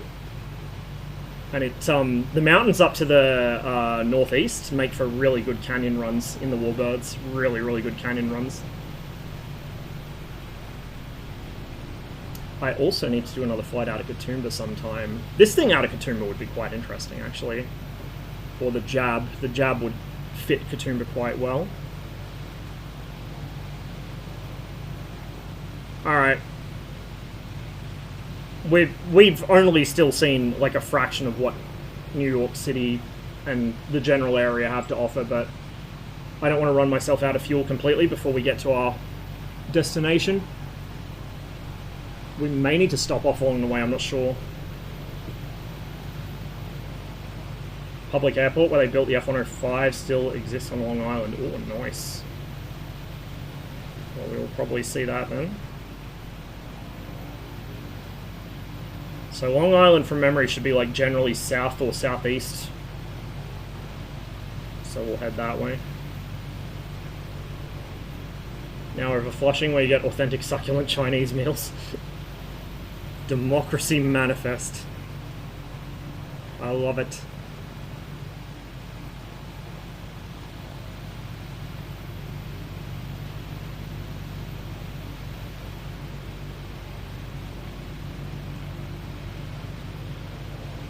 Oh, I'm over at Long Island already? I thought it was a little further offshore than that. I guess not. I guess this is like the narrowest point, hey? Sorry about that, I felt something on me. Make sure it wasn't a mosquito here to suck my blood. This is all Long Island, really. Huh. Okay, well, I see what looks to be an airport in front of us, so let's give that a flyover. And then we're heading northeast. Wide island here.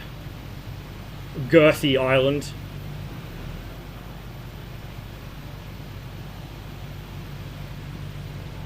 Oh, that's wait, JFK and LaGuardia, two separate airports, and boy, have I got myself fucked up. Okay, that makes sense. That is a larger airport.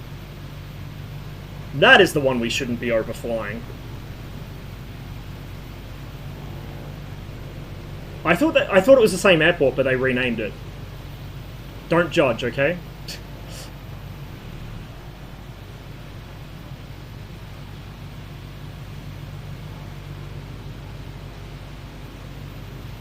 Idlewild is JFK, it was renamed? Okay. Yeah, I knew it was renamed from something, but I for some reason assumed it and LaGuardia were the same thing. A little bit of a freeze there.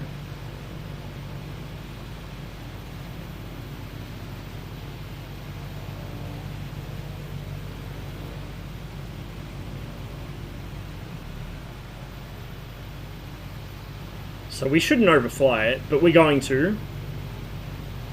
Because ain't give a damn.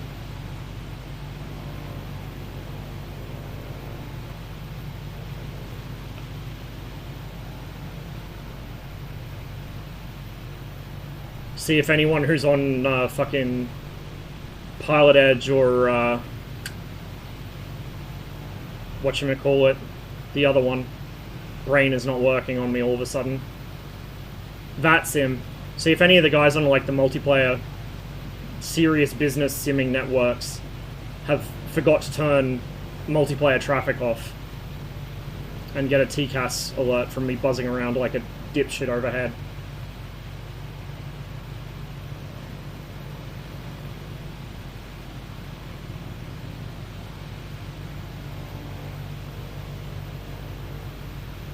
Man, I hope we get like an actually good Concorde at some point. I'd totally fly that. That's one of the exceptions to my I don't do tubes thing, is Concorde.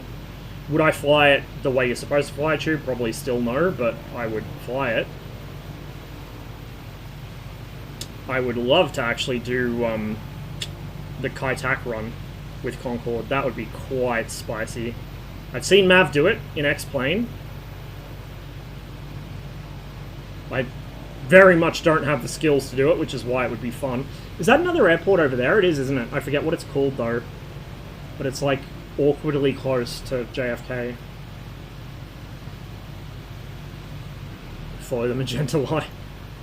I don't even do that. I just go wherever the winds take me.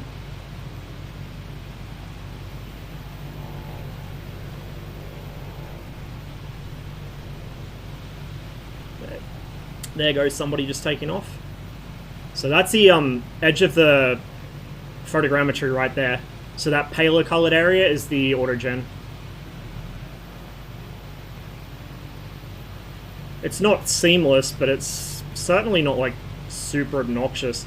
In fact, probably looking at the color of it, I'd say probably the autogen was imaged in winter and it's tried to color shift it to match the rest, everything around it, to be like summer or spring or whatever. Because usually that's what happens when you get a distinctive color match between terrain chunks like that, is one of them was winter and it's the AI's tried to color shift it a bit.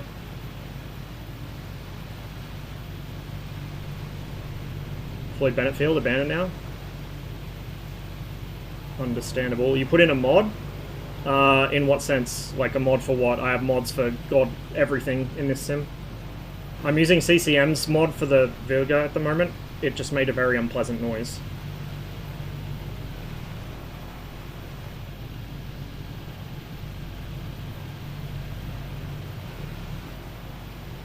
What have I done to the engine?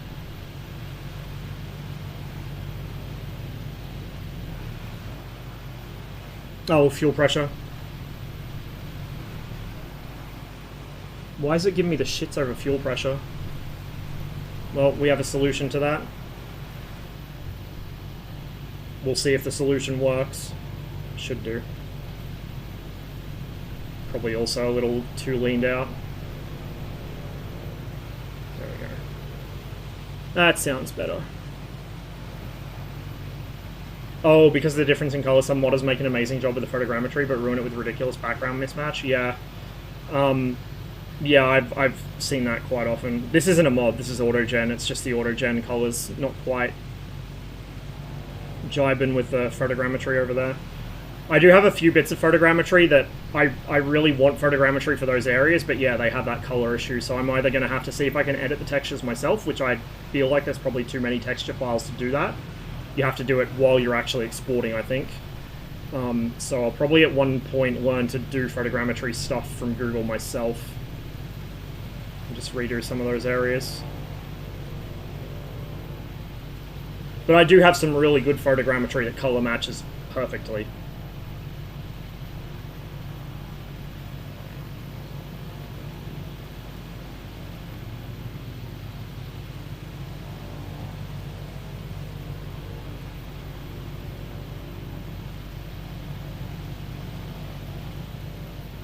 Quite bumpy here over Long Island. Getting bumped in all directions, actually.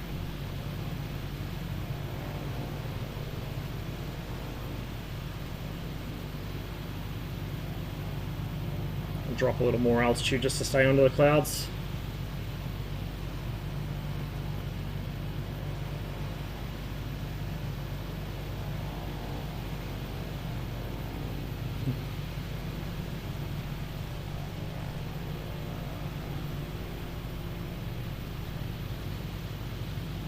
I'm surprised to see how much of the UK is photogrammetry on Google now. Like, there's an awful lot of it.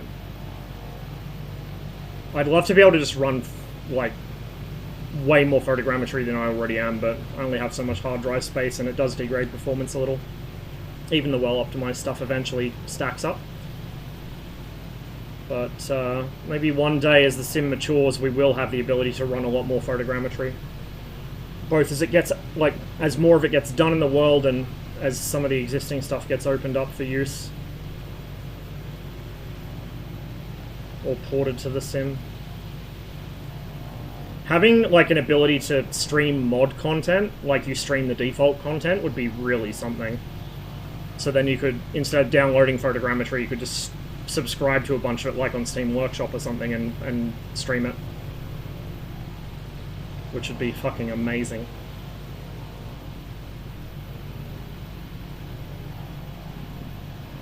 She don't want to go down, she wants to go up.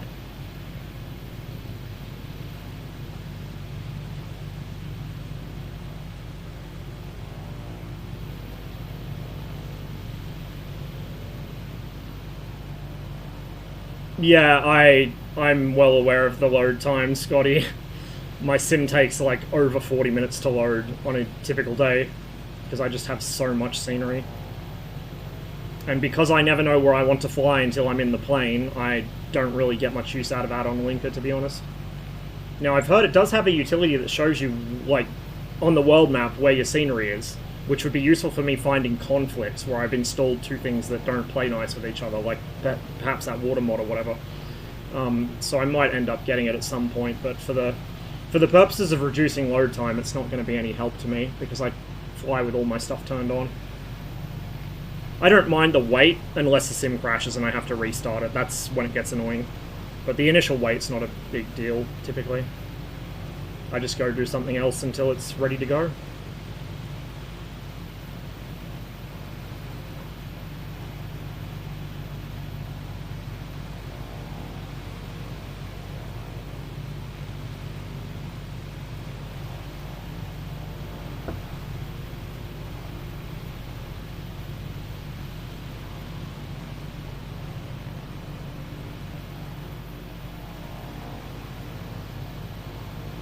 So we still got a little ways to go.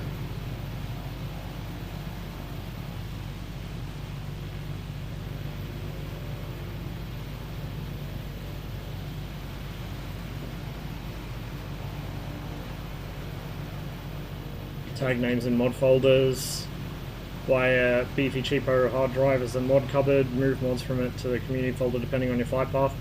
Yeah, but like, I don't know my flight path until I'm actually in the plane. That's my thing. Like, I fire up the sim and spin the globe a couple times, and wherever I land, that's where I fly. I don't even know what I'm going to fly in most of the time.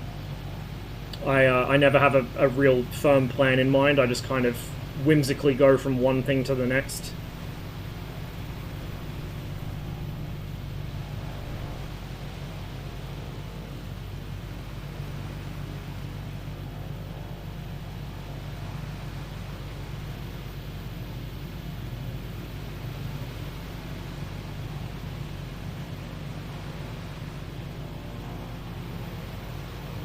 A couple of other interesting sites here on Long Island I should have some custom scenery for, but I'm not sure where exactly they are,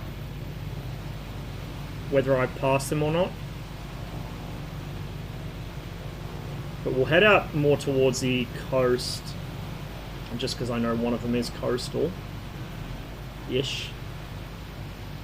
But I think we may have already passed it. And then the big one we want to go see is definitely coastal. But I know where it is, it's pretty easy to find.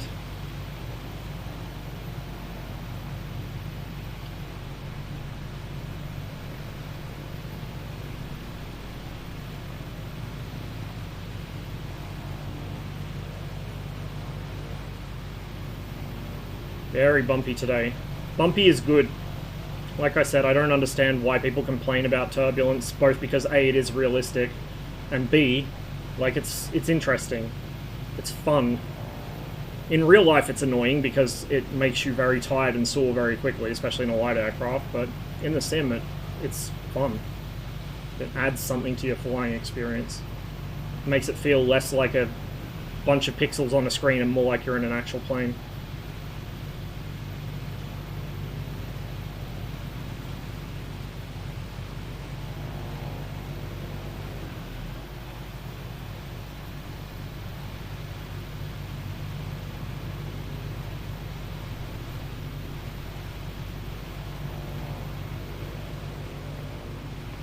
We're getting a bit low on fuel.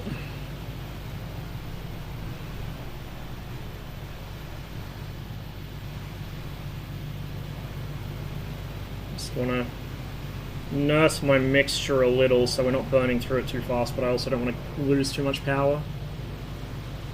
This is trying to recreate New York potholes experience. Yeah, really. It's good fun. I appreciate it.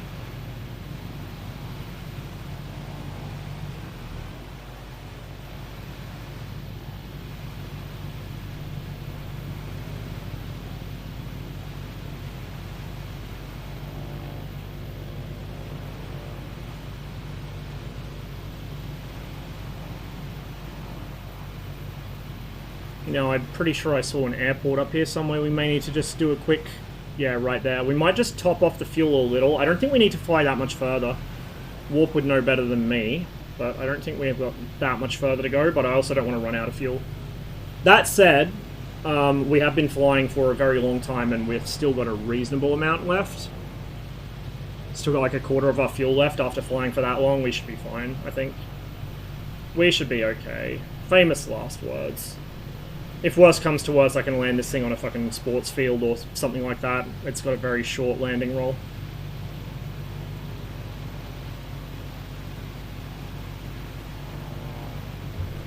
Come off the power a bit as well. We don't need to be thrashing it so much. Especially since I'm trying to descend a little here. So we do have an airport there.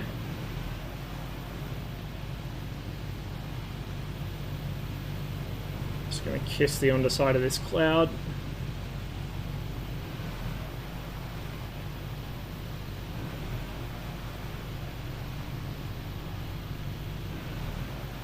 Oh, the engine's not real happy with me. Again.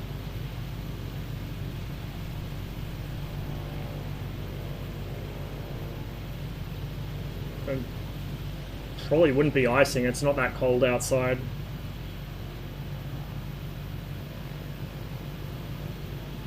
Dunno. I'm probably running it a bit too lean. I just don't want to run myself out of fuel.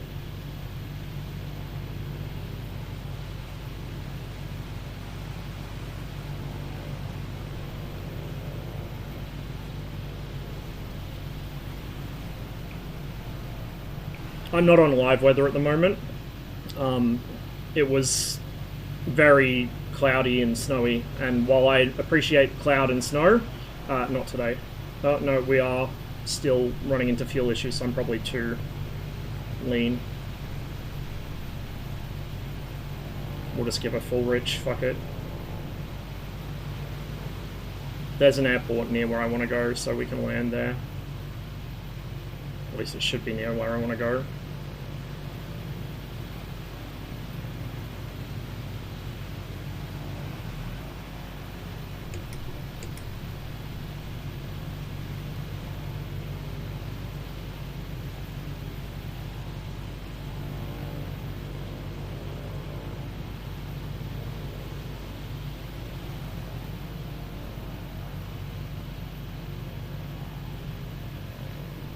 Well, I mean, I can see how Long Island gets its name. It's pretty long.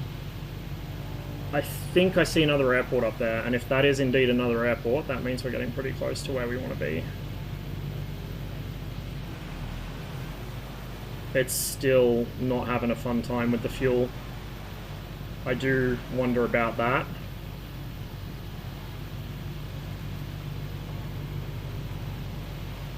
Might be the bumps are kind of throwing the fuel away from the... Or it might even just be this doesn't have, like... That might be its unusable fuel, I don't know. We're going to find out sooner or later. We'll aim for the next airport or potential landing spot up here, and we'll set it down. It's MacArthur Airport in front. Okay, so it is an airport, good. We might just do a brief stop there to top off the tanks a little, because I don't like what is going on with the fuel, and I'm not 100% sure what's causing it. Because I don't know the fuel system of this aircraft well enough to be able to say. Public airports to your left. Over there? Let's go have a look.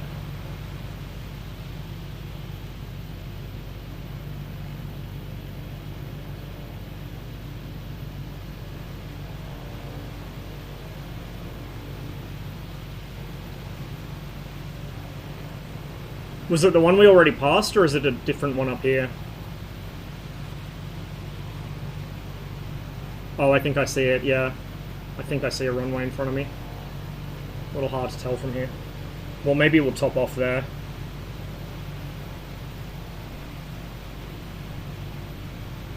You know, I actually do think... I think it's brushing the clouds. It doesn't like it. Because it's running smooth now. But when we're kind of skimming the bottom of the cloud, it's not having fun. It's probably sucking water into the carb and icing it up a bit.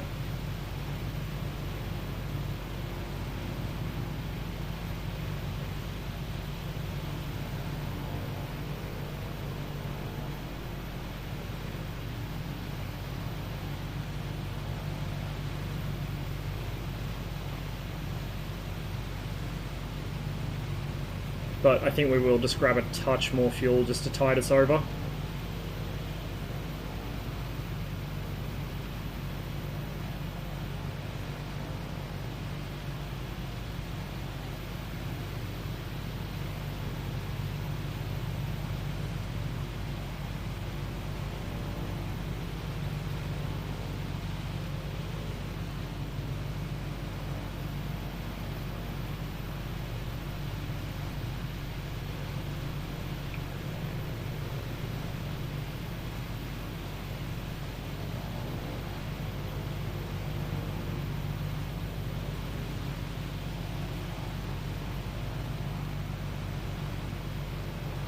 Big industrial complex. Very big.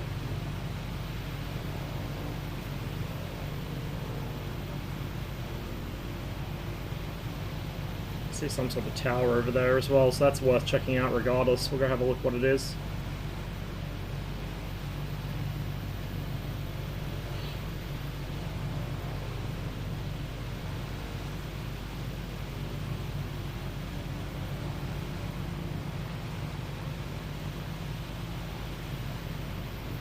So this is all still auto-gen up here. It does pretty well. It's not perfect, but it's pretty good. Certainly from this altitude you can't really tell. When you get lower it becomes a bit more obvious. Also, like oddly shaped buildings it doesn't deal with very well, but in general the auto-gen's pretty convincing from flying height, so. Some stacks over there.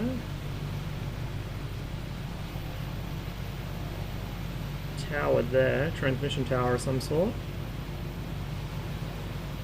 I don't know what that is. Big complex. Big complex.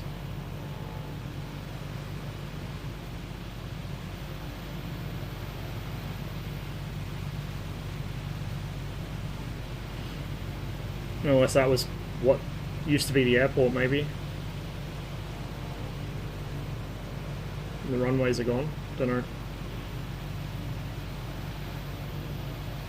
What was this I saw over here? That tower over there. I thought I saw a runway on the coast, but I guess not. But I do see a big tower. Big towers usually mean interesting things.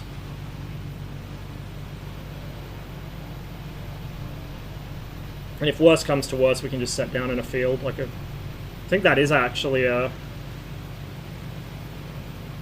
Oh no, it's not. I was going to say that looks like an airfield, but it's a power line concession. You can see the pylons. We could probably sneak down on the grass next to them, though. This thing doesn't need much space to land.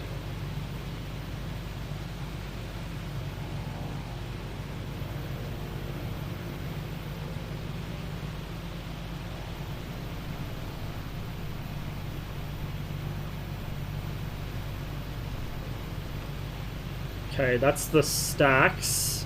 So that's part of the approach to New York, I think. Like the VFR approach is there's 4 stacks there. It's a gas like a natural gas power station or something like that. It's fossil fuel. From memory, I don't know where exactly on Long Island it is, but from memory, Shoreham generating stations on Long Island as well, which is a nuclear reactor, but it was never actually commissioned. It was built, completed, and then just never opened because of the fallout in both senses after 3 Mile Island. I've seen a Urbex video of it. It's quite something to see the inside of a completely built but not operational nuclear power plant.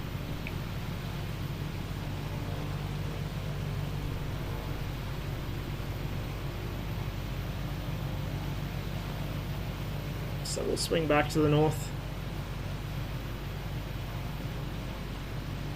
We'll follow this coast for a while.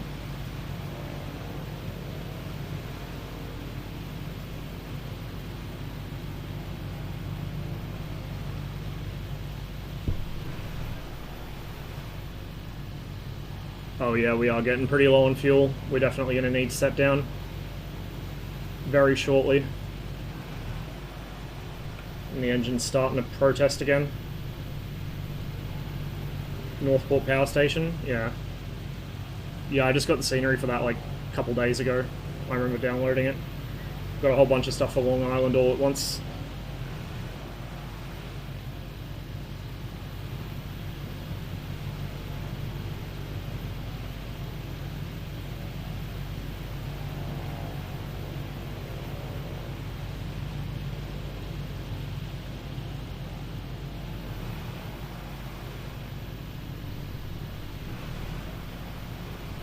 Okay, it really didn't like me doing that.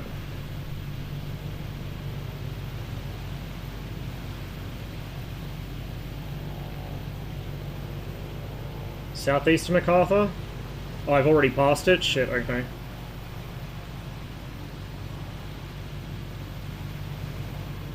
Oh, we're so close though. We're so close. Isn't Montauk Airport just up here? Like, within reach? Fuck it, we'll press north. I can land it in a fucking field if I have to. Like, I could land it on that, probably. We'll be fine. Famous last words.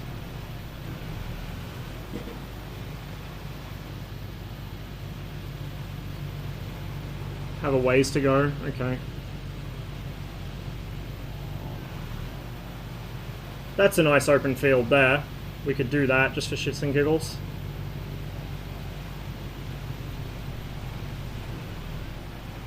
We'll do a quick inspection of it from the air and set down.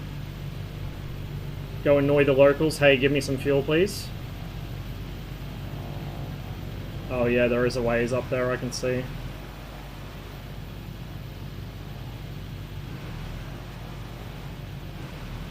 No, there's an airport right there. There's an airport right there. I see the runway. Let's go for that. We could short field it there, but let's go for the airport. Be a good boy.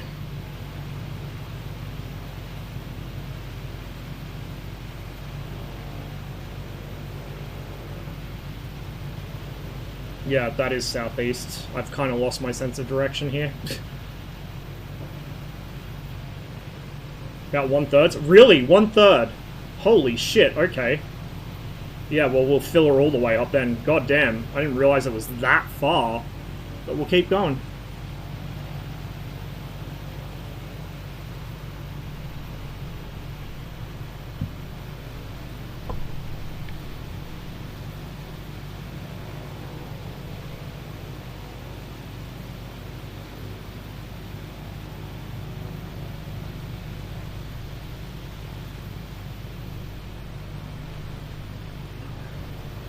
Should be okay to touch down. I don't know how much unusable fuel is in this thing, but the fact it's starting to occasionally cough and sputter on me is probably a bit of a warning sign. We will see, won't we? We will see.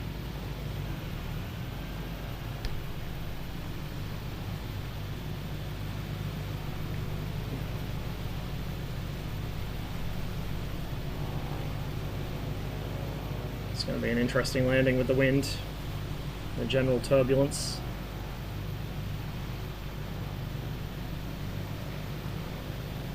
We don't need to use the landing light, it's broad daylight, good visibility, but the switch is down above the cord release for the glider. Reflector, it says, that is the landing light.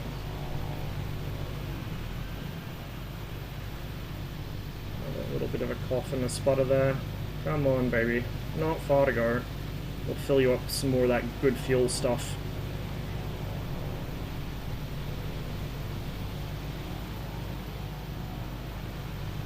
Probably could have held my speed a little longer. I slowed down a bit prematurely there. It's alright.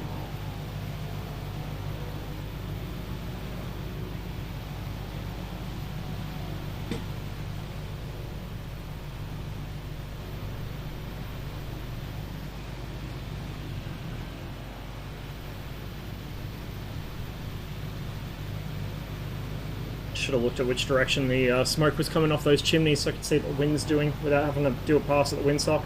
We'll just guess, like, if we have to land in the tailwind, then whatever. This thing doesn't need much space, so we can afford to roll out a bit. Okay. Yeah, I don't like that fuel pressure dipping down all the time.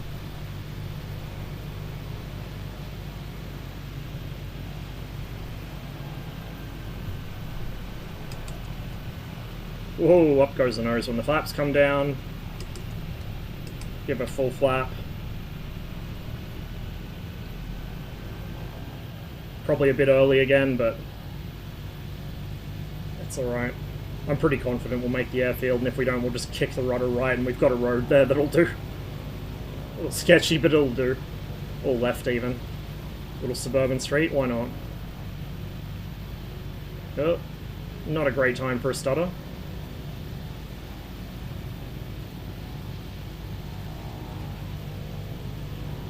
Now the cockpit bars are not the most convenient for landing, I will admit. I have seen worse. Not by much though.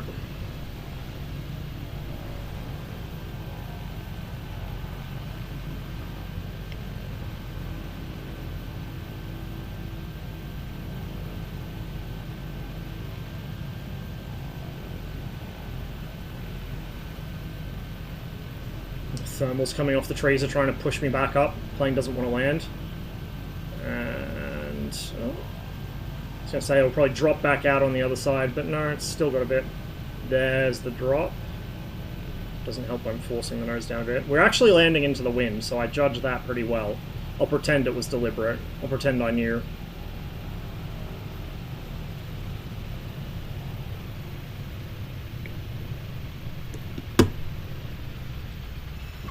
Little rough.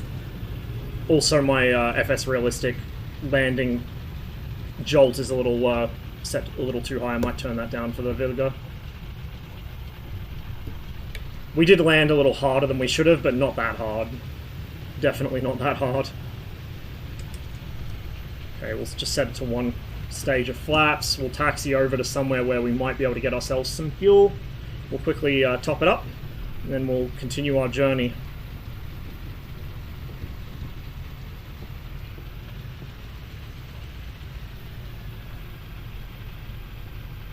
I don't want to... I'm going to have to cross that anyway, I just realized, but... Actually, there might be fuel over here. This looks like the GA section of the airfield, so we'll check this. I see a fuel truck, I don't see a fuel Bowser yet, but I'm sure there is one.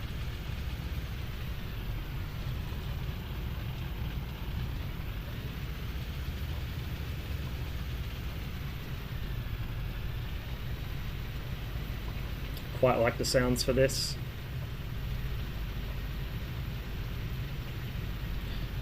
One thing I think I might do is turn up the volume of the FS realistic ground roll, because it's pretty quiet. Like, you would really feel the ground roll in your seat, let alone hear it. So I might... It's movement. We'll turn that up to 100. It's probably too loud now, but or it will be too loud now when it resets, but whatever. Touchdown front. We'll turn the movement down to about half of what it is for the wilga.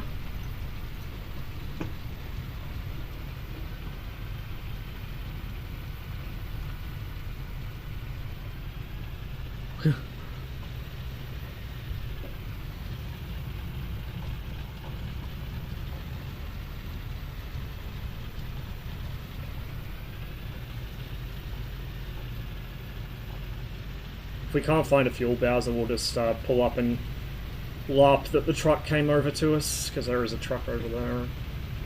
Close enough is good enough.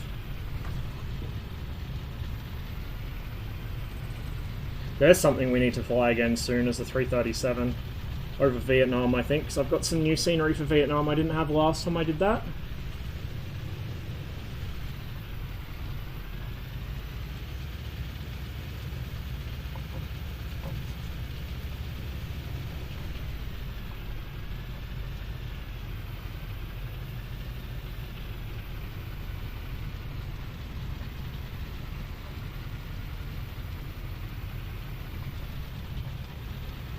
Fuel? Hello? Fuel, please?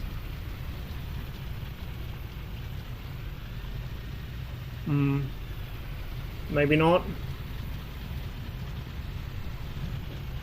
Let's just squeeze ourselves in here.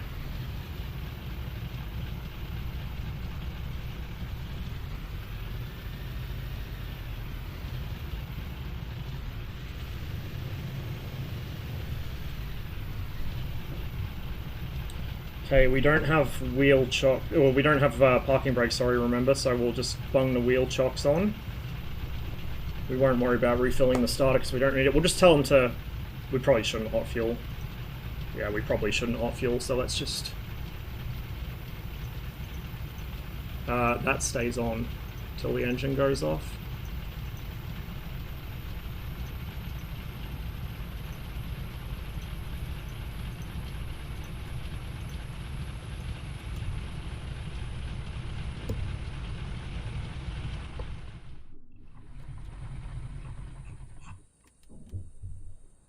And we'll leave the shutters open because we're going to be airborne pretty soon anyway. Yo, give me some fuel.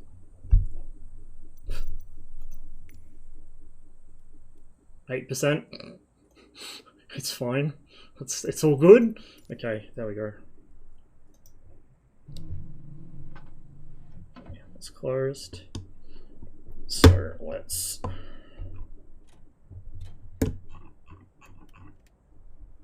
I should have caged that. That was silly of me. Battery, starter, goes on. Yeah, we left those on anyway, so all good. Okay. And straight away she roars to life because she's already primed.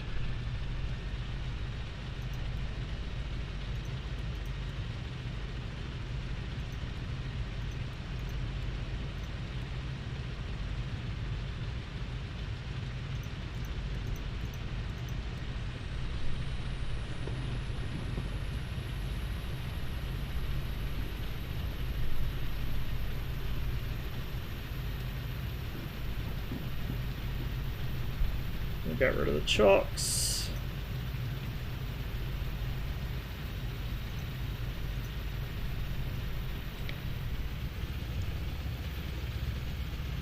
And we'll cut in front of all these guys. Should be able to fit through here pretty easy. We're a fairly small plane. Or actually, we'll go around the RV. Yeah, we got clearance.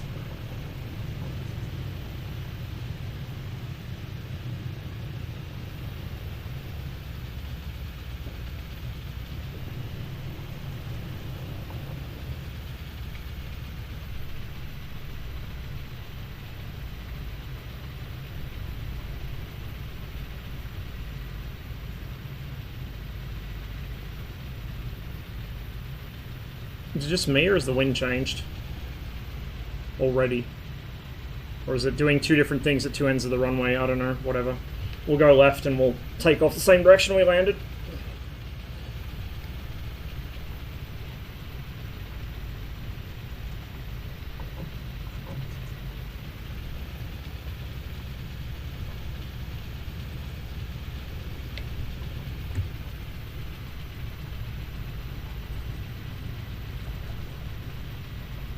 I think the wind can really make up its mind what it wants to do, so we'll just do whatever. I've seen the Draco, yes, and you want to know what the crosswind limit of a wilga is, an unmodified one? It's 11.7 knots. What was it he was trying to land it in, or take off in? I forget which it was, like 30 something, 20 something.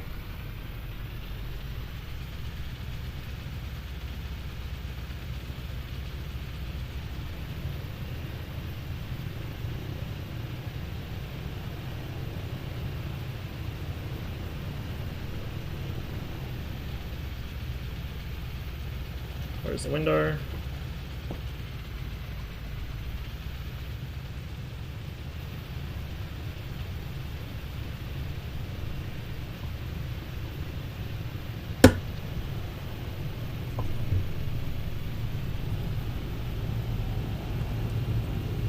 Oh, that's better. Yeah, a lot more feeling of having to deal with the prop slipstream and the torque with the adjustments that CCM made. Feels more like you're flying a prop plane. A little freeze on takeoff. Gotta love it.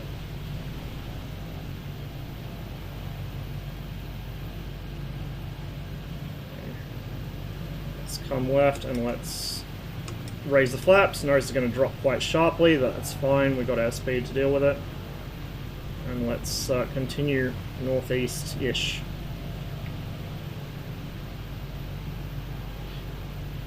I'm not flying very balanced here. Yeah, I have no self-control at all, Rob.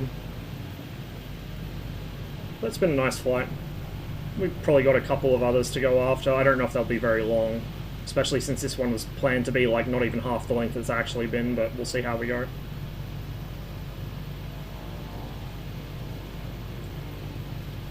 So she's not exactly the fastest thing,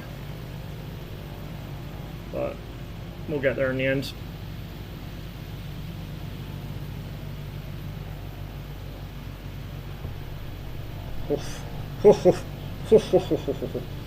Bumpy, bumpy. Very bumpy.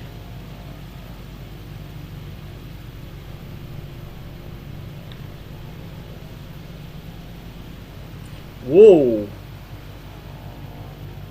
Ooh. Oh, baby. Oh, yes. Give me more of that. Give me more of that, please.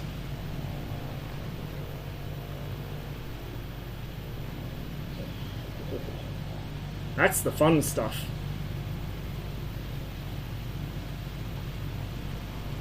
Good lord. It's in kilometers per hour, but yeah, it does feel like meters per second when you're on climb out. Definitely feels like it.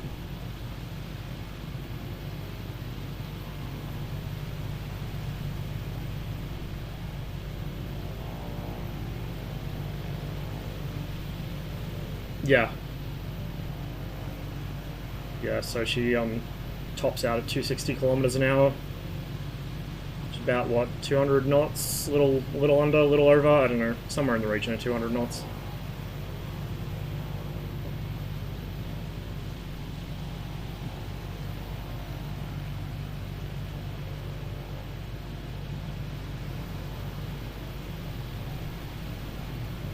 $140.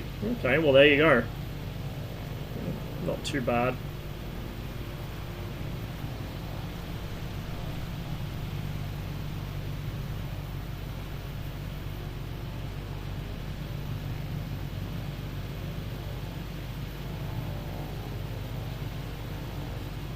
cruises at about 90 to 100, so again, not super fast, but tolerable. It's not really meant to be speedy anyway, it's for bush work. Well, army liaison work, but also bush work. Man, we are getting the fun stuff up here today.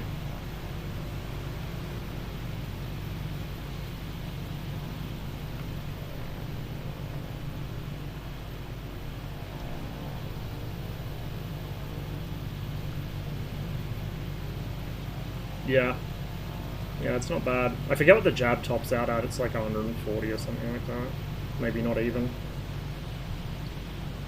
I need to fly that thing on stream more. It's absolutely delightful, the Iris Jabber. I was flying it again the other day off stream. It was so nice. Especially with FS Realistic now, adding those little extra bits of sound, the rattles and shakes on takeoff and landing rolls and taxiing. Makes it feel even more like how I remember it feeling.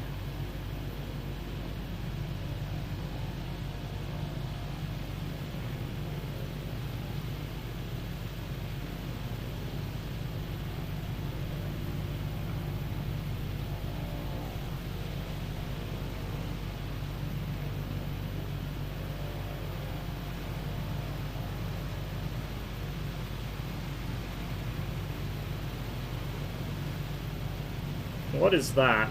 Let's go have a look. I wonder. I think that might be too far north, but I'll have a look. Jab stick is bizarre and cool, very mechanical analog looking. Yeah, it's very heavy as well. It's fucking heavy on the controls, is the jab.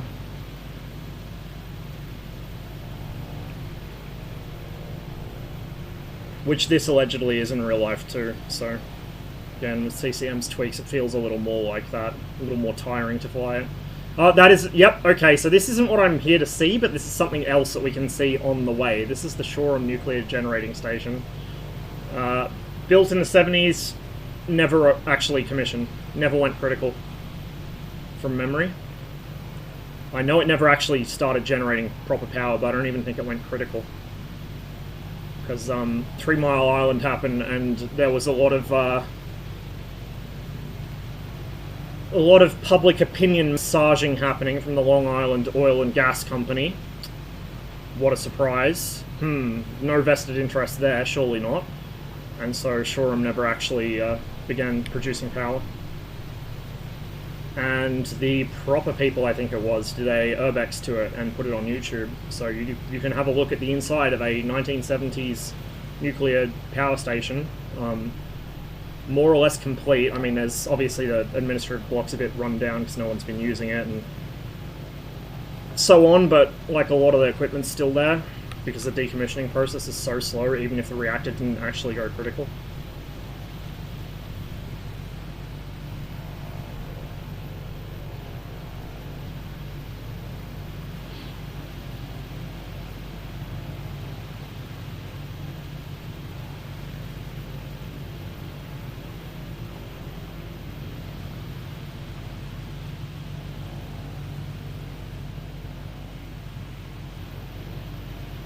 Weather's closing in a little.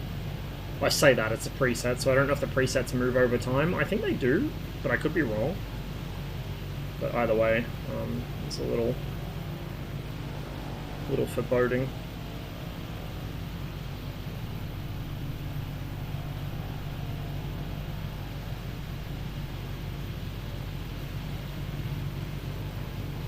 Yeah.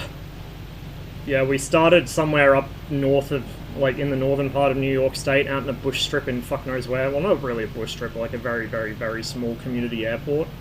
Just like a single grass runway and one parking spot. And we followed the Hudson River down to New York City, buzzed around there for a while, sightseeing, and now we're flying up Long Island because there were a few things here I want to see. Those look like runway lights. That's probably Montauk Airport, which means we're kind of close. Your left, that's a huge solar panel field? Yeah. Yeah. It hasn't made it into 3D, but yeah, I can see the color of it. I've got a mod that adds, what's the power lines mod actually? That adds solar panels to a lot of different places in the world, but I guess it hasn't done Long Island yet. It's not Montauk, but another very famous field. Really? It's even further up? Jesus Christ. It's a long ways up. Once again, I've underestimated the distances involved. But yeah, there's Shore and Power Station. It's not, like, amazingly detailed scenery, and the buildings are levitating slightly, but it's better than nothing. I wouldn't have been able to identify that if it wasn't for the custom scenery. With the beautiful turquoise detailing on the turbine hall walls and the top of the containment vessel. It's only a single reactor. It's quite a small plant.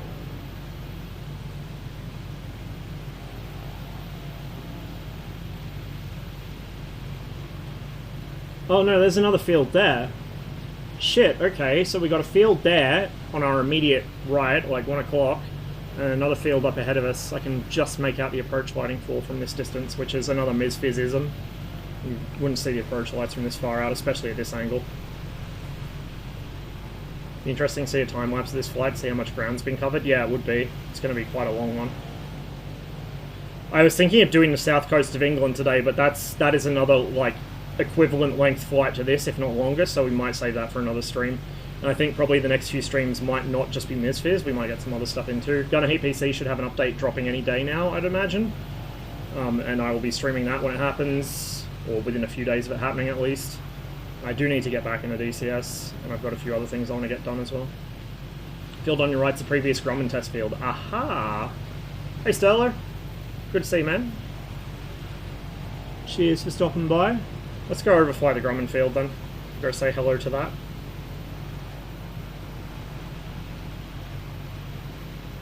So is the factory up here as well?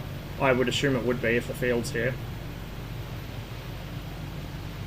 Although I don't know if the buildings still exist.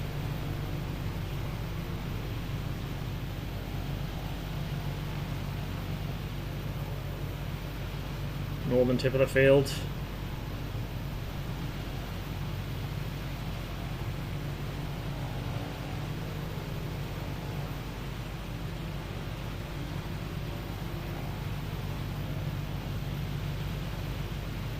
Something over there that could plausibly be a factory. I don't know what that is.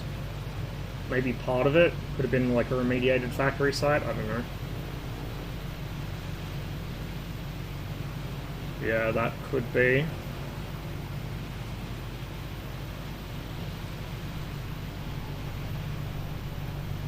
Or that could just be it behind it. Interesting layout. It's like two separate airfields. Conjoined twins.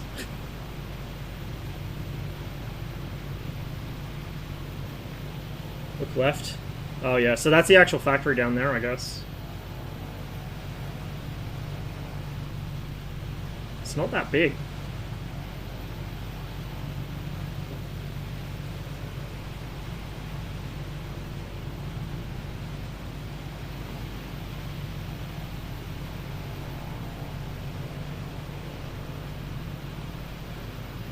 Left 90 degrees and look for an A6. I'm not sure we're going to see the A6.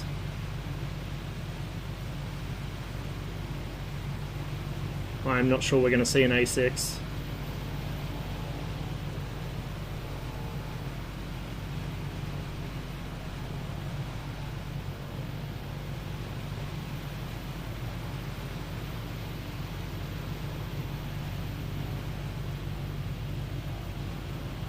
There's aircraft spawning down there, even though it's marked out of service. You could probably spawn here if there's aircraft spawning there on the ground. Which is pretty neat. North of the field outside. Well, I am kind of north of the field now. What, like here?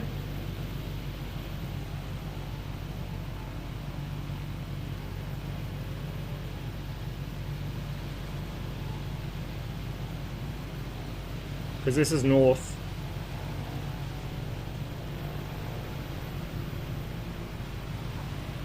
Or rather, like, that direction is north. Well, there. Nose is pointing north-ish. 030. Either way, it's found the field, so that's something.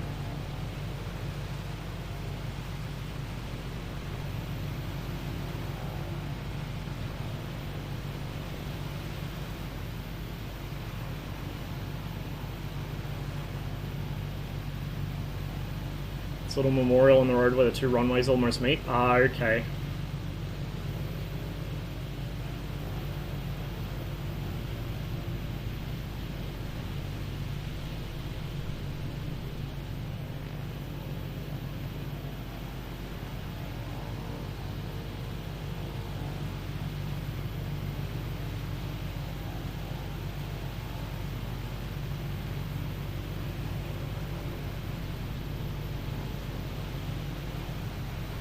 After this flight, I'm going to take another short break, get myself a drink, and then we'll figure out something else to fly. I know I keep delaying the Trilander flight, but that is probably going to be a longer one. What we might do with the Trilander is we might make that like a whole stream thing where I go from Wales and just follow the south coast of Wales and then down to this, like Cornwall and Devon and all through there. I don't know. I was going to do it in either the Yak or the T6 or something like that, but we might do it in the Trilander another day. Just do something short in the Yak today, maybe. Southern branches to Montauk. Okay.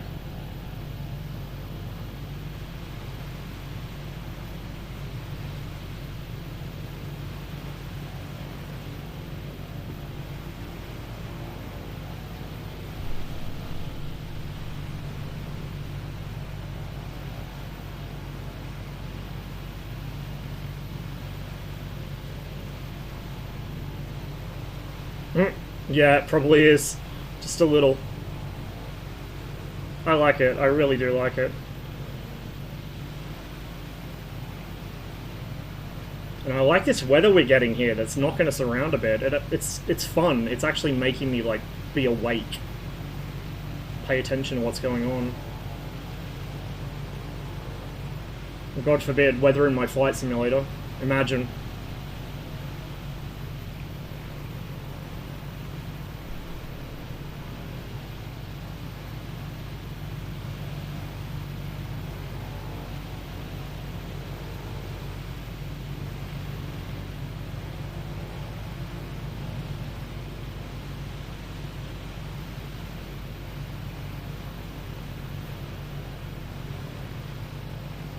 Another airport there, I think.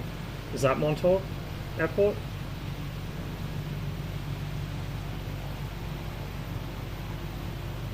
Must be, yeah, because there's the northern tip of the island there, I think.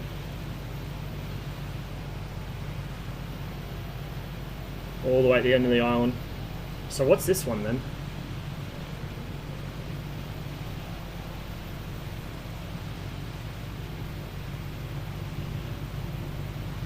I did fly from it like once long ago, but I don't remember much about it. In fact, I don't even remember what I was flying. I think I was flying the Corsair. And I think I flew it across to New York City, or I might have even flown it up the coast to Boston. Suffolk County. Oh, it's named after Gabby Gabreski, okay.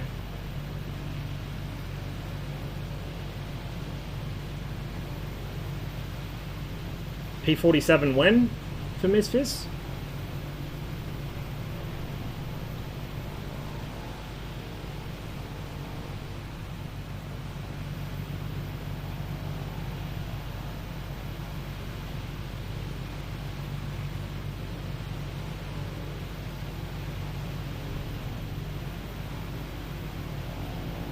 Okay, the air's calmed down a little, he says, no doubt jinxing himself. Well, also I'm over water, so I'm not getting thermals off the trees at the moment.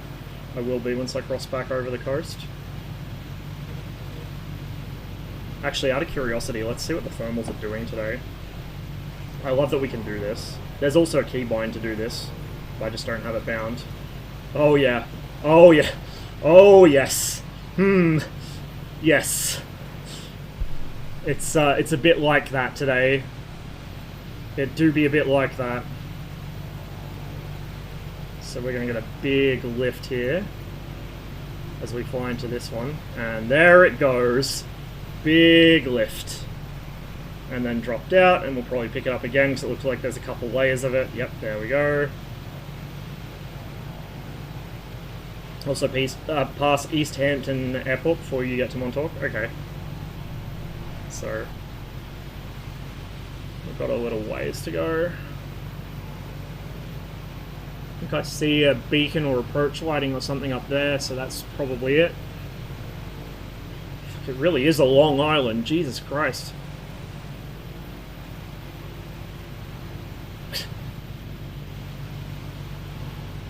It's a shame that I brought the guitar and the fucking esky and the fishing rod instead of some gifts.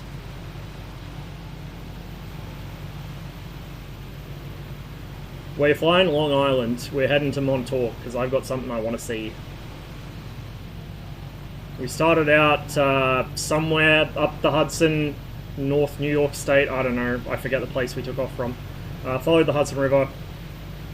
Buzzed around New York City for a bit, and now we're following Long Island.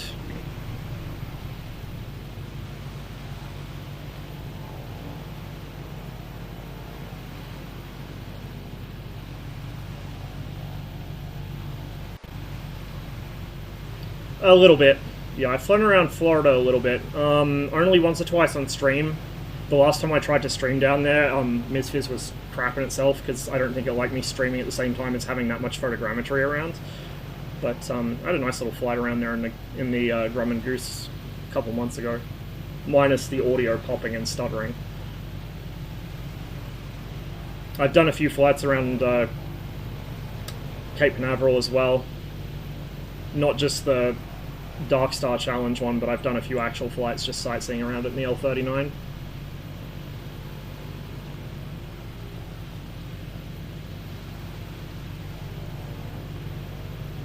I'm flying Wheelie Boy at the moment. I kind of realized in hindsight I should have brought the floaty wilga. But I did take off from like a grass strip out in the middle of nowhere, so floaty would have been a little difficult for that. I don't know if I'll do a float wilga flight this stream because I've already been going for way longer than planned. I don't want to get too carried away and do another fucking 17-hour stretch like I did a couple weeks ago, but I will crack it out one of these days in the not too distant future. Because it is very nice to fly around and nice to paddle around as well. I like that feature.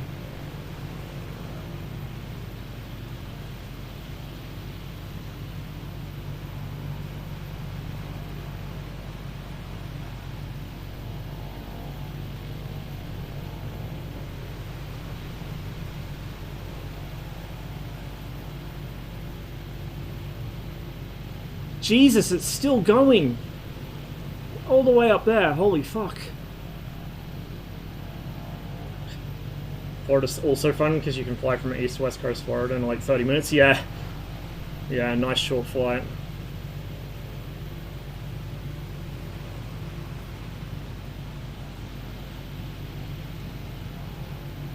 I've mostly been flying the DC-3 lately. I've really been enjoying that thing with the Duckworks mod. I was tempted to fly it today, but I'm not going to have time, I think. And besides, I would like to give some attention to a few other planes, because literally all I've been doing lately is just DC-3.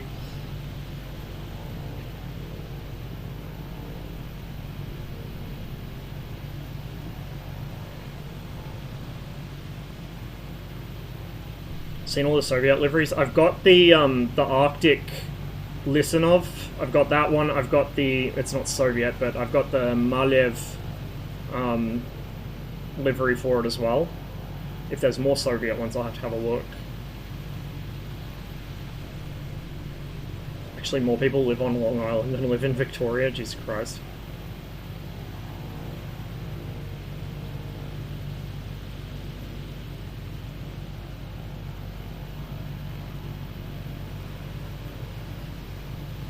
I haven't got any of the drivey or boaty stuff yet. Especially because I'm already kind of spending more than I should be on aircraft, but one of these days I probably will get one, just to mess around on the ground with.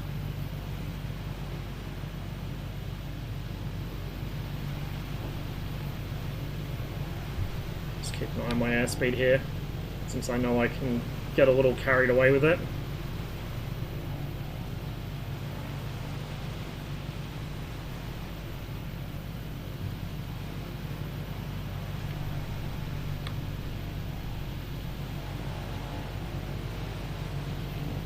I definitely landed on a few of the roads, I can say that much.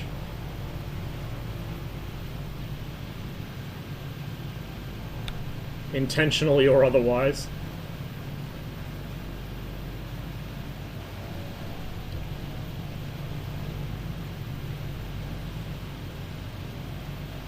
Yeah, I've been meaning to check it out for a while. I did pick up the campsite stuff. I don't regret that at all. It's really cozy. Okay, I see an airport there. That's probably the Hamptons one. Looks pretty small, so sounds about right.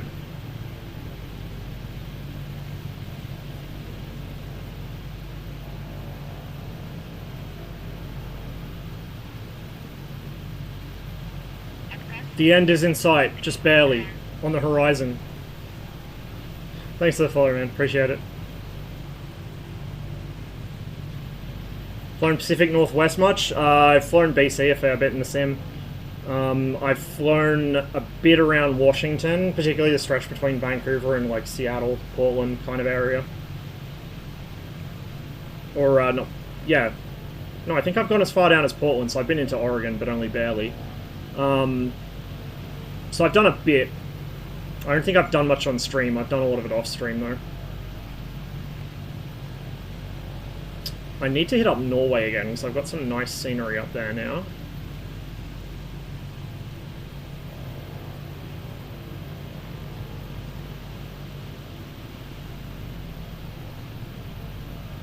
Yeah.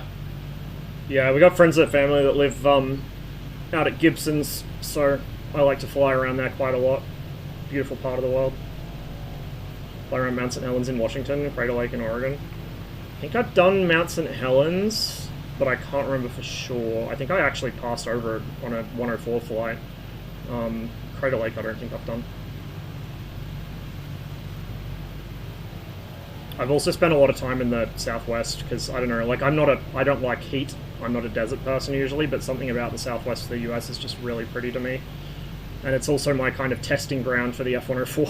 Whenever I fly that, I usually come out of Groom Lake or Indian Creek or something like that.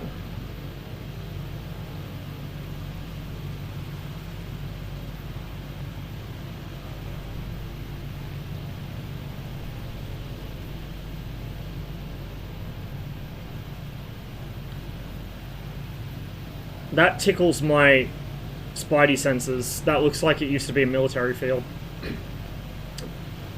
It's got the triangle layout. Like, the triangle layout's a universal rule of World War II Commonwealth fields, but the Americans used them quite a bit too. Still kind of is. Well, there you go.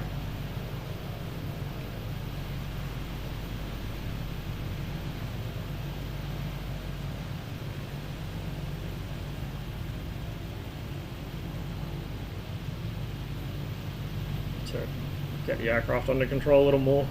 It's bumpy today. Also, I'm not very well trimmed here. Over the Rockies, yeah. Yeah, especially around Jasper. I love Jasper. It's such a wonderful place.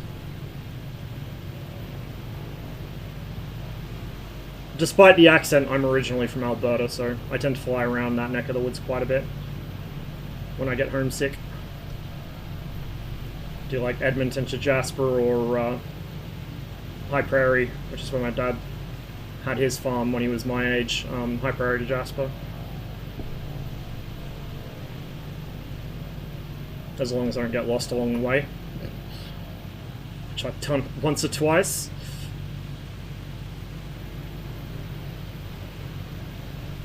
It's pretty hard to find in winter. It's a lot easier in summer when you can see the ground, but in the winter everything's under snow. It's like,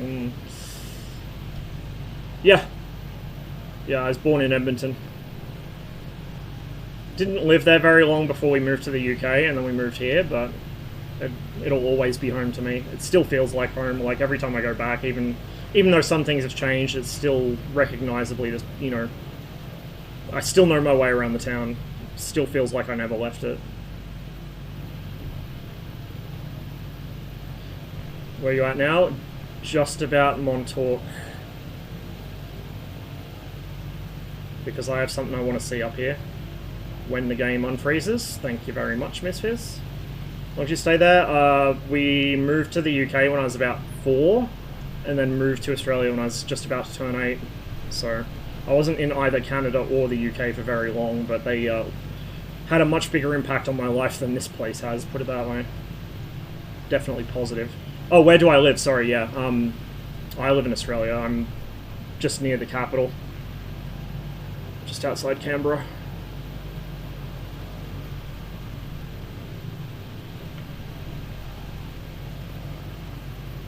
We just followed my dad's work around, so the constant moving wasn't exactly my decision, unfortunately, but it is what it is.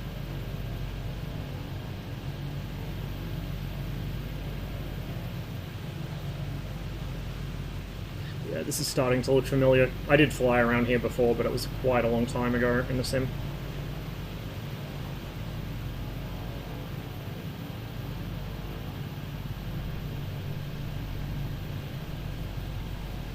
Very appropriate song for where we're flying.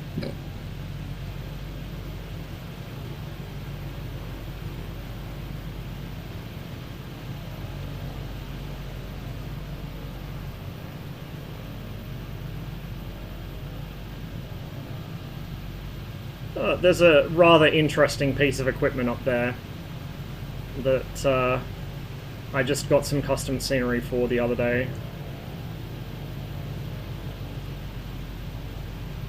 Quite an impressive lad. Although it looks better in the sim than it does in real life, because in real life it, the weather hasn't been kind to it.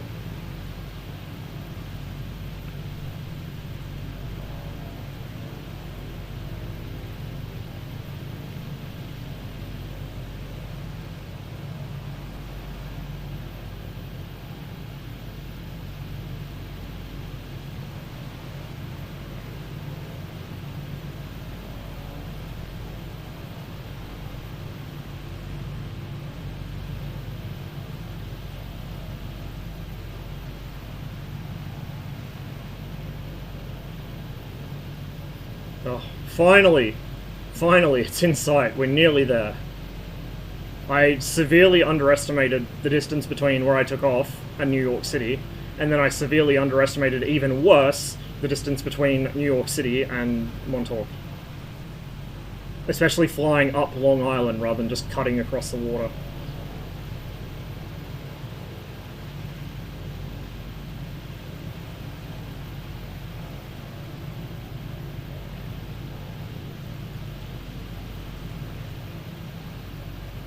I don't have the Tundra tyres on this thing. If I did, the beach would be an interesting landing. I mean, I could probably land on the beach anyway without crashing the thing in the sim, even just with the normal tyres, but real life I wouldn't want to try sand without proper tyres for it. It's a good way to flip yourself upside down.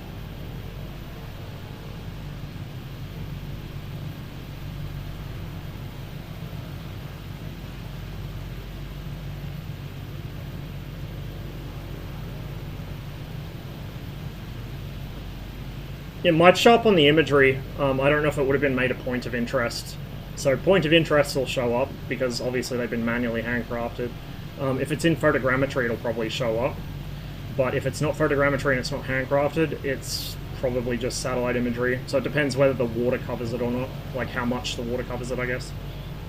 Like we went down to, was it Battleship Cove down in, whatchamacallit, in Massachusetts to see the USS Massachusetts the other stream like a week or two ago, and we could just barely make out her stern in the satellite imagery, but there was no ship there in the sim, just water. So I'll have to see if somebody's made some scenery for it.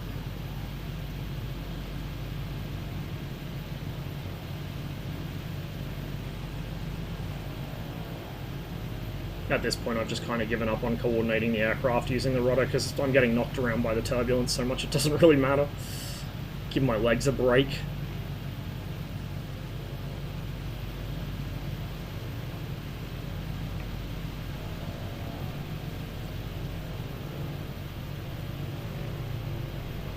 See, a blocky thing. Quite. quite. I've just got to remember where exactly it was. Was it? It's further along, wasn't it? It's actually on the point. From memory?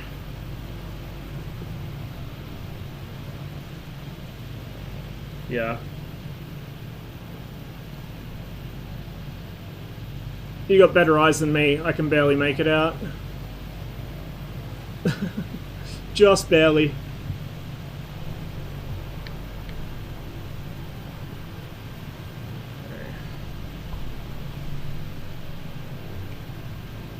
Power a bit, we don't want to overspeed.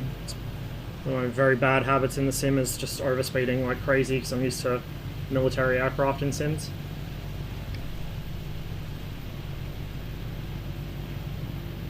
Oh yes.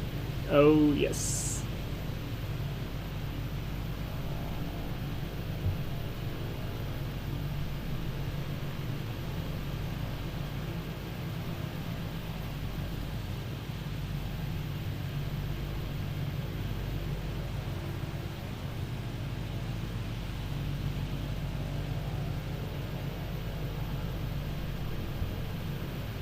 Long Island.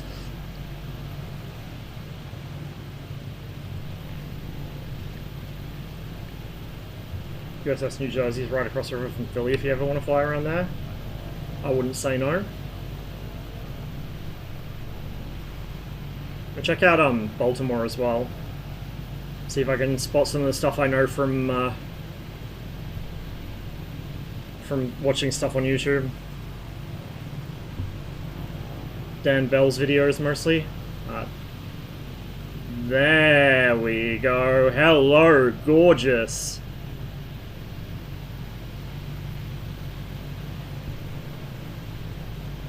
This is the kind of shit we go looking for on my channel. Like, points of natural, breathtaking beauty? Pfft, no. Like, important cultural something? No. Pfft, who does that? This is the shit I go looking for. Oh, there's my boy.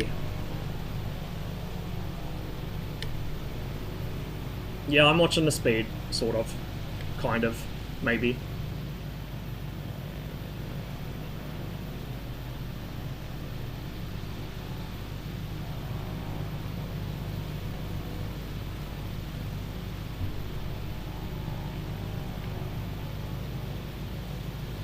I think I have scenery for it. What are we looking for? This thing. This big fella. Just gonna... nice close pass. Does look quite a bit rougher than that in real life, because, like I said, weather has not been kind, but that is an AN-FPS 35 early warning radar. It's probably how it looked when it was newly built. Definitely doesn't look that good anymore, but... Cold War early warning radar for air defense.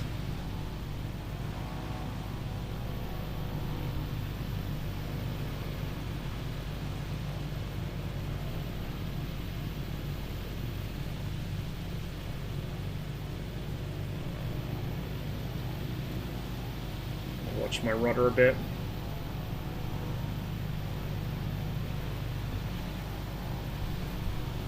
Actually, let's slow down and get a stage of flap out so we can kind of give it a more leisurely pass. There we go. That's more like it. There's the bush plane heritage showing through.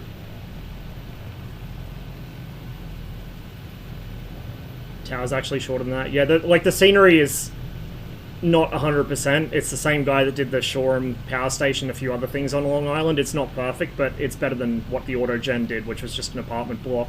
Because I tried to find it before, and I was like, oh, it's just fucking apartments, of course. But yeah, that is a big, big, big radar. Alright, I found my radar. We can land now. Now, if only some wonderful person would do the, P-70 sites in the former Soviet Union, so I could find those as well, I'd be a very happy man.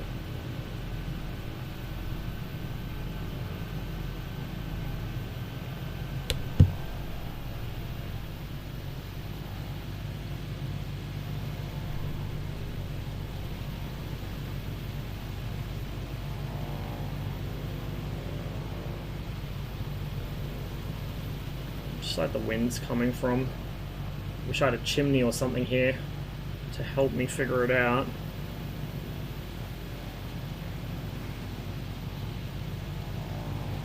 Sure, why not?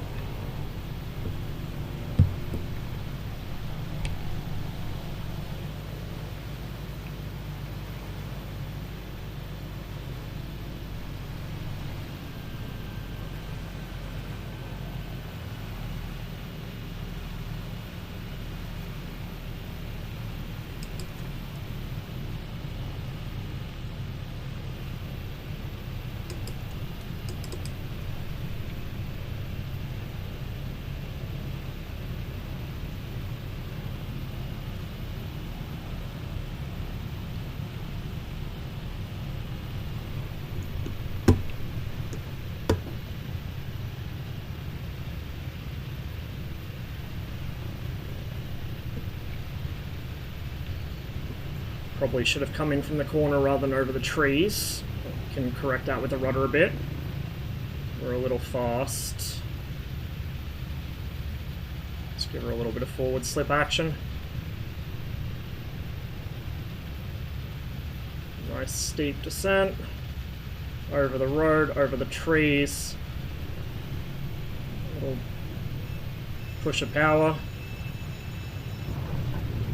There we go, and gently on the brakes, holding the tail back.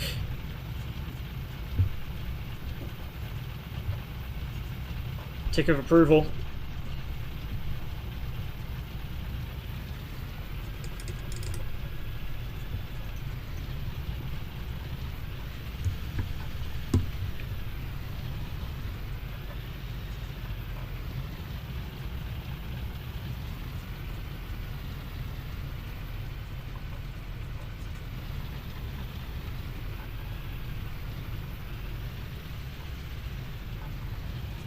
Oh! Look, they've made a beautiful parking spot just for us.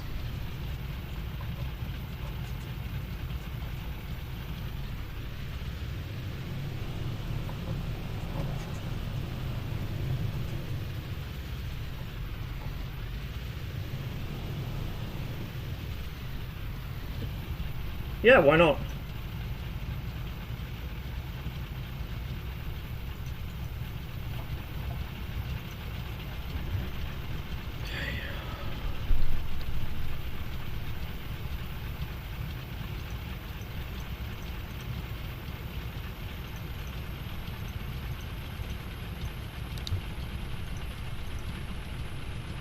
We can kill the battery as well. This is the emergency electrical system shut off, by the way. Very simple, crude, but it works.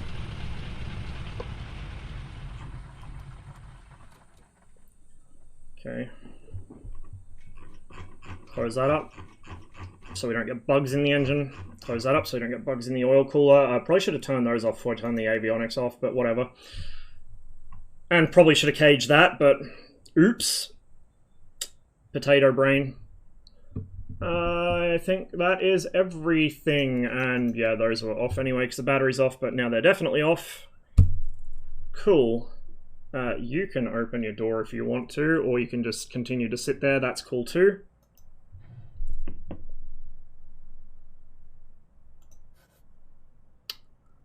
We are going to co-pilot hop out of the plane.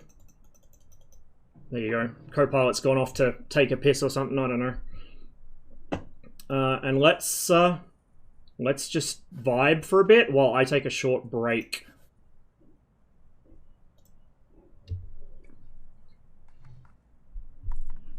I love this so much. Like I said, we can even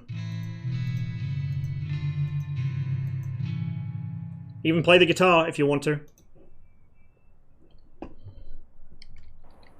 Oh, my camera's drunk, as usual.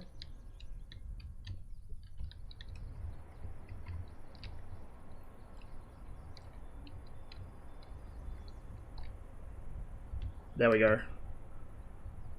There we go. Ain't that beautiful?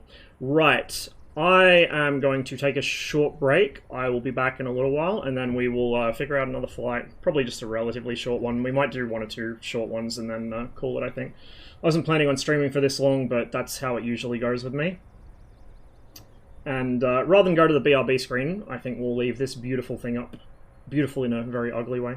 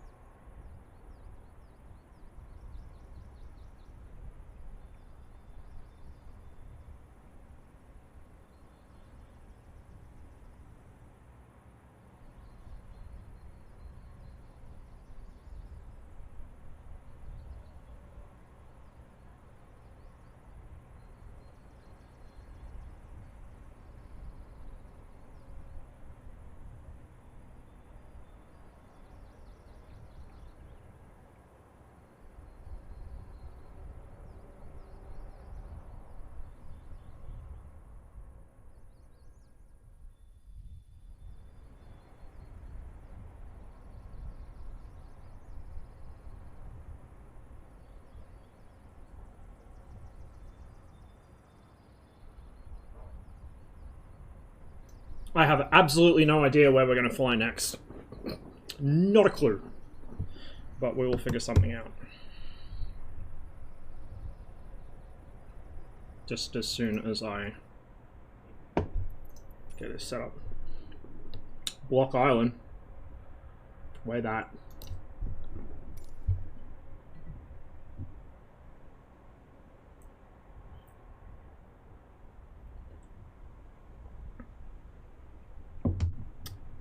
Actually, I might have an idea. Maybe. Possibly.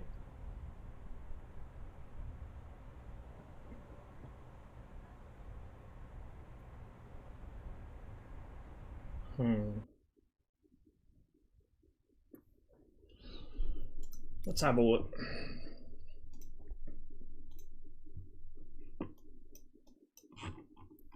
Oh, okay, that's where we flew from. Roxbury. So yeah, we went from Roxbury and just like kind of around here generally, and then I think we hooked up with the... Actually, we went pretty much, I think, east. And hooked up with the Hudson River somewhere around here, because I think we hit a bridge straight away. And then followed it down here, all the way down, buzzed around here a bunch, and then went woo, all the way up here. Oh, Block Island. Okay, I see what you mean. I have not flown there yet, but I don't think we'll do that today. What we might do is, first of all, we'll fly a different plane, because as much as I love the Wilga, I would like to change things up a little.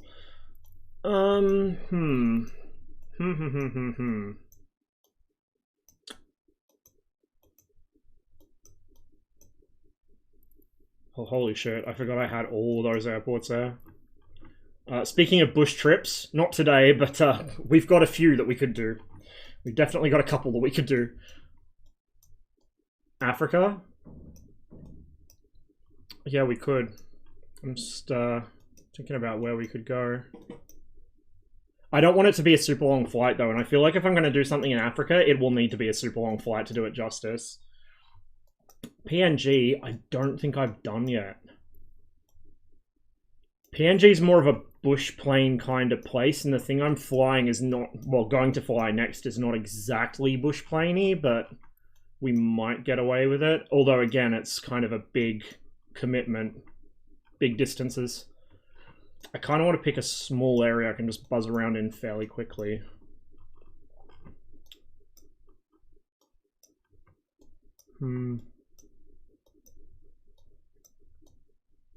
We'll do another trip around Vietnam another day. We won't do it today. Do we have photogrammetry for Manila? Oh, there's an aircraft carrier here. Didn't even realize. Don't even know where that comes from.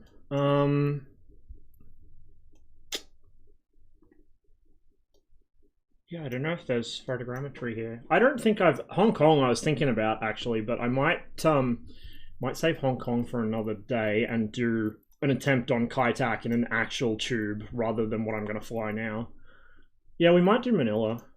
Fuck it. Let's see what it looks like in the sim. It's probably not photogrammetry, but I might be wrong. I would like to be wrong. Yeah, well, not today, but one day we'll do a duck trip. This is what I want to fly.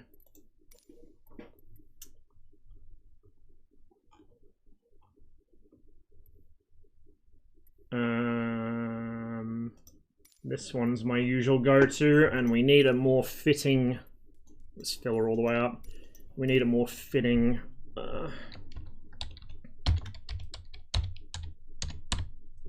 give it an actual Soviet civil reg, and just leave the flight name and stuff.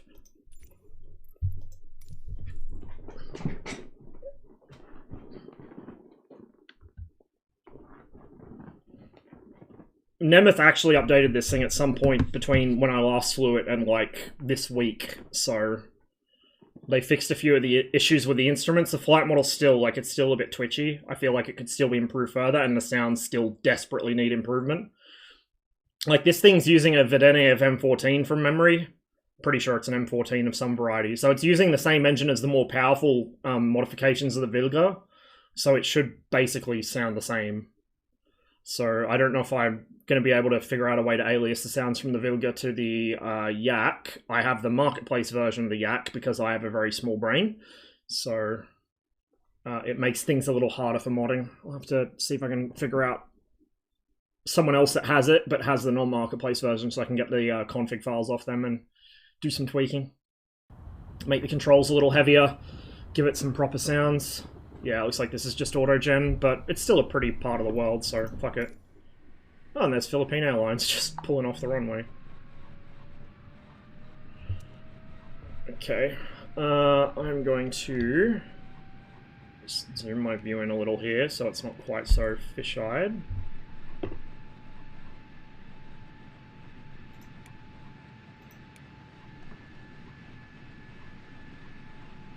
We need the taxi light. It's broad daylight. I do like to have the not the nav lights, the panel lights on there. And the instrument lights, just especially because they can be hard to see in shadow.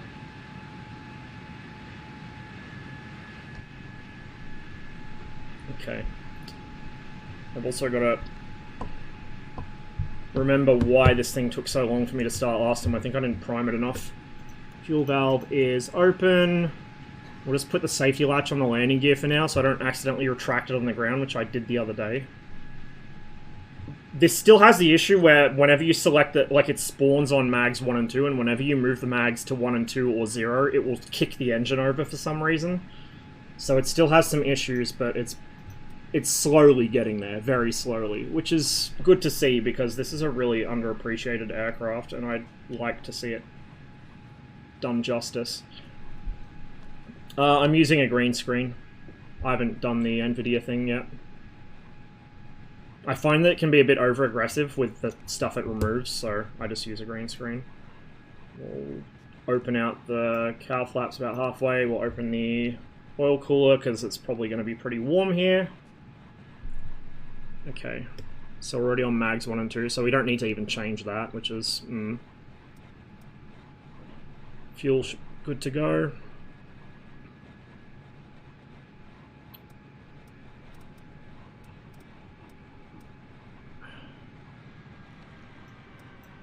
Two, 3, 4, 5, 6. 1, 2, 3, 4, 5, 6. It's probably a bit excessive, but the last time I did it like 10 fucking strokes and it still didn't start, so it took quite a bit of priming. Use actual color code for your screen.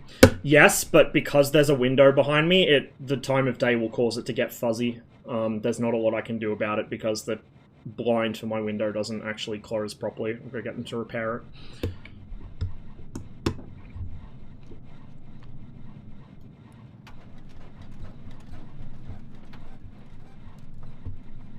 Okay, she probably wants more priming. We'll also just... Is it gonna kick over when I do this? Okay, it's not no, now it is. And that started it. It shouldn't probably do that, but whatever. A little bit of an issue there, Nemeth. Please fix that. And let's get the pitot heat on. Parking brake off. You want to watch yourself there, buddy. This is one of very few aircraft in the sim that without any modding whatsoever can be steered purely using toe brakes, differential toe braking. Well, it needs to get a little bit of a roll up first, but as I give it some beans, it'll pivot around the braked wheel. I'm not using the rudder to steer this at all. It probably could use a little bit further reduction of the brake friction just to make it that much more, you know, make the ground handling that much better. Now I'm using the rudder a bit, but... So, again, every time a developer says, oh, MSFS ground handling is bad, or a player says MSFS ground handling is bad, no, it's just lazy devs don't change the default values. If you do change the default values, then it is just fine. In fact, the ground handling is really good. Like the Black Box Islander, or Trilander, or, sorry, I'm a bit sloppy with my taxiing, or the Fly Simware Cessna 414 was cut in front of this airliner. No big deal. Give it a little bit of back trim. Double check this.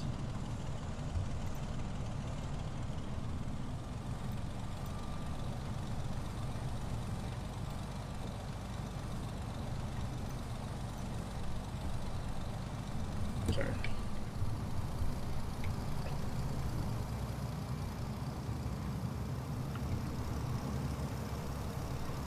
This thing definitely needs better sounds.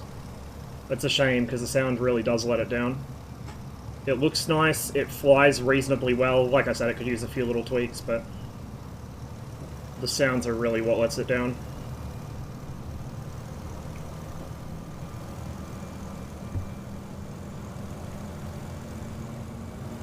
Could probably use a little more slipstream effect off the prop as well. Maybe a little more torque too.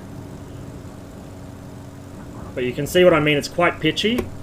Like the inertia's probably not set high enough. I can fix that. Control surface elasticity, I can fix that as well. I just need the config file. Also, the gear and flap sounds are wrong. I'm pretty sure they're both pneumatic on this aircraft. Do some stalls on the AC-18? Yeah, we could do that. I haven't done any for a while. I don't remember if it actually stalls well or not. A lot of third-party stuff doesn't, but we can try it. From memory, it does actually at least stall to begin with. Just need sufficient altitude, because it does get a bit heavy.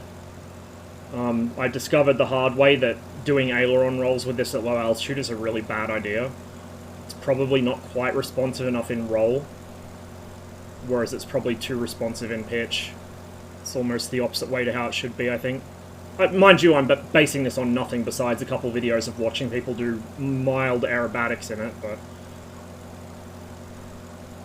it just seems to me that it should be a little more rolly, especially with ailerons this size, and a little less pitchy. But it's all stuff that you can mod pretty easily. You just need to be able to get into the CFG. One of the long-time issues with it when it released was that the slip ball was working in reverse for some reason. That's been fixed quite a while ago, which is good. Note that the thing here is the slip ball, the thing there is... I'm not sure. It's still, I think, working in reverse. I'm not sure if it's meant to show your rate or what, but it's not working as a slip ball. The one on the ADI is. We've also got our G-meter, our accelerometer, finally working correctly over here. Sitting at 1 and then negative G, positive G before it was inverted and it started at 0. Tim has been summoned. Why has Tim been summoned? What have we done to incur Tim's wrath?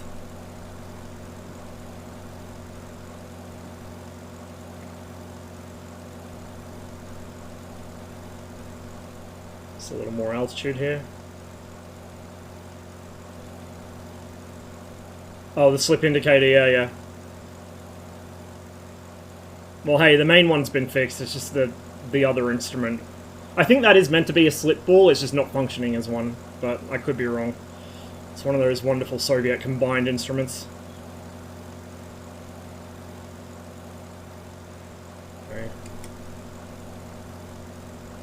We'll go ahead and fully open the cowl flaps just to make sure we don't overheat, because it's Manila. It's probably pretty warm even this time of year. And wait, is Manila north or south of the equator? I can never remember. It's north, isn't it? Look, it's tropical. It's going to be warm. Alright. Let's give her a power off stall.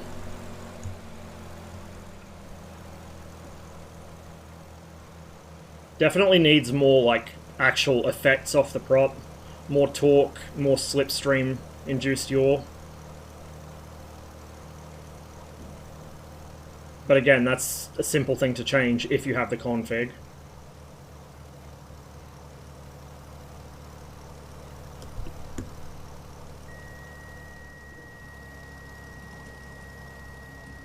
Drops the right wing, and over she goes. Recovers pretty easily. You just need a bit of space to do it.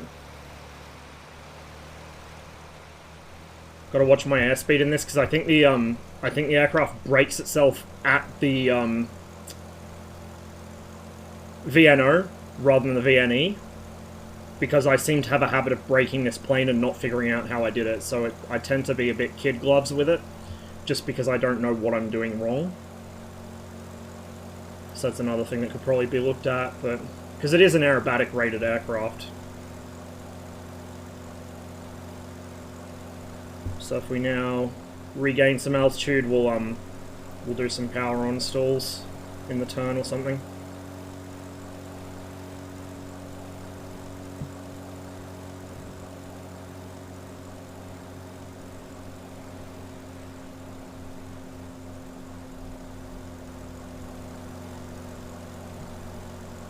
I have quite a soft spot for this thing. I think a little bit more work and it would be absolutely wonderful, but it's not quite there yet because Nemeth haven't really put in the extra time.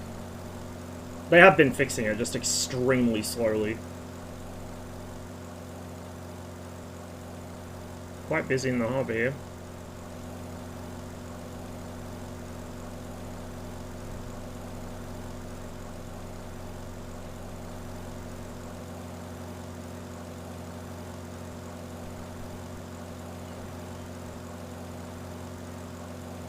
Pick up some speed, not too much, we don't want to break it.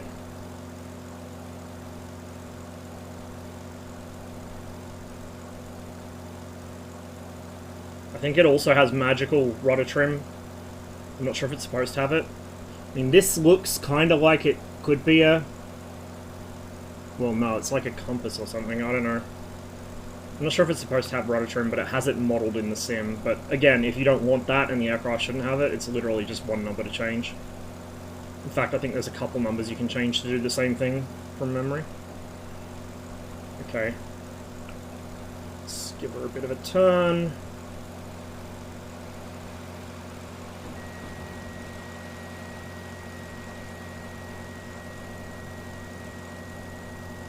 And over she goes.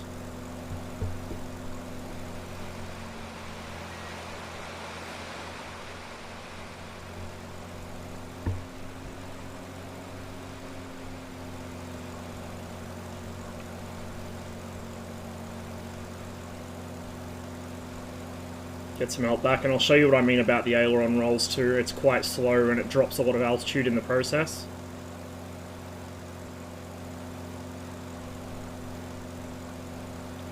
From the, it's been a while since I actually found videos of this being flown aerobatically, but from what I recall it had a quite decent rate of roll, which you would expect from something that shares, you know, common lineage with the Ak-52 and other competition aerobatic planes and trainers. So if I just, no rudder input, just aileron. That's it, and you can see the nose drops quite a bit, so it dumps quite a bit of altitude in that maneuver. Whereas if I give it some rudder,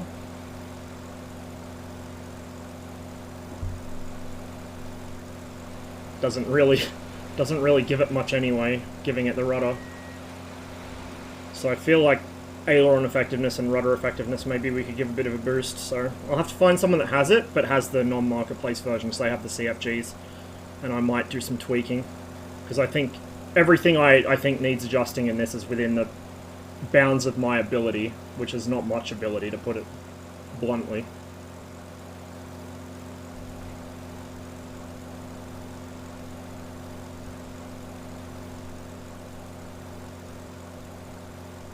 But it's quite pleasant to cruise in.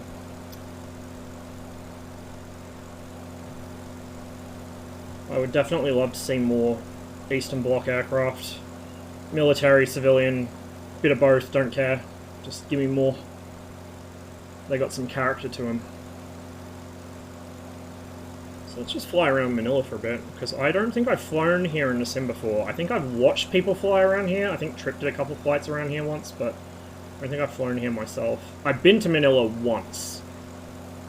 we had to land on a unplanned stopover because there was a typhoon when we were coming out to visit family here one time from the UK. So we were stuck in Manila overnight. It was part of the magical mystery tour where we were flying with Philippine Airlines and everything that could go wrong did go wrong. I had a great trip. My parents were nervous wrecks by the end of it though. When I was like 6, 7 years old. Probably actually 5 or 6. Because it was still a while before we moved from the UK afterwards, so...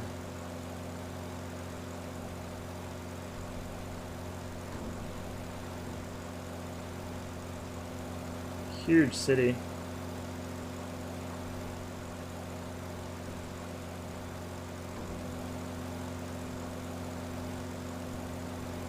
So this is all just default scenery as far as I'm aware. I'm pretty sure I don't have any custom stuff for Manila.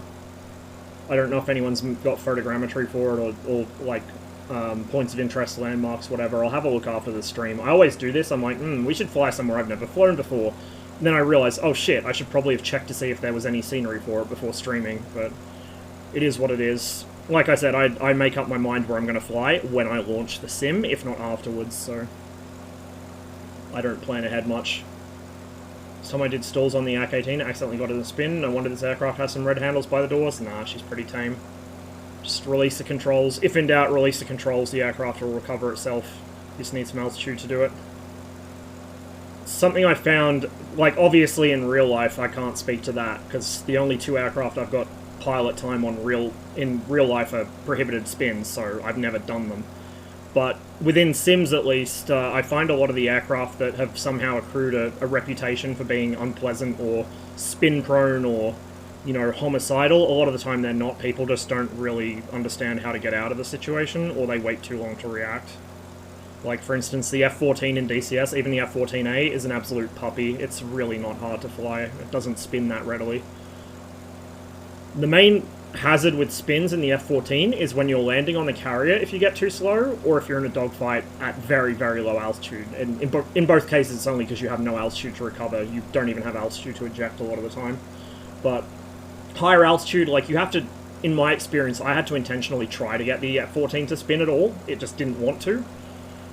Even when I, for about 6 months, was playing without working rudder pedals, without realizing it, at least in the F-14, that it didn't pick up the input for my rudder somehow, but everything else worked.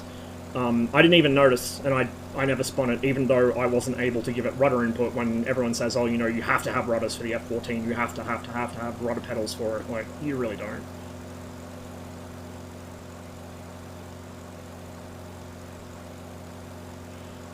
There are a couple of aircraft in MSFS that I have got into an irrecoverable spin. Most of those usually will recover, but I just was either too low or I ended up in some weird sort of situation where it just wouldn't break out of it. But generally in the sim, there's something I like to do for fun and just to see what the aircraft does. That's quite the city. I don't remember anything about Manila, besides the inside of the hotel at the airport, because we didn't leave the airport, basically, because our flight was going out the next morning, but Dad went out to the local markets, Mum and I stayed in the hotel and watched TV. But it is a big city.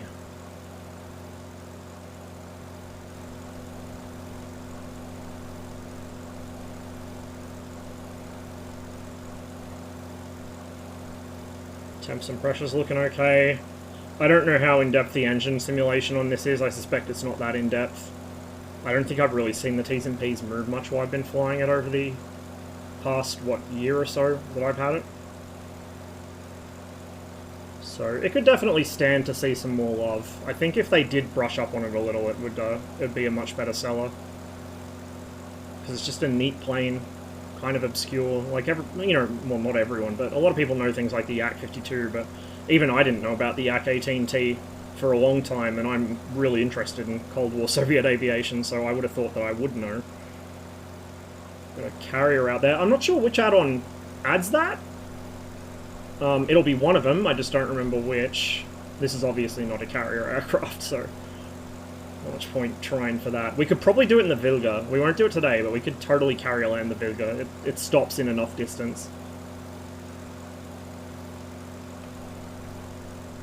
We might head out to Corregidor and have a look at that, and then head back over to the city for a bit and set it down somewhere. But for all default scenery, it looks pretty good. There is that is a point of interest, but I don't know if it's a default sim point of interest or if I do have like 1 or 2 minor bits of scenery for the city. I'll have to check.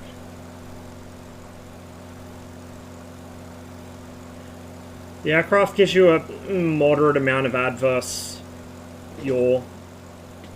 I would almost expect a little more with ailerons this wide, but I'm not an aeronautical engineer. I'm not an aerodynamicist, so that's just me saying I would guess, and I would probably be wrong. But generally, when you've got very large ailerons like this, you get quite a bit of adverse out of them.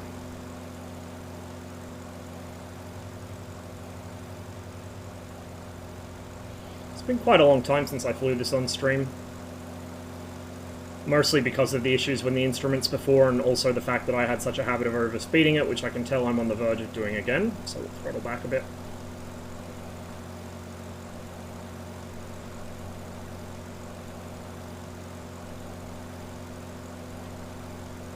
Overall, flight model-wise, a bit more roll response, quite a bit less pitch response. It needs to feel much heavier in pitch. How's the rudder? Rudder doesn't feel too bad. Maybe a little more adverse. Give it some actual torque roll and some actual fucking slipstream yaw off the prop.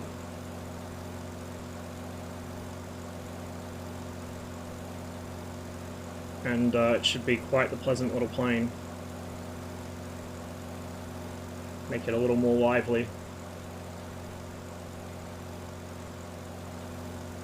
It's one of the new carriers, I think, with how far back the superstructure is on the deck.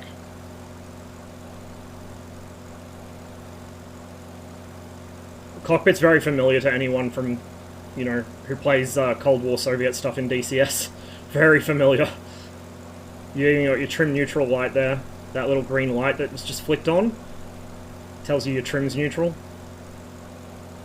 But all the instruments are the same. As always, yellow dot equals fuel. So that's your fuel gauge. Yellow dot up there is your fuel pressure, then your oil pressure, the brown dot across from it, then the temperature above it's your oil temp. You know one Soviet cockpit, you know all of them. There is a Yak 18 team mod for DCS, but I believe it's one of the private display team mods. The Yak team use it, I think. So I remember they showed it in one of the virtual air shows like a year or 2 ago. It didn't have the footwells modeled yet, but the cockpit was there. It looked quite good. It looked like it flew quite nicely too.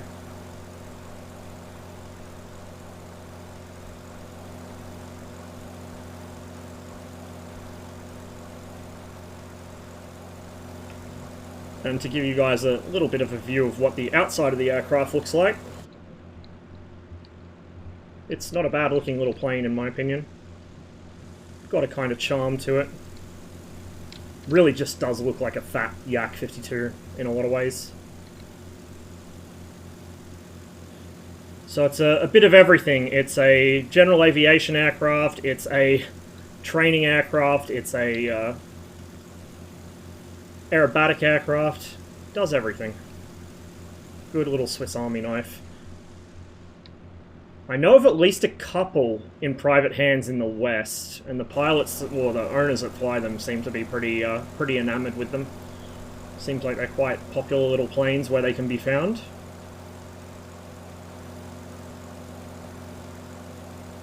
Doesn't have the bush pedigree like the Wilga. It's not really designed for that. It's more high performance, sort of, as you might imagine, being aerobatic.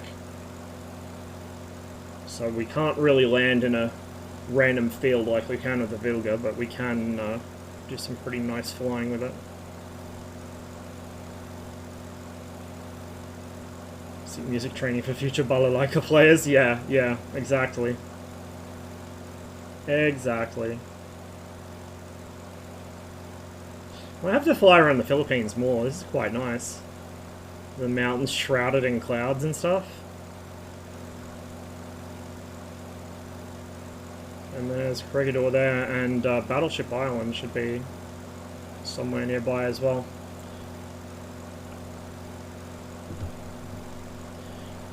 Now, I think the nav systems in this even work, like the weirdo Soviet radio nav systems. There's one to the left there under the gear indicator, and there's another one on the right side. Which I think the thing on the right side is the original radio in the aircraft.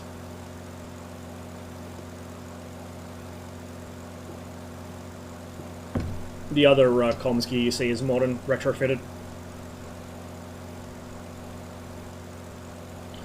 Those red handles on the doors, I'm not sure what they actually do. I'm not sure if they're emergency door releases or if that's for the landing gear. So you've got this valve here, which is Avarini chassis, emergency landing gear valve. That'll blow down the mains most likely. And if I had to guess, I'd say these red handles, one each side, either one of them being pulled, should drop the nose gear just under gravity. That's how most Soviet tricycle gear fighters work, is mains go on the valve and nose gear goes with the D-ring you pull from between your legs. Not the ejection seat D-ring, the other one. It's mounted in the instrument panel just behind the stick.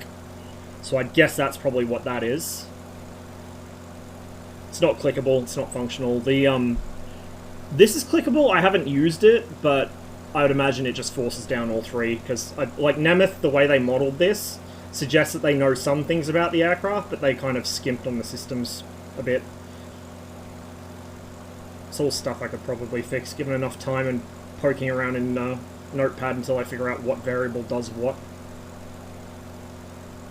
The other thing is, I haven't tested it and I won't do it today, but the landing gear release, when you pop the emergency gear, it's firing carbon dioxide from memory. It's inert gas, but I'm pretty sure it's carbon dioxide. It fires it into the hydraulic loop.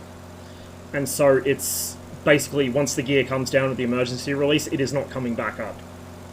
Not for love nor money. The only way to get it back up is to fully drain the hide system on the ground and refill the system to get the bubbles out of it. Otherwise it just locks it.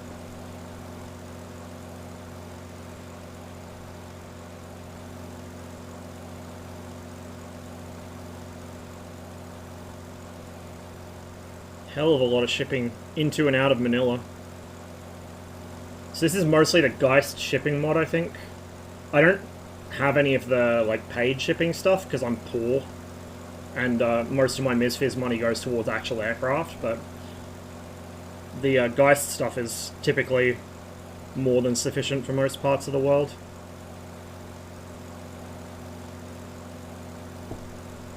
How on earth you know so much? Instead of doing things that normal, successful human beings do, I just read.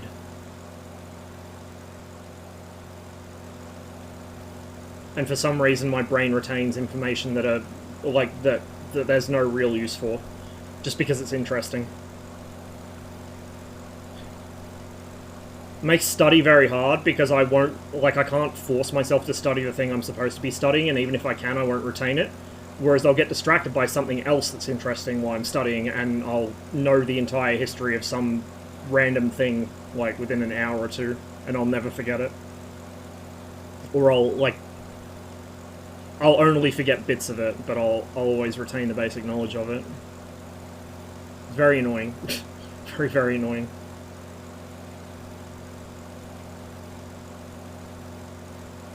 It also helps that I have pretty deep documentation on the MiG-21, and the MiG-21 systems are very similar to this. Like I said, Soviet civil and military aircraft largely used common systems between them. Gauges are all common to a military aircraft. This may as well be off a MiG-21.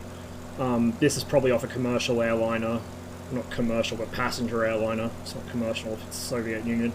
Accelerometer off any other aerobatic aircraft, or a fighter, either way. This is a air pressure gauge, dual pressure. Left side is the main system, right side is the emergency system. MiG-21 has those for its braking system. Like, all of these gauges you'll find everywhere. This clock here, I have one of these literally sitting on my desk between my monitors. Like, everything is common. And a lot of the systems are very done the same. Actually, I tell a lie. This thing's pneumatic gear, I'm pretty sure. So the emergency gear might be retractable after you force it down. I'm not sure. The military stuff with hydraulic gear, it stays locked, but Yakovlev liked using pneumatics for gear and flaps. I don't know why, but he did it in all his World War II fighters as well. Oh, Corregidor has an airfield on it. I didn't realize, although that would make perfect sense.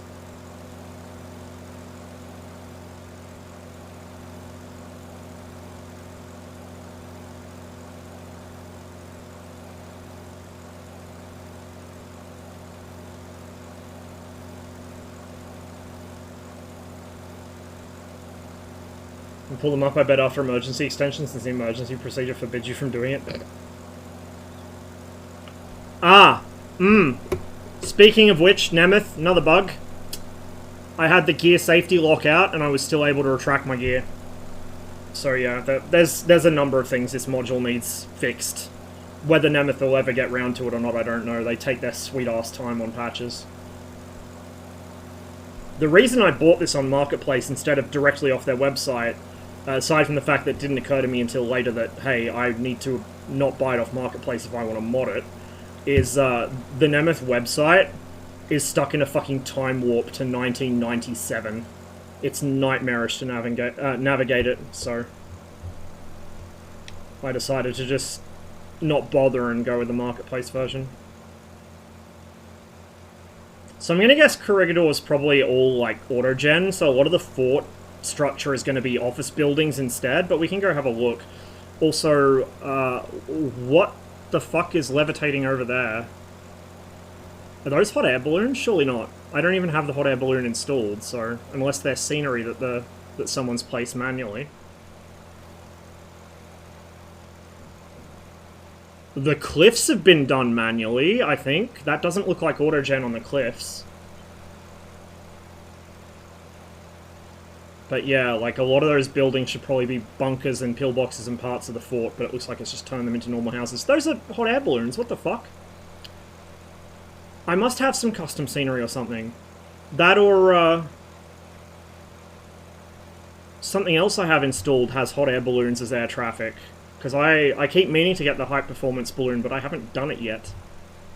So it's not like I'd be able to see that without it. Interesting. Yeah, it's turned the fort into office buildings. I can see it from here. I will have to have a look and see if there is some custom scenery for Manila. I think we'll come back here in a future stream, because this is quite nice. Quite a pleasant place to fly.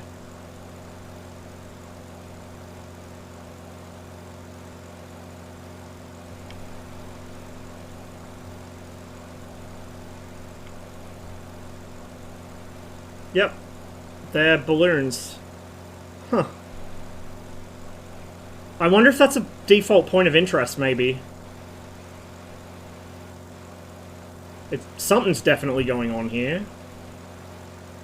Because those buildings don't look as much like auto-gen. Okay, no, that is auto-gen. Huh, dunno. The trees look manually placed, though. So this is... Not sure if mod scenery or default scenery. I will have to find out. Is that a fucking paraglider? Bro, what the fuck? Since when?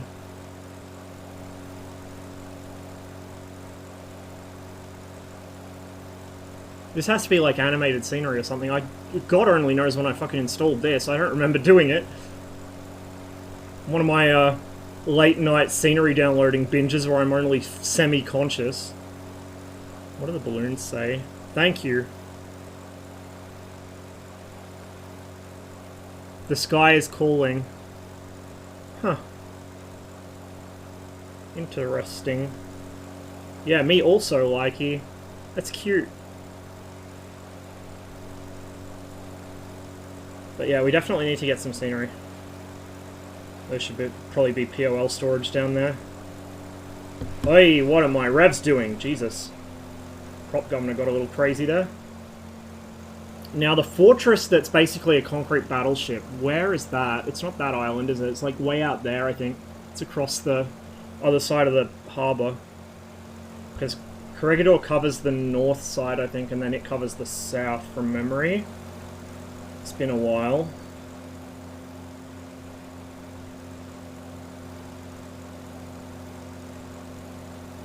This is live weather, so it's a pretty calm day up here today. Beautiful flying weather. A little unlike what we had in New York.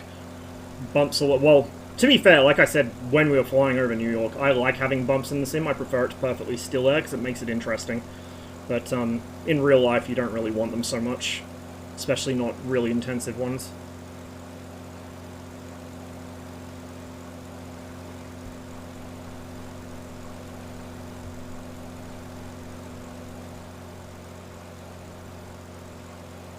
That's quite something.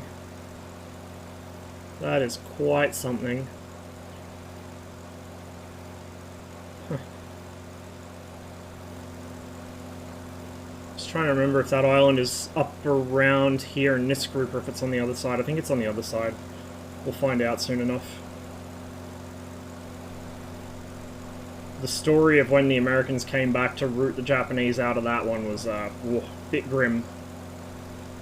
A bit grim. I was watching a documentary about it once. It was not a job that you would want to be doing. Massive concrete blockhouse. Size of a fucking battleship. I forget what the name of the fort is. The Americans built it, I'm pretty sure. But massive concrete blockhouse just out in the water. And it was mostly cleared out using flamethrowers and grenades and other such unpleasant means. There's no other way to get people out of it, right?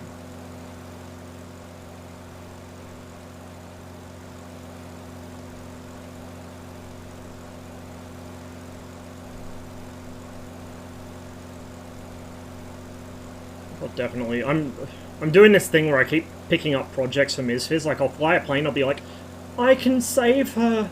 I can save her! And then I'm like, I really don't know what I'm doing. Editing flight models and stuff. I poke around, I can change numbers and see what it does, like anyone can do that, but I've got the Hughes H1 which I want to adjust the flight model on because I'm quite certain it's wrong, but I don't have any documentation, so I'm going to be working by feel, basically. By feel and best estimate, based on its peers. Then I've got this, which I now want to adjust. This is relatively simple, though I don't have to do much to it. And then I've got the two P40s that are currently out. The big radials one needs a couple tweaks. It's actually a lot closer than I remembered it being, but I'd also already made some tweaks, and I don't remember if I uninstalled them or not since I last flew it. So it could be I've already done half the work without realizing it. I don't know. Or they might have updated it. I honestly don't remember.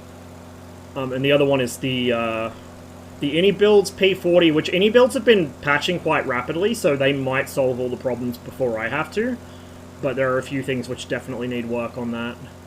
So we'll see what AnyBuilds does with it. They've been pretty quick, and they have a pretty good reputation, so I do trust them to eventually get there, but it's got a lot of the same issues this does, a lot of the same issues the Wilga had when it released. I was flying it with CCM's mod earlier, just for anyone that didn't hear me say that at the start. They're too pitchy.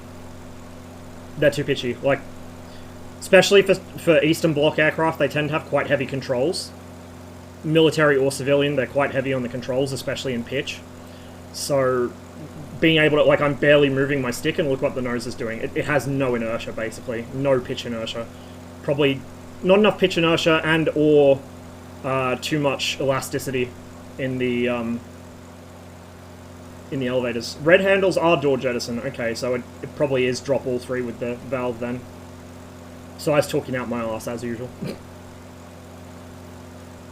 Just because I appear to know a lot, don't trust that I actually do, guys. Always check I'm actually not talking shit. My memory is far from perfect. And my mouth operates faster than my brain does. I feel like that's probably the fort down there. Oh yeah, that's it. That's it. I think it's... What's the auto-gen done to it? Probably nothing. It's probably just left as a flat island. But yeah, that's a fort. Is it Fort Drum? I know that there's a Fort Drum in the US from Civil War fame, but I think this one's Fort Drum as well. It had like a battleship turret with, I think, 12-inch guns. triple 12-inch gun turret or something like that. Maybe 2 turrets, I forget. But it's basically a concrete battleship that just sits there. So that covers the southern approach, and then Corregidor covers the northern.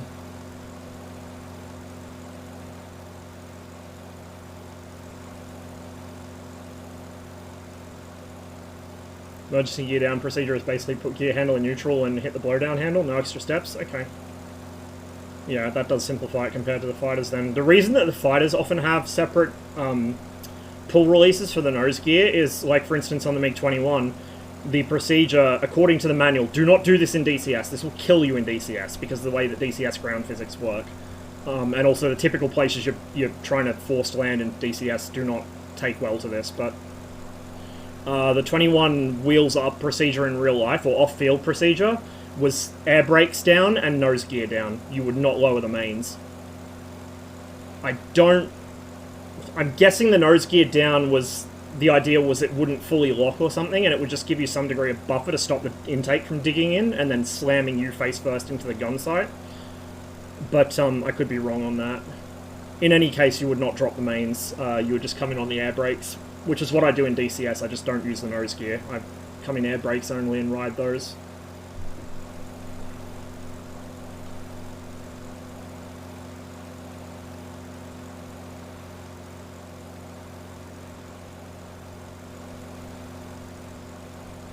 This definitely needs a new engine sound. I'll have to see if I can alias the sound from the Wilga. Same engine. It's like the Wilga ADX, I think it is, has the Vedenev M14 PF, which this has a M14P or PF. Somewhere between 360 and 400 horse, depending which variant. Let's spice things up a little.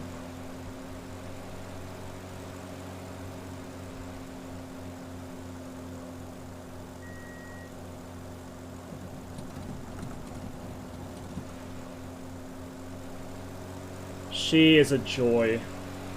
Aside from the twitchiness. Just watch the airspeed. Ooh, little close. So the roll is... I feel like the roll could be better. Feels slow for what the aircraft is designed to do.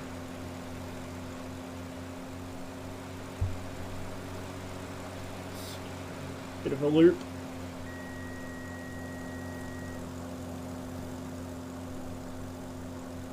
It's a little slower over the top.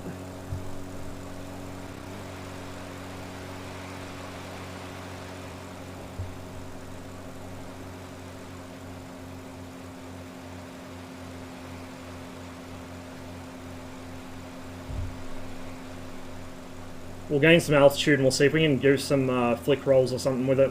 I don't remember if it does do flick rolls. It might be a little too stable for that, which is again something that can be changed.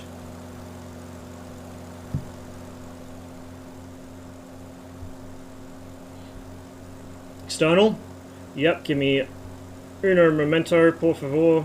Stabilize the aircraft. Give her a bit of nose up so she flies herself.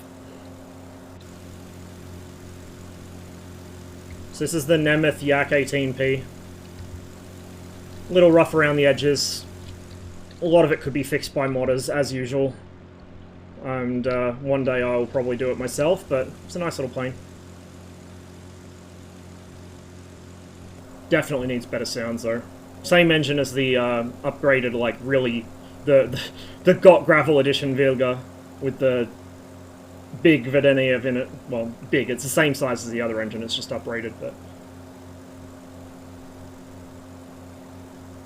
okay. Let's see. If I give it full right stick and full left rudder, what's it going to do? Not a lot.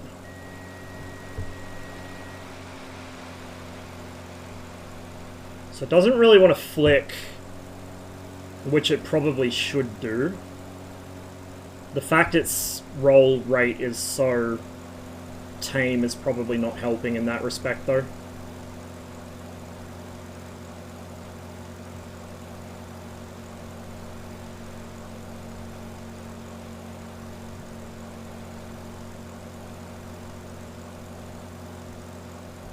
Oh well. It'll get there eventually. This was, I think, one of the first things, like, one of the first actual third-party planes I bought for MSFS. So I was a little annoyed when I found that the flight model could have been better and a bunch of the systems weren't coded correctly. Like I said, when it first came out, the slip ball on the ADI was working in reverse. This one is still doing fuck knows what. But I think that might be either coded as, like, yaw rate, or it's actually meant to be yaw rate, or some other such thing, or... It's probably, like, a... It's probably trying to act like a turn coordinator. Like, not an actual slip ball, but one of the, you know, like the jab or something has. I'll have to ask Matt. Matt would know what that's supposed to do. But the accelerometer was also working inverted, so positive G would give you a negative G value, and also it was zeroed at 0. They finally fixed that recently. It's now zeroed at 1 G, and it goes the correct direction. The air pressure I'm not sure about. Let's actually... Okay. Whoa. I'm sorry, what? Oh, I wonder if it's... I wonder if... No. No, surely not. Why would the air pressure kill the engine? Even if it's using an air-driven fuel pump, it would be off the fucking incoming airflow, not off the pneumatic air supply for the brakes and the flaps in the gear, which are modeled as electric in this. I'll add it to the list. I'll figure it out one day and fix it, if they don't first.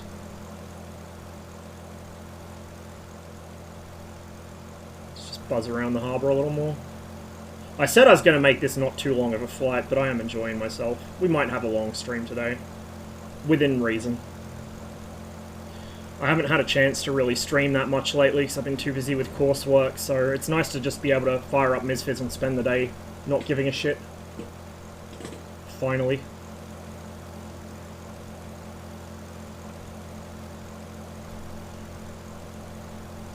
I understand why they don't do it, but I really wish some of the DCS aerobatic teams would open up their little aircraft mods to maybe not even the public, but at least people who show a genuine interest in the aircraft. Because I'd love to have a Yak 18T in DCS, and their one, while the art was still not finished the last time I saw it, it looked like it handled quite nicely. I'd love to have that thing to go along with the Yak 18, or the Yak 52, sorry. I get why they don't make it public. I just it would be nice. It would be nice.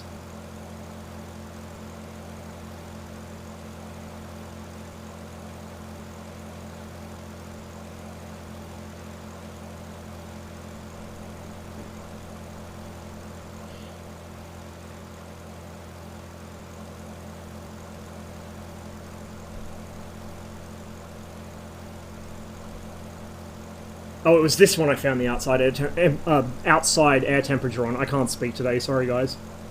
There it is. It's about 28 degrees outside, Celsius.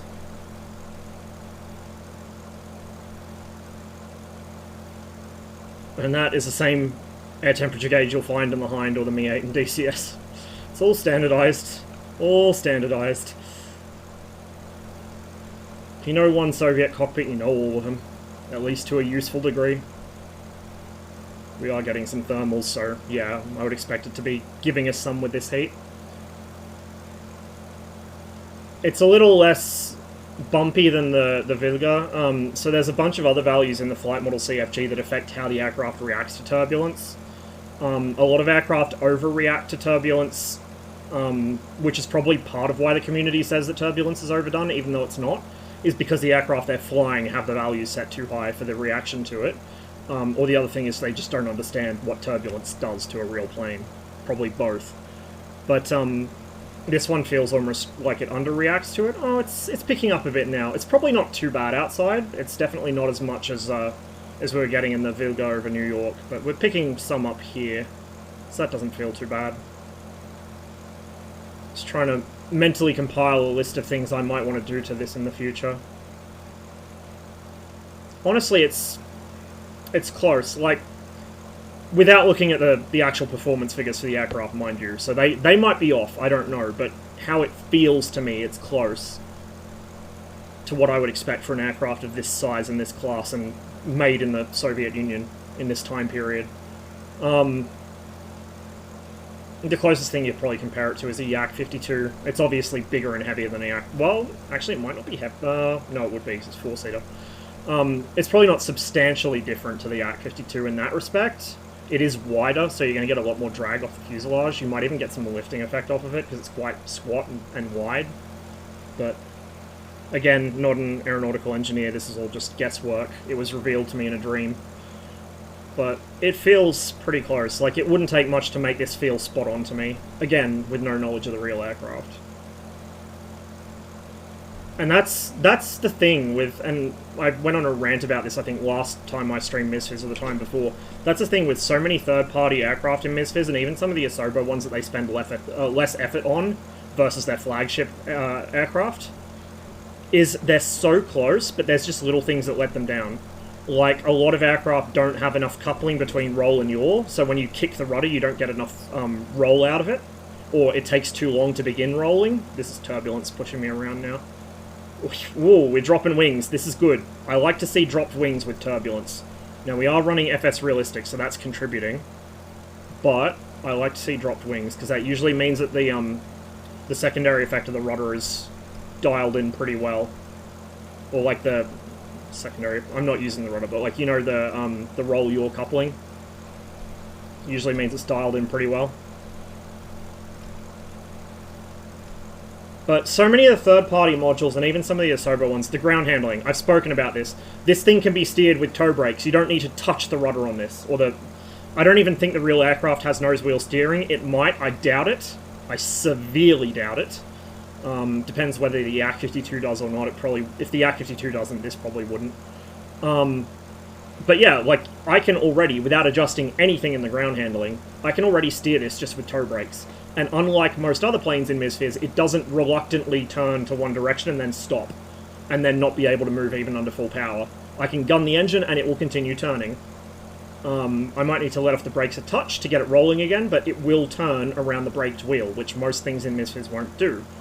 The nose wheel steering response is too instantaneous and too, like, exact.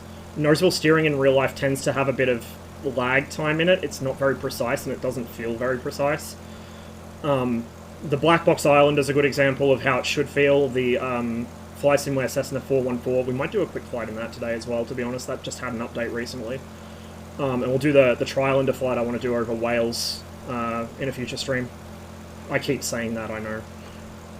So, like, so many things. The ground handling, it's not Asobo's fault. It's not MSFS. It's not the base sim. It's just the third party's not changing the values from default. Or even Asobo in some cases. The reaction to turbulence, it's third parties not knowing what the numbers do and just leaving them as zeros.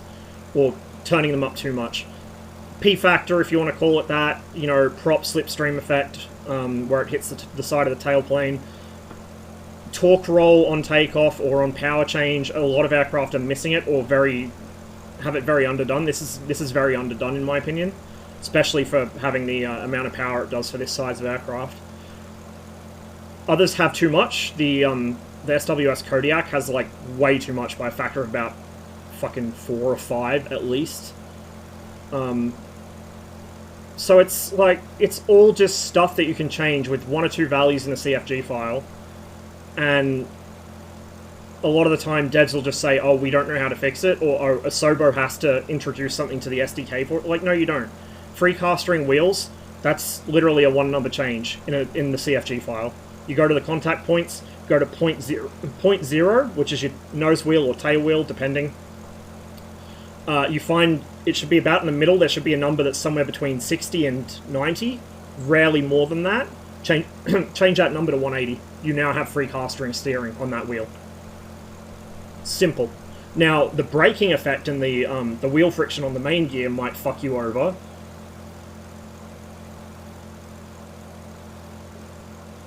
Losing my voice again. That might fuck you over. Like, for instance, I went and I added free castering tail wheel to the Milviz F4U and the Flying Iron Spitfire, but without tweaking the actual brake effect or the main gear friction. They're virtually uncontrollable on the ground now because they're just too twitchy on the brakes. They always have been. Like the MILF F4U, if you just tap the brakes at any kind of speed, the aircraft will nose over. And the Flying Iron Spitfire, you tap the brakes and it violently turns to one side. Their Wildcat is a bit better because it actually has precastering built into it. It's an option in the EFB. It's still a bit touchy on the brakes for my taste, but you can turn around, like you can pivot around a braked wheel, which you should be able to do. It's just still a little too touchy. So, it's all simple stuff. Like, so much of the stuff people criticize MSFS for, it's not the Sim's fault. It's literally 1 or 2 numbers in a CFG file that anyone can change. You just have to know what the numbers do and what to look for. And when you look through the config files for a lot of third-party aircraft, you see a lot of default values. Like, you'll see scalars set to 1. You'll see, for, like, icing scalar set to 1. You want realistic icing, you want to change that to about 6 or 8. Realistically speaking, especially for a smaller aircraft. 6 or 8. Lift scalars for different control surfaces usually set to 1. Part of the reason that a lot of aircraft in the sim exhibit too much control authority at different speeds is because there's been no effort to really change the control effectiveness at different speeds. So, for instance, with warbirds in particular, because that's my main area of interest for prop-driven aircraft, a lot of the warbirds, as they gain speed, you lose aileron effectiveness very quickly. Particularly, we don't have an A6M. Well, there's a freeware one, but we don't have an official A6M. But that was notorious for it. The ailerons would stiffen up around 300 mile an hour, and you'd get no further use out of them, pretty much. The Spitfire, especially the early Spits, was quite heavy on the ailerons at higher speed. The earliest Spits actually had a problem where the canvas covering on the ailerons would balloon out and make it even harder to move them. You then have things like aileron reversal in high-speed dives, which I don't know if anyone models. It's probably possible in MSFS, but I don't think anyone's done it. I haven't encountered it yet. Flutter, I don't think anyone's modeled. I haven't encountered it yet. Flutter's kind of... I think... I've seen a Flutter value in a flight model file, but it was for the F-104, and it's using it for the wing tanks, which I don't think actually has an effect beyond the visual. Could be wrong. But, you know, Flutter should be, like, if I go too fast, or into particular airflow conditions, or, say, I do something stupid like this at a particular speed, that should just inertially couple into these ones and then trash the plane. But I don't think anyone's modeled it. Caronado did the You Died Dark Souls screen if you go too fast in the GB, because the GB would self-destruct through Flutter. It would rip its wings off through Flutter if you went too fast. It was not a well-known effect until the replicas were built, and then they went, oh shit, no wonder this thing was a bit dangerous as a racing plane. But it doesn't actually, like, you don't feel it through the controls, you don't see the aircraft doing it, you just hear, like, a creaking sound, and then, boom, you died. Flutter so we can model the Raptor. Flutter at 40 knots during a fast taxi trial. God, I legitimately have been trying to convince Cotty and Egg and the Amderma Aviaworks gang. We're trying to get together our own little dev, except we're all fucking procrastinators. I've been trying to convince them to model the Raptor. Peter will probably fucking sue us if we do, but God, I want to do it. It'd be so funny and so unbelievably bad. At least you know if the aircraft's performing, because you'd get up to about 6,000 feet instead of 4.5, and it would take you less than half an hour to get there. You can fly the aircraft in still air without ever hearing a stall horn. Flight model needs tuning. It's performing too well. Fuck ton of aileron lockup, but no elevator lockup for the Zero. Always confuses people when I tell them about it. Yeah. Yeah, well, the Spit's the same. The Spit was extremely light on the elevator, and it was well known for that. Whereas the ailerons weren't well harmonized to begin with, but then combined with the light elevator forces, the Spit could turn inside its own asshole at pretty much any speed, but you couldn't roll very well, even at moderate sort of dogfighting speeds, really. The Spit really doesn't roll, which is why they clipped the wings to try and match the roll rate of the Focke-Wulf 190, and we all know how well that went. Then they just came out with the Mark 9, which mopped the floor with the 190 anyway. But, yeah, like, there's not a lot of stuff like that model. Like, for instance, the DC-6, this isn't to say that the DC-6 has you know, isn't good. The DC-6 is probably one of the best fucking larger aircraft in this sim. But, you know, obviously Randazzo has a particularly high opinion of himself, so if you even insinuate anything could be done better on it, look the fuck out. But the DC-6, the rudder's too effective by default, unless they patched it. I don't know if they have, because I've been using Rush's mod ever since he threw it together on stream one day and said, oh yeah, here's a mod that fixes the rudder. Because when I was flying with Rush, I was in a fucking Spitfire, right? I was in a Spitfire Mark 9, just chilling on his wing, and he just booted the rudder. Not even any aileron, he just booted the rudder, and the thing fucking snap rolled so fast, my Spitfire couldn't keep up with him. And I snapped the Spitfire, and it still wouldn't keep up with him. So, what was found out... Oh, cool. I think that's a default point of interest. Maybe. Ties back in with the discussion we were having earlier in the stream. Yeah, like, the rudder's too effective, and the reason the rudder was too effective is because in the real DC-6, I don't think the rudder's boosted at all. It's kind of like the Soviet 2nd and 3rd gen supersonic jets. The other controls are boosted, but the rudder's not. So you're just purely relying on your fucking leg day strength to boot that thing around at high speed. And so if you kick full rudder at high speed in the default DC-6 flight model, it gives you full rudder, and at that speed, the rudder's got such a massive area that it will just flick the aircraft like it's a fucking fighter about a tenth of its size. The simple fix for that is changing like 2 or 3 numbers. Done. Not a problem anymore. It really is that easy for most of the issues in the sim. 2, 3 numbers in a flight model config file. Done.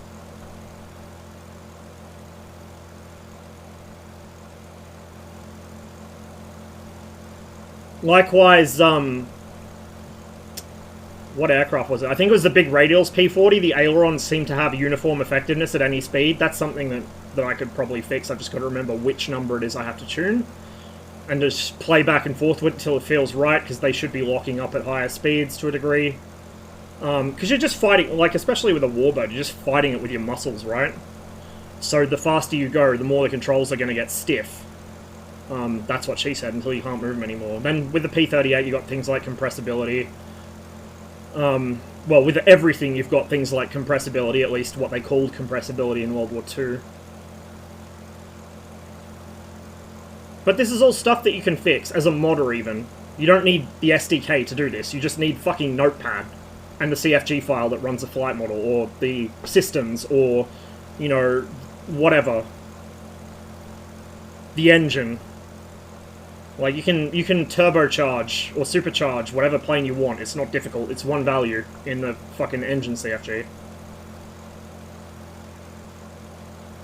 Now, I don't particularly like having overpowered aircraft, so some of them I do have, like CCM has a bunch of supercharged mods for some of the civilian stuff that often is supercharged, like the 337 or, you know, the 310, the Cessna 310. Stuff like that, that is often supercharged. There's variants that they marketed that were super or turbocharged. So I don't mind having those, but, like, you know, I'm not going to go around fucking nossing the shit out of aircraft that historically were underpowered, because it kind of defeats the entire purpose of flying the plane in the first place, in my view. But it is something you can do if you're that way inclined.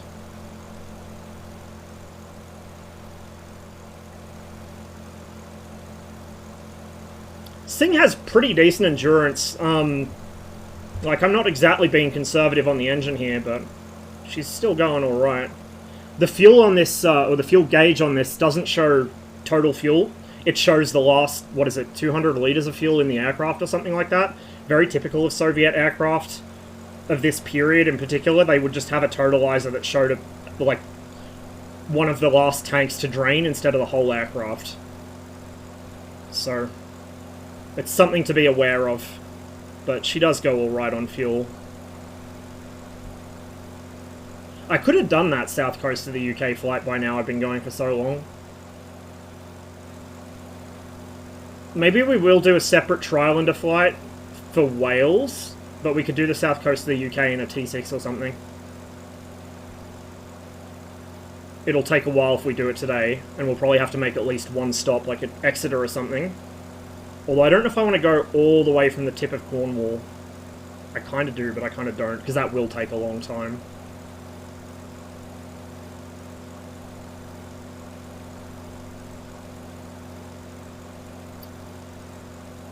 M14's P's fuel pump is mechanical. Yeah, I'm not surprised. Simple, works. Vertelyot. Oh yeah, yeah. Well, you know what the Russian words for machine gun and mortar translate to, literally, right? Pulemyot, machine gun, bullet thrower. Minomyot, mortar, mine thrower. Very creative. And you've got things like the fucking RPO, the Shmel. Ognimyot, fire thrower, flamethrower, whatever you want to call it. That's actually why they call it a flamethrower when we would call it like a thermobaric rocket-propelled grenade, because it's lobbing fire as far as they're concerned.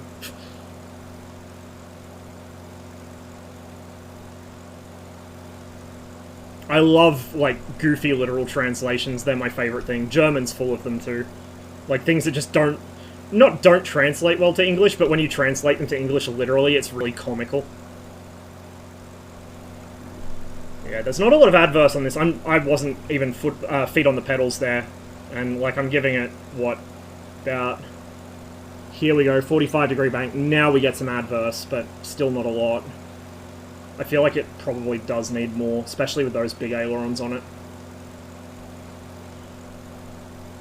I wouldn't be surprised if I know somebody, and just haven't asked them yet. I probably know somebody with access to documents for this thing. Got access to all kinds of fun documents, but I don't know if I've got any for this.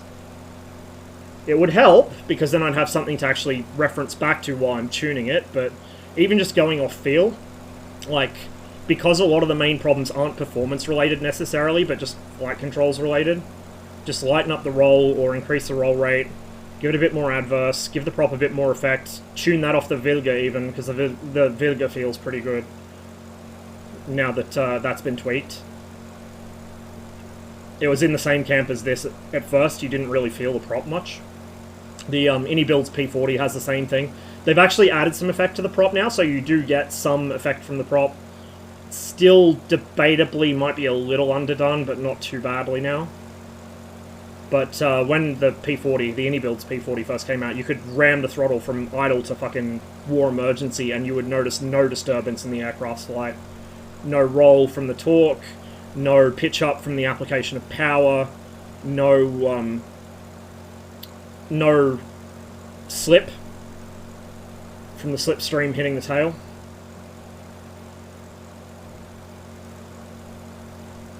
But they have been patching it fast, so like I said, I'm still kind of... I wouldn't recommend it right away unless you are, you know, in it for the long haul and trust them to deliver.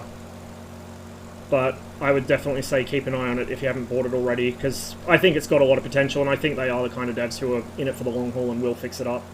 It'll just take them a while to kind of find their feet, because as far as I know, Builds, they've done a lot of scenery stuff, really nice scenery stuff. They've done some tube liner stuff and some jets in general, and then they've done a couple of prop aircraft for the 40th anniversary pack, but the prop aircraft they did do for the 40th anniversary pack are like... I think they did the Hercules. I think that was them.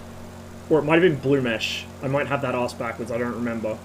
But I think they also did the freeware Goose, like the one that came with the 40th anniversary, not the existing freeware one.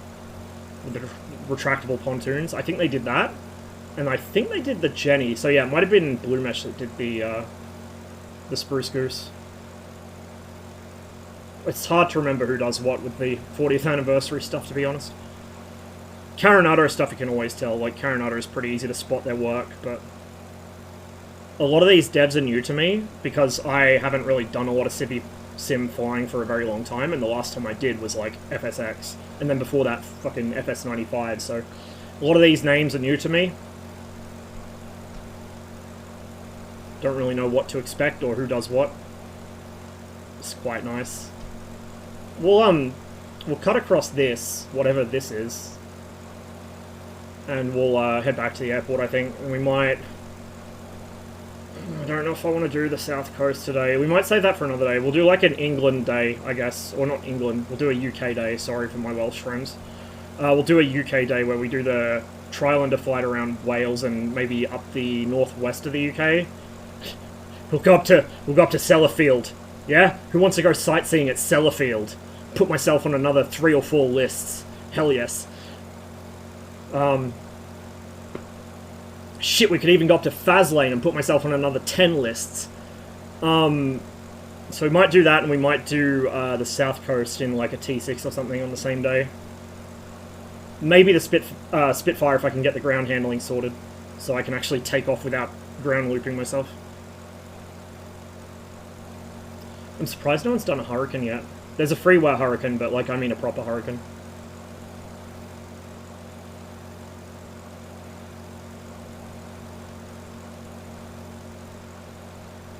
Plane is so wonderfully Soviet. Fuel pump failure procedure. Work the primer like mad. Yeah.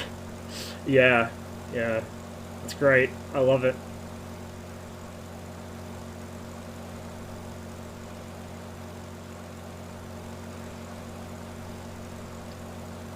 Oh, fuck. What was it? There was something else that was like that. I'm trying to remember. It's left my brain now, but yeah, there was another aircraft like that I was flying recently in the sim. I was like, emergency procedure, fuel pump failure. Just wank off the primer while you're flying. Ah, okay, excellent. Yes, this is fine. Oh, no, it's the fucking, oh, what was it? Was it the P-40? No. Maybe. It was some... Oh no, it was Greg's video. It was Greg's video I was watching. Sorry, I'm having a fucking moment. No, Greg's video on the Key 84.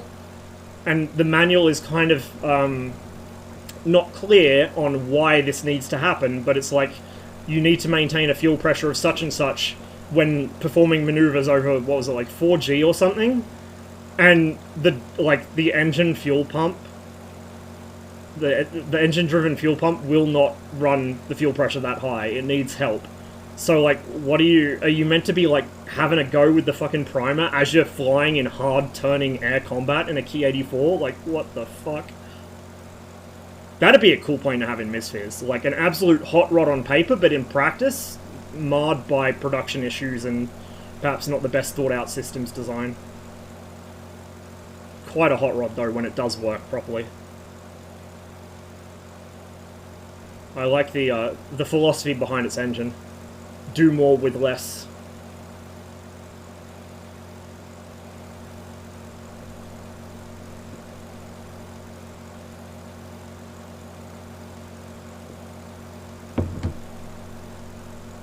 Certified Hood Classic.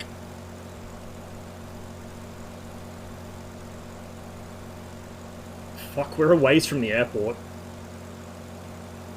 So that's like the edge of the city there. We're a ways from the airport. Oh boy, how are we going on fuel? Oh, we got tons. We're good. That was the second, I believe. Hero and someone else. Another guy sent him documentation as well.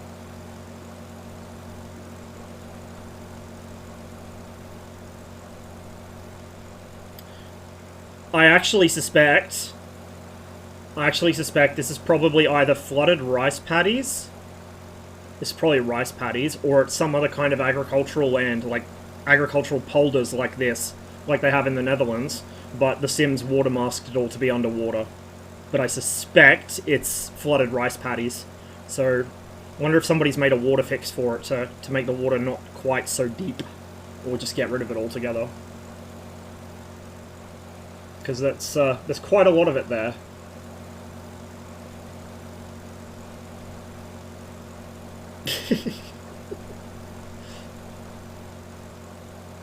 Yeah, it looks like rice paddies. This bit of it where the water masking isn't fucked up. It's probably exactly what it is, I'd imagine.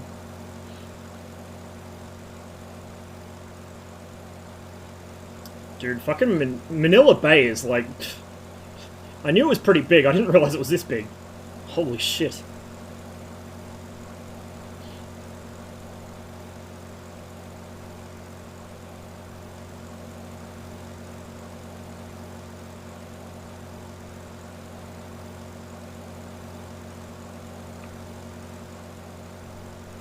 Hey, Mike. You too, man. Good to see ya.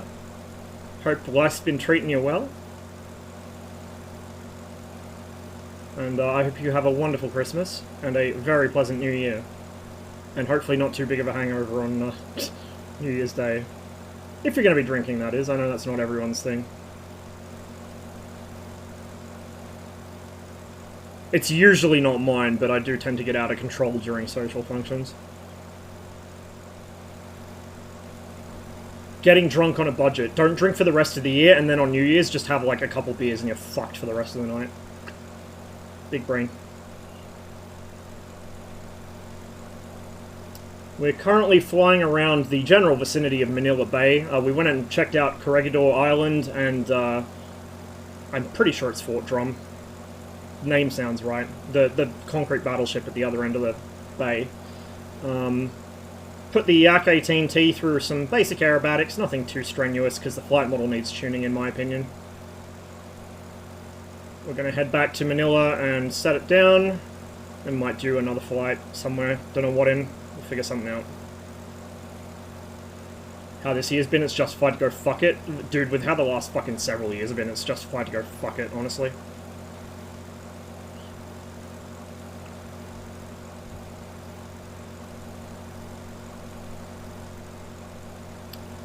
Usually if I just drink the one kind of drink, I'm not too bad, but it's not even mixing beer and spirits, which is obviously a no-no. Like, everyone knows that one, but none of us are smart enough to not do it. But even mixing different beers, even from the same brewery, fucks with me really badly. So I've got to make extra special sure that when I order something at the pub, they give me the actual thing I ordered and not something else, or I'm fucked the next day. Still flying DCS? I haven't really flown it much since September. I'm going to get back into it eventually. I've just kind of been on an extended break. I burnt out a little on it. Alpine server's down for the foreseeable future. So I'm kind of DCS homeless, and Enigmas is not really enough of a challenge to keep me engaged all the time. So I just occasionally go on there and bum around for a bit, then get bored because it's too easy. Or I get team killed. The way that the built-up area follows the watercourses, it's pretty neat to see from the air. They're probably all slums, but like, it looks cool. People build their places of dwelling where the work is, and unfortunately that means a lot of people live in very unsafe and insufficient housing.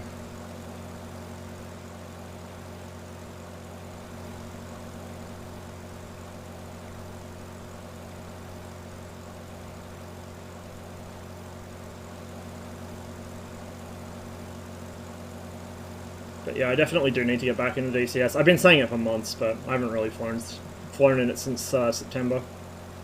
I haven't had time, really, as well, so because of all the coursework, I kind of left until too late and then had to frenziedly catch up on. I've still got a few things to finish over the holidays.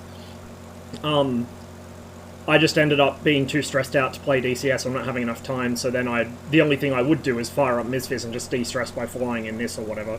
So DCS has fallen by the wayside a bit, but there's a lot of cool stuff coming for it. There's a lot of cool stuff been added since I last really spent much time in it. So it's definitely got to make a comeback, I think.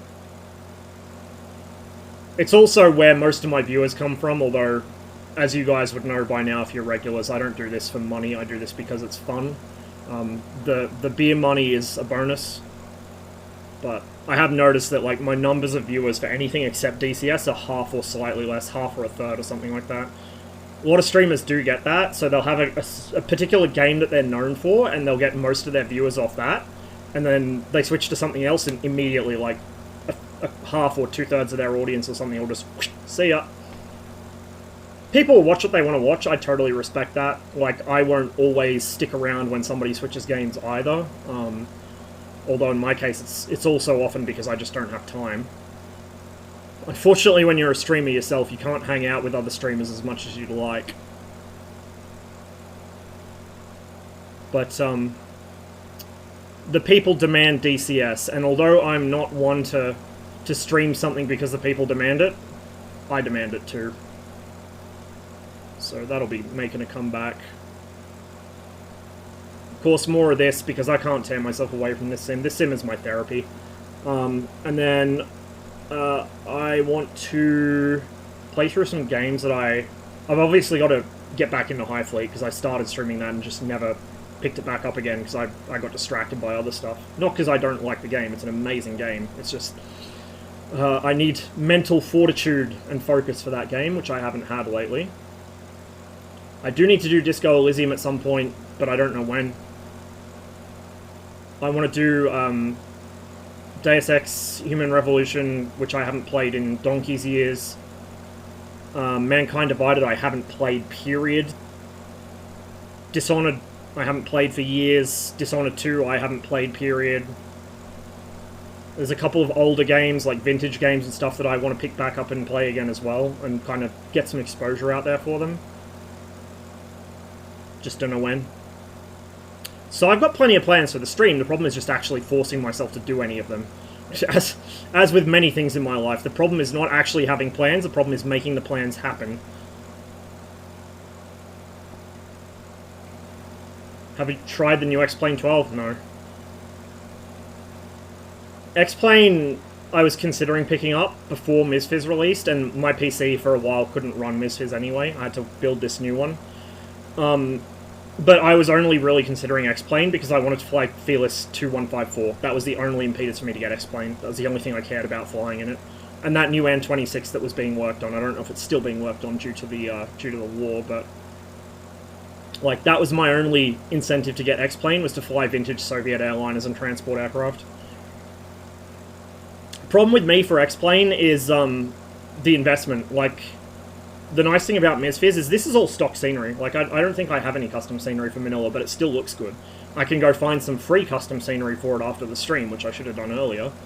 The only investment on this is just how much hard drive space I'm willing to commit to it, whereas with X-Plane it's money to buy scenery, it's space to build ortho, like, it's just time to build ortho. I can't devote that much to a sim. Whereas MSFS is out of the box, got pretty much everything I need in a sim, and then I can just pick up a thing here or there to kind of augment it. So this much better suits me. I don't fly the sim to train in real life.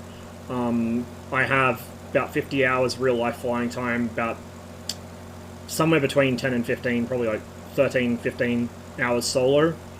So I do have some real flying time under my belt, but not a lot, and I haven't flown for years. So it's not like I'm using it to really keep my skills sharp even, because at this point I haven't flown for so long I'd have to basically pick it back up from zero. I just fly this sim to kind of de-stress and visit parts of the world I'll probably never be able to visit in real life, or places that I used to live in and haven't been able to get back to or whatever. Workers and resources, yeah, I gotta do that on stream too. Been playing Star Citizen, love it and loathe it, but sadly I opened my world a bit too far, now feel obligated to play it, if that makes sense. Yeah, no, I know what you mean. I'm still only in Star Citizen for the initial backing cost of a Hornet, so that's what, 110 bucks I think it was. I have not paid anything for it since, and I don't plan to. I go back to it once every 5 years or so to see if it's changed at all. I recently played it for a few weeks because Gardo got me kind of interested in playing it again. There were some things that showed promise. There were a lot of bugs, like, holy shit, there were some serious bugs. But also, like, a lot of, I don't know. It held my interest initially for about a week or so, because I got to do some exploring, and there were some elements of the world design that I liked, but then after that it was like, yeah, okay, I've seen this. Cool, now what? I just ran out of things to do. I think I was also, like, an initial backer for Elite Dangerous, and I've never fucking played it. Like, kind of, it's not really money down the toilet, I guess, because I could pick it up whenever I want. I just haven't played it, because I never really, either my old PC couldn't run it, or I just never really felt the urge to. My HOTAS wasn't working back when I backed it originally. I was like, oh yeah, this is a future investment. Just hasn't panned out yet. DCS has kind of been the thing that sucked up all my gaming time for the last few years, and now this is also doing something similar. Like I said, this is like therapy to me. I do this to just chill out. Hell yeah, it's Freebird. The airport should be just a little further down. So this thing is not like the Wilga, it is not a bush plane, it will not land in a very short distance like that. So we do want to actually land at a proper airfield for this. We could probably land it on a big open park, but I would not recommend it. One flight I should do is the Aleutians. The Aleutians and the Kurils. From, like, I don't know, maybe Elmendorf along the Alaskan coast down to the Aleutians, then from those down Kamchatka, and then down the Kurils to Japan. It's probably going to be an F-104 thing though, because I don't have the time to do that, and I don't have the patience to do that in a prop. Maybe something like the P-38, something fast, but probably the 104. Or a an F-106 if we ever get one. Hopefully one day. A lot of the scenery out there is not the greatest because of weather covering the islands when the satellites came over, but where they do have decent scenery, it's quite beautiful. It's quite a pleasant flight. But playing an unrecoverable dive, I kind of rather wouldn't. I kind of want to land it, to be fair. I have a habit of overspeeding this thing. We haven't done it yet today, which is a start. God damn it. God damn it! I didn't even see what that alert was, because it didn't come up on my phone. But no, we're not going to crash it. Oh, that was you throwing $1. Or some dollars, I didn't see the amount. Cheers for that, appreciate it. My alerts are so scuffed. I've got follow alerts on my phone, I've got raid alerts on my phone sometimes. Dono alerts only appear on my fucking OBS screen repeater, which I can't see because it's behind chat. So, like, I either have to tab out like a madman to see who donated what, or I just am like, thanks for doing the thing, I don't know who you are, but thank you. Feels a bit insincere, but it is what it is. Yeah, we're near the airport, so I remember passing over some of these ships on the way out. Interestingly, so MSFS applies sometimes satellite imagery to the water mask, which is what you can see here, and you can also see it in Pearl Harbor. Where there tends to be a lot of wind and a lot of chop on the water, you will see that reflected in the textures, or boats with wakes. Like, those are static boat objects with permanent wakes, apparently. Which is, you know, not ideal, but whatever. Doesn't break my immersion too hard, I guess. Yeah, there's the airport. Let's just use this runway, fuck it.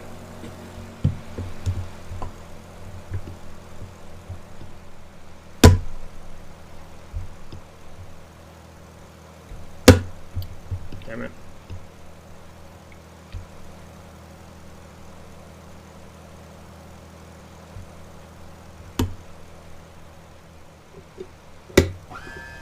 That should be pneumatic, not electric. These should also be pneumatic, the flaps. I'm pretty sure all of the systems, like all of the retracts on this aircraft are pneumatic. It's a Yakovlev aircraft, so they usually are pneumatic for Yakovlev stuff. That was his thing.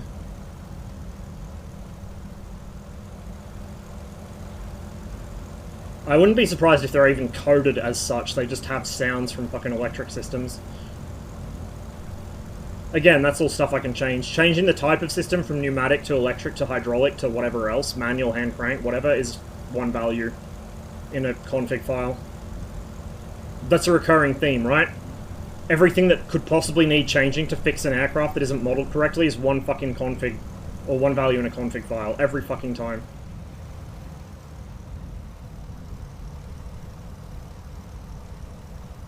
Left it a little late to begin dumping speed. We're a little high, but we can always forward slip it if we need to.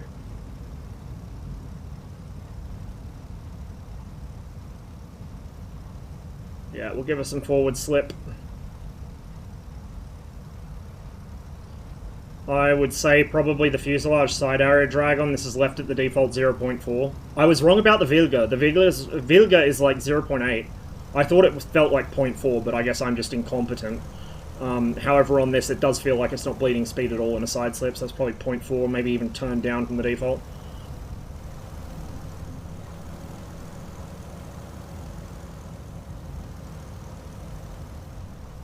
A lot of Philippine Airlines parked up at the terminal there. There we go. That's a much better value for the FSR camera shake on touchdown. I think I'll roll with that as my new default. Should we go park with the tube liners? Pretend we're one of those. Here comes some... Oh! Toe braking. Note the rudder pedals are completely neutral.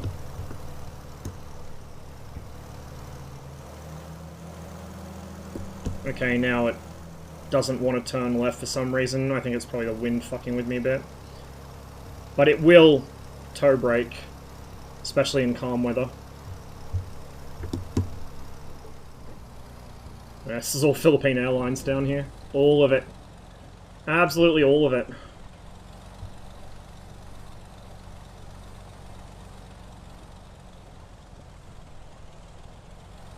Just one value? What's the true difference in the end?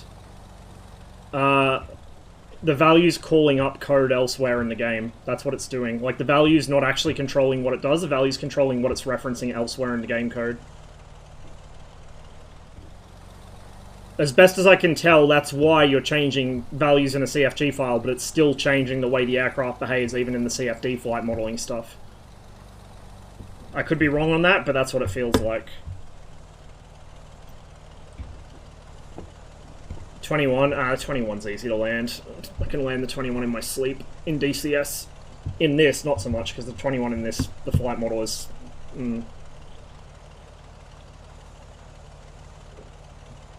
Unfortunately.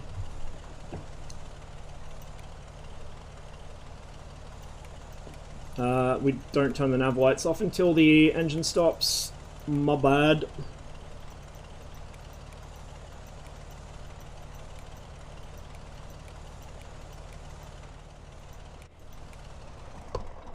That probably shouldn't have killed the engine until I cut... Well, I can't even cut mixture on this because it doesn't have a mixture lever. So I don't know why it killed the engine. That's kind of odd, but whatever. Like I said, the systems on this aren't programmed the best. It could use some improvement. But it'll get there one day. It has potential. And for those that missed what the aircraft looks like from the outside... This is it, Yak 18T. Close relative of the Yak 52 of aerobatic and air racing fame. You can see it's just got a single big split flap that runs under the fuselage there. It's powered by a Vedeneyev M14, just like the Yak 52. Flown the C-47 that's just released in IL-2. No, I haven't played IL-2 for a little while, and I haven't got the C-47 yet. But I'll probably try it out at some point or other, I just don't know when. I also don't know what this sound is. I have no idea what's making that sound, other than it's just very annoying, and it plays that noise constantly when it's sitting on the ground. It might be the, Oh, it's probably the FSR air currents pushing it round on its suspension, maybe. I don't know. It's very subtle because the wind's not very strong at the moment, but FSR will push the aircraft around while it's parked. Just barely see the wings shaking there. It's quite a nice looking plane in my opinion. I'm usually not into like GA aircraft, aesthetically speaking. But, I don't know. Something about it just looks nice. Nice and practical. Catch you later, man.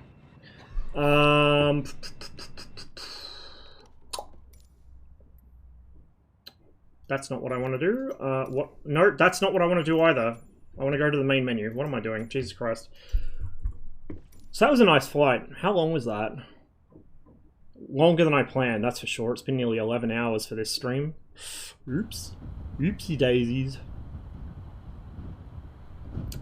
This screen must be somewhere in Wales or Northern England. Might be the Lakes District or Brecon Beacons or Snowdonia or something. Looks very much like it.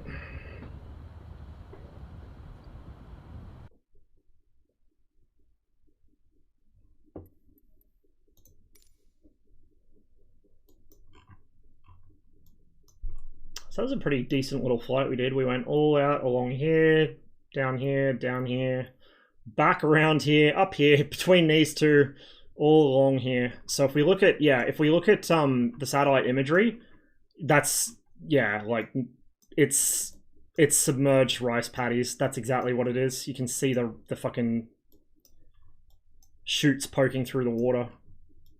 So that probably shouldn't be water masked the way it is. I'm sure someone will post a fix for it at some point or other. It's a good little trip. Flown along Australia's 90-mile beach. That's a nice flight. I don't think so. I think the longest beach I've flown along was Stockton, maybe.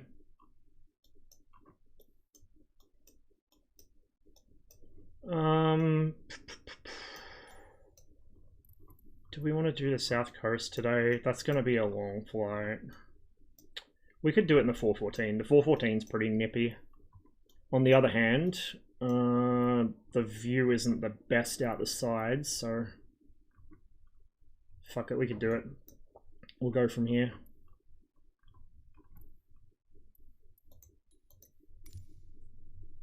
Coloring of the plane, it's quite pretty.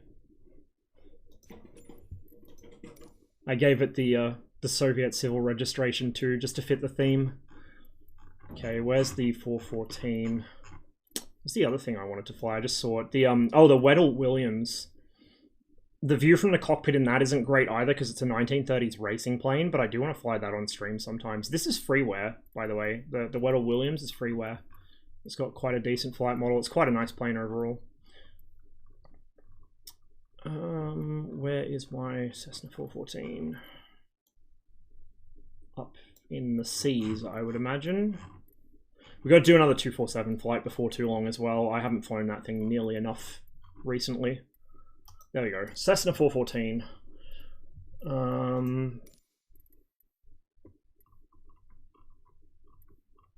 I've got too many liveries for this with all the different, like, I've got versions of the liveries for all the different avionics. Like, I don't even use the avionics in it, so I don't know why I've got all these different liveries for it. Yak 9M, so I can race from Moscow to the... Yak 9M would be nice. There is a Yak 9 in this, but it's not well done. It's really not well done. It's a cash grab.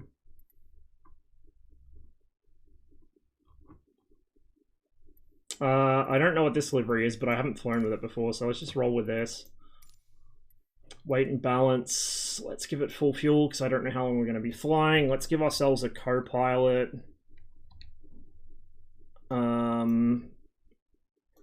Nose locker. Let's give it 50 pounds of luggage.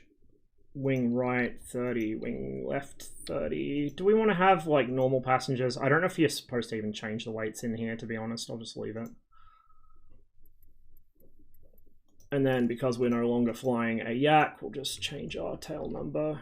I don't know if it'll even appear with this livery.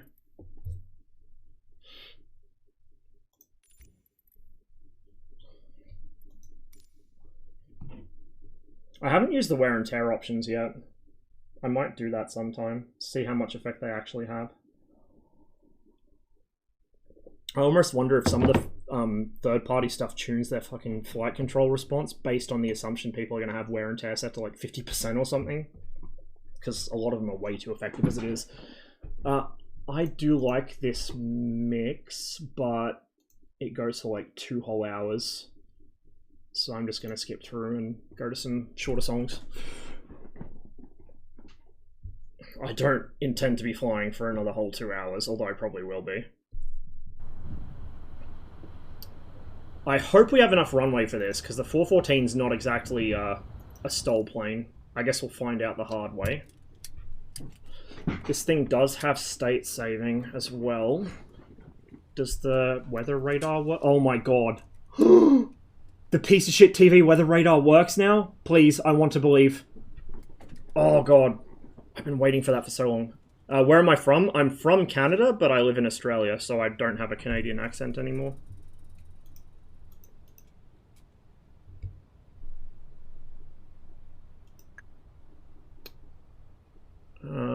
We shouldn't have anything fitted to the aircraft, so we can just leave that off.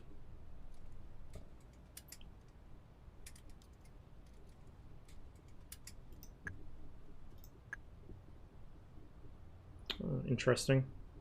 They've updated this. This is very different to what it used to be. We could put some passengers in, I guess, but... Oh! I think they've changed some of the interior too. That's supposed to be a mirror. It's just a flat texture. There's mods that fix that, but I'm gonna have to reinstall them since I updated the plane.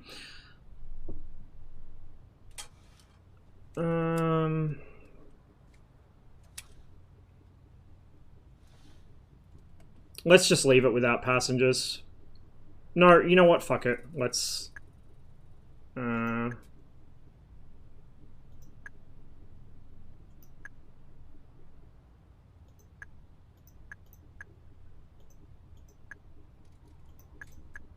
no, we do that.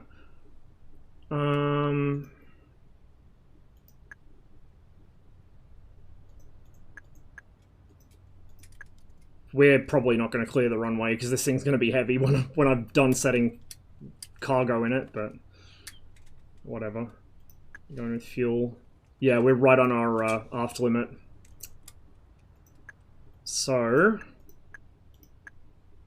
what we need to do is, instead of having that nose locker, can I change that? Oh, right, no, I see, it's color-coded. So we want more in the nose locker.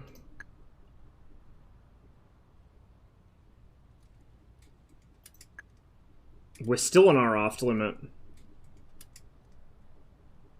We don't need that much range, so we can bring this down. That's just going to make our CG worse. That's good to know. Okay. We will get rid of the wing lockers. Has that improved the situation? Just barely. We're overweight, I think.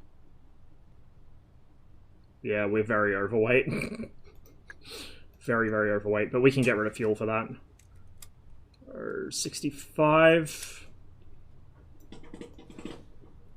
740 miles is still way more than we need. We're still kind of aft on the CG, but not too bad. We can cut this further still. Or 52. Again, still more fuel than we actually need. We're still overweight. She doesn't carry that much. We will nix our 2 rear passengers. There we go. Much better. We're just below max takeoff, but I don't know if we're going to have enough runway. I guess we'll find out.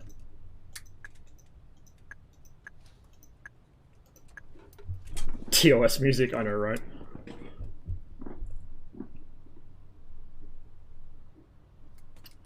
Now I have to remember how to put this thing away. Which I do not remember. Oh, that's how. Okay, let's open that up. Okay.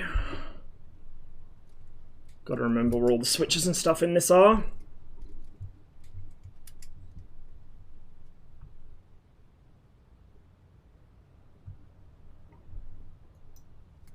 Those are my mags. Okay, battery. Mag. Put the fuel pump on low. Okay. Let me just trying to figure out where my normal cockpit head position is. I think it's like that maybe, or is it zoomed out more? We'll just leave it there. Okay. Fuel, having the fuel tank selected would be a good idea. This is for my right engine, so we'll go like that.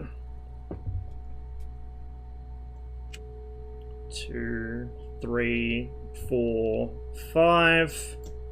Cool. Our parking brake should be on. Yes, it is. Should be full rich on the mixture. Prop full forwards.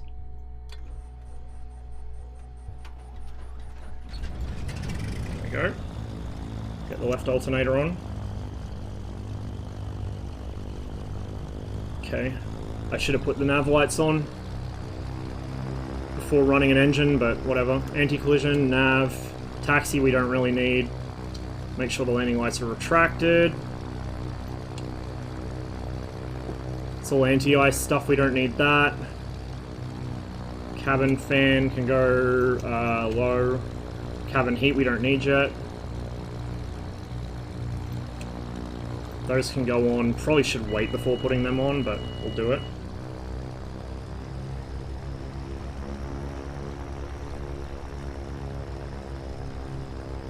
Okay.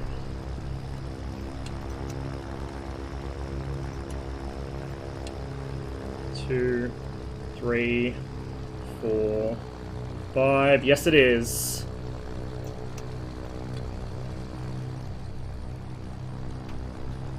There we go.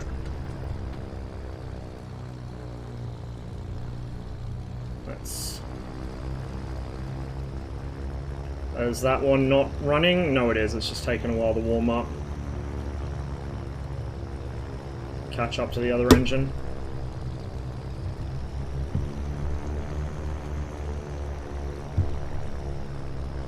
Now, how do I turn this on?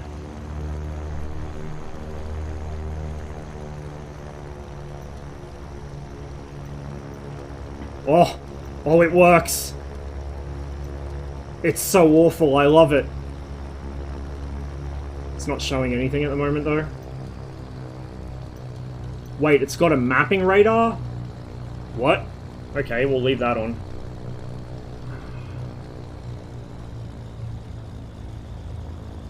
Yeah, whatever.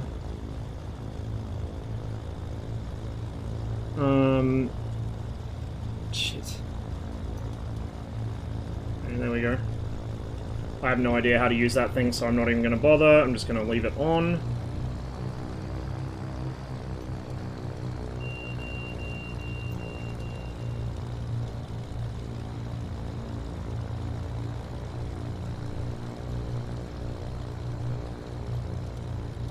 Those are my instrument lights. There we go. Get the right alternator on. Probably should have had it on to begin with. Alright, I'm happy enough that this thing is mostly flyable. Hopefully the passengers don't moan too much about the temperature, I'm sure they will. And this thing is one of the aircraft in the sim that actually has legitimately excellent ground handling, including when you just pivot turn it with the brakes. You need to get it rolling a little to get it to pivot turn on the brakes, and my wing's probably gonna clip through that truck, but whatever.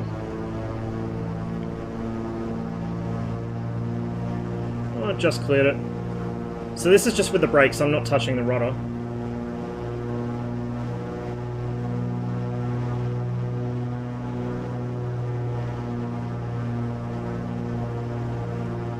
Then if I do touch the nose wheel steering, it's a bit laggy and imprecise, which real nose wheel steering is.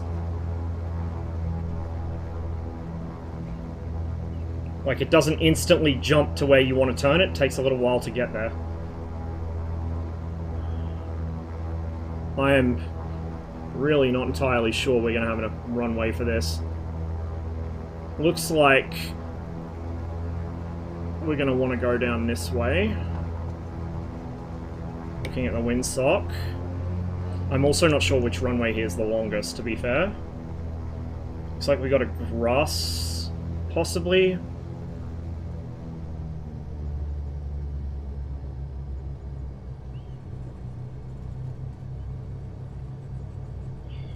That's my trim set to, kind of on the nose down end of takeoff trim. Is that shorter or longer? I feel like they're probably both the same length or similar length. We're going to go ahead and set some flaps. Let me just look at what I've got for speeds. 140 knots. So we'll take 2 stages of flaps probably. I've also got to quickly configure my FSR because I haven't flown this aircraft since I got FSR.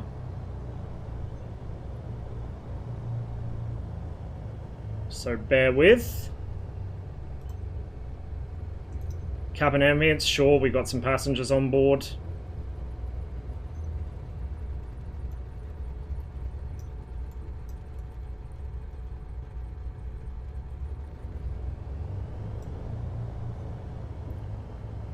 Okay, Flaps drag, G-forces, gear drag we want. Ground roll, we will turn up the taxiway a bit, and we'll turn up the runway probably as well. Just to make it feel a little more rough, because I tend to operate this from pretty marginal strips. Landing applause, absolutely not. Not in your dreams. Low alt turbulence can go on. Over G's on. Overspeed, prop wash, reverse thrust, this doesn't have. Speed brakes, this doesn't have spoilers or speed brakes, I think, but I'll just turn it on just in case. Pretty sure it doesn't.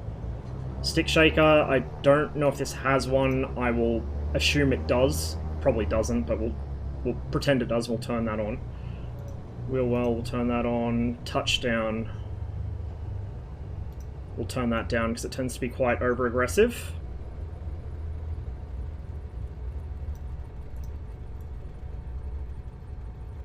There we go. That should do us for FSR. Man, that runway do be looking short though.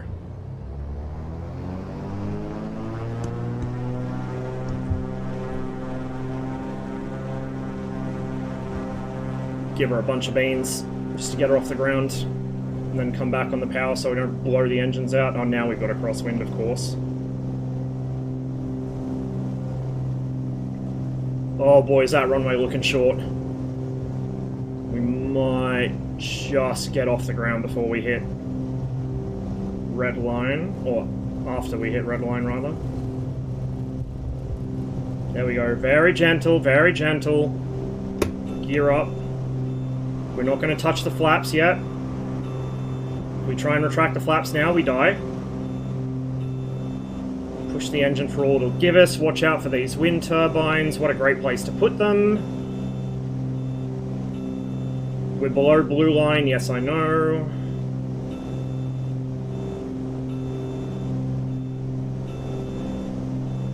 Okay, now we can start retracting the flaps slowly. And we're going to head for the coast. Just make sure there's no turbine directly in front of me. There is not. Okay, flaps come up. Revs come back. Manifold comes back. So we don't cook anything. There we go.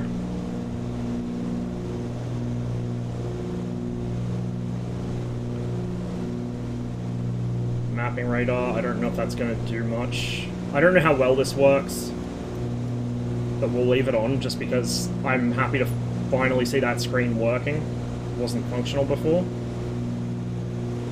Okay, we don't need that much engine power.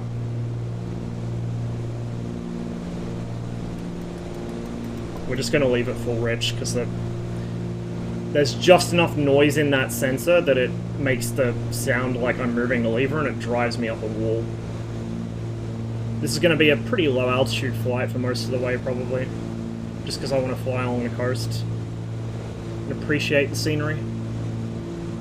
So this will be a mix of default MSFS autogen, default MSFS photogrammetry, and free photogrammetry from fs.to. This here is autogen, this is all default. There's also some cool stuff to see along the way, including a big, it's either a space telescope or a radar station, I'm not sure which. Bunch of defense establishments, including the base at Portsmouth, or not Portsmouth, well Plymouth and Portsmouth will be passing, depending how far up the coast we go. But Devonport at Plymouth will be going past for sure. Bit hazy today. This is just live weather, so...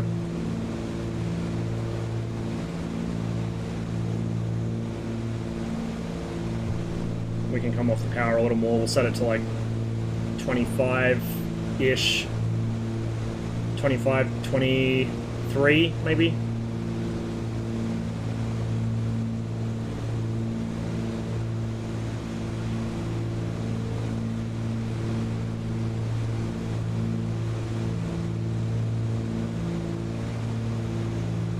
Little stutter.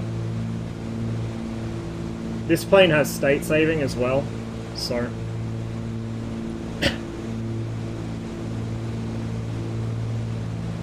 that's why some of the switches were already on, because they're just switches that I leave on, like the instrument lighting and stuff, I never turn them off.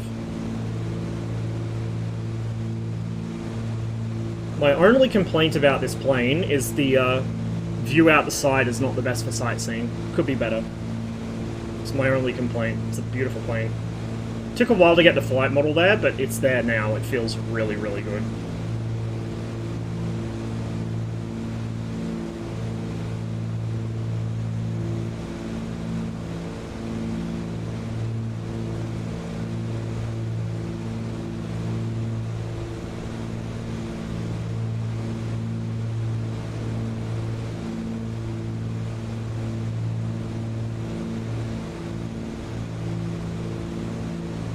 Very hazy up ahead.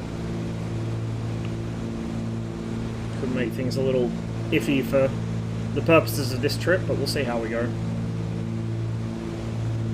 Might clear up further we move east. I wish that you could, like when you've got the game set to live weather, I wish you could just adjust the settings from the live weather, like take the live weather as a base and then adjust stuff up and down, rather than have to use presets or fully do it yourself manually. I understand that that's probably quite difficult to do, and that's why it's not a thing, but it would be nice. Be very nice. All these little seaside towns.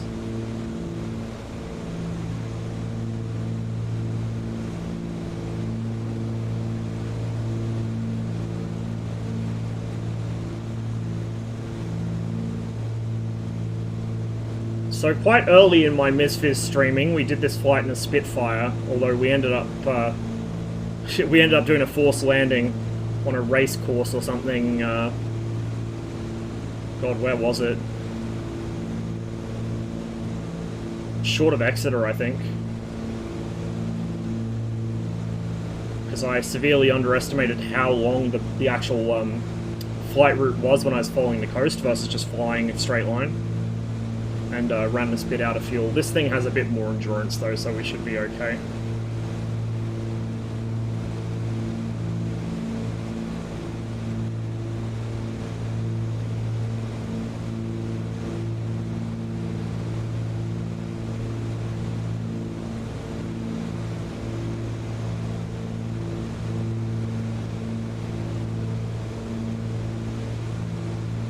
This is still all auto-gen. All of this.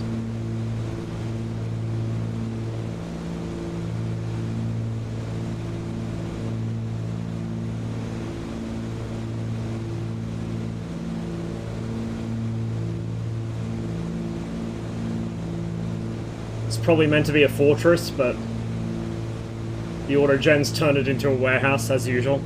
Anything it doesn't know what to do with, it just turns it into a very funnily shaped warehouse.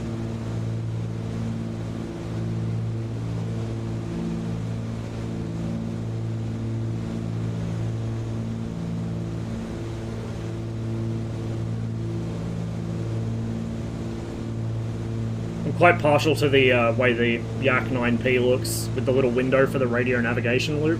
It's quite cute.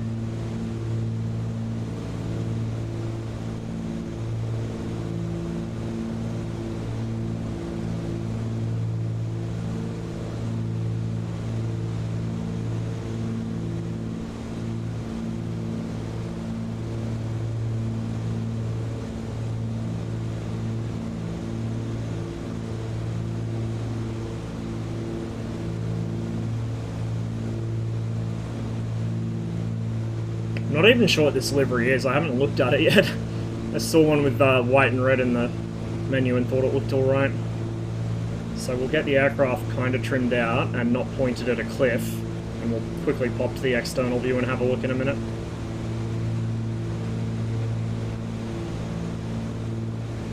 It's such a pleasant aircraft to fly. It sounds really good too. Like, it's loud, but in a good way.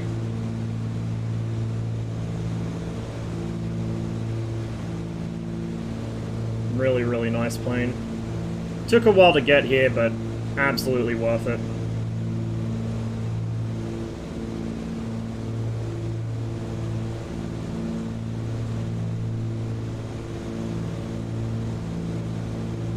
A little bit of turbulence kicking in now.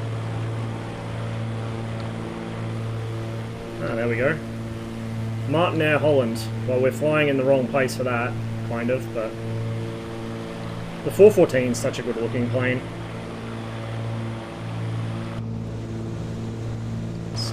camera adjusted a little. There we go.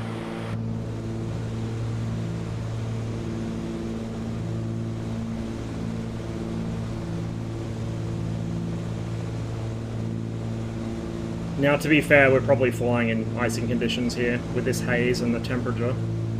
I just remembered it's winter up this way, so we might want to keep an eye on the T's and P's a bit and get some anti-ice happening at some point.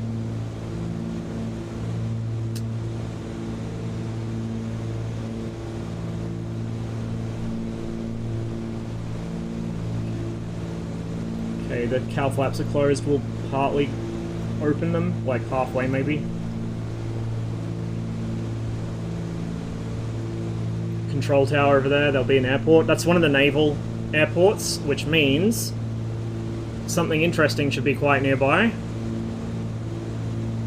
If I head slightly inland.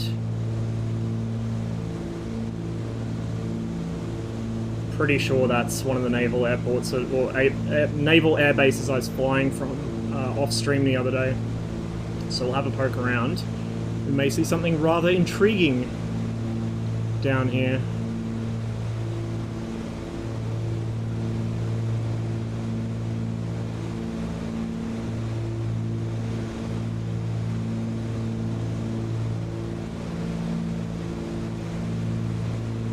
See outside air temperature. Oh yeah, it's a little cold. It's below freezing. So we'll have to keep an eye on that.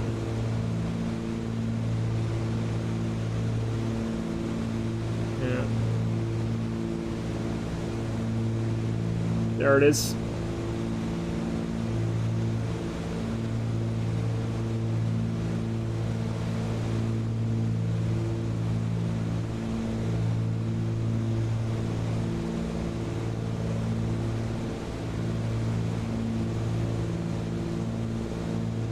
I don't know, the long nose on this has grown on me. It's gonna be a little hard to see because of the haze, but if you look on our left side as we pass these wind turbines, you should see something cool. Then I'm gonna have to quickly glance down and get my anti-icing stuff set up.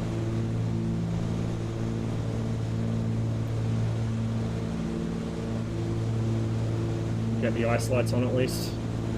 Might not need to run the prop de-ice and stuff. I don't want to run us out of fluid.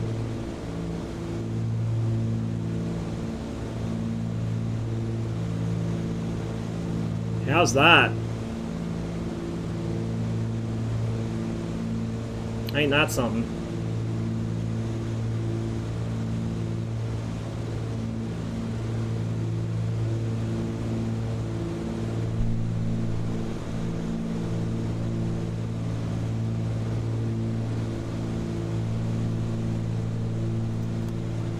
Light.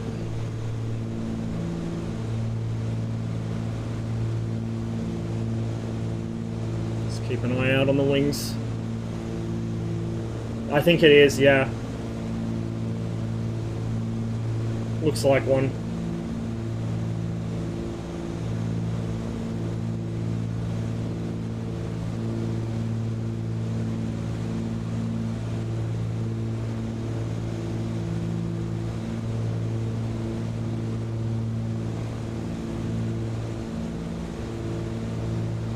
Thing's quite nippy at this altitude. Like, we're not even running close to full power and we're quite happily maintaining, is that 180 knots? I could get some more power out of it, I just don't want to thrash the engine since it is state saving, and I also don't want to risk overspeeding it.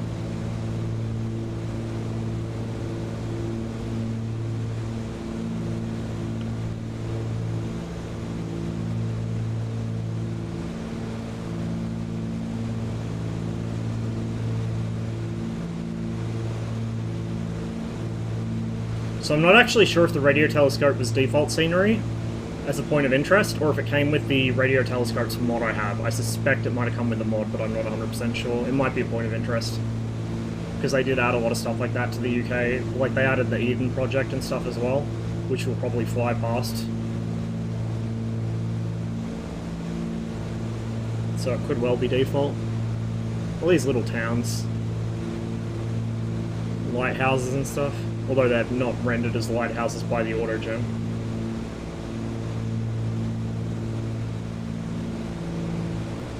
This is a really nice flight in something like the T6. The problem is the T6 is not the fastest thing on Earth. This isn't exactly the fastest thing on Earth either, but it's not really slow. We might actually even land this in Exeter and then swap to the T6 or something like that, so we get a little bit of flying time in it. T6 came with the Reno stuff, so I'm not 100% convinced its flight model's accurate. A lot of the Reno stuff is not really there. Like, it feels good, it looks good, it sounds good, but it doesn't necessarily have the right performance. Or the engine parameters aren't necessarily right, so I'm not sure. I'm not that knowledgeable about the T6, so I can't really say one way or the other. I have a hunch. I know the P-51s aren't quite right. No, this is the other side. This is the edge of the channel where it goes into the Atlantic. We took off from the westernmost actual, like, airfield in Cornwall.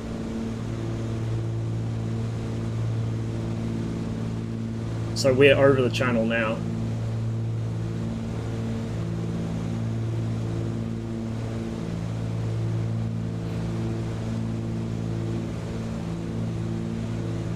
North Sea's up the other end.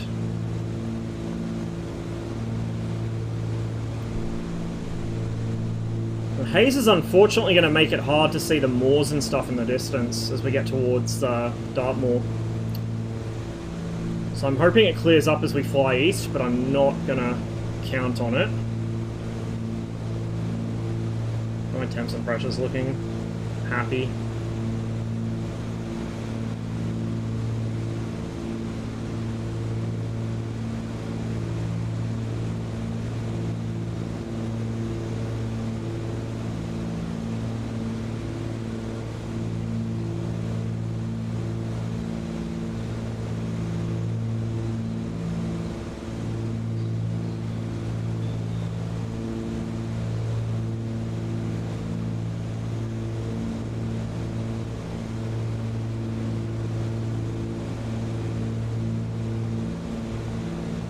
Thing is quite pleasant to fly now.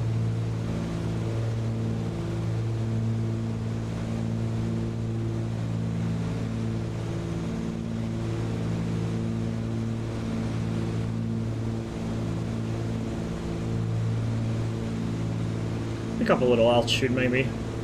We still won't be able to see a whole lot, but might pick up a little more vision.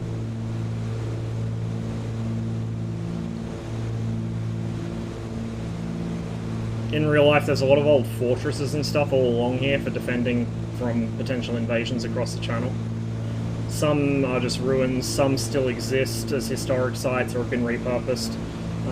Further up by Weymouth, over the island of Portland, that I was talking about earlier, home of Portland Stone, we will be passing the Verne, which was a 19th century defensive fortress on the island of Portland because it was so, you know, strategically important.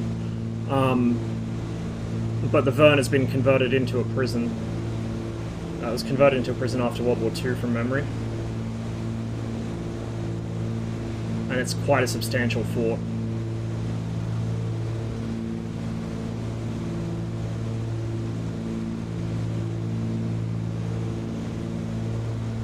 You can see as soon as we go over the land versus the water, we're starting to pick up little air currents and thermals and things like that, bits of turbulence here and there. Some of that will be FS realistic, but the majority of that will be the base sim. Okay, so we got there's a lot of quarries and stuff over there. You won't be able to see them very well, but like that white streak just on the horizon, that's an open cut quarry.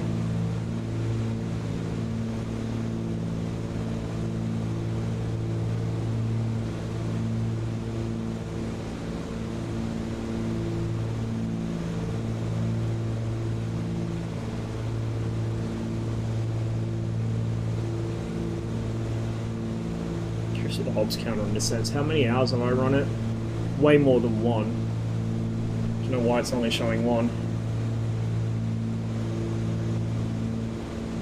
Although I think he only activated it to start counting time fairly recently, so maybe that's why. A lot of the aircraft in MSFS, either default sim like Asobo ones or third parties, a lot of them, the Hobbs counters actually do record how long you've had the engine running. cumulative over the time you've owned the aircraft in game, like the amount of time you've flown it in game, which is quite neat.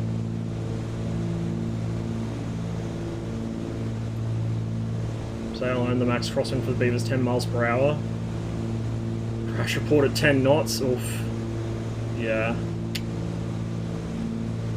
Max crosswind speeds are not really something you want to ignore, even if you know the aircraft's capable of more, which a lot of military aircraft are versus what they're cleared to do.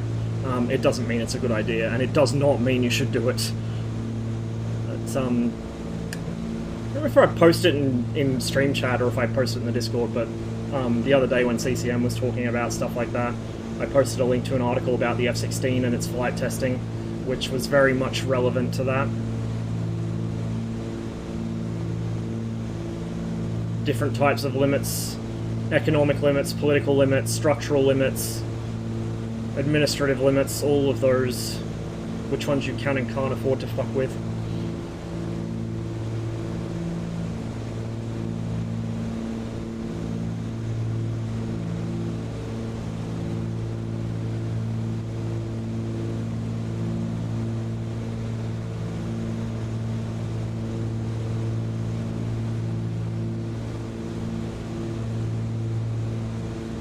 Okay, it's clearing up, that's good.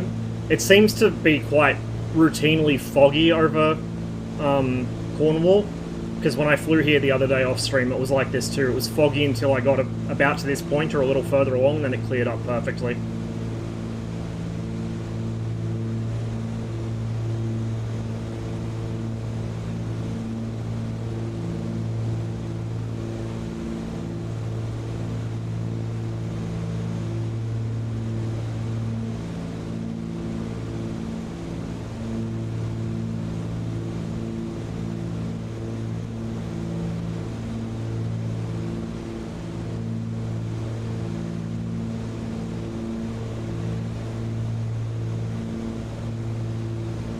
Bit of a wing drop there from turbulence, and then a wing drop on the other side.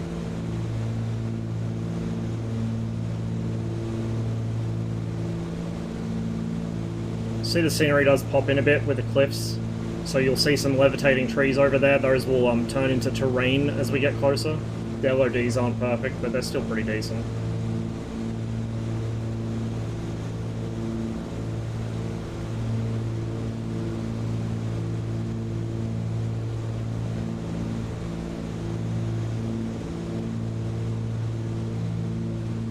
These little towns.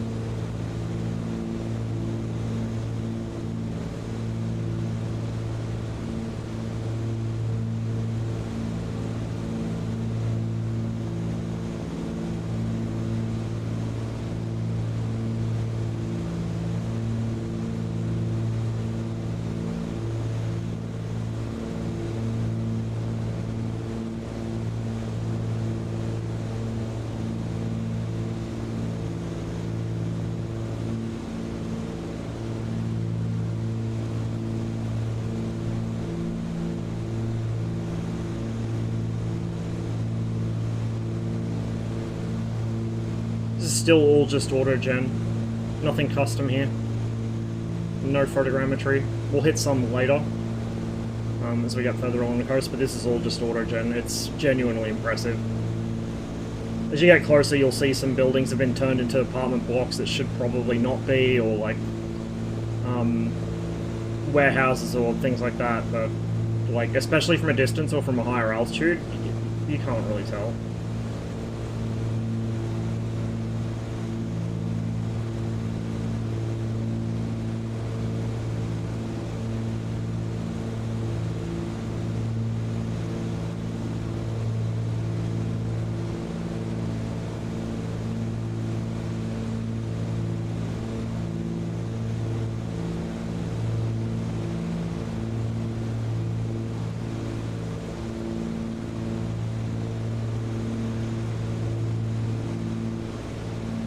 Little stutter. Okay, big stutter. It happens. And once again, as soon as we're over land, we start getting bumps. Like you would expect to, in a real plane.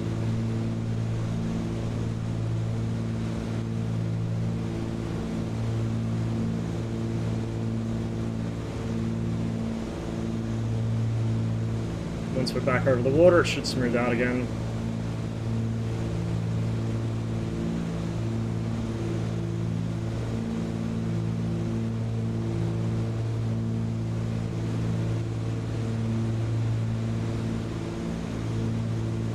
Which it has.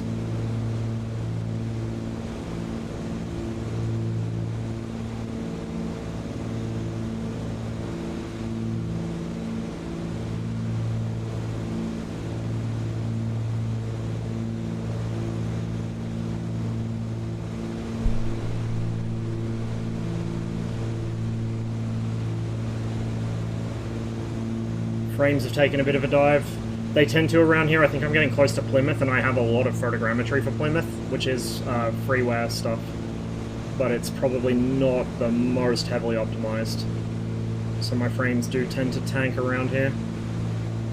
Should improve as we keep going.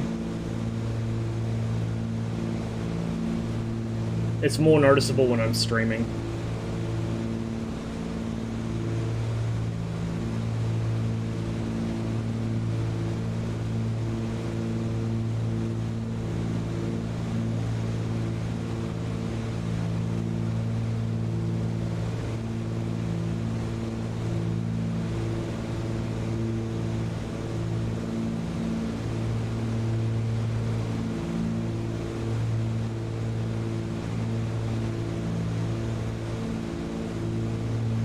Also, this airspace does tend to get quite busy, I've noticed. And it seems that when there's a lot of player aircraft around, it does chug the system a little. Especially in combination with really heavy photogrammetry. So, it is what it is.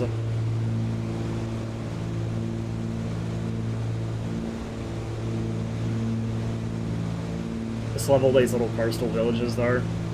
Little winding paths down the cliff faces. Caves everywhere. It's awesome.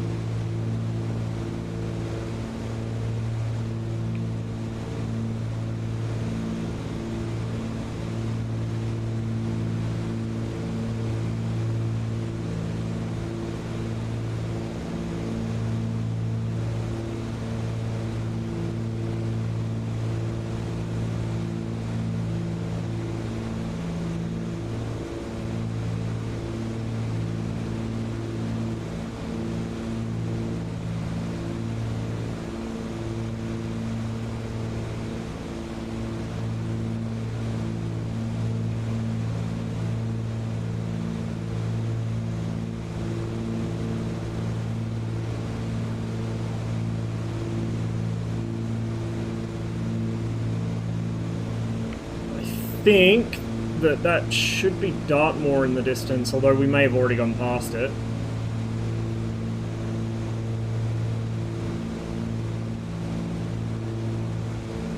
Also lost a little bit of altitude here, so we should probably pick some back up.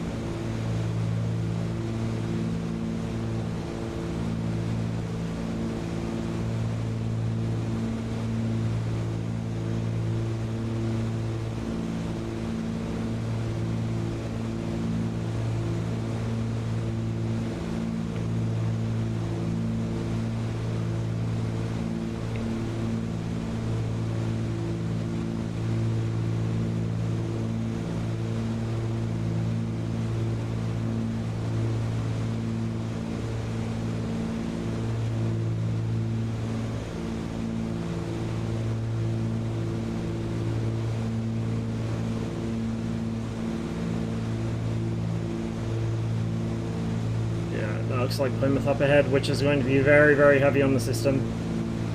But there should be some good sightseeing around.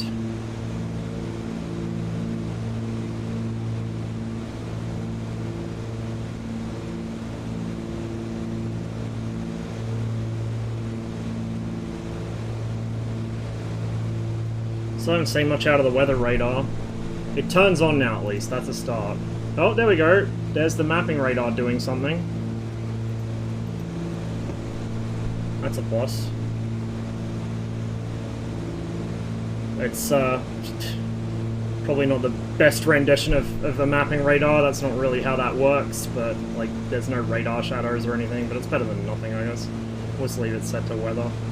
It's not going to show anything. I just like having the screen on because I was waiting so long for them to make that thing work. Horrible, janky little CRT that it is.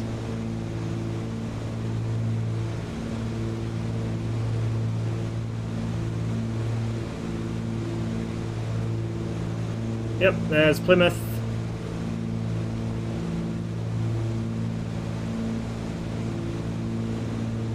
Probably the source of our frame rate issues. It's like a couple shooting ranges down there. There are quite a few of them along the coast here. Also, being, you know, Plymouth, there is defense establishments in the city itself. And quite a few scattered around it. A few old forts here on the cliffs.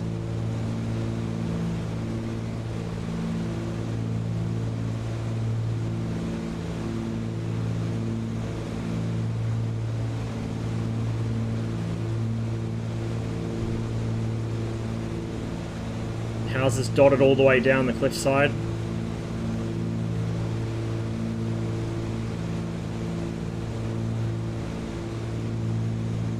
There's the city itself. We'll pass this headland and then we'll hook in towards it, do an overflight.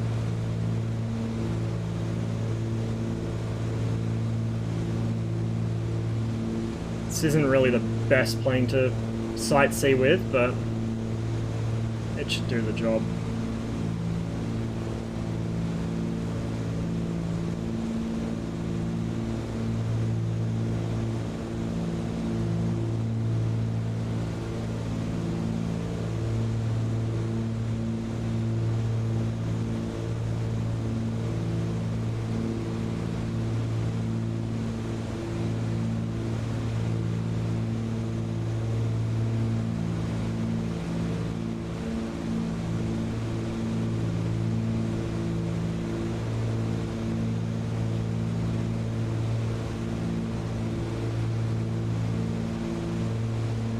See the breakwater there? And then once we get past that, we're into the actual port.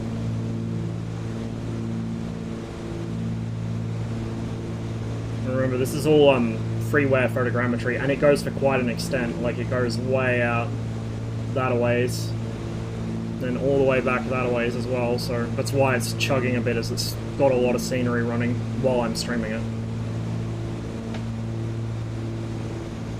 It's a little taxing.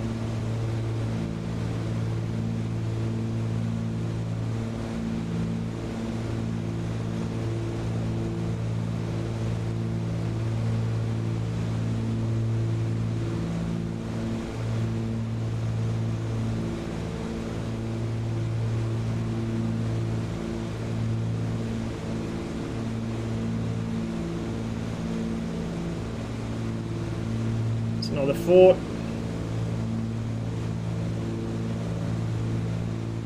Now we're into the actual city.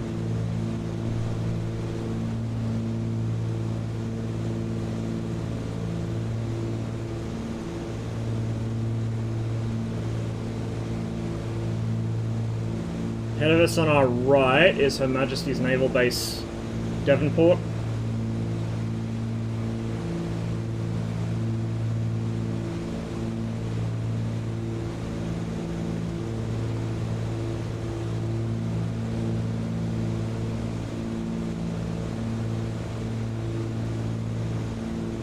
Pretty extensive shipyards, and as we can see, some actual Navy ships. Bunch of Type 45s.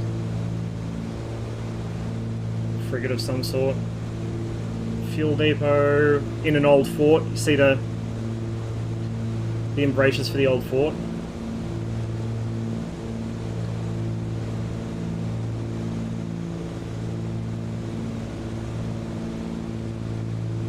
And then as we come over this hill, underneath this hill, you're not going to see it over the nose, I'll have to pick it up on the way back over as we double back around, but on the far side of this hill in front of me is some sort of munitions depot.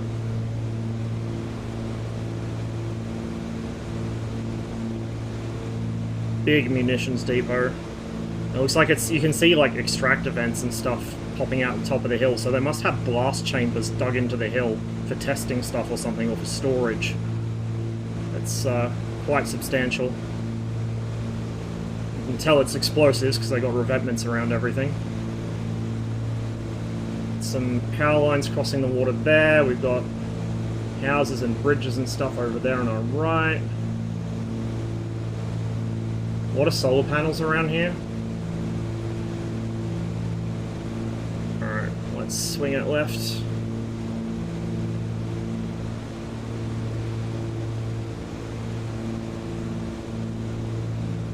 Tidal flats.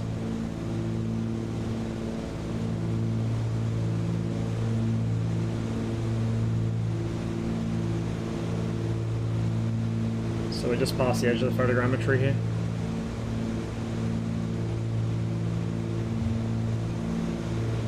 More tidal flats. Something a sim's missing in a lot of places. And then if we come in this way, we'll do another circuit back around probably, but if we come in this way, there's a rifle range down here as well, which is probably part of another base.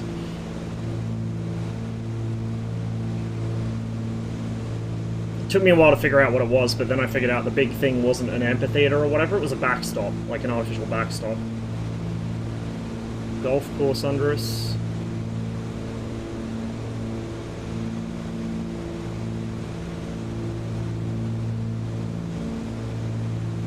You'll see that the when the sun's kind of low in the sky, it messes with the lighting on the photogrammetry.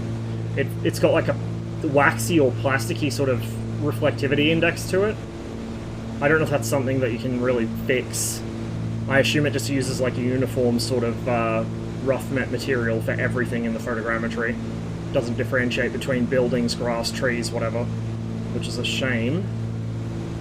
Looks great at like full sun or in the evening, but when the light hits at a particular angle, it just looks really waxy.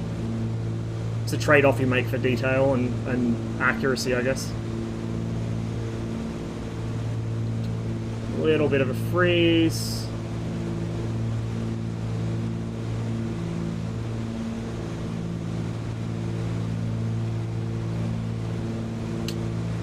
I have missed that rifle range. It's on my right wing, I think.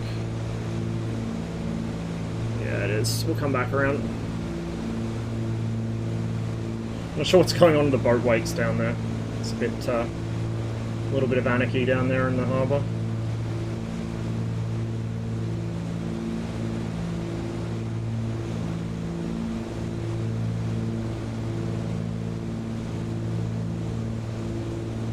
So this isn't just photogrammetry, but the guy that did this photogrammetry also manually pruned out a lot of the default MSFS trees, and for a lot of his other sceneries he adds the default ones back in, but only where they should be. Which I don't think he's... Oh, he has done that a bit for this one. You can see them there. There's that rifle range with the big backstop. That's some kind of military base there. But he's also added a lot of ships and stuff as scenery. We've also got a ship, like, wreck or a hulk or something there, next to the range. So it's really detailed. Like, it's put a lot of effort into this, especially just for photogrammetry. Like, a lot of people just port the photogrammetry over from Google and just leave it as is. They don't even color correct it. But this guy's gone all out. I think he's actually manually replaced some objects in the photogrammetry with handmade models too, like the bridges in particular. Those aren't photogrammetry bridges, I think. Those are handmade.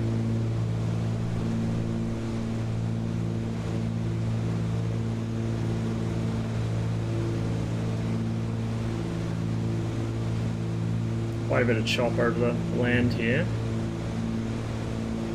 If I had a better frame rate and it wasn't choppy, I'd be tempted to take this under the bridges, but not yet. Maybe if we find a higher up one, maybe, and I've got a higher frame rate somewhere else, we might try that. But the other thing is the 414's tail is quite tall, like taller than I'm used to dealing with, so very high chance I'd clip it off on the other side of the bridge or something, or on a power line.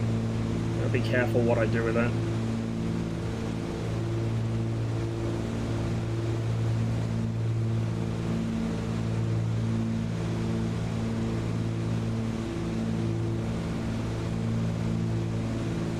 There's that hill. As we come around the side, you'll be able to see the revetted positions. There's some on this side too, down at the end there, near the bridges. But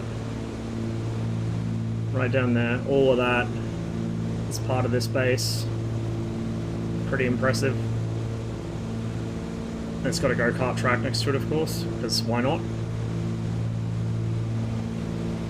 Alright, I think that'll do us for this part of Plymouth. Always mix the two up.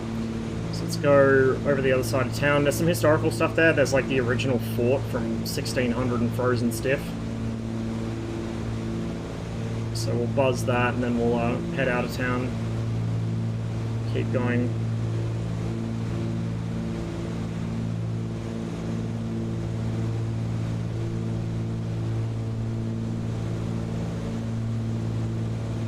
Eight minutes for 12-hour mark. I know. I have no self-control at all. I just enjoy it too much, dude. Like, are there other things I should be doing today? Yes. Is it good for my health to spend, like, 12 hours streaming non-stop? Probably not. Can I stop myself? Not really. It's just fun. I enjoy doing it.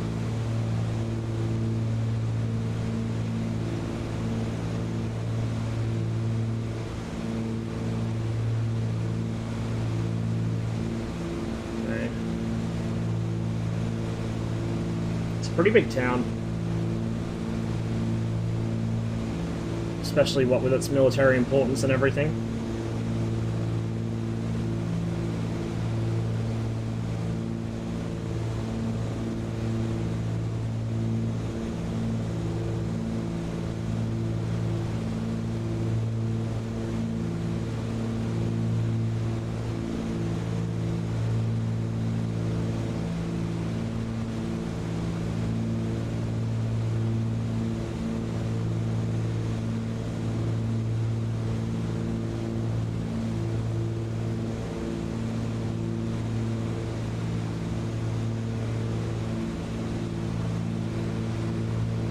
Just on our left, coming up is the old fort from the 1600s.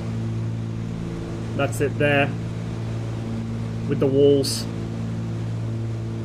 We're going to see public baths down there, and then welcome to Plymouth, right next to the fort.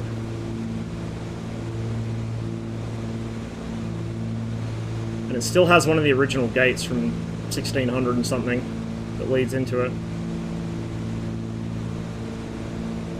But it is a pretty big town. There's more forts on this side as well. Just look past our lovely co-pilot here. We'll have to come around to see him though.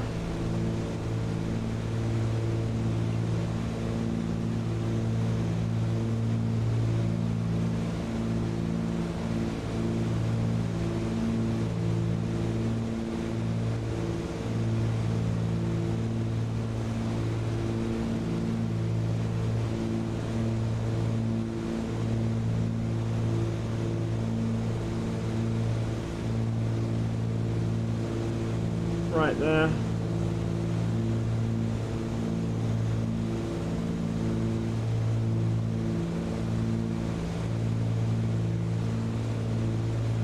Not sure what's going on with the wakes. It's like spawning boats, and then as they spawn, they're kind of just generating really messed up wakes.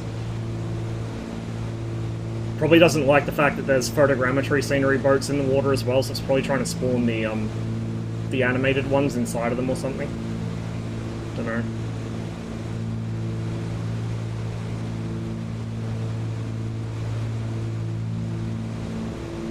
Pull around to the left.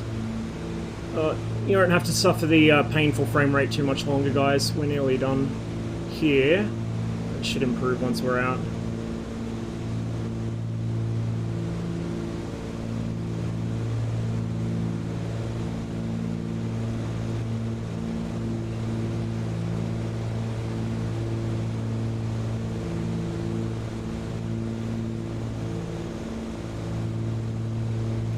There's a few quarries and stuff back there on the other side of town, not really worth looking at, to be fair. So we'll just skip them.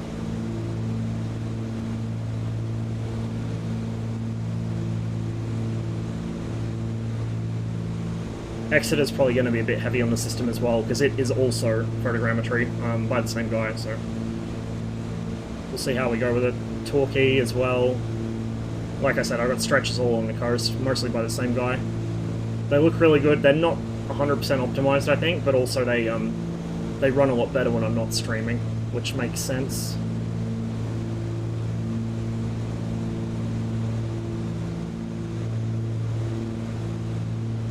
Yeah, that's Dartmoor in the background, I think, there.